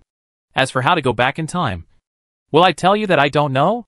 By the time Leo was so exhausted that he was sweating profusely, it was already completely dark.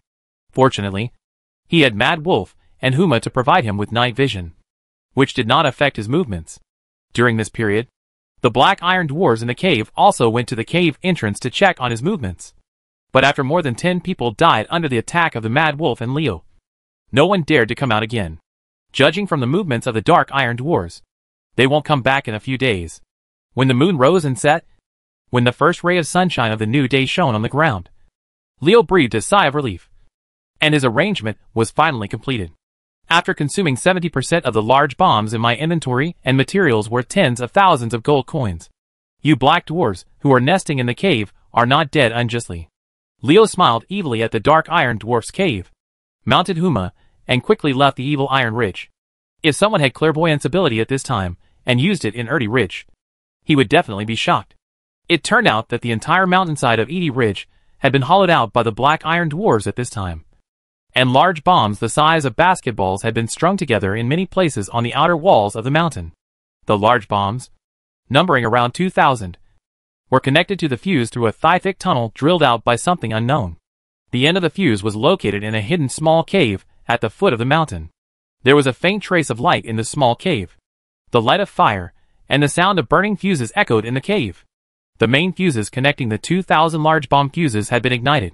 The black iron dwarves of Evil Tealing would not have thought that there would be such a corrupt creature as a time traveler in the world. How could they understand the magic of time travelers with their knowledge? A private space that is larger than one can imagine. Engineering skills brought by time travel. And enough materials. These 3 factors combined to make Leo an engineering madman who carries a large arsenal with him. Under Leo's urging, Huma used all his energy to carry him in a direction away from the Evil Tealing Mountains. When it ran to a place 2 or 3 kilometers away from the foot of the Evil Tealing Mountains, there was a loud noise. Boom! A dull loud noise came from Erdie Ridge. And then the entire mountain began to collapse spectacularly. A mountain about 1,000 meters high collapsed in an instant. This scene was beyond the description of the earthquake. Leo, who was watching the whole process from a close distance, suddenly had a movie line in his mind. What a big marshmallow! Even though it's mushroom-shaped. The violent vibrations on the ground, as well as the shock waves caused by the collapse of the mountain, made Leo unable to stand firm even with his strength. As the culprit of this accident, someone lay on the ground in a state of embarrassment. Fortunately, Huma stood in front of him, preventing him from being hit all over his head by the dust, gravel and other objects brought up by the collapse of the mountain. Although he was made disgraced and embarrassed, Leo's excitement was not affected in the slightest, because the mysterious voice in his head that called him, the host, reminded him, at this time, that his level had soared to 41. Although it was one level lower than the 42 level he had expected. It didn't matter. After all, it was an estimate. And it was normal for there to be errors. After reaching level 40, the amount of upgrade energy required was twice as much as before. This unexpected situation was unexpected and not surprising to Leo. Entering level 40 shows that Leo has already stepped into the Palace of Legend with 1 foot. And he is a quasi-legendary powerhouse. As long as his strength continues to improve. And when he reaches level 45, he will be able to get rid of the word accurate and become a true legendary powerhouse. Leo believes that this day will not keep him waiting for a long time. After all, there will be many battles in the future. For Leo, as long as there are battles, his strength can be improved quickly. It only took Leo 2 years to go from a rookie, who couldn't even kill a wild wolf, to a quasi-legendary strongman now. If this speed of improvement were to spread, it would definitely make countless strongmen commit suicide due to jealousy. 2 years. How can you make them? Who have painstakingly cultivated for decades, and gone through countless life and death hardships. Feel so embarrassed? 40 level. Let's go to 40 level. Anyway, I can activate the last skill in the destruction talent. Chaos Arrow. Now my warlock profession is basically formed. He was actually a little dissatisfied after hearing someone's tone. This was really a sign of inadequacy. It seemed that there was no end to human desires. Absorb the broken corpses. The number of broken corpses is enough. Do you want to create a new skeleton general? When Leo activated the talent skill of his warlock profession, a prompt sounded in his head. To make a new skeleton general or not to make one? That is the question. The skeletons Leo absorbed in Crow Ridge were used to create 2 skeleton generals. This resulted in his skeleton army having enough quality, but not enough quantity. He finally managed to collect 10,000 corpses. If he used them again, didn't the skeleton general and his skeleton army change back to their original form? If you don't make it, there's not enough quantity. What's the use of just 3 bare generals? Leo rolled his eyes, and rejected it decisively. Successfully killed Cam Deep Fury, and obtained the Black Iron Cane. Do you want to absorb it? This notification sound surprised Leo. He looked confused. Cam Deep Wrath? Isn't this the prison-level Dark Iron Dwarf in Stormwind City Prison? How did he come to evil Teeling after successfully escaping from prison during the prison riot he instigated? Is there any connection between this guy's arrival and Dun Mod's sudden fall? With his mind full of questions, Leo left evil Teeling. With the speed of mechanical Rohog, he traveled day and night, and still had time to participate in the Battle of Dun Mod. Now Leo would not easily let go of any opportunity to obtain upgrade energy to improve himself. The closer he was to the legendary realm, the more eager Leo was to become stronger.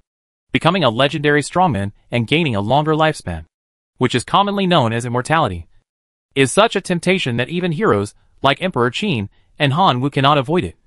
Let alone Leo. Shortly after Leo left, a powerful force of fire erupted from the mountain buried in rocks. The power of the flames that burst out instantly was so powerful that everything that could be burned within a 10-mile radius of Erdie Ridge was burned to the ground. And even the cold and hard rocks were melted into high-temperature magma. Flame, King. A roar that sounded like it came from ancient times came faintly from the flames. Leo, who was leaving, looked at the Erdie Ridge that he had long left behind. The crimson flames in that direction dyed most of the sky red. I didn't expect that there is a volcano in Edeling Mountain. It's such a good feeling. No one can find the crystal particles left behind after the volcano erupts and absorbs the corpses. Leo laughed. Brother, this luck is really good. After killing people and destroying their bodies, nature came to help eliminate the traces. Chapter 132. The hero says the beauty. Walking, walking, walking, rushing again and again. Riding a Harley-style mechanical road rage on the road is indeed a very exciting thing. But no matter how exciting it is, if you keep doing it, you will get bored. Just like complaining. Occasionally voicing a few words to vent can make people feel physically and mentally happy. But if you keep complaining all the time, not many people can stand it. After driving for a day and a night, Leo felt a little bored once the novelty of racing wore off. But he couldn't do it unless he was in a hurry. In order to catch up with the battle with Dun Mod. In order to absorb more energy so that his strength could improve faster. He would never allow himself to give up when he could do it. What does a little fatigue and boredom mean? To become a strong person, a fearless heart is necessary. And similarly, a firm will is also necessary. The god of destiny still took good care of Leo as a time traveler. Just when he felt extremely bored with the monotonous journey, A sound of fighting entered his ears. Out of curiosity, and even more out of boredom, Leo drove in the direction of the sound. A tall dark knight female elf with light green waist-length hair entered Leo's field of vision. This dark knight female elf gave Leo a good first impression. Tall and graceful figure. She is a model material. Especially those long legs are really sinful. Ahem. The female night elf was running quickly with a long bow engraved with magic patterns. And from time to time she shot an arrow sideways, forcing those who were chasing her to duck and dodge. A big black tiger with black stripes all over its body, and a look like a saber-toothed tiger, was trying hard to entangle the person who was chasing the night elf, trying to get his master away from the other party's pursuit as soon as possible. Leo's eyes lit up when he saw this big black tiger. Isn't the Shadow Claw an extremely special member of the Night Blade Tigers living on the Black Coast? Another beast with special abilities. This female night elf hunter was able to be recognized by Shadow Claw and become her pet. It seemed that she had a lot of skills. Now that she was being hunted, it seemed that the guy behind her was very powerful. Seeing Shadow Claw, Leo's eyes only lit up. But he wasn't jealous, because the special ability of Shadow Claw is to impose a weakening curse on the attack target. As a warlock, Leo still lacks this. It's not humans' pain technique that can enhance the damage done when attacking the enemy. Night elves and humans are allies. People from the two races are generally friendly when they meet. What's more, the other party is a huntress with a good figure. Leo has no reason not to help. Right? Although the plot of a hero saving a beauty is cliché. Isn't it something that every man wants to encounter once or twice? Hey beauty, do you want to ride? Leo waved to the night huntress. He drove around in the street in a confident tone and struck up conversations with unscrupulous men who wanted to hook up with him. Before the night huntress could answer, the man who was chasing her spoke first. You brat. Stop meddling in your own business. After that, he made a gesture of wiping his neck to Leo. Threaten. A complete threat. Arrogant. How arrogant. Leo was unhappy. Damn it. This kid is quite cool.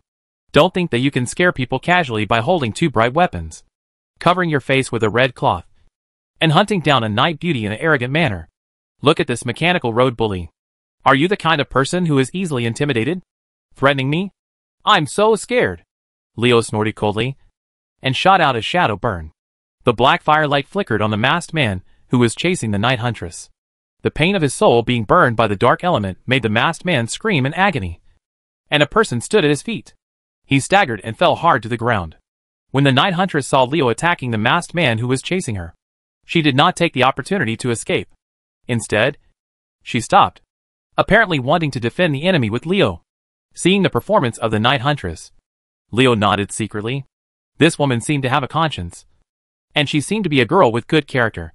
Uncle, I will eat anything, but I won't eat your way. You brat. You're looking for death, eh? Is it you? The masked man who was attacked by Leo looked at him fiercely. Originally, this man was ready to attack Leo immediately, but when he saw Leo's face, he screamed in surprise. The masked man's behavior confused Leo. He couldn't help but touch his face. Does this guy know me? I didn't expect you to come to the wetland too. Did that guy Cam invite you? The masked man's question reminded Leo of who he was.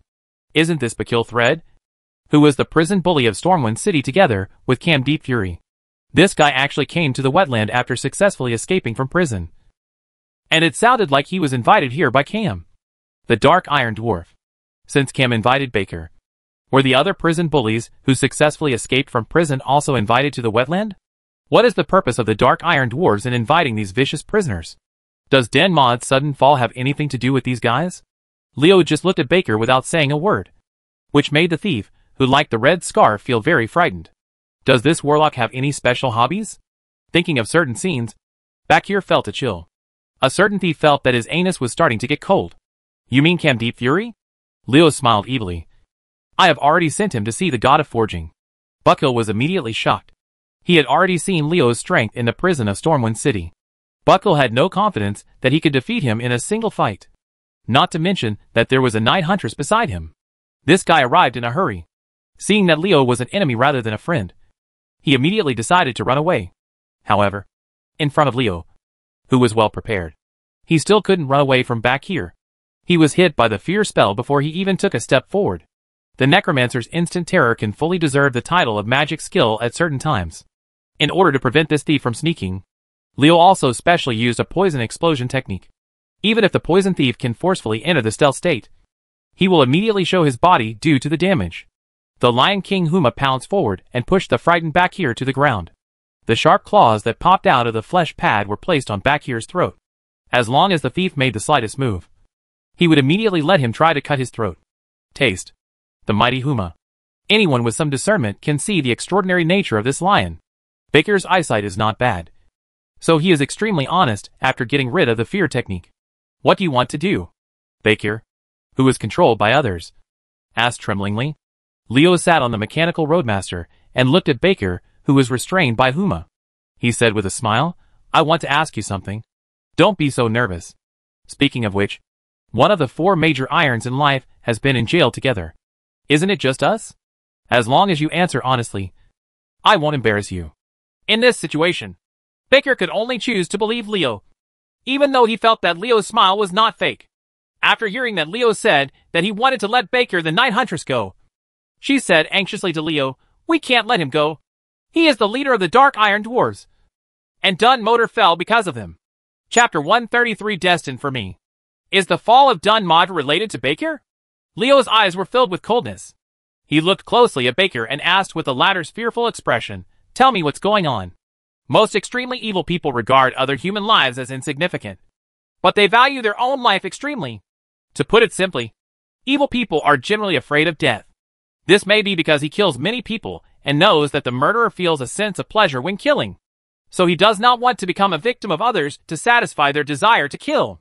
Bakir was not exempt from vulgarity. He was afraid of death and told the whole story of the whole matter without Leo having to ask. Like pouring beans through a bamboo tube. It turned out that the prison tyrants all chose to jump into the canal to escape after breaking out of the prison. After successfully escaping from the Stormwind City's pursuers through the waterway, everyone originally planned to go their separate ways, but they were stopped by Camp Deep Fury. With all the benefits promised, they didn't think they had anywhere to go, so they accepted Cam's invitation. Just as the army in Stormwind City was making various preparations for the army's expedition, they took a boat to the wetlands. Cam, who came to the wetland, didn't know how to contact Karamos of Evil Iron Ridge. The 2 Black Iron Dwarves secretly came up with a bad idea. They asked Bakir and Dixter to a human and Brug, a dwarf, infiltrated into Dunmod as an inside agent. When Kalamos quietly brought the Dark Iron Dwarves on the Evil Iron Ridge to kill them, they raided the gate of Dunmod. Unexpectedly, the other party had an inside agent. The Dunmod garrison did not react until the Dark Iron Dwarves invaded the town in large numbers. Although the dwarves put up a tenacious resistance, they ultimately failed. The Night Elf Huntress happened to be in Dunmod at the time. Seeing that the city was about to fall, the Huntress cleverly used the elves' talent for shadow escape to escape. However, she was not very lucky, and was discovered by Bakir. It was a pursuit and counter-pursuit between the two that lasted for several days. When Bakir talked about counter-hunting, Leo discovered that the thief also had many scars on his body. It could be seen that the Night Huntress had caused him a lot of suffering in the past few days. Bakir was angry because he was angry. Keep chasing. If he hadn't intervened, it would be really hard to say who of the two would be the last to survive. But Leo intuitively believed that the Night Huntress had a much greater chance of surviving, because Leo felt that the Huntress was flying a thief's kite. The so-called kite flying is a tactic that uses the hunter's advantage as a long-range attacker to keep a sufficient distance from the thieves, so that the thieves can't see or touch them, and can only be beaten all the time. It seems that they are chasing the hunter, but they are actually being beaten. The ones who beat are always thieves. This tactic is deeply rooted in the essence of Grandpa Taizu's when the enemy advances, we retreat, and when the enemy retreats, we pursue you. It just keeps fishing for you. It doesn't matter if you chase it, or if you don't chase it. You will eventually die in depression. It is indeed no accident that this Night Huntress can be recognized by Shadow Claw. After figuring out the whole story, Leo was speechless. The fall of Dunmod was actually related to the prison riot he caused in Stormwind City, which made him really don't know what to say. I have answered all the questions you want to ask. You should keep your promise and let me go. Bakir could only pray that Leo would keep his promise. Leo smiled evilly at Bakir, making the thief's little heart skip a beat before he spoke. The world is a big place. I thought we would never meet again after we said goodbye in Stormwind City. But I didn't expect that we would meet again. It really fulfills the old saying. We meet everywhere in life. From Stormwind City to the wetlands. Wow. It's such a long distance. I didn't expect that we inmates would be so destined. In this case. Having said this, Leo waved his hand and made a pleased gesture to back here under the anxious gaze of the night huntress. Feeling that the life-threatening claw on his throat was moving away, Baker's face showed joy. This stupid bird warlock. He actually let me go. When I am out of danger, I will let him know how stupid it is to anger a thief in the wild. Before the smile on Baker's face completely appeared, it was replaced by huge panic. A blood arrow spurted out from Baker's throat. The thief covered his neck tightly in an attempt to block the spurting blood, but his efforts were in vain. At the moment when Baker's figure was completely relaxed, Huma's sharp claws suddenly passed over his neck. The sharp claws scratched the fragile neck and easily slit Bakil's throat. At this time, Leo's voice sounded faintly, "You go." Baker stared at Leo with a look of reluctance. It wasn't until the moment of death that he suddenly thought that this warlock was the guy who dared to incite a prison riot in Stormwind City. How could he be a fuel-saving lamp? It was too naive for me to expect this guy to keep his promise. Killing Bakir thread. Failed to absorb magic equipment. Ability is being absorbed. The host has obtained smoke bomb manufacturing technology. Do you want to absorb it? Smoke bomb, after use. A cloud of smoke rises, blocking the enemy's sight. The smoke will have a certain coma effect on those who inhale it. What a good thing. Leo's eyes were shining. Having a smoke bomb was like having another way to block the enemy. And the coma effect was also an ability to control the enemy. Wasn't it? As for whether he would inhale the smoke and make a big mistake, there is no pressure on this point for a warlock, who has a magic breath technique that can temporarily block breathing. The materials required for smoke bombs, including the most rare herbs, are not difficult at all for Leo, who has reached the level of a master in herbal medicine. Although the smoke bomb attracted Leo's attention, what caught his attention even more was the reminder that if he failed to absorb magic equipment, he would absorb the opponent's ability. This was incredible. Leo would rather keep failing in absorbing magic equipment, so that he can keep absorbing the opponent's abilities. As the saying goes, there is no need to overwhelm the body when it comes to skills. And no one wants to have more skills. Of course, Leo also knew that this idea of his was unrealistic. Judging from the several instances of absorbing magic equipment, this ability would only be activated if certain opponents died. Didn't you say you wanted to let him go? The female night elf's voice sounded. And Leo realized that he had actually ignored the woman beside him. You want me to let him go? Well, of course not. Leo curled his lips. Then it's over.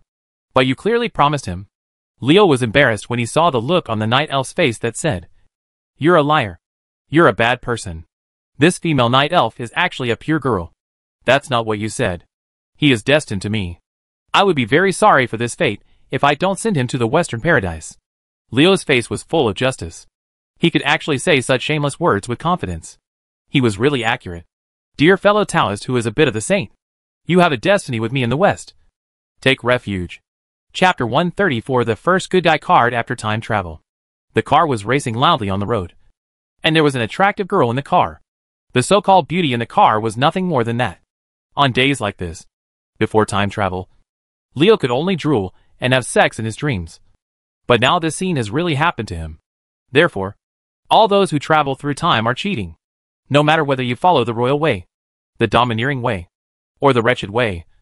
In short, if you have traveled through time, you should live a worse life than before. The mechanical road hog was speeding along the road. There was a man and a woman sitting in the car. Who could it be if it wasn't Leo and the night huntress? The names of night elves are complicated and cumbersome for humans. Under the full name of the huntress, which could be read for 3 minutes without changing at one breath, Leo was defeated magnificently. In the end, he only remembered the huntress's short name, Thetis. Thetis, do you really want to follow me to participate in the siege of Dun Motor? It wasn't that Leo was troublesome, but after spending most of the day together, he discovered that the night huntress was just a child who hadn't grown up yet, with such a pure mind that it left people speechless. Brother Leo, you have asked me 11 times. Exactly 11 times. And you are more verbose than my sister, Thetis said, reaching out her hand and making an 11 sign in front of Leo's eyes. The gesture made Leo's forehead appear with black lines. I actually asked the same question 11 times. Is it true? Thetis. Pay attention to rest, Thetis. Please don't play around, Thetis. Practice well. Sitting in the back row, Thetis shook her head and imitated someone's tone of voice. Judging from the information she revealed, it was undoubtedly Thetis' sister. Just learn it. Why do you want to rub that little immature squab on my brother's back? Do you know that this is very dangerous? What's even more outrageous is that the pair of long, blindingly white legs sway from time to time, making people feel a rush of animal blood. Ahem. The blood is boiling. This female elf. Does she look down on me? Or, do you look down on me? Little sister. After all, I am also a hot-blooded teenage wolf. Wrong. It's a young wolf. Can you please stop irritating me so much? In this wilderness, with the sky and the ground under the sky, it is really a good place to make people make mistakes. By the way, is it a good place like this to take a little girl to see goldfish and horses? Well, Leo admitted. He was evil. Thetis, let me tell you something. Leo suddenly spoke on the speeding mechanical road fighter. But there was a hint of cold murderous intent in his words. I hate it when someone cuts me in the back. Oh! I was discovered. Thetis stuck out her tongue and quietly put away the dagger she had held in her hand for some time. However, the female elf did not feel embarrassed at all. Instead, she hugged Leo's neck with a playful expression and explained with a smile. My sister said that you should be careful when meeting humans. If you can't tell whether they are good or bad, go and test them. If he has bad intentions, stab him to death. Brother Leo has no bad intentions. You are a good person. Leo was speechless. What kind of tough sister would teach his younger sister to test people like this? If he hadn't felt the slightest trace of murderous intent from Thetis, Leo would have turned the huntress into a corpse on the ground. Liangxiang Ziyu also depends on the target. Leo will never let go of those who want to kill him. He can 100% do such things as destroying flowers with ruthless hands. It's just that I was handed a good guy card like this without any mental preparation. Isn't this cheating? At least give me some time. Right? Leo sighed quietly. I got my first good guy card after traveling through time. What else can I say about the magic horse? There are so many grasses in the Mare Desert. Speaking of Thetis' sister, Leo was curious. So she felt free to let her sister go out on her own? Thetis, where is your sister? Isn't she trapped in Dunmotor? Thetis pouted with an unconvinced look on her face. Not at all. My sister is very powerful. If she were in Dunmod, she would kill all those pesky dwarves. Really? Leo smiled. He didn't believe it. Calculated based on the number of people left behind in evil Teeling, the number of dark iron dwarves attacking Dunmod is definitely more than 10,000. 1 versus 10, 000 plus. How tough is her sister? Leo's obviously perfunctory answer made Thetis angry. Like an angry kitten, she strangled Leo's neck viciously and shook him hard, making Leo dizzy. His face was flushed. What the HL? Those 2 points rubbing against my brother's back are the magic horses? If I don't, okay. My nose will bleed. Sister Sylph is very powerful. If she hadn't been seriously injured 2 years ago, she would definitely be able to break through the legend and reach a higher realm. Brother Leo, do you believe it? Believe it? Of course I believe it. Can what Thetis said be false? No matter whether others believe it or not. I believe it anyway. After speaking, Leo breathed a sigh of relief because Thetis had let him go. By the way, it may not be a good thing if the girl you meet is too innocent. Thetis, do you know what reserve is? Okay. I didn't say it. Facing Thetis' little face full of questions, Leo rolled his eyes speechlessly. Then again, from Thetis' tone, her sister should be a strong person at the peak of the legend. The pinnacle of legend. That is a person on the same level as Passonia, with the strength of a black iron dwarf. It is really difficult to avoid being harvested by a strong man at the peak of legend. Of course, the exception was the case where the head of this powerful man at the peak of the legend had just been caught by a door, and he was facing an army of 10,000 black iron dwarves head-on. I can just pick up a pure girl and get connected with a strong man at the peak of legend. Should I say that my luck is really bad? Or should I say that the world is too deep? Your sister has been practicing for many years. She is about to reach the level of legend. It's really enviable. Yes, Sister Sylph has been practicing for many years. Thetis remembers that she was a strong person in the legendary realm when I was a child. Sure enough, the one named Sylph is definitely an old monster. Leo curled his lips. The growth of night elves takes a long time. Although Leo didn't know Thetis' specific age, he knew that this pure girl was definitely much older than him in terms of age. From this, it can be seen that her sister Sylph must be older. Although this world is very similar to the world of Warcraft set by Yamadukiyama, in terms of the history of its existence, it is much longer. After all, reality is not a game setting. There are many things that require enough time to settle. Your sister was injured 2 years ago. Could it be that she went to challenge the dragon? Leo asked casually. Speaking of this, Thetis looked angry. No. Sister Sylph was injured in Stormwind City 2 years ago. Brother Leo. What's wrong with you? Leo's mouth twitched and his movements were a little stiff. Female elf? Injured? 2 years ago. Stormwind City. Such words reminded him of a person he had only met once. With long pale blonde hair casually coiled on her head. And her crimson eyes filled with chills that were so cold that they were bone-chilling. A face as exquisite as porcelain. A frown that was so beautiful that it made Leo stunned. A certain scene that he thought he had forgotten emerged from the depths of his heart. And everything seemed as clear as yesterday. Sylph? Could it be you? Chapter 135 Attack on Dunmod. Leo has always had a special feeling in his heart for the female elf who once saved his life in Elwyn Forest. In novels, there are often plots in which a hero saves a beauty, and then the beauty promises him her body. Although such a plot may seem cliché, it is very factual. Of course, it is also very feasible. Don't misunderstand it. I don't want to teach you a bad lesson. A beautiful woman will pledge herself to her after being rescued by a hero. Wouldn't a hero have the same idea after being rescued by a beautiful woman? Leo's special feelings for the female elf who saved him probably stem from this. Regardless of whether Leo wanted to repay the favor or simply fell in love with the beauty, he would not reveal his true thoughts before confirming the matter. While chatting with Thetis along the way, Den Motor soon appeared in their sight. At the same time, huge shouts of killing were also heard. The battle of the human army to attack Dun Motor is ongoing. It's better to come early than to come late.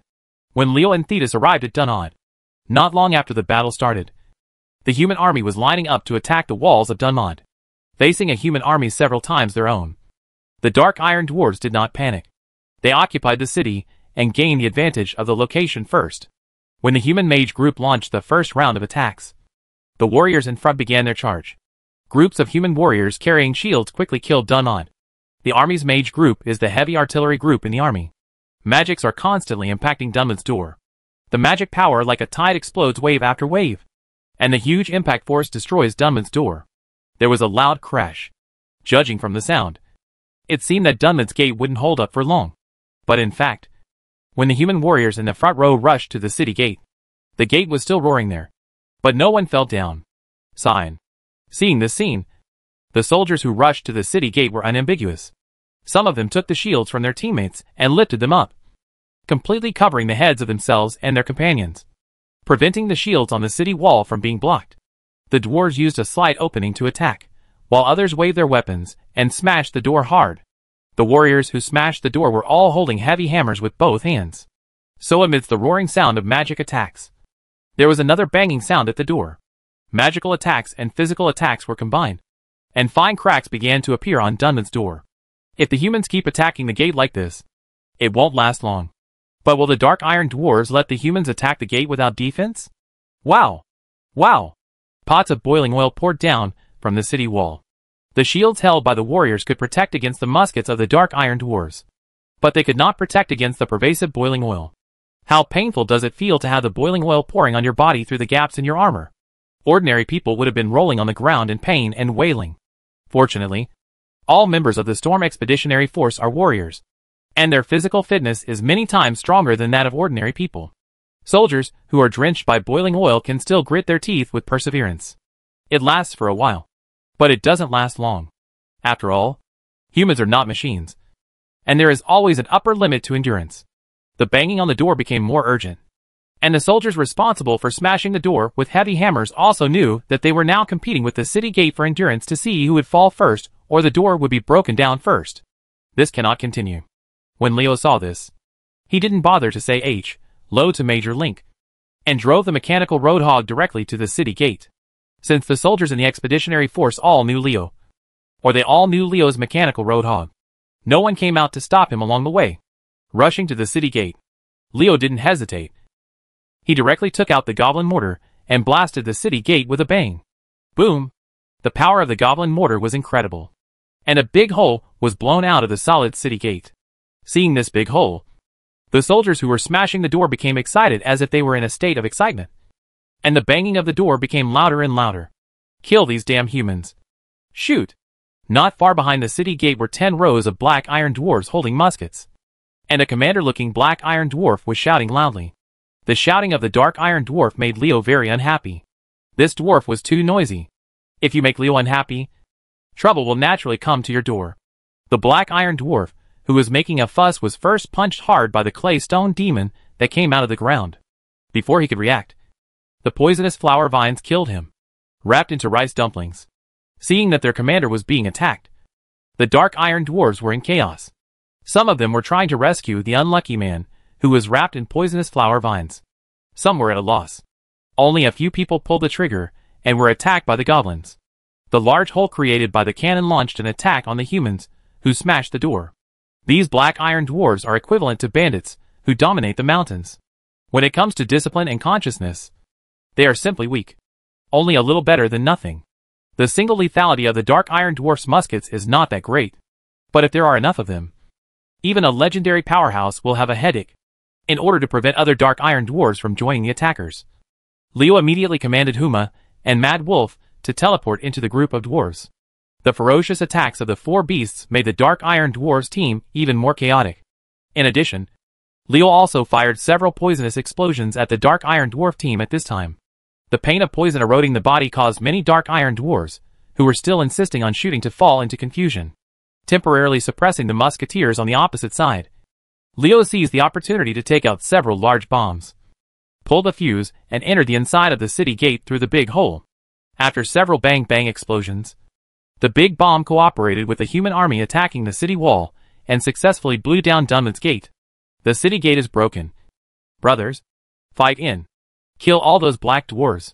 Being drenched in boiling oil, the miserable soldier held back his strength and vowed to kill the dark iron dwarves in the city. Thetis, follow me, Leo carefully told Thetis. And he took the staff and followed the attacking warriors towards the city. With an excited look on her face, Thetis nodded and followed Leo while drawing her bow and shooting. In the chaos of the army, she was able to accurately kill each target while moving forward. Thetis's attainments in archery were not low. The dark iron dwarves never expected that Dunman's door would be knocked open by the human army so quickly.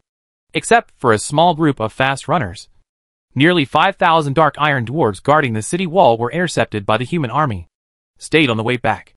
As a last resort, these 5,000 black iron dwarves relied on the city wall to defend and make their final resistance. Just as the dark iron dwarves would not leave a single person alive after they captured Dunmotor, humans would not be open to the dark iron dwarves after they recaptured Dunmotor. Anyway, it's a dead end. So why not try your best and pull a human back if you can? The 5,000 black iron dwarves, who had no way out, were very tenacious. Although the human army was outnumbered, they were unable to exert their numerical advantage in such a narrow place like the city wall. The battle suddenly reached a stalemate. The 5,000 dark iron dwarves on the city wall are like a thorn in the throat of the human army, who are preparing to continue the attack. If they are not eliminated, they will not be able to launch a large-scale offensive against Calamus, who is stubbornly resisting in the town. Seeing this situation, Leo knew it's time for the strong to come on stage. Chapter 136. All turned into ashes. Due to the terrain restrictions on the city wall, only a few people could fight the black iron dwarves at the same time. If only the soldiers were allowed to attack, it would not only be time-consuming and laborious, but also cause heavy casualties. 5,000 black iron dwarves are not 5,000 pieces of wood. You can chop them as you like. Rabbits will bite people when they are anxious, let alone people. Groups of green poisonous clouds appeared from the recalcitrant crowd of black iron dwarves. The poisonous cloud spread very quickly. In a short time, it covered most of the city. The small half of the city wall that was not affected by the poisonous cloud was black, the area where iron dwarves and human soldiers fight. The spreading poison cloud enveloped the heads of the dark iron dwarves, and the toxins eroding their bodies were destroying their bodies. The poisoned dark iron dwarves screamed in panic, and the panic and screams caused chaos in the team. As the poisonous cloud spreads, the scope of the dark iron dwarves' chaos gradually expands. With the help of Leo's poison explosion technique, a large number of human archers pressed forward to create chaos among the black iron dwarves. The dense rain of arrows formed a dark cloud in the sky, and arrows that could kill people hit the city wall like a torrential rain. The black iron dwarves who were stubbornly resisting poured out, and with the sound of sharp arrows piercing the air, the black iron dwarves turned into dead souls under the arrows. When the dark iron dwarves were shot by tens of thousands of human archers until they were crying, Fireballs the size of footballs fell from the sky. And their target was the dark iron dwarves on the city wall. Poison cloud, rain of arrows, rain of fire. These three things have made the dark iron dwarves miserable. Forced on the city wall, they had no place to avoid these attacks, and they could only fall down one by one amid the miserable howls. At this time, many strong men in the human army came to the front line of the battle between the two sides. The special location of the city wall formed a nightmare for the black iron dwarves. Leo, who was casting Rain of Fire, was already grinning with joy at this time. Although the energy he could collect after killing the dark iron dwarves among the army was much less than that of doing it alone. In terms of efficiency and reward to pay ratio, judging from the above, the former is more cost-effective than the latter. How is this different from playing with a large army in an online game to gain experience? Based on the energy collected, the dark iron dwarves on the city wall can increase my energy tank by 1/3. Although it is much easier to kill enemies with a large army, when it comes to the energy absorption rate, it is not the same as working alone. Compared to, if I kill these 5,000 dark iron dwarves alone, the energy collected will definitely be enough for me to reach level 43. Leo secretly regretted the invisible loss of energy. Brother Leo, you are so awesome. As Leo's follower, Thetis patted Leo's horse in a very clumsy way while constantly shooting the target she chose. The huntress was afraid that Leo would not let her continue to follow him after this battle. After all, Leo was considered a member of the army, and Thetis would not be able to stay if he did not nod. The army has military rules, and it will not work to mess around with them. Because she loves to join in the fun, Thetis is not willing to take risks alone. Anyway, the purpose of her coming out is to gain experience. Participating in a war with the human army is a rare experience. Personal adventure is possible at any time, but war is not something you can encounter whenever you encounter it. Ghost girl.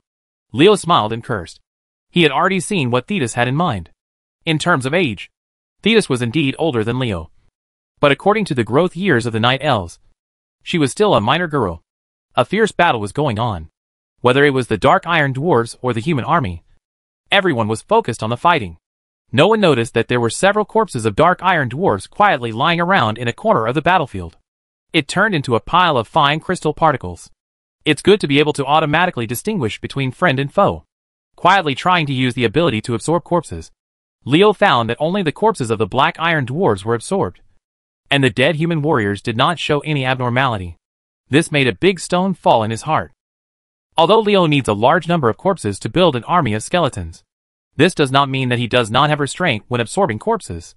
The principle is just a joke to some people, but to most people it is the bottom line in their hearts. Even if there are no corpses, Leo will not be so crazy that he will not spare the corpses of his comrades. Since the ability to absorb corpses can distinguish between friend and foe, Leo has less worries, and he began to absorb a large number of corpses of Black Iron Dwarves. The humans and Black Iron Dwarves who were fighting were surprised to find that the corpses of the Black Iron Dwarves were quickly turning into tiny crystals, while the fallen human warriors did not undergo any changes. This discovery horrified the Dark Iron Dwarves. They didn't know what had happened, and they didn't know if the mages in the human army had used some kind of magic they didn't understand. Fear comes from the unknown. This sentence comes true for the Dark Iron Dwarves. Since humans' unknown spells can turn their dead companions into crystals, will it also work on living people? The Black Iron Dwarves panicked, and the resistance on the city wall weakened a lot for a while. Looking back at the human army, even though the soldiers didn't know what happened, their offensive was still fierce, and they did not become panicked because of the unknown situation. From here, we can see the difference between regular troops and other motley crews. Leo, what are you doing? Scarlet didn't know when she came to Leo's side. The female knight stared at him for a moment, ready to take action if she disagreed. Leo curled his lips and ignored Scarlet at all. When he absorbed a large number of Dark Iron Dwarf corpses, he had thought about it. Since the ability to absorb corpses can distinguish between ourselves and the enemy, there is no need to hide them. People generally treat things that will not cause harm to their own people. They are all very tolerant.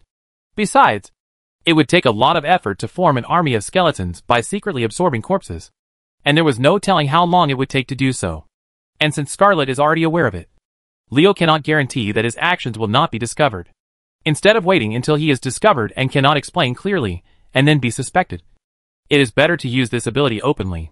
Showing it out can not only absorb more corpses, but also appear to be upright and open-minded. Leo's attitude made Scarlet very unhappy. especially when she saw Thetis following Leo closely. How many days has this soul left the army? He actually hooked up with a female night elf. The female knight's thoughts are quite unreasonable. Major Link noticed Scarlet as early as when she ran towards Leo.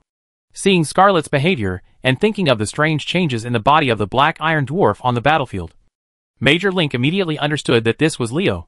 The Major immediately sent someone to inquire about what happened. Regarding Major Link's question, Leo's answer was, the corpses of the Dark Iron Dwarves not only hindered the movement of the army, but also caused a lot of trouble for cleaning up the battlefield after the war. In addition, I looked at these corpses, it's an eyesore, so I had to dust them out of self-interest. Alas, I'm not a very nice person. After saying that, Leo winked at Scarlet, with an expression that said there was nothing you could do to me. The female knight was so angry that she was shaking all over. But she couldn't control her temper on the battlefield and attacked friendly troops at will. This was not the behavior a royal member should have.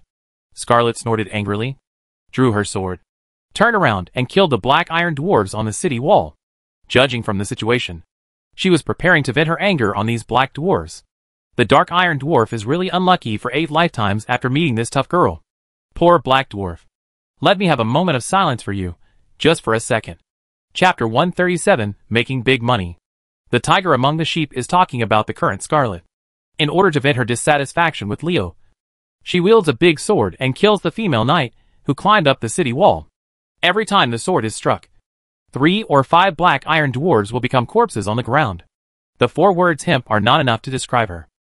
Under the fierce attack of Scarlet and other strong men in the army, the Dark Iron Dwarves were killed in fear.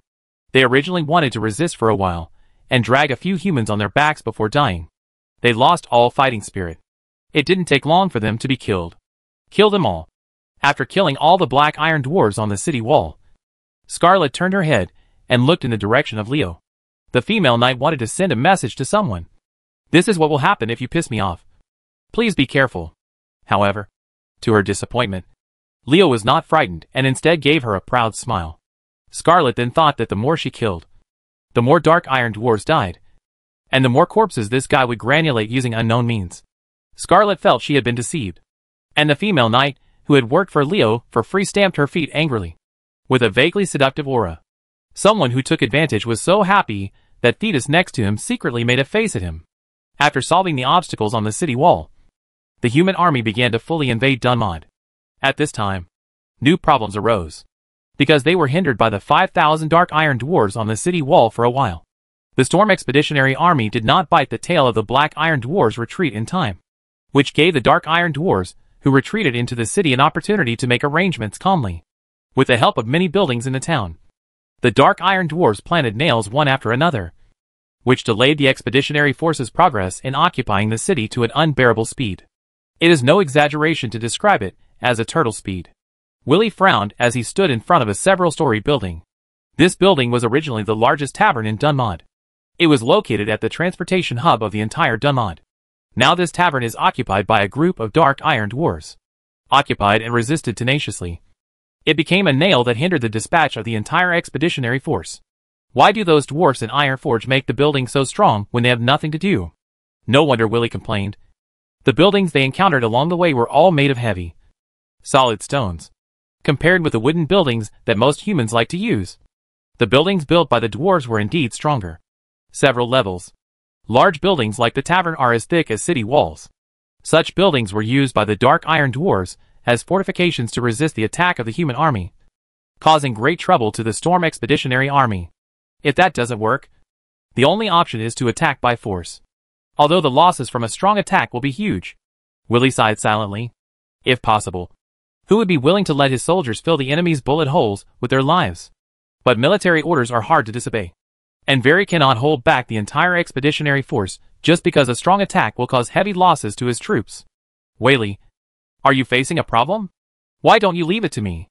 Just when Willie was in trouble, the savior came. Leo, there are 200 to 300 Dark Iron Dwarves in this building, and they all have muskets. Are you sure? It's not that Willie doesn't believe in Leo. It's true that Leo is very strong, but the space in the tavern is limited. A group of Black Iron Dwarves are firing guns at random to ensure that there will be no accidents. Leo scratched his face and asked weakly, just get rid of the Black Iron Dwarves inside. Right? Seeing Willie nodding, Leo patted his chest and looked like that was fine. That's what you said. Whaley was surprised when a dull explosion suddenly came from the direction of the tavern. The ground shook hard twice, as if something exploded underground in the tavern. The unprepared Willie staggered and almost fell down. When he looked towards the tavern, the large multi-story building had been replaced by a ruin-like pile of rocks. Willie was stunned. He didn't expect Leo to be so cruel and blow up the tavern. It's easy enough to come here like this.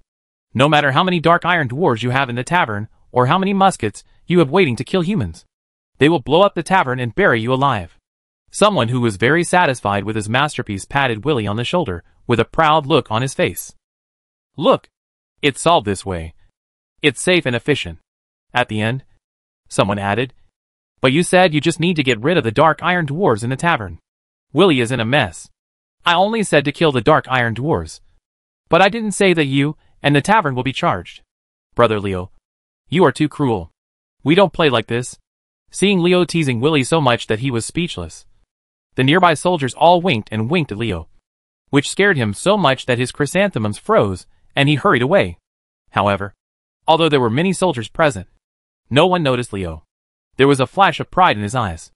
Although 80 large bombs were used to blow up the tavern, which reduced Leo's already small inventory again. In terms of harvest, Leo made a huge profit this time. Why do you think Leo is so generous? All because he discovered a secret. It turns out that the poisonous flower vine accidentally broke into the basement of the tavern. The vine brought Leo a shocking discovery. The huge basement was filled with a huge number of corpses. Leo, who discovered that the situation in the tavern was strange, directed the poisonous flower vines to carefully investigate this large building, one of the largest in Dunmod. He was surprised to find that it was not only the basement that was filled with corpses, but also the tavern from the 3rd floor onwards. When you get to the top floor, it's all filled with corpses. After the dark iron dwarves occupied Dunmod, for unknown reasons, they gathered the corpses of all the townspeople they slaughtered into the tavern. After making this judgment, Leo gave it a try. After discovering that he could absorb the corpses in the tavern, he absorbed them all without hesitation. The dark iron dwarves who were on guard against the human army were unaware of this, and the corpses of the massacred townspeople had all been reduced to tiny crystals. Leo couldn't help but feel guilty after absorbing the corpses of the townspeople. If someone broke into the tavern, seeing so many crystal particles would definitely bring him huge trouble. In order to solve the subsequent troubles that would arise, Leo's action of helping Viri was made. The dark iron dwarves are really evil. There are nearly 50,000 people. Most of them are civilians, and they can actually do it. Leo never claimed to be on the side of justice, but this time, he really believed that he had to do justice for heaven. Of course, it would be perfect if he could put away that foxy smile that looked like he had stolen a chick. Brother Leo, you did something bad? Thetis suddenly came over and whispered in Leo's ear. A certain guy who was feeling guilty was startled, but Leo's reaction was not slow. He knew that Thetis was talking about Willie being teased by him. Then someone calmed down, and he curled his lips and said to Thetis, "Children don't understand what adults do." Chapter 138. Grass is a magical plant. Karamos Greybeard, the leader of the Dark Iron Dwarf clan in the wetlands. It was under his leadership that the Dark Iron Dwarves of Evil Iron Ridge were able to fight against Ironforge's army stationed in Dunmod, and they successfully captured Dunmod not long ago. Mod is a strategic location. Now, facing the massive attack of the human army, Karamos couldn't help but regret. He didn't regret that he occupied Dunmod and put his tribe into crisis, but regretted that he shouldn't have trusted Cam Deepfury's ability too much and entrusted him with the affairs of Evil Iron Ridge. Cam, this incompetent guy. What happened to Evil Teeling? How could the altar that our clan has carefully prepared for more than 10 years be damaged? I'm so angry. Karamos lost his temper and angrily cursed his fellow man named Cam. As early as when the human army appeared in Dunmod, he tried to contact Evil Teeling. To his surprise, the communication magic circle showed no response. Karamos was shocked. He tried to use mysterious methods to call some mysterious existence through the altar, but still received no response. What does it mean to not get a response from the altar? This indicates that the altar was destroyed. The Dark Iron Dwarf tribe of Evil Iron Ridge spent more than 10 years of hard work was destroyed. Karamos was so angry that he went completely berserk. Just when Karamos was furious, a black iron dwarf in charge of the messenger ran over and brought bad news.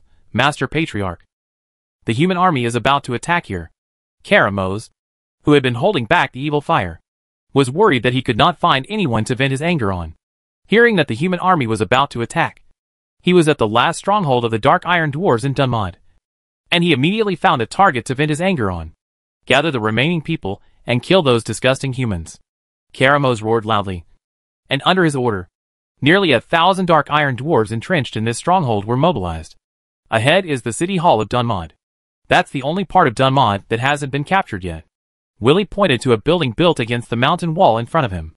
Unlike most towns that have their town hall built in the center of the town, Dunmod's town hall is located at the innermost part of the town, and looks like it is embedded in a mountain from a distance.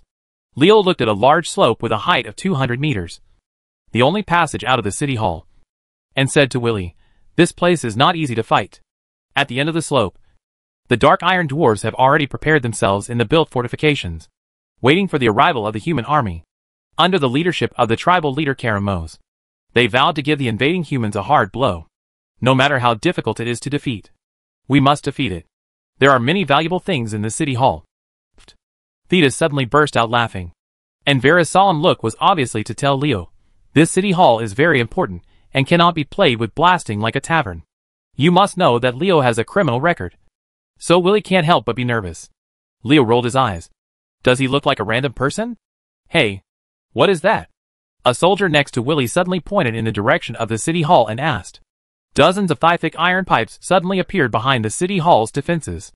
Leo took a closer look and found that they were dozens of artillery pieces. And he was immediately startled.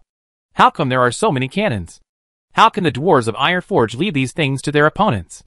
Dozens of artillery, standing high and occupying a favorable position, combined with the muskets in the hands of the Black Iron Dwarves, and the human army armed with cold weapons such as swords and shields, were in trouble.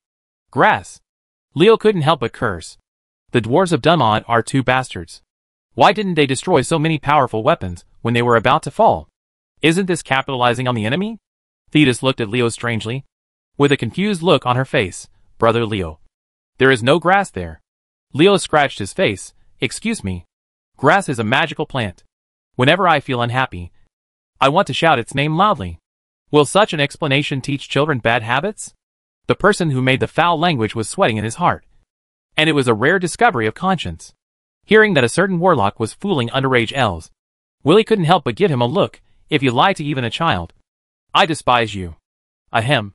Leo coughed twice and quickly changed the topic. Dozens of artillery are a big threat to the mage group accompanying the army. If Major Link doesn't want to cause casualties to the few mages, the soldiers will have a hard time. Willie's face darkened. The probability of what Leo said would happen was not high. If you had to choose between rare mages and warriors who could be recruited at any time, who would choose the latter? Most warriors on the battlefield act as cannon fodder, because the cost of training warriors is the cheapest among all warriors. At this time, the messenger ran over. Master Chief Fairy, Major Link's order, all soldiers prepare to attack in a quarter of an hour. Sure enough, between the rare mages and cheap warriors, Major Link chose the former. Willie felt a little sad, but he didn't have any resentment in his heart. He understood that even as a warrior, he would make the same choice in Link's position. As for the soldiers below, they have long been accustomed to such orders. Aren't soldiers born for fighting? Leo rubbed his chin. Maybe he can help a little bit. It's not necessarily dozens of artillery pieces. Let me give you a good time. What does artillery rely on to hurt people? Of course, it was the cannonball.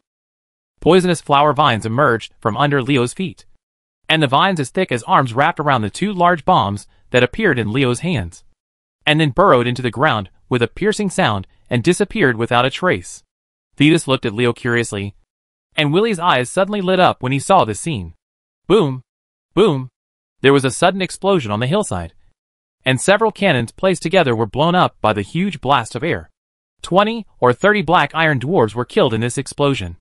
It turned out that Leo commanded the poisonous flower vine to use his ground burrowing ability to bring a big bomb to the place where the Dark Iron Dwarves piled up the cannonballs. And then the poisonous flower vine pulled on the fuse of the big bomb. Boom! Detonating a bunch of cannonballs will also destroy the poisonous flower vines. But this will not have much impact on Leo. He can just spend some magic power to summon another one. So the poisonous flower vine burrowed into the ground, detonated, and died, and then was summoned by Leo, burrowed into the ground again, detonated, and died. In the roaring explosion, Dozens of cannons deployed by the Dark Iron Dwarves were destroyed one by one. And nearly 200 Dark Iron Dwarves near the cannons were also implicated and died. And Leo only paid a few dollars. 10 big bombs and some magic. Not even half of the quarter hour set by Major Link had passed. And all the Dark Iron Dwarf's cannons had been blown to pieces. Seeing this, many soldiers couldn't help but cheer. Many people looked at Leo with a hint of reverence. Even Scarlet, who didn't have much competition with Leo, looked at him much softer. In the eyes of everyone, someone curled his lips and said with an intoxicated face, "Dozens of big bombs and hundreds of gold coins. I just used it to do good things." It turns out that this is the benefit of having money. War is fought with money. This is so true. Chapter 139 Arrogant Karamos. Dozens of artillery pieces that were used to resist the attack of the human army were all blown up into the sky by inexplicable self-explosion accidents. The Black Iron Dwarves were not calm anymore. These artillery pieces were their trump card. How could they disappear so mysteriously? No wonder the Dark Iron Dwarves couldn't figure out the situation. With the crow locating Leo in the air, they could prepare the location for the poisonous flower vine to deposit the SHLS. When the poisonous flower vine came directly under the ammunition pile, Leo did not let it emerge. He just commanded it to pull the fuse of the big bomb half an inch from the ground, and use the explosion of the big bomb to detonate the artillery SHLS piled above. In this way, no one could see the mystery at all, and they all thought that the SHL exploded by themselves. Crows have now completely withdrawn from Leo's battle pet sequence, but their role has not become smaller. With the high-altitude vision provided by the 5 crows, Leo can enjoy the feeling of overlooking the overall situation from a god's perspective during battle, which is of great help to him during battle. Karamoz's black face turned pale with anger, and the SHLS self-destructed. 1 or 2 SHLS could be said to be accidents, but if more than 20 piles of SHLS self-destructed, it couldn't be an accident. Someone was definitely at work. It's just that he still doesn't know whether the attacking humans used some special method to detonate the piled cannonballs, or whether the dwarves of Iron Forge had already tampered with the cannonballs, and waited until the human army attacked Dunod. He told them how to detonate the SHLS. However, with the massive attack of the Storm Expedition, Karamos no longer cared about whether the explosion of the cannonball was caused by the dwarves of Iron Forge. He had to command the remaining Dark Iron Dwarves to resist the attack of the human army, without the threat of dozens of artillery pieces on the slope. Major Link, who commanded the expeditionary force, immediately issued the order for a general attack. Without those dozens of artillery pieces, how could a few hundred Dark Iron Dwarves be a match for his tens of thousands of human troops? Although the Black Iron Dwarves standing on the hillside have geographical advantages, the huge gap caused by the disparity in numbers cannot be made up by such a small amount of geographical advantages. In this world, the killing effect of guns against fully armed soldiers is painfully low, and it is completely incomparable to the situation on Earth where one shot can kill people. In the world of swords and magic, the physical constitution of creatures is too powerful, and weapons such as muskets mean that the duck is very big. Leo originally wanted to be lazy. There were only a few dying Black Iron Dwarves in the city hall. It didn't matter whether he participated in the battle or not. Unfortunately, his achievements just now had attracted the attention of many soldiers, with many pairs of eyes staring at him. Leo wanted to be lazy. Someone who was originally preparing to fight had to rush to the front line of the battle. The Lion King Huma, the 3 Mad Wolves, and the giant grizzly bear. Under Leo's command, these 5 beasts took the lead in breaking into the defense line of the Black Iron Dwarves. Each round of their attacks could defeat at least 3 Black Iron Dwarves, fall to the ground. When the subsequent human warriors arrived, they had torn a hole in the Dark Iron Dwarves' defense line.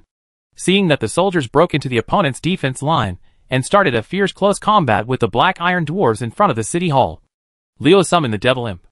The Demon Imp, who was good at the Blood Contract spell, appeared and immediately used its housekeeping spell, the Demon Blood Contract, to improve the physical fitness of the human army. Improved physical fitness means that the body is stronger and more agile. The warriors fighting the Dark Iron Dwarves are blessed both in defense and attack. The improvement in overall strength allows the already dominant humans to quickly control the situation. Ascension. The balance of the battle quickly tilted towards the human army. Group support is good, especially in large-scale wars. The more people on one side, the greater the overall strength that can be improved through support. Leo admired the Devil Imp's Blood Contract ability very much. The reason why he did not choose the Oak Wise Man who also had the blessing ability was not only because it could not coexist with the heart of Wolk-Ro, but also because of the Oak Wise Man's ability. The blessing range is not large enough, which is far worse than the blood contract of the Devil Imp. Of course, the Oak Sage has no attack ability, and this is one of the reasons why the Demon Imp can use attack spells such as flame arrows. Leo was helping the soldiers of the Expeditionary Force destroy the defense line of the Black Iron Dwarves, when a powerful aura suddenly came from the city hall. Feeling this aura, Leo was shocked. What a strong sense of oppression! A female knight whose whole body was burning with blazing holy light took the lead in entering the city hall. This female knight was Scarlet. Following Scarlet were several figures in military officer attire. It seemed that those in the city hall were the powerful aura alarmed not only Leo. Leo was about to see who was making the noise in the city hall. But before he could take a step forward, something surprising happened to him. Scarlet and several officers who rushed into the city hall quickly retreated. No, it shouldn't be said to be retreating to be precise, because they were driven out by a dwarf holding a big axe. Scarlet and a group of powerful officers joined forces and couldn't defeat a dwarf. Leo was shocked. Who is this guy? He is so fierce. Command Seal. Scarlet's sword shone with golden light, and the female knight shouted, raising her sword high and slashing at the axe-wielding dwarf chasing behind her with all her strength. Facing an attack that could seriously injure even the half-dragon Tudge, the axe-wielding dwarf showed no fear at all. He just laughed and struck the sword with an axe. Kung! Swords and axes struck each other, and the great sword shining with holy light bounced high in the sound of gold and iron. Scarlet's command seal was broken by the axe-wielding dwarf with a casual axe. Girl, your holy light is so impetuous. How can you be the match for me? Sir Karamos? The axe-wielding dwarf is the leader of the dark iron dwarves of the wetlands. Karamos Greybeard, breaking Scarlet's command seal with an axe. Karamos quickly took a step forward, swept out the axe in his hand, and slashed at Scarlet, who had the middle door wide open.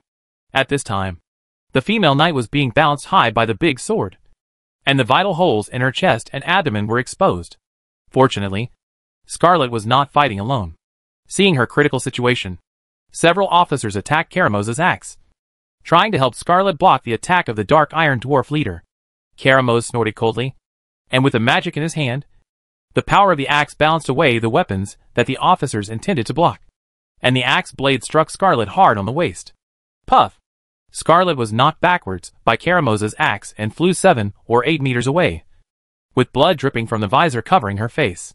If it weren't for the protective power of the magic armor on her body, anyone else would have been cut in half by this axe. However, the huge force coming from the axe blade still injured the female knight. You don't know what you can do. An axe hit Scarlet, the strongest among them, and Karamos was so arrogant. After hurting someone, you still have to despise him. This dwarf is too arrogant. Leo was speechless, judging from the fact that Karamos injured Scarlet with an axe. This dwarf was definitely a legendary strongman. Is there no one in the Cathedral of Holy Light? Even a rookie paladin like this can go to the battlefield. A few axes wounded the officers who besieged him one by one, and Karamos stood at the door of the city hall and started shouting, Rookie paladin? Scarlet? Leo rolled his eyes. A legendary strongman is a legendary strongman. Listening to the tone of his words, it was like a heifer standing on his head and cheating to the sky. Kalamos is such a dwarf. He has such a bad mouth. Don't you think you need to be kind to be a person? And you need to vote to read? People who are not kind will be punished. Chapter 140 Battle against Karamos. Stop being arrogant and watch the sword. Kalamos's arrogance angered Scarlet, and the female knight rushed forward again, brandishing her sword. Ever since she was a child, she had never dared to speak to Scarlet like this. Even some strong men who were stronger than Karamos did not dare. This is not only because of Scarlet's identity, but also because of her talent. Every strong person who has taught Scarlet believes that it is not a problem at all to enter the Hall of Legends with her talent. Even if she reaches a higher level, high probability of success. If Kalamos's strength was really incredible, Scarlet would have tolerated this tone. But this dwarf's strength was not even on the level of the legendary strong men the female knight had seen. He was so arrogant. Scarlet couldn't stand the look. Judgment. A blazing holy light struck Karamos directly. Scarlet's judgment hit the leader of the Dark Iron Dwarves, and did not cause any harm to him. It only caused the other party to take a slight half-step back. On the contrary, Karamos's the counterattack left Scarlet injured again. Leo couldn't help but shook his head. Scarlet was too strong. Although she was at the pinnacle of high level, and was only one step away from entering the Palace of Legend. A legend was still a legend after all. If going from low level to high level is a quantitative accumulation of a warrior's strength, a process of quantitative change, then entering the Hall of Legends is a qualitative change caused by this quantitative change. A qualitative difference. From the high-level peak to becoming a legend. This step has stumped many people. More than 99% of the high-level peak experts have not been able to take this step until their death. There are very few legendary strongmen compared to the total number of warriors. 100,000 warriors may not be able to produce a legendary strongman. But once they appear, they will definitely be able to dominate the mountain and rule a small force alone. Exist. Although he doesn't agree with Scarlet's approach of being too strong. Leo knows that he must cooperate with her now and join forces with her to fight Calamus. There is only one legendary strongman in the entire Storm Crusade. And that is Major Link. Link's action can definitely end Karamoz's arrogance. But he is the commander and must command the army while the war is not over. As the commander of the entire expeditionary force, Link would not take action easily unless he had to. Even if it means delaying time. Calamus must be held here until the war is over and Link can free his hands to deal with him. With this thought in mind, Leo took action. Curse of Aging, Attack Backlash, and Curse of Weakness. These three curses that weaken the opponent's strength were the first to take action. Karamos, who was about to pursue Scarlet again, suddenly turned around. Nasty curse. Damn warlock. Kalamos yelled, stretched his legs, jumped up high, and struck Leo with a powerful axe-cutting Huashan style with a whining sound. What's the matter with Warlock? He has a grudge against you? Brother just put 3 curses on you. Why are you so excited? Seeing that Calamus aimed his attack at himself, Leo was very depressed. The hatred was drawn too fast. Scarlet, a disciplinary knight, was not very effective in drawing hatred. Calamos's volley put a lot of pressure on Leo. But Leo did not retreat at all. When he looked at Calamus, his eyes were filled with the excitement of challenging a powerful enemy. What about the legendary strongman? I am a time traveler with a powerful golden finger. It is easy for me to become a legend. If you dare to be arrogant in front of me, I will destroy you. Leo was furious in his heart, and he quickly waved the staff in his hand. And spells such as painful curses, corrosion spells, etc. were still cast on Karamos. At the same time, the giant grizzly bear and the lion king Huma roared and jumped up at Leo's command, and rushed towards Calamus. The legendary powerhouse is indeed extraordinary. With one strike of Karamos's big axe, the rushing Huma and grizzly bear were immediately swept away. Karamos, who flew Huma and grizzly with an axe, suddenly paused when he volleyed down, and Leo's attack on him had a backlash. Don't underestimate such a momentary pause. Just such a pause. Karamos's attack momentum immediately dropped a lot, and Leo felt that the pressure on himself was much less. It's not over yet. Noticing the pause of Kalamos's body, Leo's mind turned and the 3 mad wolves teleported to the side of the black iron dwarf leader, opening their big mouths to bite Kalamos. Get away! Karamos swung his arm and swung the axe to sweep again. After all, the strength of the mad wolves was much inferior to Huma and the grizzly bear. The 3 mad wolves were seriously injured under the sweep of the axe. The backlash of the attack took effect again. Karamos's body was once again beaten, and his momentum dropped a lot. After being blocked twice in a row, Kalamos finally brought Leo within the attack range. The leader of the dark iron dwarf didn't hesitate any longer, roaring and slashing at Leo. The big axe struck the head, and Leo suddenly raised the flint staff in his hand, apparently wanting to fight the axe. Seeing this, Karamos snorted in his heart and put more force on his hands, using all his strength to strike this axe. He wanted Leo to understand one thing: the majesty of the legendary warrior cannot be provoked by anyone. Just when Karamos was slashing with all his strength, Leo's mouth had a strange arc. Seeing this scene, Karamos felt a sudden shock in his heart. However, before he could react, the flint staff holding the axe suddenly transformed, and an Iron Man appeared in Karamos's sight. Leo sacrificed the flint staff at this time and used it to summon the Iron Stone Demon. Clang! The big axe struck the Steel Stone Demon, causing sparks to fly. Karamos's face turned pale immediately. The backlash of Leo's attack on him, and the natural ability of the Steel Stone Demon to rebound damage. The combined effects of the 2 backlash effects reflected on him were no less than Karamos's strength. Cut yourself off with an axe. Damn technique. Boom! Before Karamose could finish speaking, a powerful force struck him and knocked him away. It turned out that while Leo summoned the Steel Stone Demon, he also took out the Goblin Mortar. When Karamose was blocked by the Steel Stone Demon, he blasted it, hitting the leader of the Dark Iron Dwarves in the chest. The distance between the two sides was less than 1 meter. Under such a close bombardment, even Karamose, a legendary strongman, could not escape the end of becoming a trapeze. It's too late. But it's soon. All this process sounds complicated, but in fact the whole process does not take more than 5 seconds. The injured Scarlet stood up again, just in time to see Karamose falling towards her. The female knight swung her sword forward without thinking. The golden holy light on the sword flashed brightly, and a palm-sized golden cross on the tip of the sword hit Karamose. Crusader Strike. Chapter 141 The Kiss of the Lambhorn Beast. Scarlet's Crusader Strike opened a hole in Karamose's body, and the Dark Iron Dwarf leader's back was stained with blood. This legendary strongman was injured. Karamose's injury greatly stimulated everyone's will to fight. What about the legendary strongman? He will also be injured. With so many of us working together, can we not defeat him alone? The pain coming from his back made Karamose furious. As a legendary strongman, he looked down on these high-level human warriors at all. However, it was these high-level human beings that he looked down upon that made him injured. In the eyes of the Black Iron Dwarf clan leader, this is simply a disgrace. Facing the killing human officers, Karamose held an axe in both hands and roared. His whole body spun like a top, and a whirlwind of axe blades blew up within a radius of 5 meters with him as the center. The warrior's whirlwind skill. Upon seeing this, all the officers hurriedly stopped, and even Scarlet quickly backed away. Whirlwind, a weakened version of Blade Storm, was quite powerful, and no one wanted to rush into that whirlwind and get chopped. Judging from the standards of normal people, no one would rush forward. But there is a kind of creature in the world called Erlingzi, and they just don't believe in evil. Just as everyone was retreating, a figure rushed into the whirlwind formed by the axe blades. Everyone took a closer look. Who was the Steel Stone Demon if it wasn't Leo? Clang! Clang! Clang! The axe blade struck the Steel Stone Demon, creating a spectacular sight of sparks flying everywhere. Karamose roared in grief and anger, and was cursed with an attack backlash by Leo. When he used Whirlwind, he encountered a Steel Stone Demon with a talent for rebounding damage. He was completely defeated now.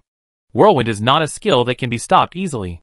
Even if Karamose tried his best to stop, he still hit the Steel Stone Demon with several axes. The effect of these axe chops was really good. One of the Steel Stone Demon's arms was cut in two by the big axe. If the Iron Stone Demon was injured like this, Karamose would have a hard time. The double attack rebounded on him, which was like giving him 3 axes with all his strength. Scarlet and others saw Karamose, who had stopped Whirlwind, staring at Leo with a look of resentment, and the look on his face was very tired and defeated. Before Karamose could take a breath after suffering a big loss from the Iron Stone Demon, a vine as thick as a human thigh suddenly appeared under his feet. 3 basketball-sized spherical objects on the vine were so eye-catching. Aren't these just Leo's poisonous vines and big bombs? The poisonous vines grabbed the fuse of the big bomb and pulled hard. Boom! Boom! Boom! 3 large bombs exploded at Karamose's feet. The big bomb couldn't bring much harm to a legendary strongman like Karamose, but the impact of the explosion successfully knocked him off his feet. Taking this opportunity, the Lion King Huma and the giant grizzly bear rushed forward and touched the wound on Karamose's back twice with unusual enthusiasm. The leader of the Dark Iron Dwarf reacted with a fierce reaction, and the blood was drawn from the torn wound, gushing. Damn warlock. It turns out it was you. The appearance of poisonous flower vines and big bombs made Karamose understand why explosions occurred where the cannonballs were piled. With plants like this that can drag bombs into the ground, it is really not difficult to detonate the piled cannonballs. After confirming that Leo was the culprit who caused all of his own artillery to be blown up, Karamose's murderous intent was immediately firmly locked on him. The leader of the Black Iron Dwarf bypassed the obstruction of the half-disabled Iron Stone Demon and rushed towards Leo quickly before Scarlet and others rushed up. His speed was so fast that he caused several afterimages in the air. Warrior's interception.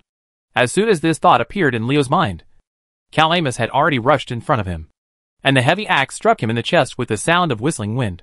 Magic armor. Broken. Bone armor. Broken again. Only when Leo faced the legendary strongman's full blow did he realize how strong Karamose was.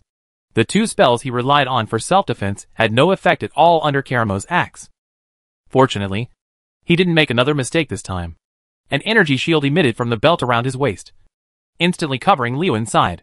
Karamo's attack was blocked, and he failed to break through the protective shield emitted by the limited invincibility belt.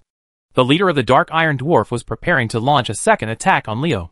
However, before he even raised his axe, he was surprised to find that Leo had already run away at a speed that was not inferior to a warrior's charge. Noticing the two flames shooting out from the soles of Leo's shoes, Karamo's couldn't help but be surprised.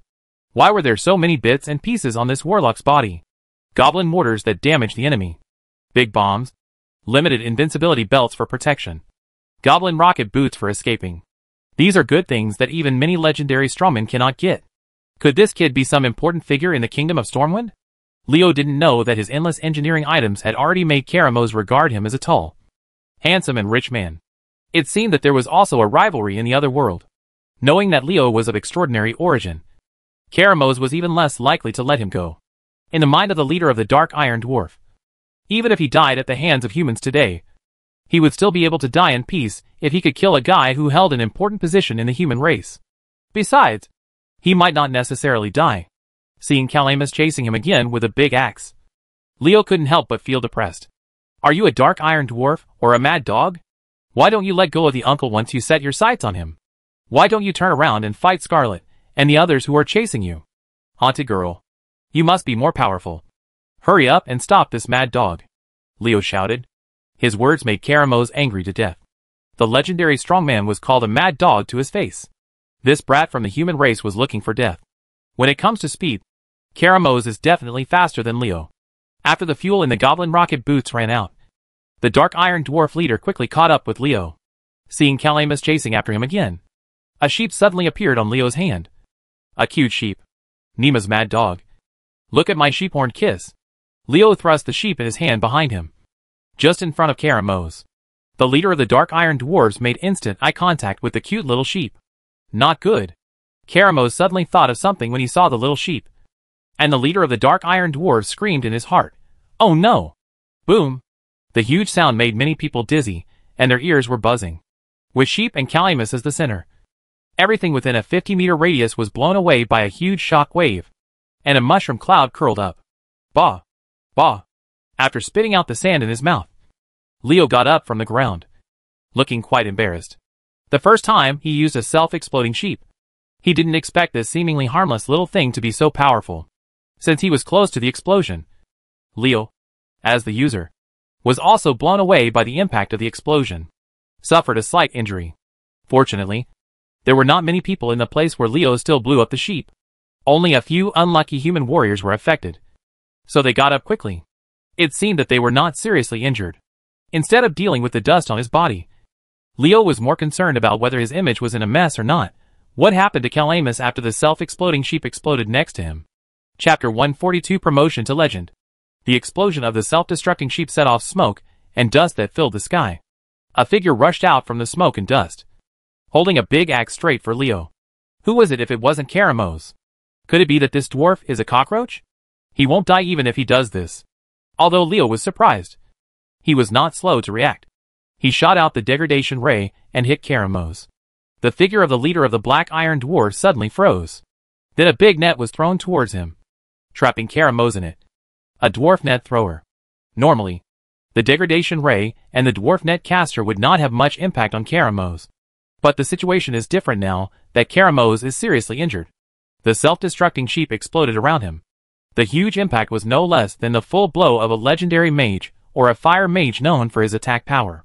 Although Karamo's was not dead, one of his arms was missing and his body was covered with scars, with blood flowing out. His strength had dropped too much, and he no longer had the strength of a legendary strongman who could easily suppress high-level warriors. The big net cast by the dwarf net caster caught Calamus. The leader of the Dark Iron Dwarfs roared angrily. He swung his axe and slashed hard at the big net, trying to tear open this annoying big net, but his strength declined. It was so powerful that something that could usually be broken open with just a casual blow now took 4 cuts to get out. When Karamo's rushed out of the net, he was surprised to find that Leo was no longer in his sight. Where did that damn warlock go? The leader of the Dark Iron Dwarf looked around, And to his surprise, Leo seemed to have disappeared without a trace. Roar! Just when Karamose was looking for Leo, a huge grizzly bear roared and rushed up, hitting the black iron dwarf, who was looking around with a big slap on the head. How dare you dare to challenge me? Kalamos was furious when he saw this. Although he was seriously injured, a legendary strongman is a legendary strongman after all. He swung the axe with one arm and struck the grizzly bear on the head with a powerful blow before the grizzly bear's big slap came. Go up and chop this huge beast to pieces. Just when Karamose focused on the grizzly bear, the Lion King Huma and the 3 mad wolves teleported behind him. Huma's claws clawed hard at Kalamose's back, scratching Kalamose's back until it was bloody and bloody. The 3 mad wolves that were resummoned by Leo bit down on Karamose's ankle. The sharp teeth and the strong bite force gave the black iron dwarf a feeling of bones being bitten into pieces. Karamose was seriously injured and his own protection was greatly reduced. Even the mad wolf that he had dismissed before could cause him considerable harm. What does it mean to be bullied by a dog when a tiger falls in peace? This is how Karamose feels now. A legendary and strong man was actually seriously injured by a few beasts. How can you make the dark iron dwarf not angry?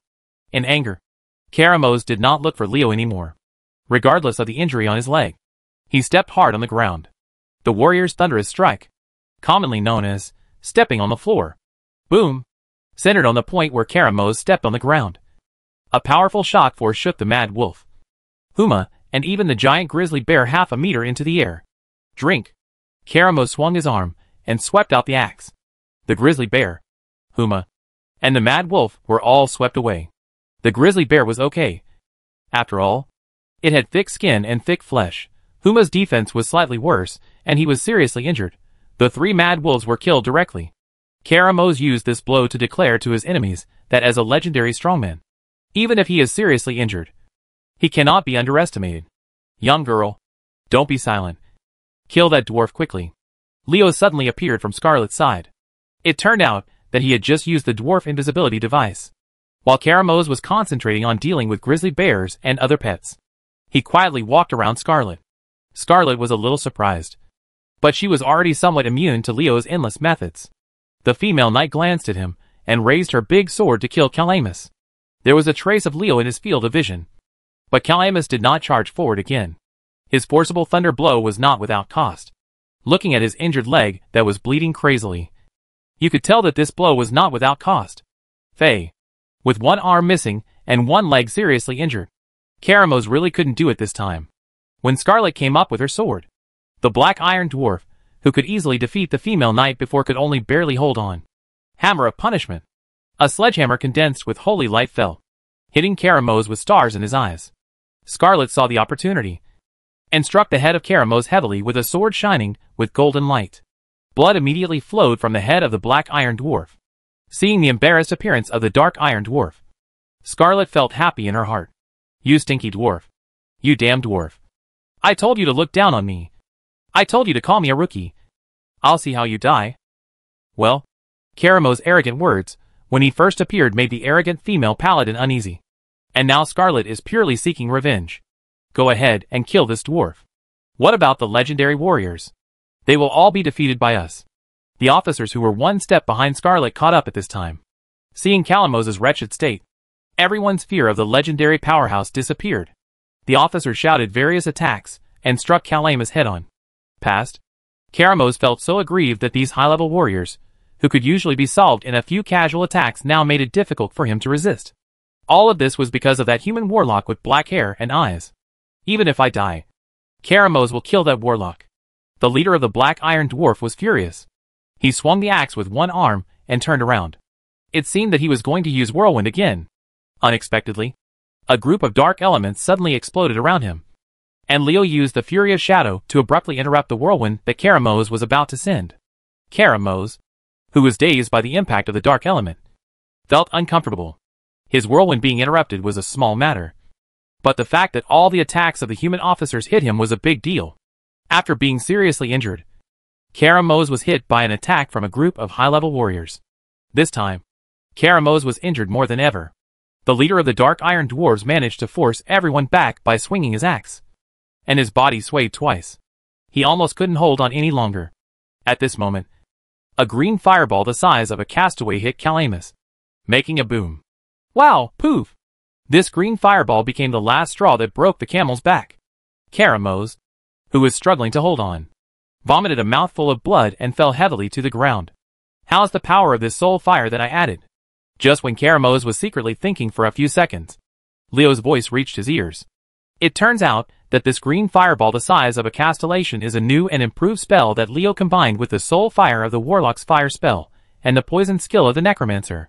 This spell combines the high burst damage of soul fire with poison, the continuous damage of the skill, the burning of fire, and the corrosion of poison spread rapidly in the body. Karamose tried to get up but found that this action, that was usually easy to do, became extremely difficult at this time. The Dark Iron Dwarf knew that his injuries were serious enough to be fatal. As the saying goes, I will kill you while you are sick. Seeing that Calamus had been fatally wounded, all the officers did not hold back. They surrounded him one after another, and gave full play to the spirit of beating a drowned dog. They held Calamus down and beat him wildly. Aren't you a legendary strongman? Don't you look down on us? Get up. You have to get up. I told you to cheat. I told you to show off. There's a famous saying that goes well. Don't pretend to be cheating. Except for pig's feet. Anyone who pretends to be cheating will have no good results. Kalamose, who managed to withstand the attacks of everyone, was filled with grief and anger. Could it be that a legendary powerhouse like me was going to die at the hands of a group of high-level humans? No. How could these useless high-level humans kill me? How could the powerful legendary warrior Karamose die at the hands of such a bunch of losers? They have no right to kill me. Get out of my way. Karamose went berserk, and the Dark Iron Dwarf used the last bit of his strength to wildly swing the axe in his hand. The whirring axe drove back all the high-ranking humans who besieged him. No, not all of them were forced back. There was still one person who was working hard to resist Karamose's counterattack. This person is Scarlet.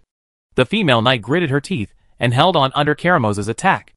Although she knew that the opponent was at the end of his attack, she only needed to avoid his last momentum and wait for Karamose to vent his breath to win.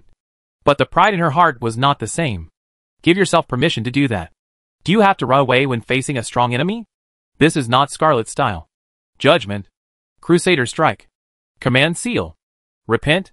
Various skills came out one after another, and the sword shining with golden holy light collided with Karamose's axe one after another, and the clanging sounds of weapons clashed into a unique percussion music. Scarlet looked serious. The female knight found that even if she attacked with all her strength, she still couldn't suppress the seriously injured Karamose's opponent, and she couldn't help but feel the desire to become stronger. Not enough. Not enough. My attack is not enough. I want to be stronger. Oh, what is that?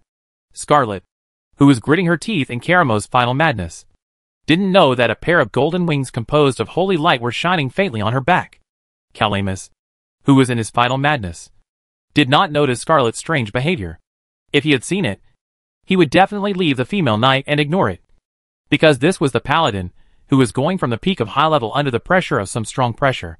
A sign of breakthrough to the Hall of Legends. To create a legendary paladin for the humans who are hostile to him.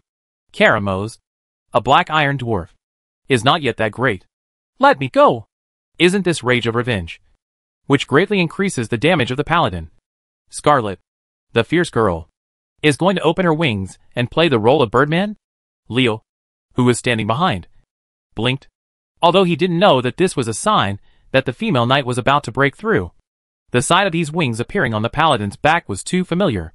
By the way, in that era when paladins could kill people with their faces and rolling keyboards, if these guys spread their wings on their backs and make a temporary cameo as Birdman, there would be more than a 90% chance that their opponents would lie down. The pair of golden wings on her back gradually became more substantial from the initial looming appearance. Under Karamose's crazy attack, Scarlet finally took the step that countless warriors would envy, and entered the lifelong journey of many people. The legendary palace that I pursue but cannot enter. A new legendary human being was born. Scarlet stared at Karamose. The Dark Iron Dwarf also knew what had happened from the change in the female knight's aura. This made him so angry that he vomited several mouthfuls of blood. Calamus, in order to thank you for helping me become a legend, While Scarlet was speaking, a green fireball the size of a castellated stone suddenly hit Karamose, killing the leader of the Dark Iron Dwarf before the female knight could take action. The target she originally wanted to kill was snatched away. Scarlet turned her head angrily and looked at Leo coldly. When she was about to speak, A look of uncontrollable horror appeared on the female knight's face. While collecting energy, the host level has been improved. The current level is 45. Chapter 143 Good Guy. The legendary warrior Karamos fell. And Scarlet and Leo were both promoted to legend. Fortunately, Karamos was already dead. Otherwise the Dark Iron Dwarf would not know how angry he would be. In Leo's words, Karamos is a good man. A good man who sacrifices the small you to fulfill the big self. Without his sacrifice, how could there be the newly released legendary paladin Scarlet and the legendary warlock Leo? Calamus burst into tears. Cannon fodder is just a cup. Unlike Scarlet, who relies on long-term accumulation to make breakthroughs under pressure, Leo has no preparation at all for his promotion to a legendary powerhouse. It is true that he knew that it would not be difficult for him to become a legend, but he did not expect that this day would come so quickly. The huge amount of energy collected from the dead Karamos made Leo stunned. The energy tank, that was originally less than half of level 43, suddenly jumped over and rushed to level 45. Leo didn't react yet. He became a legendary level warlock when he came here. There is really no one in the past who has entered the legendary hall in such a daze as him. The reason why Leo was surprised was because he ignored a very important factor. That is, Karamos, as a legendary warrior, was completely different from the enemies he had encountered before. The legendary warriors were high-level warriors who had accumulated over a long period of time. Those who can be promoted through qualitative changes caused by the accumulation of quantity. And the energy collected from them is qualitatively different from those of high-level warriors. Although Leo had not figured out the mystery for a while, he could feel the series of changes that had taken place in himself after entering the Hall of Legends. He felt that something that had been constraining him was broken at the moment he was promoted to legend. He had been greatly strengthened both physically and mentally. This kind of strengthening was similar to when he transformed from an ordinary person to a warrior. The feeling of being a professional. The whole person has entered a whole new world. Closing his eyes and carefully experiencing the difference in his body, Leo found that his current body was not only a little bit stronger than before. He felt that he could hurt his previous self with just one punch now. As tall as Willy, level warrior Leo is now confident that he can beat them down with just a pair of fists without using spells. In terms of mental power, Leo feels that his control over the elemental power that fills the world has changed from simply gathering and releasing it to having a certain degree of control. Control? Yes, it's control. In order to understand this feeling exactly, Leo stretched out a hand. Without using any spells or spending time to condense the magic power, a ball of emerald green flame was just generated in his hand and followed his thoughts. Change into various shapes. Then, Leo moved his other hand casually, and a shadow arrow flew out. And the dark element easily punched a big hole in the ground. Is this what it's like to be a legendary warlock? After a small test, he actually managed to shoot a shadow arrow instantaneously. Something he had never dared to think of before. Leo couldn't help but be stunned. This legendary warlock is too cheating. No wonder Karamos was so arrogant before. And he acted like a high-level warrior was just a piece of cake. Seeing that Leo could instantly fire shadow arrow, Scarlet's eyes were full of solemnity. The female knight's heart was filled with huge waves, and she could fire shadow arrows instantly. This was something that many warlocks at the peak of legends couldn't do. But Leo, a new legend, could do it. What does this mean? It shows that the growth he possesses is incredible. And it means that the improvement he gets for every small step he improves is at least as good as others who improve 2 or 3 small steps. This soul's talent is so good. Even I can't compare to him. Scarlet was very dissatisfied. In her eyes, Leo was just a scoundrel. Such a person actually had a talent that made people jealous. God had no eyes for it. After carefully thinking about the interaction between herself and Leo, Scarlet felt even more depressed. The first time they met in Elwyn Forest, Leo was just a junior warlock, and she was a high-level paladin. Outside Shichuan Fortress, Leo was beaten to the point where he was unable to fight back. Even outside Yueshi town, Leo also took advantage of that battle, and he was suppressing him from the beginning to the end. However, when they met in Stormwind City, this guy's strength caught up with him, and now he has reached the level of being promoted to legend at the same time as himself. Situation. This growth rate is terrifying and simply appalling. It stands to reason that Leo cannot grow at such a fast rate. Could it be that he really used some forbidden method to gain power? Thinking of this, Scarlet frowned. It's no wonder that the female knight was suspicious. It was because Leo's growth rate was too scary, and his method of turning corpses into crystal particles looked really weird to outsiders. and people couldn't help but think about it in this regard. Seemingly sensing the female knight's doubts, Leo curled his lips, moved his lips slightly, said a few words silently, and then ignored Scarlet. Natural awakening. Scarlet was stunned on the spot. She was sure that she would not misunderstand what Leo meant. These were the 4 words that this guy just mouthed. This soulless man is actually a naturally awakened person. Scarlet has the urge to curse. Leo is actually a natural awakener. The god of destiny. Are you kidding me? How can such a soul be favored by you? At this moment, Major Link came over, and he extended his hand to Leo and Scarlet. You are 2 very good young people. You have enviable talents. Then, welcome to join the ranks of legendary powerhouses. Hearing what Major Link said, the officers nearby who had already guessed what happened to Scarlet were in an uproar. Scarlet, the female paladin, has indeed been promoted to a legendary powerhouse, taking a step that is envied by countless warriors. Wait, Major Link is talking about 2 of you. So Scarlet is not the only one who has been promoted. As if they thought of something, everyone's eyes immediately moved to Leo. Could it be that this guy has also been promoted? But I didn't see any reaction on him. Facing the probing gazes of everyone, Leo spread his hands without any pressure and said with an indifferent expression, "Isn't it just to be promoted to legend? If everyone looks at me like this, I will be embarrassed." The officers had the urge to vomit blood. What do you mean by being promoted to a legend? Do you know how many high-level warriors have failed to take this step after countless hardships of life and death? Do you know that as a soldier? How much do we, high-level warriors, want to take this step? You weak soul. Let me chop you to death. The eyes of the stimulated officers were blazing with fire, and they had the urge to swarm Leo, the guy who was pretending to be cheating, to the ground and beat him up. Someone has offended the public now. Leo didn't have the time to pay attention to all the envy, jealousy, and hatred towards the officers. He just wanted to find a place to fully comprehend his newly acquired power in order to consolidate his realm. His strength has grown to a whole new level, and some of his tactics will have to change during battles. Many spells that were rarely seen in the past due to the inconvenience in their execution can now be incorporated into his usual combat system. Just like Shadow Arrow. Leo wanted to leave, but Major Link was not prepared to let him have his leisure time. Who gave Leo strong engineering abilities? Leo. Some of the Dark Iron Dwarf's cannons have been blown up, but I think some can still be used. I plan to use these cannons to help the army build a blockade at the head of the Solder Bridge to deal with possible attacks by the undead army. Invasion.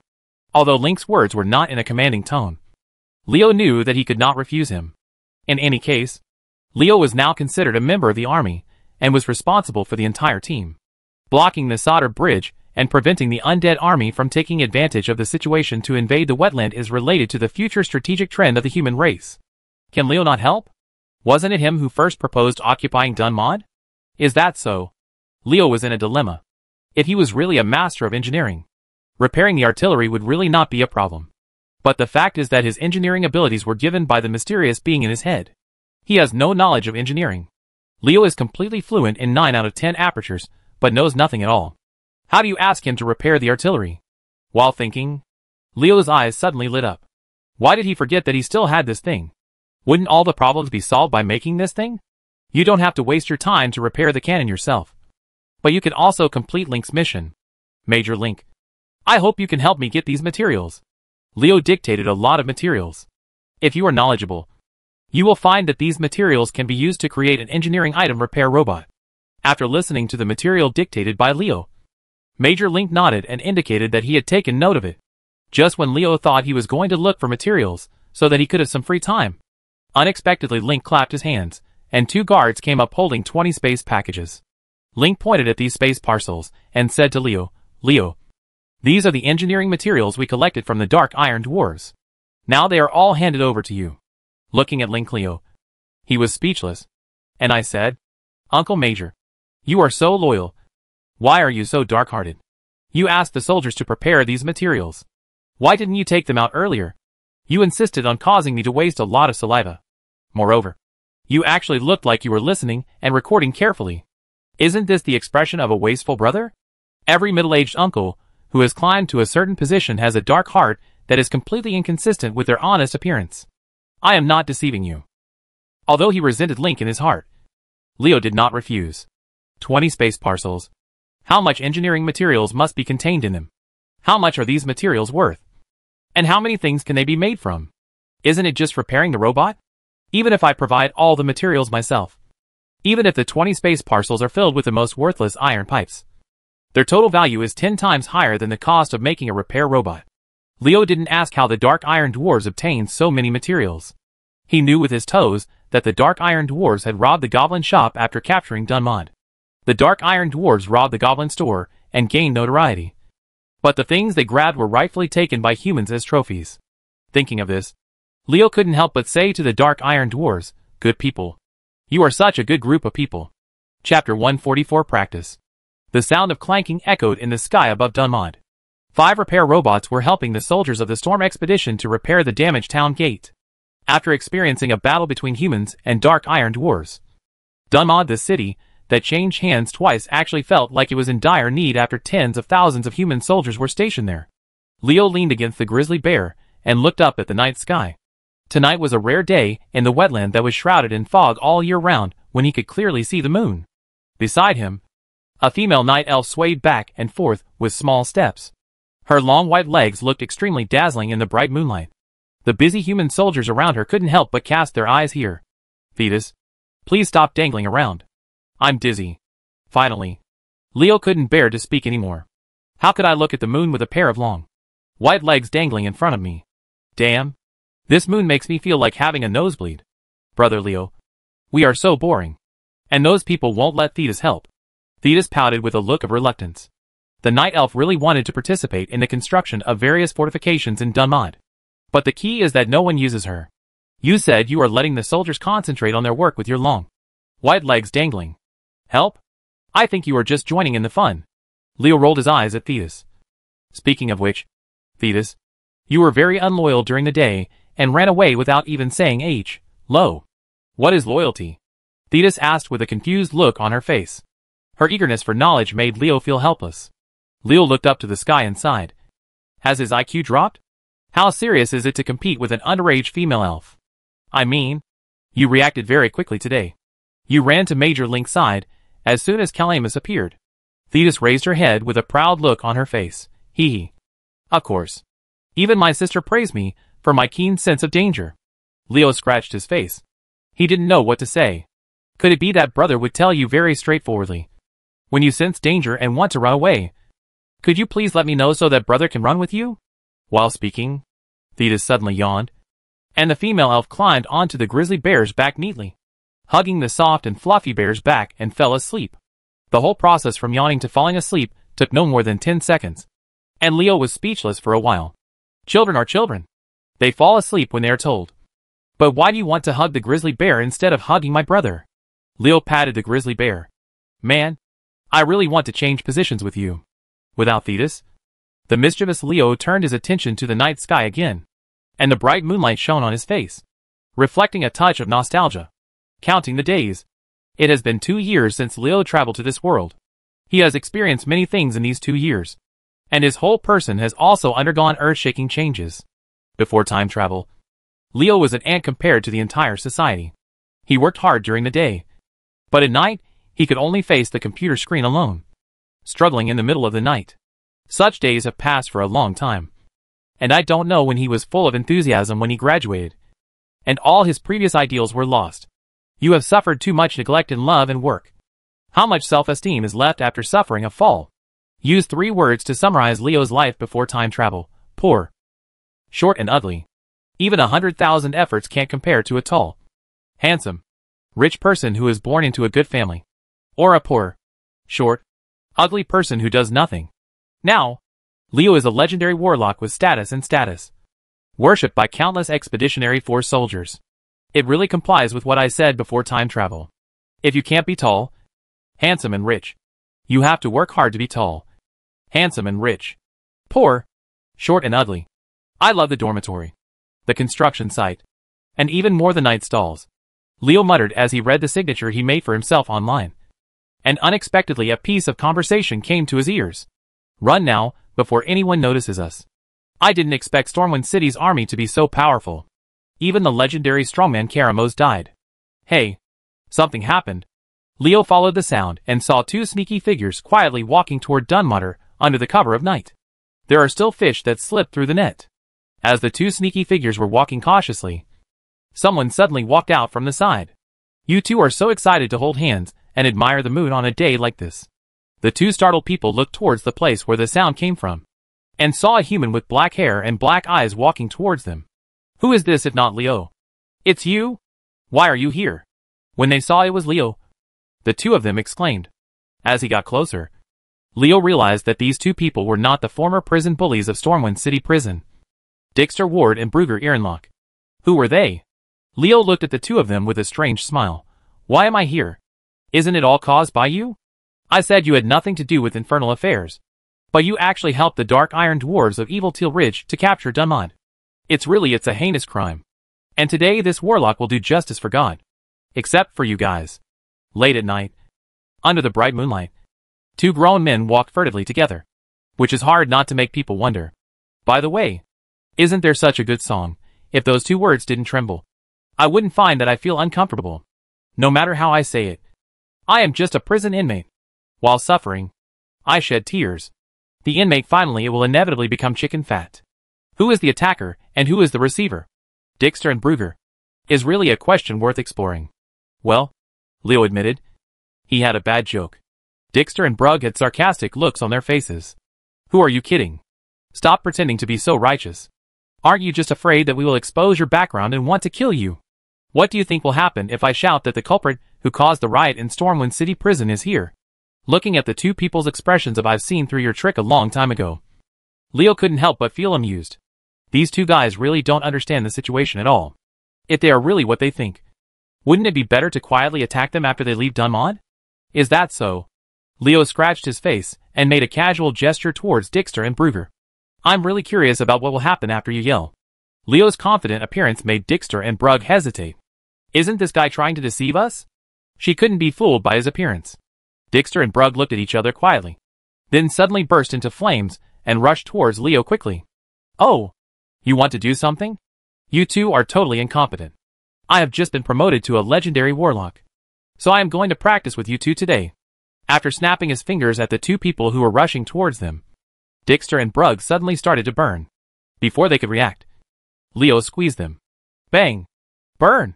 Brugg and Dexter fell to the ground at the same time. The attack of a legendary warlock was beyond their ability, especially a powerful warlock like Leo, who could rival the peak strength of ordinary legends in the early stage of the legend. How is this possible? He is so strong. Brugger and Dexter looked horrified. They knew that Leo was very powerful, but they never thought that he could be so powerful. Instant spell. Are you a legendary strongman? The two of them had some knowledge, and knew what the hand Leo showed just now represented, when they thought that they were in front of a legendary warlock. Dexter and Brugg gave up their thoughts of resistance. A legendary strongman. Even if he is the culprit who instigated the riot in Stormwind City Prison, as long as he is willing to contribute to the kingdom, the king will 100% pardon him. What if you expose him yourself? This has no effect at all. Maybe the kingdom will kill the two of them who know about it in order to get closer to this legendary warlock. This is the reality of this world. A world where the strong are respected. Strong people have privileges. Leo, who became a legendary warlock, was now a member of the privileged class. The movement on Leo's side attracted the attention of the surrounding guards, and the burning made the sound of the fire element exploding particularly loud at night. Lord Leo, what happened? A soldier dressed as a captain came over. When he saw Brugg lying on the ground, his expression changed. Since when are there dwarves in the army? Is this guy a spy? The captain waved his hand, and a group of soldiers rushed forward and tied up Dexter and Brugg. Take these two guys down for questioning. I suspect that Dunmod's fall is related to them. Yes, Lord Leo. The captain saluted Leo and led the guards to push down the two men who looked defeated. After such a disturbance, the homesickness in Leo's chest suddenly faded away. Compared with Leo, who was promoted to the legendary warlock, Brugg and Dexter were too weak. He knocked these two guys to the ground casually, and the two prison bullies from the original Stormwind City Prison even attacked him, not even qualified to be a sparring partner. While Leo was looking at the moon, a conversation about him was going on in the palace of Stormwind City. Countess Presto smiled and said to little Anduin, Your Majesty the King, Leo has been promoted to a legendary warlock at such a young age, and has achieved military exploits. He should be praised generously. This will also let the soldiers at the front know whether the kingdom is strong or not. He will treat his meritorious ministers badly. Large praise? This will attract the attention of the undead to Leo. This kid still has a long way to go before he can become a real strongman. There are many powerful warriors among the undead. Drawing the enemy's attention too early will bring great harm to this young man. People bring danger, Elva retorted. Didn't Presto's words push Leo into the fire pit? The undead in the Undercity are not easy to deal with. Even Awire is not sure of being able to deal with some powerful beings among them. Danger? The Arthi Highlands are a battlefield against the undead army, not a holiday destination. Presto replied calmly. Yule knew that Countess Presto had no interest in Leo because of the assassination incident. But she didn't expect that this woman would take revenge on Leo over and over again. Reward for merit. Punishment for delinquency. At this time, Grand Duke Bolvar said, it is a good thing for young people to experience more hardships. Bolvar's opening set the tone for the matter. The power of the Grand Duke was no joke. Little Anduin, who was sitting on the throne, thought for a while, and then spoke, send the order, and make the legendary warlock Leo a Knight Lieutenant and a Baronet. Chapter 145 Military Position Activation. Dunman's Tavern. This building that was once destroyed by Leo has reappeared after more than 10 days of efforts by human soldiers. Of course, the taverns built by humans cannot be compared with those built by dwarves in terms of sturdiness. But the tavern is not so particular, as long as it can be used. In the tavern, Leo sat against the wall and sipped the wine. Beside him, Thetis was sipping the moonshine wine that the elves love most with a contented look on her face. Moonshine wine is similar to the kind of sake that Leo had before traveling through time. It is sweet, and will only make people slightly tipsy if drunk too much. This kind of wine is more favored by elves than strong drinks like rum.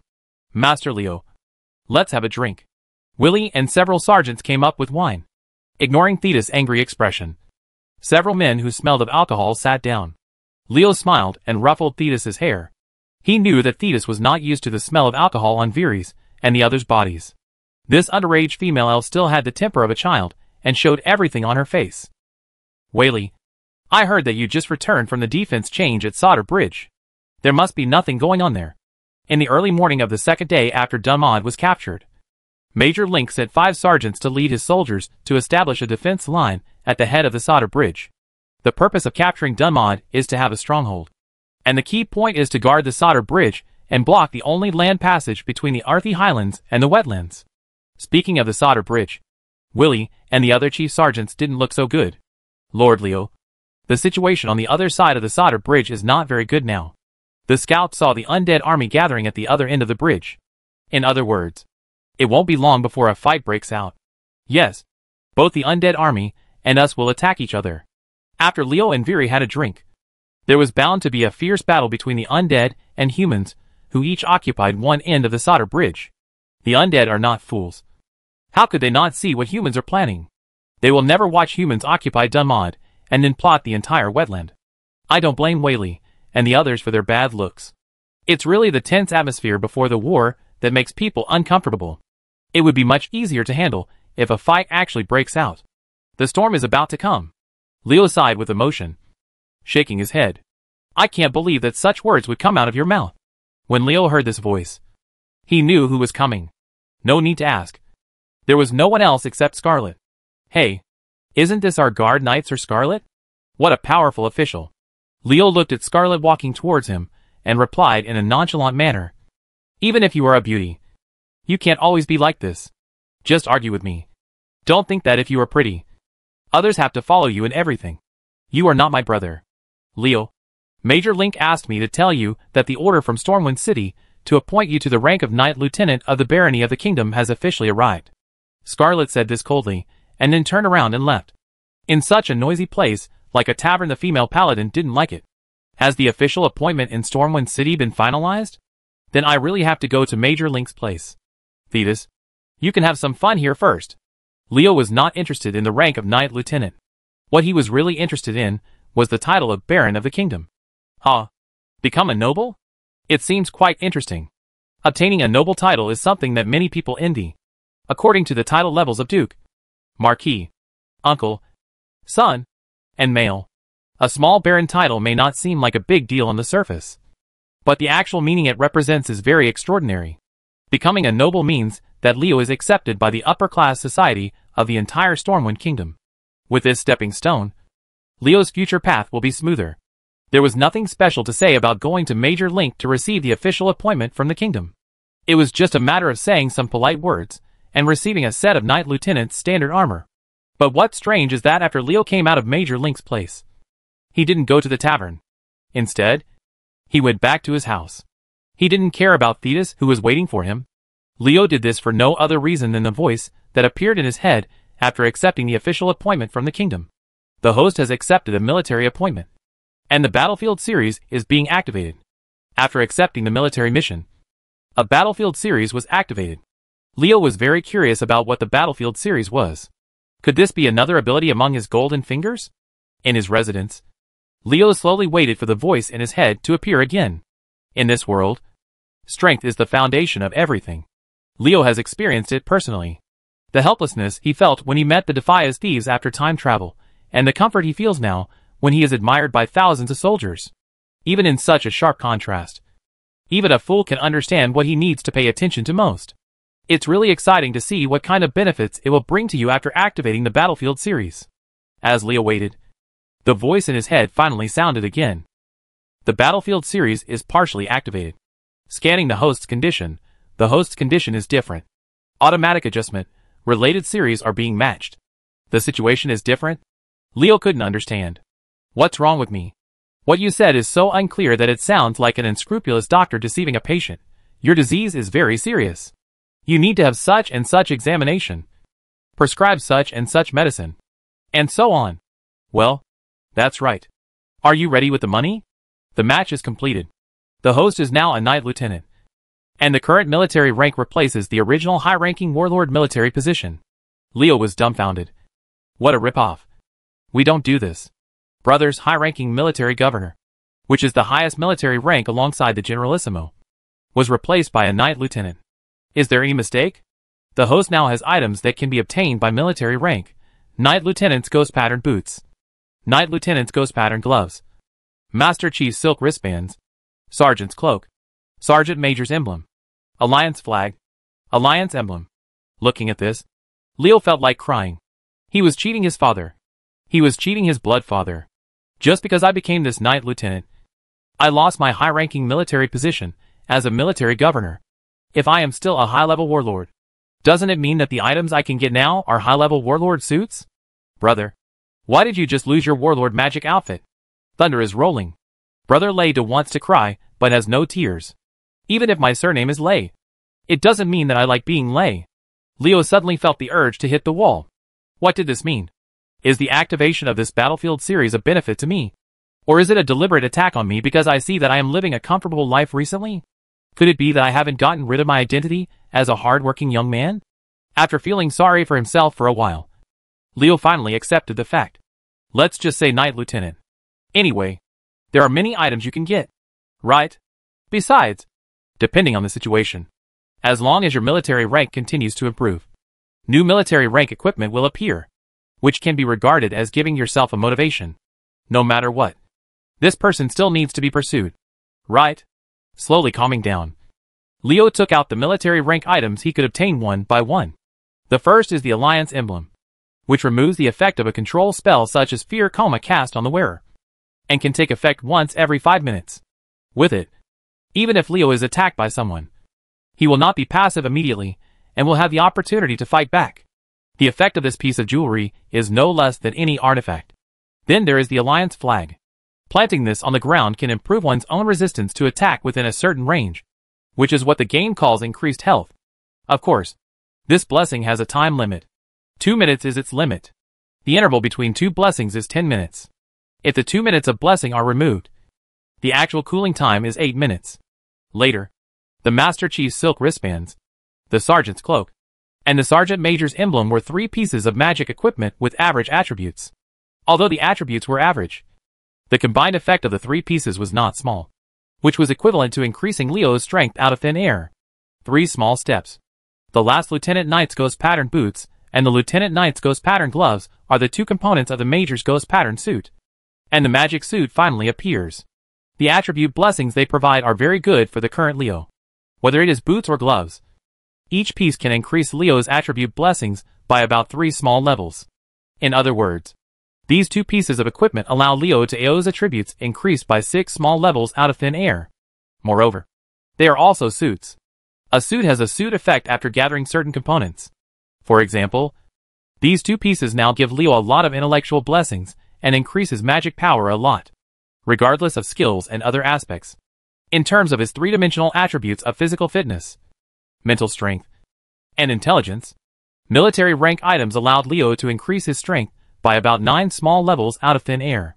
This made him sigh. This person still needs matching equipment. A piece of good equipment can withstand many years of hard work. With Leo's rapid growth, he has already improved by 9 small steps. You can imagine how amazing it would be for other people. If the high-ranking military governor had not been replaced by the knight lieutenant, Leo would definitely be dancing with joy now. Why do you want to hit me first before giving benefits to Wei Mao? This is indeed a cheating era. Once you get a military rank, you will get military rank equipment. So after entering a battlefield like Arthy Highlands, will the prestige equipment on the battlefield be activated? I didn't see it before. Did it say partial activation? It seems that my battlefield reputation is full. Can I get worship level equipment directly? It's really exciting. Arthy Highlands. I can't wait to go and see it. However, we should go to the tavern to pick up Theas first. Otherwise this underage girl will make a lot of noise. I'm not a nanny. Let alone a nanny. But what kind of job is I doing now? What a headache. After gathering his mood, Leoliso put on the knight lieutenant's standard armor he received from Major Link, and walked out of the house towards the tavern. Well, Leo is actually quite naughty. He just wants to go to the tavern to show off. This guy's heart is not ordinary vanity. TSK. TSK. It is indeed an armor prepared for officers. It actually has a magic circle carved on it, which can automatically adjust the size within a certain range to suit different body types.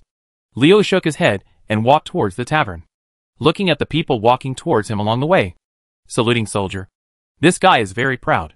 After wearing this knight lieutenant's armor, why do you feel so handsome?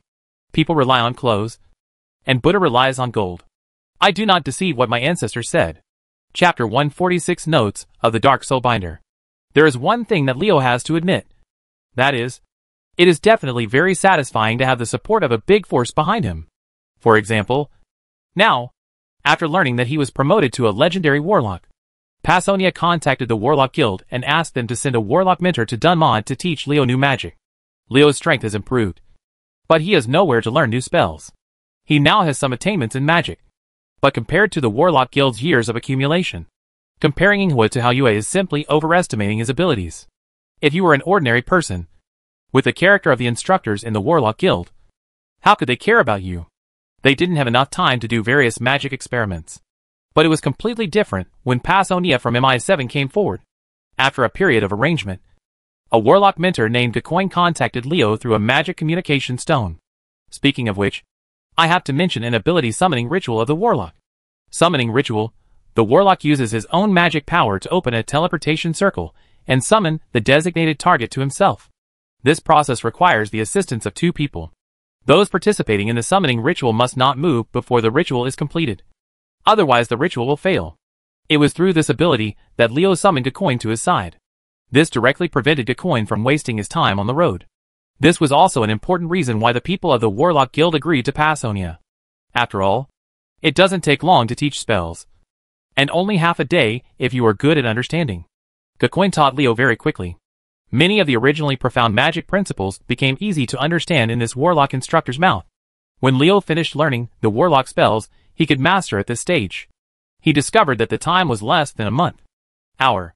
This warlock instructor named Gacoin is very talented. He explained many questions that I couldn't understand in a few words. It seems that his attainments in magic are not trivial. Pasonia's reputation is really not small. Seeing that the opportunity was rare, Leo ignored the warlock instructor's attitude of wanting to leave as soon as he finished his work, and hurriedly asked the questions he encountered during practice. This question lasted more than 2 hours, which was longer than the time Gacoin spent teaching him magic. Seeing that Leo kept asking questions, the warlock instructor became impatient. Boy, go on. This is my magic notebook. Take it and take a good look at it. The things in it are enough to elevate you to the peak of legend. I'll leave first if I have anything else to do. Gacoin handed a magic note to Leo and took out the magic communication stone to contact the Warlock Guild in Stormwind City. After that, a dark purple light lit up on his body, and he disappeared from Leo's sight. I said, "This is too disrespectful. I am just asking you some questions. But you are so impatient?" Leo couldn't help but curse. He lowered his head and looked at the magic notebook in his hand. He saw nothing written on the cover. Only one signature, Dark Soul Binder Gacoin. Dark Soul Binder? Could it be that Gacoin's specialty is demonology? Unlike the path he took as a destructive tyrant with high spell burst damage, he took the path of a master of demonology who manipulates powerful demons for his own use. Leo was overjoyed to think that Gacoin had taken the master branch of demonology. The strength of the master of demonology is to command the summoned demons to cooperate with him in fighting. It is impossible to compare with warlocks, who choose other paths in controlling demons.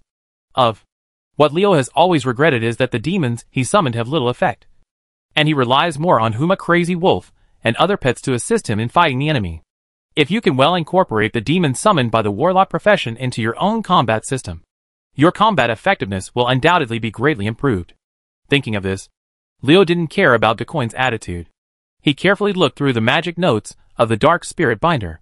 For Gacoin, the magic notebook he still gave to Leo did not contain any profound knowledge, and there were no secrets such as unique secrets. However, for Leo, the contents recorded in this notebook were it was a good thing worth $1,000. Although he still couldn't understand a large part of it, the parts he might understand made Leo's understanding of magic a step deeper. Compared to Gacoin, a senior researcher who has been wandering in the Palace of Magic Knowledge for many years, Leo, who has been exposed to magic for only 2 years, can only describe his understanding of magic as superficial. There are many issues that Gacoin takes for granted. He can ask it, just like if you asked a mathematician a question like how much does 1 + 1 equal? Will the other person give you a good look? Leo, who was looking through Gacoin's magic notes, didn't know that Gacoin, who had returned to the Warlock Guild of Stormwind City, was sighing with emotion. A guy with such a superficial knowledge of magic could actually be promoted to the ranks of legendary warlocks. Destiny God, do you dare to be more partial? I hope my magic notes can be of some help to him. There are fewer and fewer talented warlocks these days. Speaking of talent, Leo does have it. No, he succeeded in summoning the Hellhound on his first try. Hellhound, along with Demon Imp, Voidwalker, and Succubus, is one of the 4 regular familiars of warlocks. It is the first choice pet for warlocks when dealing with legal warriors.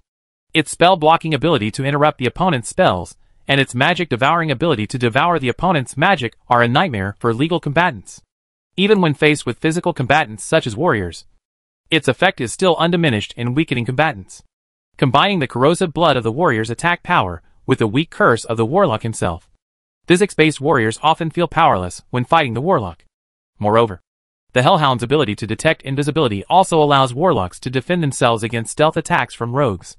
Looking at the Hellhound in front of him, which was about 2 meters tall, 4 meters long, with hundreds of tentacles that replaced eyes, and a mouth full of sharp teeth, Leo patted its dark red body with a proud look on his face. Gacoin's magic notes say that a warlock needs at least 20 trials to successfully summon Hellhound. There are only a few people in history like me who can summon Hellhound in one go. Doesn't this just prove it? Is my brother a genius? After being intoxicated by YY that he was a genius for a long time, Leo started another spell experiment to summon the Hell Horse. The Hell War Horse is covered in jet black and shiny fur, with its hooves stepping on red Hell fire. This is a very powerful mount. And more importantly, its evolved version is the famous Nightmare. He stroked the body of the Hell Horse gently and circled it twice. In addition to the silky smooth touch on his hands, Leo also felt the terrifying power contained under the strong muscles of the Hell Horse. If he was hit by this guy, even a high-level warrior can't bear it with just one blow or a kick. The glass slag turned the Hell War Horse into a mount with no attack power. It is really too cruel. As a warlock, Leo angrily complained for the Hell War Horse. In Leo's eyes, the Hell War Horse had become him, part of the combat power. After testing the 2 newly learned spells, Leo did not try any others. The beauty of spells such as Death Coil can only be appreciated in actual combat. Brother Leo, Thetis rode on the back of Shadow Claw and ran over all the way. It's going to be fun. You must take Thetis with you this time. Is there anything fun? Leo was confused. What kind of fun does this little girl want to have in the movie? Don't you know? I heard that the road between us and Menethil Port has been cut off by a group of orcs. And Uncle Link is about to send troops to destroy them. Orcs? Could it be that they are the remnants of the Dragon Maul orcs, who want to avenge the orc chief named Necromancer? But this is sending troops to fight the orcs. When did it become fun? Leo has black lines all over his head. Little girl, what do you think of fighting? Do one group of people go all the way to play house with another group of people? Thetis, let's go to Major Link's place first to see, What are you doing? Thetis was standing in front of the Hellhound, with a curious look on her face. Brother Leo, is this your pet too? It looks so playful. Don't move. Let me pull it. Seeing Thetis constantly waving her hands to grab the tentacles on the Hellhound's head, Leo couldn't help but cover his face. Oh my god. Underage elf girl. What do you want me to do to you? After sending the Hellhounds back to the demonic dimension, Leo came to the city hall where Major Link was having a meeting with the officers with a look of enjoyment as Thetis kept pestering her like an angry kitten. Thetis's entanglement was nothing more than wrapping her hands around Leo's neck, hanging her whole body on him, twisting her body in a coquettish manner. I wonder, how could Leo not enjoy such entanglement? What? You said she is an underage girl? What? Haven't you seen me as a noble? Ignoring the ambiguous expressions on the officers' faces, and not paying attention to Scarlet's gritted teeth, Leo asked directly to Major Link, Major, I heard that the connection with Menethil Port has been met. Trouble. A group of orcs have reoccupied Rathfon Camp, and the connection between Menethil Port and us has been cut off by them. Can you determine the origin of this group of orcs? What is their number? It has been determined that they are the same tribe of orcs we encountered before, and their number is around 3,000. I am going to send 5,000 people to exterminate them. Only 5,000 people. Leo looked at Major Link with some confusion. When he thought about it, he had to send 10,000 people anyway, in order to minimize one's own casualties when exterminating these 3,000 orcs. It is reasonable to use superior forces to attack more and fewer parties. Link saw Leo's doubts, and he explained, It's not that I don't want to send more people to destroy these orcs, but I can't do it. The troops in Dun Motor still have to guard against the almost assembled undead army. After saying this, Leo finally understood. Although the human army has already blocked the Solder Bridge, can such a defense line prevent the stalkers in the undead army? It is not difficult for a single skilled rogue to sneak through the defenses of the human army. After all, the undead and the orcs are allies. The sudden appearance of this group of orcs, when the undead army on the opposite side was almost assembled, was too much of a coincidence. And it was impossible not to trigger people's associations. What if there are too many troops sent to exterminate the 3,000 orcs in Rathfon Camp? But Dumbledore doesn't have enough manpower when the undead army attacks? Leo couldn't help but hesitate when he thought that there would probably be a big battle at Solder Bridge. He originally planned to accompany the army to annihilate the orcs, who appeared again in the Fury Fong Camp. Should he stay in Dunmod and wait for the battle at Solder Bridge to begin? Or should he go to Rathfon Camp to annihilate the group of orcs? Leo was a little undecided. Lieutenant Leo, after discussion, we decided to let you lead the troops to exterminate the orcs in the Rathfon Camp. It won't take long for a legendary warlock to exterminate those orcs. Maybe you will have time to join Dunman's battle with the undead. War. Link didn't object to Leo saying this. After all, this was already an order to him. But because of his status as a legendary warlock and a kingdom baron, Link's tone was more tactful. Besides, Link's words are correct. As long as his team moves quickly enough, it won't be a problem to catch up with the battle with the undead. At worst, after annihilating the orcs in the Rathfon Camp, I rode the mechanical roadhog and ran back first. Thinking this, Leo gave Link a military salute and took over the task of annihilating the orcs. Chapter 147 First Encounter with the Undead. On the road in the wetland, a team is marching quickly. This is the 5,000 human army that went to the Rathfon Camp to annihilate the orcs. Their current leader is Leo. Leading the army to conquer the enemy is the dream of many people. Just like everyone has a mountain on his back. In fact, every man has a dream of being a general. How many men don't envy the military career of a man of war and strength? Dreams are beautiful, but reality is cumbersome. Before this, Leo had never thought that leading an army would be such a troublesome thing. How to conduct the team, how to reserve physical strength during the march, and where to set up camp every day. The soldiers' food and drink problems, etc., made Leo's head as big as a bucket when he came into contact with it for the first time. I didn't expect that leading an army would be so laborious. What I'm leading is a group of regular troops who have experienced hundreds of battles. coupled with the support of experienced sergeants such as Willie. Under such circumstances, it still feels like there are too many things to handle. I really don't know. Why are the pig's feet in those YY novels I read in the past so strong? They can handle everything in an orderly manner as soon as they take over the army. As if nothing is a problem. Is it true that I am not destined to be born with pig's feet? And I don't have the halo of pig's feet? Leo, who was having a headache due to military affairs, rubbed his brows. He was leading a force of 5,000 people. And he was doing a short-distance attack. It was already too much for him.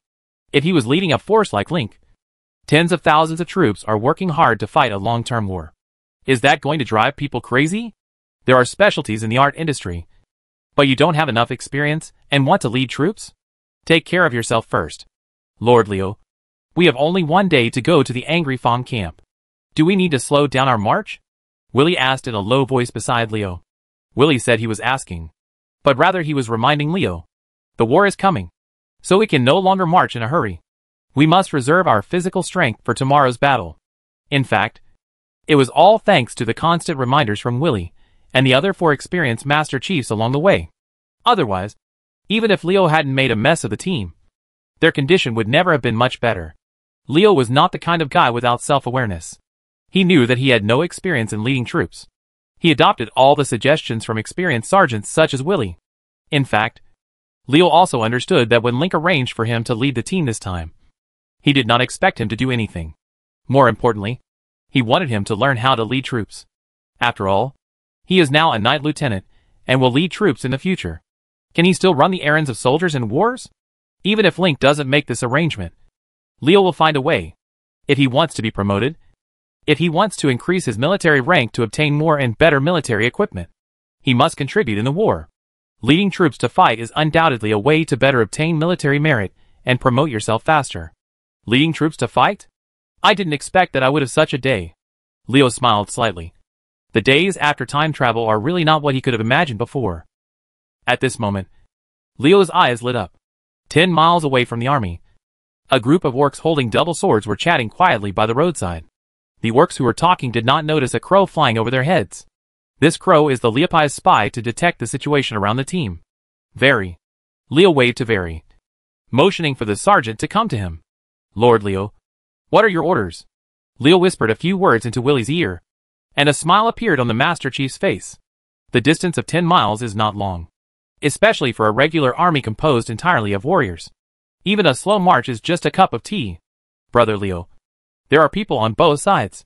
Thetis, who was riding the Shadow Claw, quietly pointed to both sides of the road. If she hadn't turned on the humanoid detection skill as a hunter, she wouldn't have been able to find it. Because these two everywhere is a swamp. Being able to hide in the swamp and wait for an opportunity to launch an attack. These orcs are really talented. Leo curled his lips and winked at Willie, who quietly made a gesture. But within a moment, the entire team was ready to fight.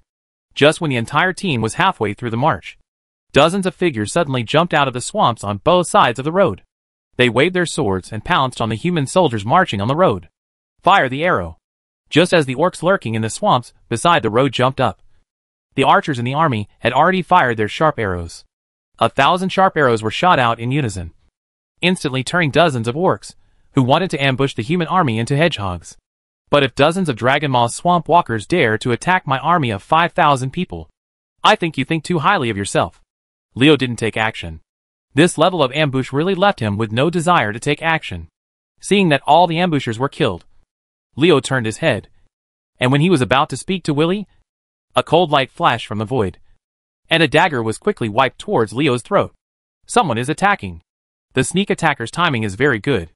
Most people will definitely relax at this time. The success rate of killing the target at this time is not generally high. But Leo, who had suffered a loss in this before, let the sneak attacker down. When the sneak attacker's dagger stabbed him, he was knocked out of stealth with a shadow fury. The impact of the dark element made the sneak attacker faint. On the spot, the dagger used for the sneak attack was only a slap away from Leo.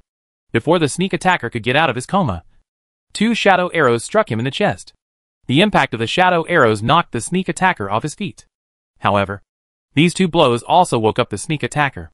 Just as the sneak attacker was about to take action, a red fire flashed on his body, and then with a bang sound, a huge concussive force shook him. I felt dizzy and my body was not in control for a while.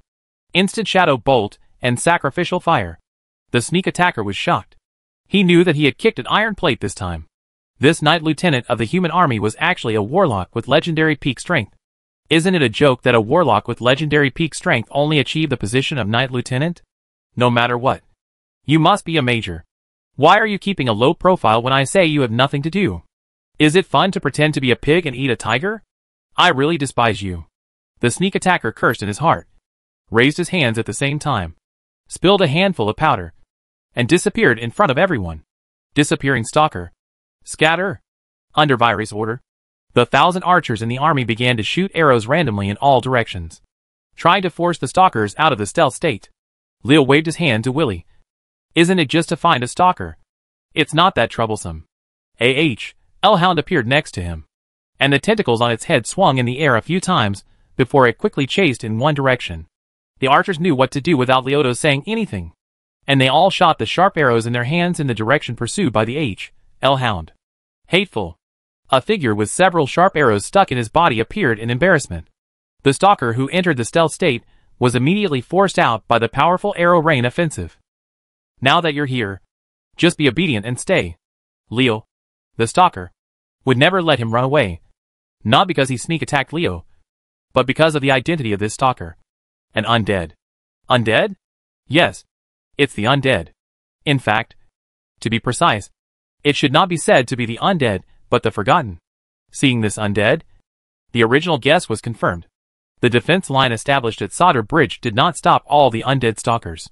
It is thought that the behavior of the 3,000 orcs occupying the Angry Fawn camp was closely related to these undead stalkers. A vine as thick as a person came out of the ground and tightly entangled the undead stalker. Leo's poisonous flower vine became stronger after he was promoted to a legendary warlock, which was reflected in the fact that its size became thicker. The undead stalker struggled hard, but the toughness and strength of the poisonous flower vine were too strong. With the strength of this undead stalker, there was no way to break free. If Leo hadn't wanted to capture him alive, the poisonous flower vine would have started injecting toxins to destroy his body. His body is broken. How can he still struggle? Drag him over here. Under Leo's order, the undead stalker, who was wrapped into a rice dumpling by poisonous flower vines, with only one head exposed, was dragged in front of Leo. Leo kicked the undead stalker and asked with a joking face, "Are you going to say something? Bones? Say something? Huh?" The undead stalker looked at Leo with empty eyes, with unspeakable resentment on his face. "Human, don't be proud. Lord Vince will avenge me." Revenge? Not good. Leo's face changed. At this time, a ball of energy that could be absorbed rose up from the undead stalker. "Damn it. You've already died once. Why are you still so stubborn about it?" "I'm addicted to death." "Right. I actually committed suicide with my brother." Leo was a little unhappy. He didn't expect that the bloody plot of catching a prisoner and committing suicide would happen to him. "Damn it. Oh shit. You are really defenseless." "Huh? Vensk?" "Right. It seems that there are more than 1 or 2 undead stalkers entering the wetland. Playing wild games with undead stalkers in the wetland, a place where heavy fog often occurs, is really unsettling." "The undead stalker who committed suicide," said Lord Winsk. "Not Winsk. What does this mean?" "This shows that the undead who sneak into the wetland are led by someone. Since there is someone under the leadership, there must be an organization. Since it is an organization, there must be more than 1 or 2. Whaley, order the entire army to be on alert. Officers should pay more attention to the soldiers walking at the back of the team to prevent brothers from being poisoned by those bones. The wetland is very beneficial to stalkers. Its perennial heavy fog is a natural cover for stalkers who are engaged in assassinations." Leo couldn't help but be careful. He didn't want to find himself when he walked to Fury Fawn camp. The team's tails were cut off silently. "As you command, Lord Leo." Chapter 148 Terror Pliers. It's only 1 day's journey from Furia camp, but the journey is full of troubles. Only half a day after encountering the attacks of Dragonmaw swamp walkers and undead stalkers, Leo and the others were very depressed to find that the second group of blockers appeared. The reason why I am depressed is because this time the blockers are actually a large group of swamp crocodiles. If it is not strange that 1 or 2 crocodiles occasionally climb onto the road from the swamp not far from the road. Then now, it is estimated that more than 200 crocodiles are blocking the road ahead. It's abnormal. When something goes wrong, it becomes a monster. Looking at the crocodiles holding an illegal assembly in front of them, Leo, Willie and others looked at each other, completely confused for a moment. Where do these crocodiles sing? Get rid of it, buddy. I'm in a hurry. I don't have time to fool around with you. Willie asked Leo in a low voice, Sir, do you want to kill him? Leo hesitated. With the 5,000 troops here, it was not difficult to get rid of the crocodiles in front of him. However, he always felt that he should take another look to clarify the situation. Shadow Claw, who was sitting under Thetis, suddenly growled a few times. The huntress pulled Leo's sleeve and pointed at the crocodiles and said, Shadow Claw said there is a very powerful guy there. Who should be their king? Crocodile King? So these crocodiles appearing here have leaders. Leo touched his chin and said to Thetis, Ask Shadow Claw how powerful that guy is. Thetis giggled and patted Shadow Claw's head. And the Nightblade Tiger growled softly twice more. Shadow Claw said that guy is about the same strength as him. Not as powerful as your Black Lion. It's similar to the current Shadow Claw, but not as good as my Lion King Huma. It's also a crocodile in the wetland. Could it be Terror Claw? Leo matched the so-called Crocodile King with a certain beast in his memory. Although the crocodile of Dire Clamp is not as famous as the Lion King Huma, the lame wolf Rubus, the broken tooth of the desolate land, and other special beasts. It was somewhat famous in the early days of Yamaguchi Mountain because this crocodile's skills are varied as a powerful bite that reduces the opponent's armor by 20% when attacking, a violent attack that is equivalent to a counterattack storm, and a beast version of the courageous roar that makes people speechless. Seeing this crocodile, the soldiers seemed to have the urge to burst into tears. If you are afraid of being caught, it is worth collecting, not to mention anything else. This crocodile's gut-wrenching roar makes people very excited. Leo laughed out loud. Fear. Fear. If you didn't come to trouble me, I would have forgotten about you. Now that you have come to my door, wouldn't I be sorry if I didn't take you in? This opportunity given by God? There's a saying that goes well. If you don't take it from God, you will suffer disaster. In order to prevent yourself from being unlucky, I really have to take you. Brother Leo laughed so scary. Are you a bad person? Leo was embarrassed. Faced with a stupid and naive underage elf, what could he say? Turning his head and glaring hard at Willie and the others who were suppressing their laughter, Leo angrily ordered soldiers, prepare for protection. Archers, prepare to fire volleys. This army is worthy of being a regular army, and orders are carried out very quickly. In just a few moments, the entire team is ready for battle. As if sensing the danger, the group of crocodiles in front began to stir. Fire the arrow. Amidst the sound of sharp arrows piercing the air, the archers launched their first salvo. A small dark cloud formed by 1,000 sharp arrows covered the group of crocodiles blocking the road. If the arrows shot by ordinary people are really difficult to hurt these swamp crocodiles. After all, their skin is too tough. But now it is a group of warriors who are taking action, and it is impossible for the swamp crocodiles to escape unscathed. With the sound of the sharp weapon hitting the flesh, more than 50 crocodiles became the dead souls of the archers, being attacked and suffering the death of his men. Terror Claw, the Crocodile King, was furious.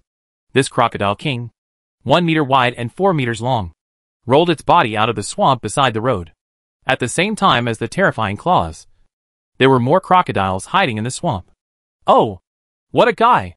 Leo was also surprised by the group of crocodiles that appeared in front of him. With the new crocodiles appearing, the number of illegally gathered crocodiles has exceeded 600. The reputation of Terror Clamp is really big. There are more than 600 crocodiles in the group, which is enough for it to dominate the wetland. But it's a pity that you are not discerning. So today you, the tyrant of the wetland, will disappear into thin air, ready to fight. Seeing the group of crocodiles rushing toward the avenue where the army was located under the command of Terror Clamp, the atmosphere suddenly became tense. These beasts actually dare to come to us and cause trouble. Do they think my sword is bad for them? A soldier at the front of the team spat at the crocodiles, looking a little excited. For a militant warrior, there is nothing more enjoyable than fighting. Although the crocodile has short limbs, it is actually not slow. After the archers fired 3 rounds of volleys, the crocodile that rushed to the front had already fought with the soldiers. The human warrior in the front row stuck his shield on the ground, crouched down, pressed his shield firmly with his shoulders, and resisted the crocodile's attacks one by one. Behind them, their companions holding big swords and spears took the opportunity to violently attack the rushing crocodile. With the protection of the shield, the human army had killed about 60 crocodiles without any injuries. Adding in the dozens of crocodiles that had been shot before, the crocodiles under Terror Clamp had already been killed or injured before anyone was injured. In just over 100 years, its overall strength has been weakened by nearly 1/5. It is not difficult for humans with tools to defeat beasts that rely on their bodies for food. The casualties suffered by his men were not small. At this time, the Terror Clamp, who was staying behind, could not sit still. These swamp crocodiles were the capital of its dominance in the wetland. The Crocodile King started to move towards the front with his short legs. "Humph! Have you finally moved?" Leo, who had been paying attention to Terror Clamp, noticed the movements of the Crocodile King. He would not let Terror Claw really rush forward. The soldiers in the army could not withstand the impact of this big crocodile. A sharp sound broke through the air, and the bone spears were like giant crossbow arrows fired by a siege ballista, nailing the swamp crocodiles to the ground. After a while, a passage was cleared, leading directly to the Terror Pincer and to the passage for human armies. Roar! A huge grizzly bear roared and rushed towards Scarecrow. Being provoked by the grizzly bear, Scarecrow became angry. The Swamp Crocodile King decided to teach the big stupid bear a lesson himself. As if receiving the order from their leader, the swamp crocodiles that were attacking the human army all made way for the grizzly bears. And no one of the swamp crocodiles attacked the grizzly bears. Thetis pouted upon seeing this, and the elf was soothing her shadow claws. The Nightblade Tiger seemed to want to challenge the terrifying claw, and the grizzly bear snatched its target, which made it a little dissatisfied. The grizzly bear suffered the loss as soon as he fought with the grizzly claw. The Crocodile King quickly pounced forward and bit one of the grizzly bear's legs. He even tore it off, and even bit off a large piece of the grizzly bear's meat. This attack is much stronger than that of Lion King Huma. As expected, the powerful bite of the Terror Pincer was not immune to the grizzly bear's current defense. Leo was a little surprised at first, but then he was happy. As his default pet, the more powerful the Terror Claw showed, the more Leo felt that he would not lose money by conquering it, while still casting curse spells on the crocodiles. He summoned Huma and the crazy wolf to join them in attacking the crocodiles. Leo would not break the one-on-one situation between grizzly bears and dire pincers unless the number of crocodile groups was reduced to a certain extent, with Leo's curse helping to weaken the swamp crocodile. The soldiers fighting it felt a lot more relaxed. After suffering a powerful bite from the claws, the pain of the injury made the grizzly bear stronger. For a grizzly bear with thick skin and thick flesh, the bit of flesh bitten off by the claws is nothing. It will make it angry. The grizzly bear slapped the crocodile on the head with its thick bare paw. Even though the Wetland Crocodile King was not weak in resisting the blow, he was still slapped until stars appeared in his eyes. The grizzly bear became even more excited when he saw this. If you dare to bite Mr. Bear, he will slap you in the face. At this time, Leo summoned the heart of the wolf again. With the blessing of this psychic creature, the grizzly bear's big slap became more powerful. The Terror Pincer that had just been slapped had not yet recovered, and it became heavier and heavier. The slap came again. Being slapped again made Shijan angry. This stupid bear really bullies fish too much. After all, I am also the Crocodile King. How dare you not give me face in front of my subordinates? Let's see how I deal with you. The angry Terror Claw activates one of its special skills, irritability. The grizzly bear who slapped the crocodile madly found that every time he slapped the opponent, the crocodile would bite him back. The bite was so fast that he had no way to avoid it. Similar to the warrior's counterattack storm, this is the case. Whenever the Terror Clamp is attacked, it can automatically counterattack the opponent once. The grizzly bear's attack cannot be avoided no matter how careful it is. If you can't avoid it, fight it. The grizzly bear that had been bitten several times was also angry. His big slap slapped him faster and harder. Uncle Bear didn't believe that he couldn't deal with you. A smelly fish. Leo looked a little speechless from behind. The battle between the grizzly bear and the Terror Clamp was purely about exchanging injuries for injuries. Both sides were desperate, and it all depended on who couldn't hold on and fell first. This was one of the reasons why he let the grizzly bear go instead of sending Huma. Huma was not as thick-skinned as the grizzly bear. Will Leo bring down the grizzlies? Of course it's impossible. I saw his hand shaking, and a military flag was planted on the ground. The flag on the military flag moved automatically without wind, and a wave of magic spread rapidly around the military flag. The soldiers fighting against the swamp crocodile found that their physical fitness improved a lot after the appearance of this military flag. Union flag. Lord Leo has so many treasures. Willie and the other sergeants looked at the military flag in front of Leo with envy. The total number of times they had seen this kind of magic prop with a range of blessings could not exceed double digits. With the blessing of the Alliance flag, the grizzly bear whose physique has been improved is more confident.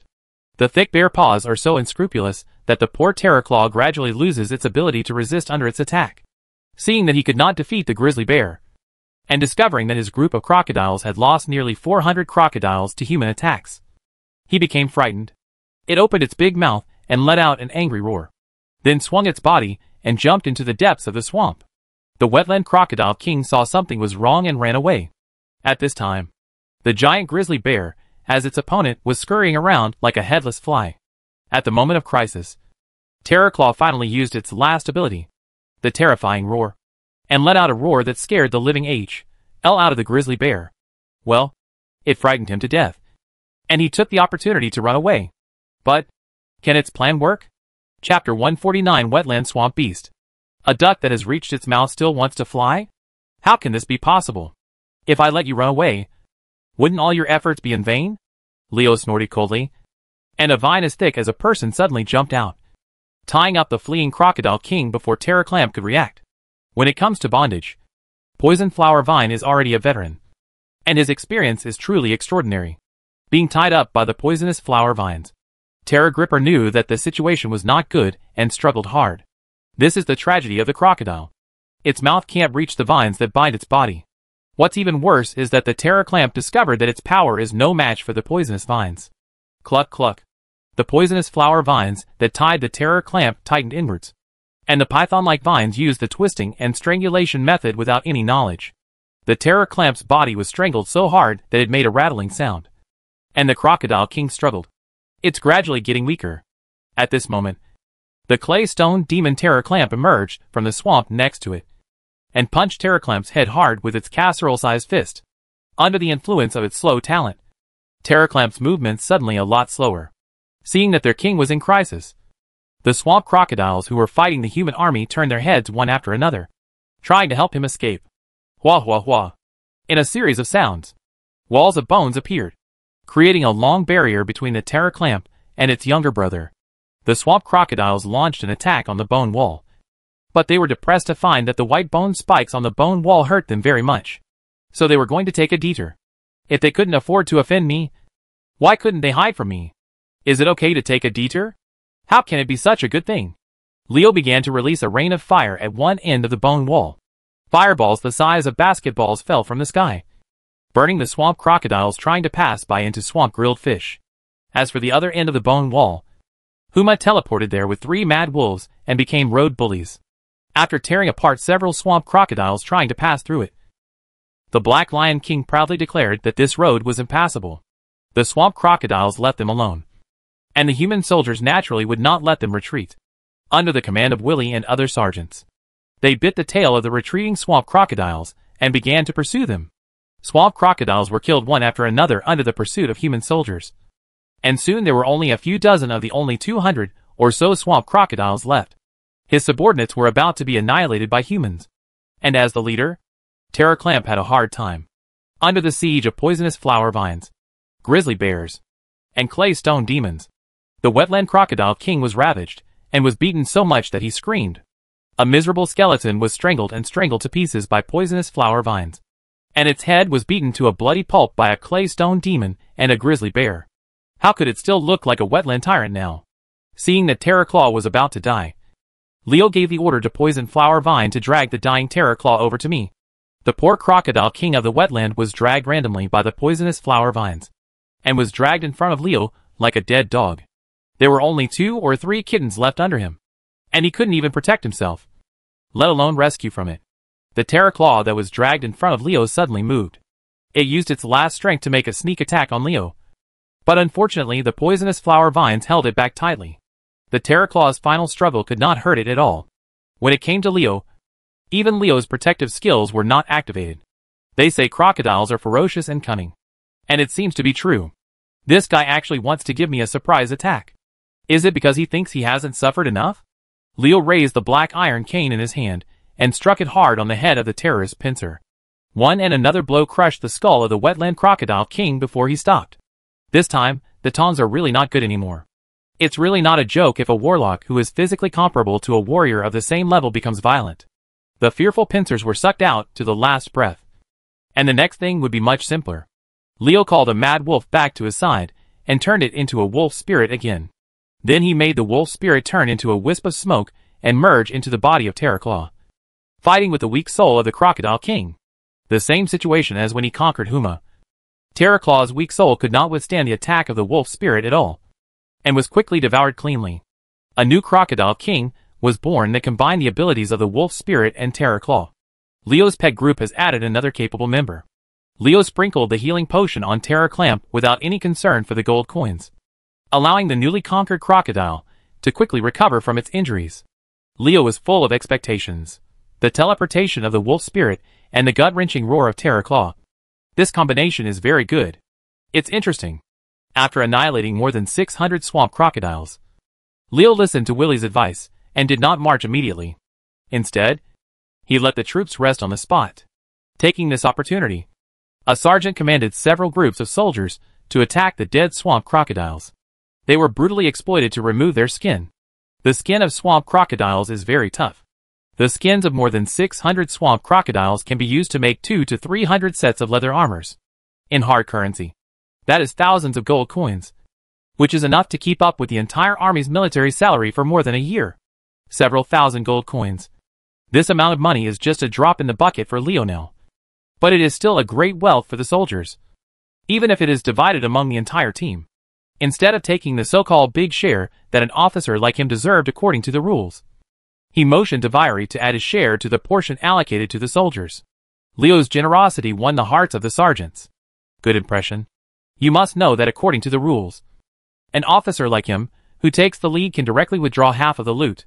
Now Leo's doing this is equivalent to doubling the income of the sergeants after this war. How can the soldiers who benefited not be grateful to him? These people come to serve as soldiers, in addition to responding to the call of the kingdom and the sense of honor in their hearts. Earning money to support their families is also a very important reason.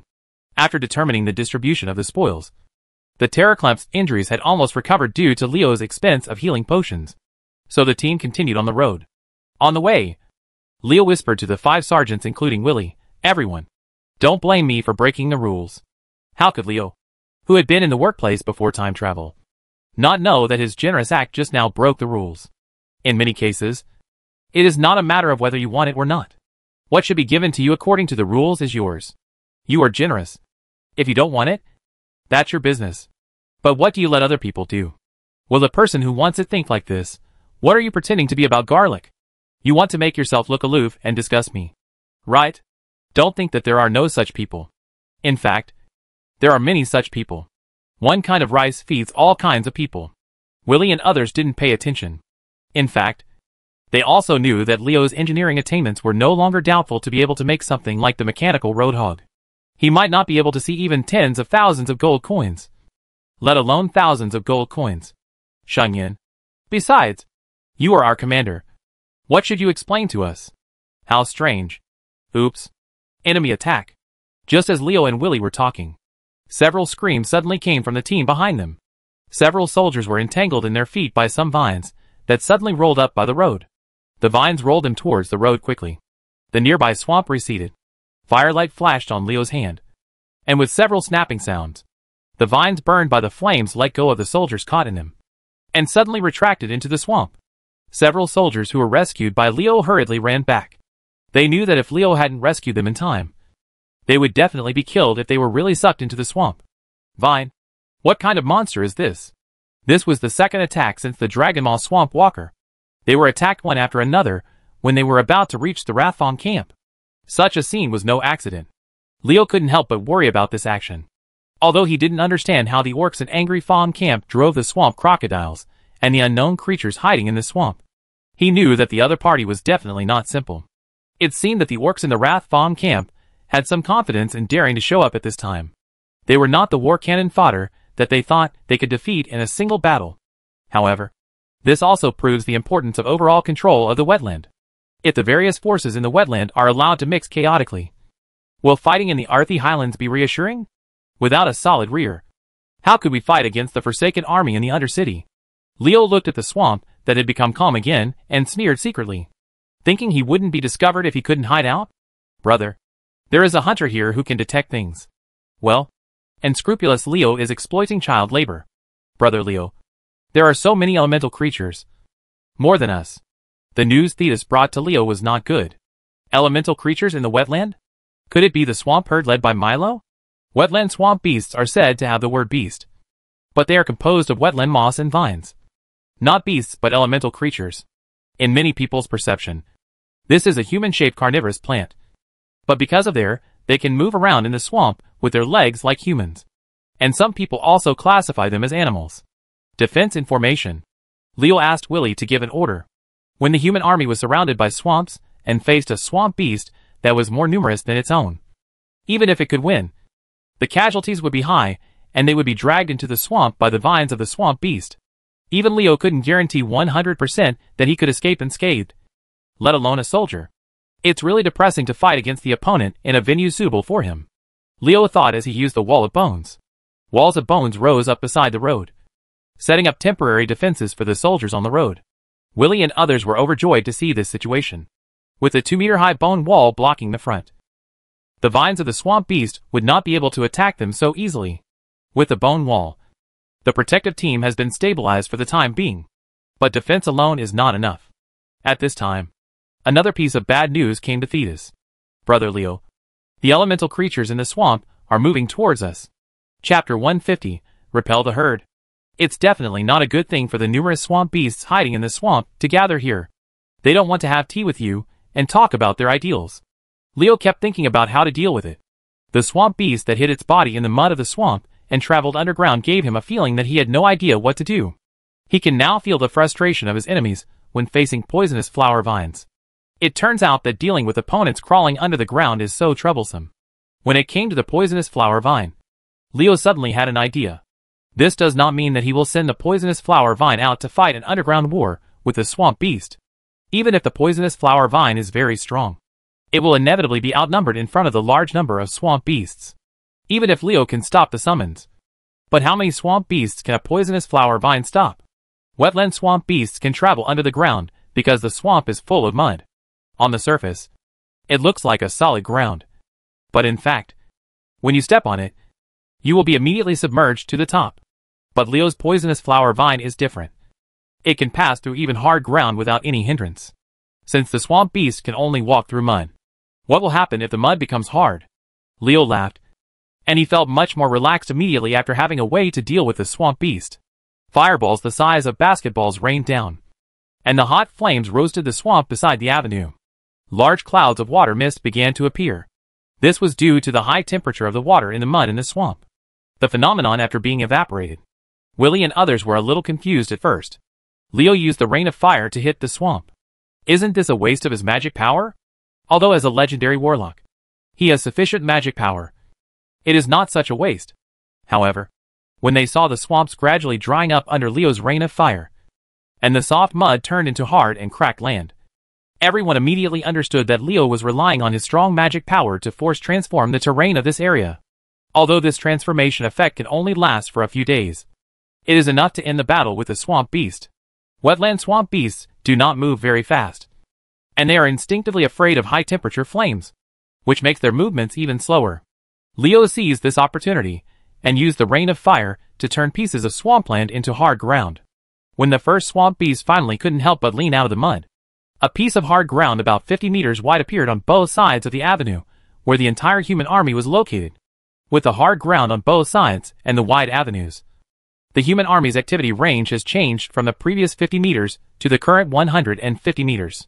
The range has tripled, which gives the soldiers enough room to play during battle. Let the soldiers hold on for a while I take a breather. Leo took out 2 bottles of potion and drank it hard, using the alchemical potion to quickly restore his magic power and physical strength. The wild rain of flames just now kept him busy. If it weren't for the life diversion of the warlock, which can exchange physical strength for magic power, even as a legendary warlock, he would have to taste the feeling of running out of magic power.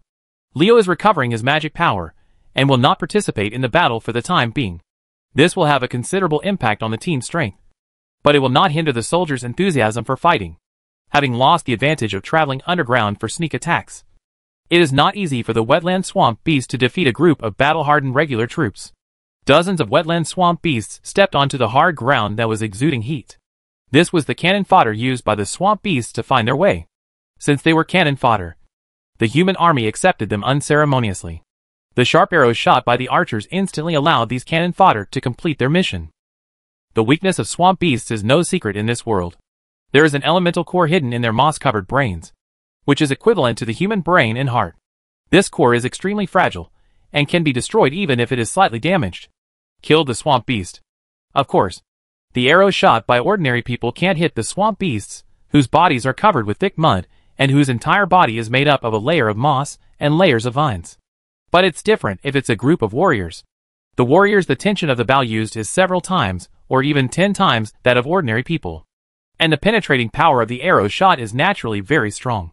But 100 human archers can easily kill these dozens of cannon fodder. The falling of dozens of cannon fodder did not scare the swamp herd. These brainless things did not find the flames they were afraid of in this attack. And they became excited. More swamp beasts landed on the hard ground created by Leo. Disgusting vines wrapped in mud and dripping with sewage were fluttering in a flamboyant manner. It was really a picture of a group of demons dancing around. This scene would definitely scare the hell out of you. My little friend, eh? Maybe. Thetis looked at the large number of swamp beasts with an excited expression on her face. The underage elf huntress opened her bow with a smile and carried arrows like flying. Amidst a series of swishing sounds, the swamps were swamped one after another. The beast's head was shot by her, and her efficiency in shooting the swamp beast by herself was actually better than that of 10 human soldiers. Putting aside people like Leo and Scarlet, who cannot be measured by normal people's eyes, Thetis' strength is still very strong, which shows that the little hunter's talent is also extraordinary. When she becomes an adult and understands the importance of strength, she may not be able to catch up with the former two if she works hard. Under the powerful arrow rain offensive, every step forward by the swamp beasts had to pay a heavy price. When they approached 10 meters away from the wall of bones, more than 500 swamp beasts had fallen. Seeing the swamp herd approaching, the warriors lined up on the outside of the team held their weapons tightly, knowing that the fiercest part of this battle was about to come. The sound of bang and bang sounded, and the swamp beasts danced the vines on their bodies and began to hit the wall of bones that blocked them. The wall of bones made an overwhelmed sound under the blows of the many waving vines. Cracks began to appear on the bone wall. Leo's bone wall is naturally not that easy to smoke. The bone spurs on the bone wall have cut off countless vines. The bodies of many swamp beasts have lost a whole circle of vines, which are also part of their bodies. The archers on the avenue took advantage of the opportunity of the wall of bones to block the swamp herd and pulled the bowstrings desperately, shooting sharp arrows one after another. The archers understand that the more swamp beasts they kill at this time, the less pressure the team will face after the wall of bones is broken, and the fewer casualties the fellow warriors on the same team will suffer in the battle. Boom! Snapped! Wow! Finally, the first wall of broken bones appeared. If there was one wall, there would be two, followed closely by the second, and the third. The first broken bone wall seemed to cause a domino effect. Only 10 breaths after it was broken, the entire bone wall collapsed. Block them! A sergeant chief led a group of soldiers and rushed forward quickly to block the swamp beast that was trying to set foot on the road. The human steel shields resisted the attacks of the swamp beasts, and the steel weapons in their hands kept causing wounds to the swamp beasts. The close combat between the human warriors and the swamp beasts began. Leo exhaled. Although his magic power was only half restored, he couldn't sit back and ignore the current situation. If he didn't take action, he could imagine that the casualties of the entire team would be high. The number of swamp beasts left was no more than that of humans. The troops came in fewer numbers. I am a warlock. If my magic power is not enough, I can use my physical strength to replace it. Leo began to activate his magic power, and a crimson cloud formed on the head of the swamp beast, and basketball-sized fireballs crackled and fell in the sky. The hot fireball hit the swamp beast, and the high temperature quickly dried out the water on the swamp beast's body, and then ignited the vines that made up the swamp beast's body. In a short time, it turned into a burning humanoid fireball. The wetland swamp beasts composed of plants quickly become ignited under the rain of fire. Range attack fire spells are a big killer for the wetland swamp beasts composed of flammable plants. Leo was killing the swamp beasts piece by piece, and with him as the legendary warlock, the entire battle scene changed. The swamp beasts, who were originally inextricable from the human army, began to fall into chaos. The high temperature of the flames triggered their natural fear of flames. The hesitation and retreat spread among the swamp beasts, and soon turned into action. Groups of wetland swamp beasts began to retreat into the muddy ground in the distance, gradually disappearing into the swamp.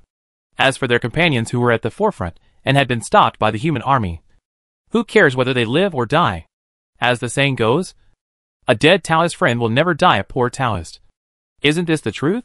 The reaction of the swamp beasts made Leo slightly stunned. He didn't expect the swamp beasts to be so afraid of fire. He just cast a few rains of fire and lit 400 to 500 swamp beasts as torches. That's all. They started to retreat. However, it is undoubtedly good news that the swamp beast herd has retreated. Leo, who had only recovered half of his magic power, did not have enough magic power after casting rain of fire several times. And his physical strength has not returned to its peak. Only enough to cast 3 life diversions. And 1 life diversion only allowed him to cast rain of fire twice. If the swamp herd could hold on for a little longer, they would find that the rain of fire that frightened them had disappeared again. Unfortunately, the reality is that there are no ifs. The retreat of the wetland swamp beast herd this time caused them to lose the opportunity to cause great losses to the human army. They're running away. Thetis pouted, looking unhappy. She hadn't had enough fun yet. After hearing the news, Leo breathed a sigh of relief. If the swamp herd chooses to fight to the death, the team's casualties will be extraordinary. In just a moment of contact, dozens of warriors had been forcibly dragged into the swamp herd, and their fate was self-evident. If Leo hadn't taken action in time, this number would have doubled. Fortunately, in the battle with Karamos, he was promoted to a legendary warlock, and his strength was qualitatively improved. If he was still only a high-level warlock, I really can't imagine the situation after encountering these swamp beasts. Leo patted his chest with a look of joy on his face.